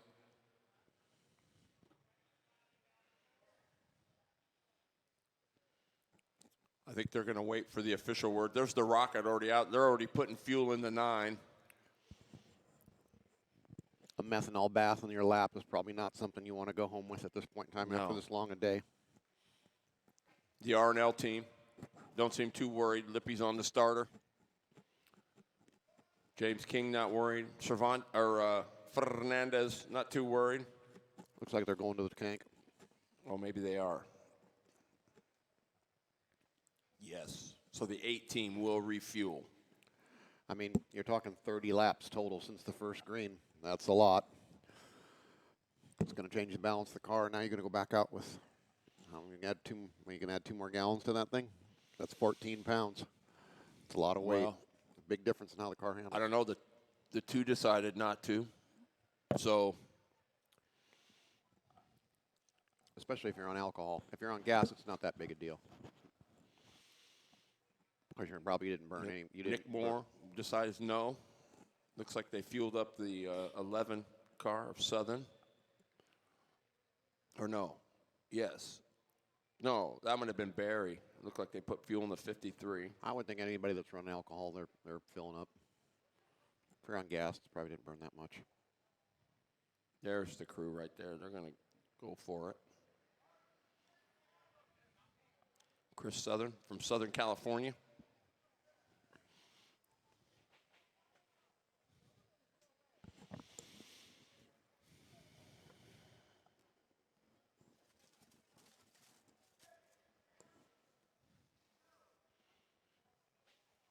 Well, I think you were involved in that, Chris Gibb. And the last one was at BK4. Ran like 50. It ended up being like 50 laps because of all the.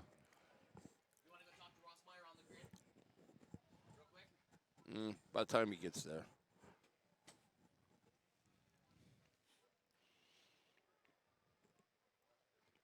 Any surprises at this point? Well, I think for me, pleasant surprise, the 41 of James King. That's pretty impressive thus far. And it's not like he started up front and he stayed there. He hasn't put the backup lights on. Yeah, pretty good. No surprises. It's nice to see the 53 in there. I think that's one of the good feel stories of the weekend, right? Come here and basically put a cart together at the BK, and you make the car, and then you make the show, and then you got the 360 who had to completely change switch cars. What do you get, one heat race in? And Not even. Not even. I think he got five warm-up safety laps. And then had to run the B because he didn't finish either heat. Right. So. I think that's a big testament to the Iron Man joining that team. And just staying with it. And he's sitting there running what 6th, 7th right now. It's pretty. Right. That's a big stick with it with me. That's a no give up.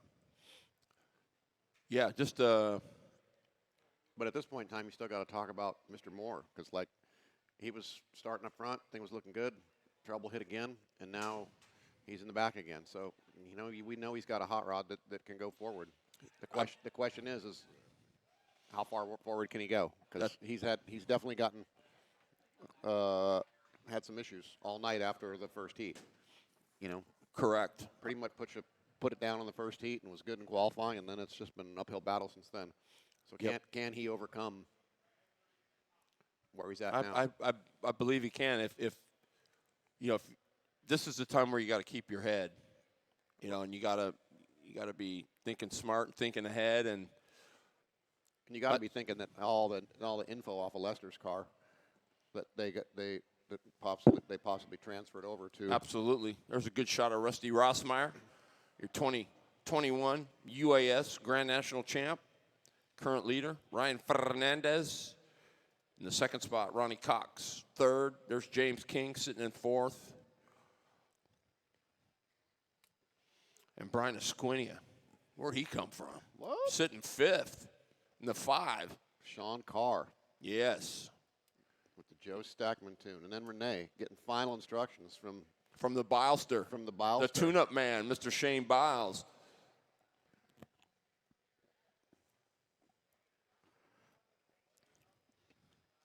Keep your head in it there, Joe. You got a long way to go. You got a good hot rod.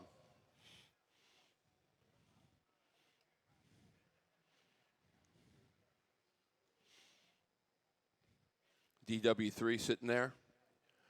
I don't think he's finished yet. Chris Worley had an early spin, tough break there. Mr. Moore. Probably asking what did he do wrong to have the whole back end of his night go this sideways after putting it on a pole. We talk about that James Norman Award. I mean, you put a whole go-kart together at the BK, come out and make the show. I mean, and run well. And you got a motor from here and a cart from there and pieces here, and you break a pipe and you come back and you're still in the show. I mean, just don't give up. That's what it's about. Well, that's Tony Berry in a nutshell, I do believe. Yep, that's They're on the radar for sure.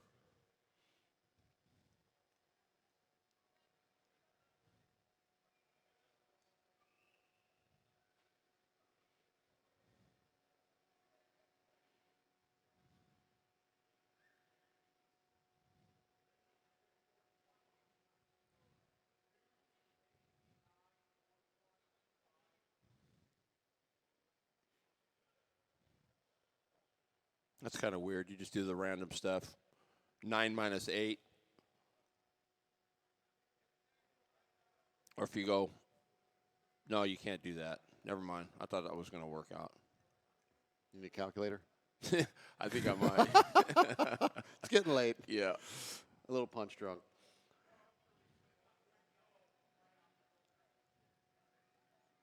Well, you could do it. 8 from 9 is 1, right? 8 and 2 is 10 minus 9 is 1. Kind of interesting how those numbers always work out. I think they're getting the Yep. green light to get them fired up here. All right, folks.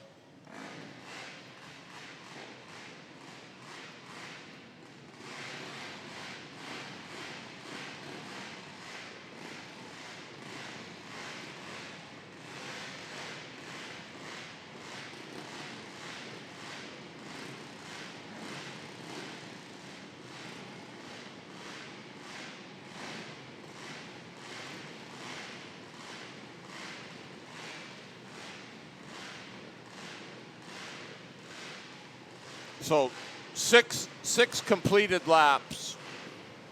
So if we go 25, that's going to be 31 total.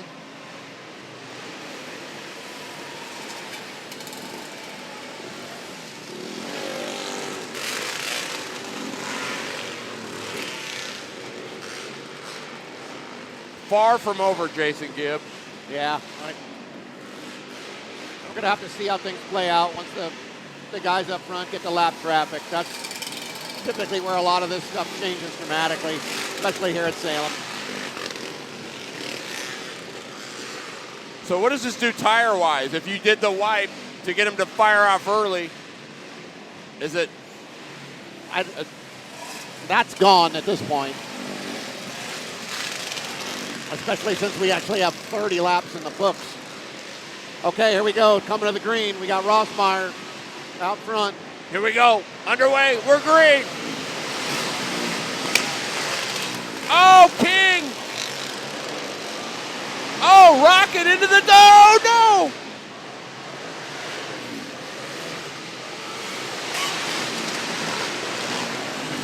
They stay green. Wow. Talk about a life. Oh. Oh.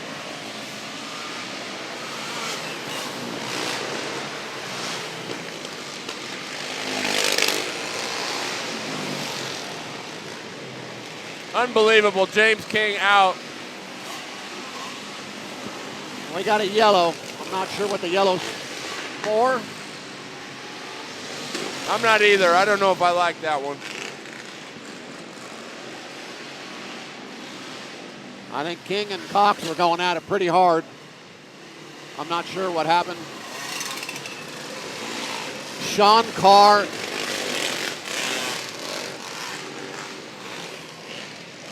Sean Carr in fourth. Is that unbelievable or what? Joe Stackman, you're a stud.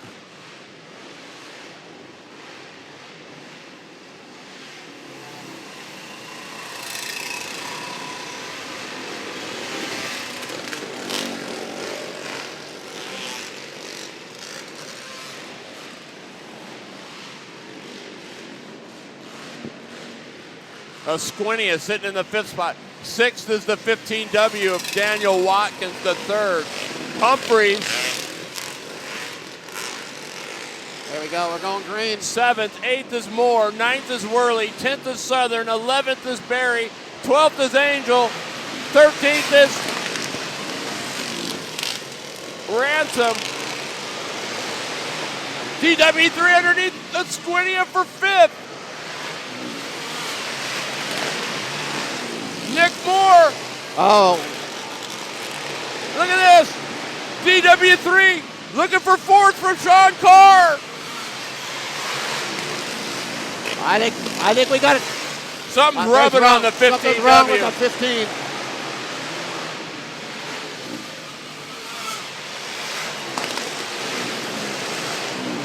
That thing needs to get black flagged. I don't know. I don't know if it's oil or tire smoke.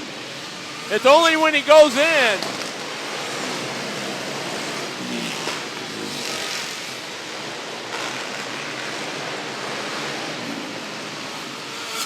Oh, more.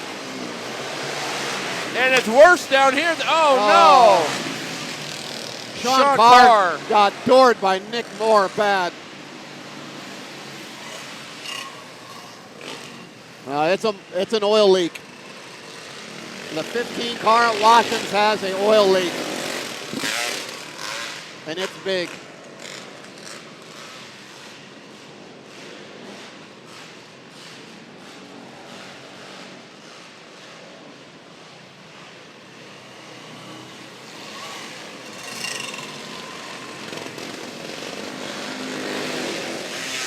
Where's Sean Carr? Oh. So yeah, did he get it? He got plowed bad.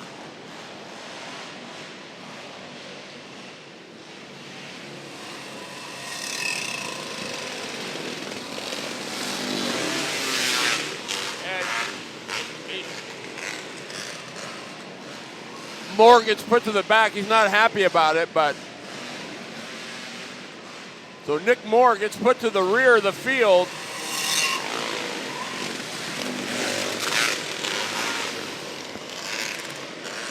You can't be driving through people like that. Yeah, it's unfortunate. It's not okay. Here we go. Here we go. We're green. Rossmeyer.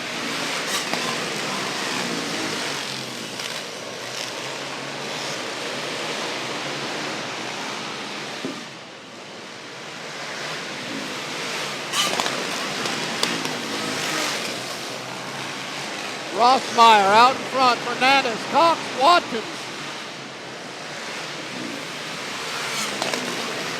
I'm telling you, the 15W is a rocket. It's just too bad that oil leak.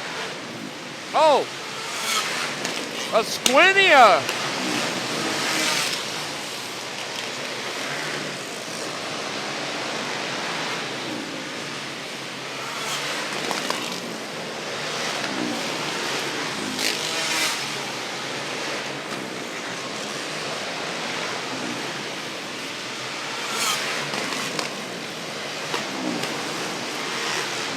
It looks like Ryan Fernandez is starting to reel in your leader.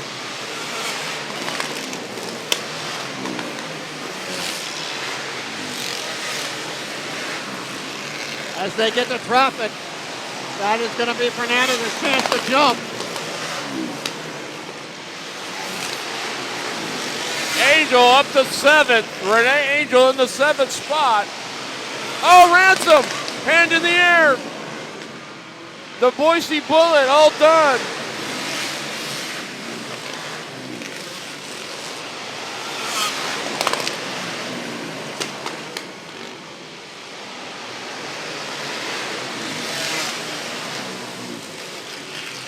Oh, Southern.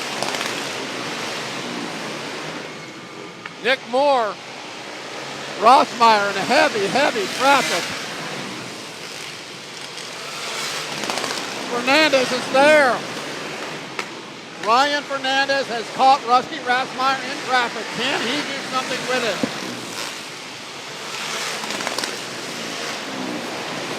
Oh, that's going to hurt. Fernandez needs to get by the 55 car. He did. Right away. He did.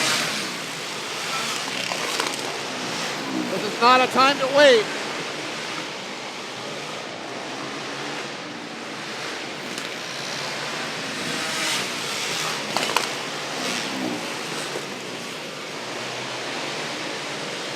Look at Tony Barry. Oh, Fernandez. Oh, Fernandez, look at this. DW3. He is caught. Oh, Fernandez. Angel going to get by Fernandez. He was too patient with the 55 car. Rossmeyer, Watkins, Cox, Renee Angel in fourth.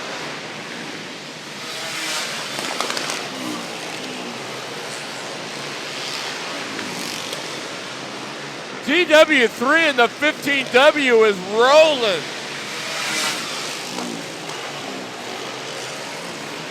Oh, the rocket to the outside of DW3. Here comes Renee Angel. I wonder if that's a problem with the hit with that smoke. There's the checker. Oh, DW3 going to back up over the line. Your winner, Rusty Rossmeyer. He got it. Cox second. Watkins third. I think Watkins might have got third. I'm not sure. I'm going to head down to the pits and try to get a quick word. There's Rossmeyer right there. All right, we're going to go trackside with Jason, the Wizard Gibb. He's going to go try to get... There's Rossmeyer.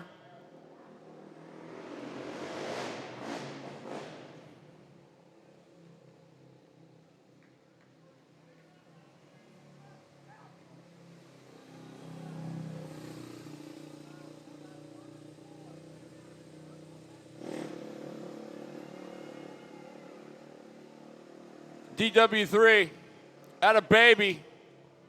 That was a drive, 15W. An absolute drive. Well done. Well done. Well done, team. So deserving of that. That was good stuff. And he backed it up over the line.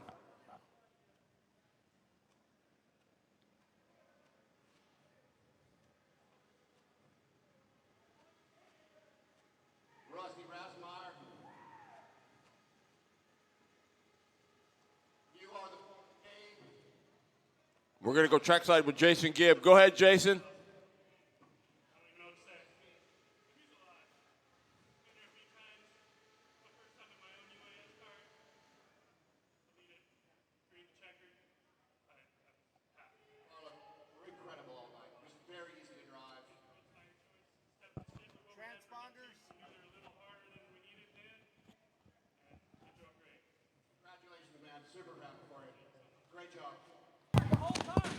Hey, quickly, Jason, before you get started again, just a reminder, everybody, please return your transponders, okay? It's important. Please return your transponders if you rent. I got Ron Cox here. I think second place finisher, correct? Yes, sir. Great job, Ronnie. Yeah, that was just a little tight. I still don't think I had anything for Rusty, but I just we were within a quarter inch on stagger going one way or the other, and we decided to go with the lower amount. Probably should have went the other way, but man. Good run. Yeah. Good run, Ronnie. Thank you. Congratulations. Good job on your finish.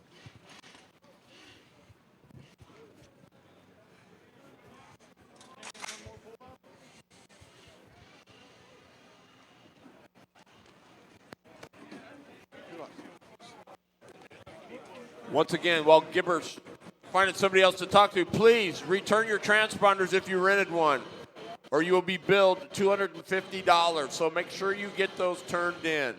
Thank you. What's up, man? Good stuff.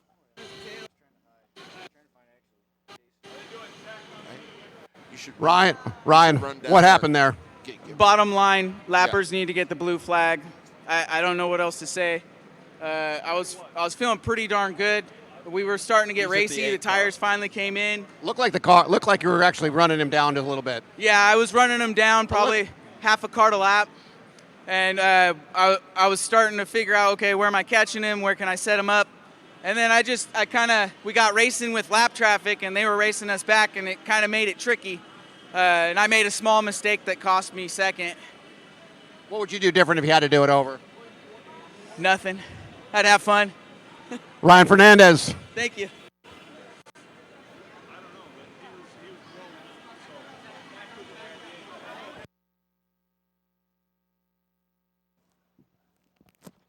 Good stuff. Hope everybody enjoyed.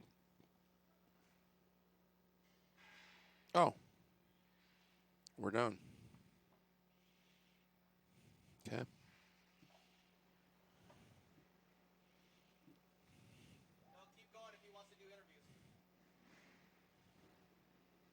Well, he's down there doing them now. I don't know. It said the video ended, so.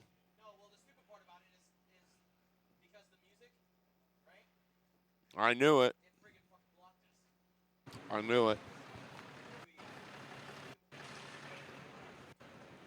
So did it? I'm here with Jeremy Means real quick. What do you think, bud? You've been to a lot of these like me. What do you think of it, Dyke? It's always there's always something that makes it special. Something in the water here in Oregon, or Yeah, just something it's in this something in this building, right? It happens every time. It's something. Congratulations to Rusty. It's great to see a new winner for the race. Just show level to get your name on this trophy. It's a really hard really hard thing to do, and congrats to Rusty and the crew for getting it done. And BK13 will be just as exciting. Great job. Really appreciate all your hard work. Thank you, man.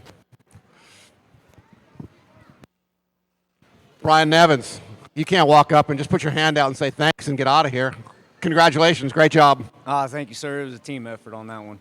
Yeah, both you and Tyler Rose, great job. Both ran really well. Yep. Like I said, it was team effort. Scott working there back in the pit area. Matt tuning the motors. I'm just the dummy that gets to put everything together. Put back for jumping the restart, like just on kill.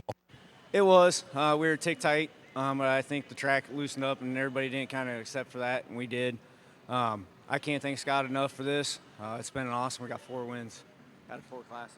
Congratulations, Brian Nevins. Thank you. Thank you.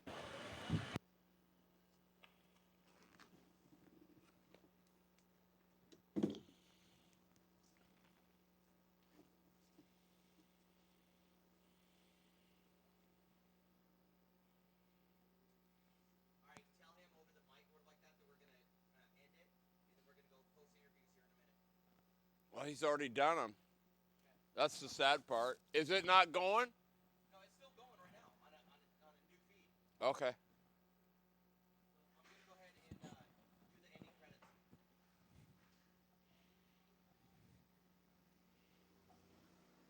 Gibber, hang on before you get any more.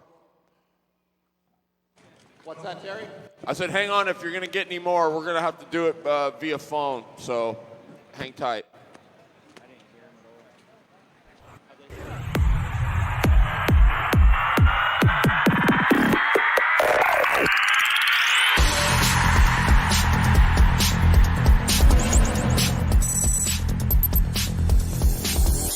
Here they come to the start-finish line again.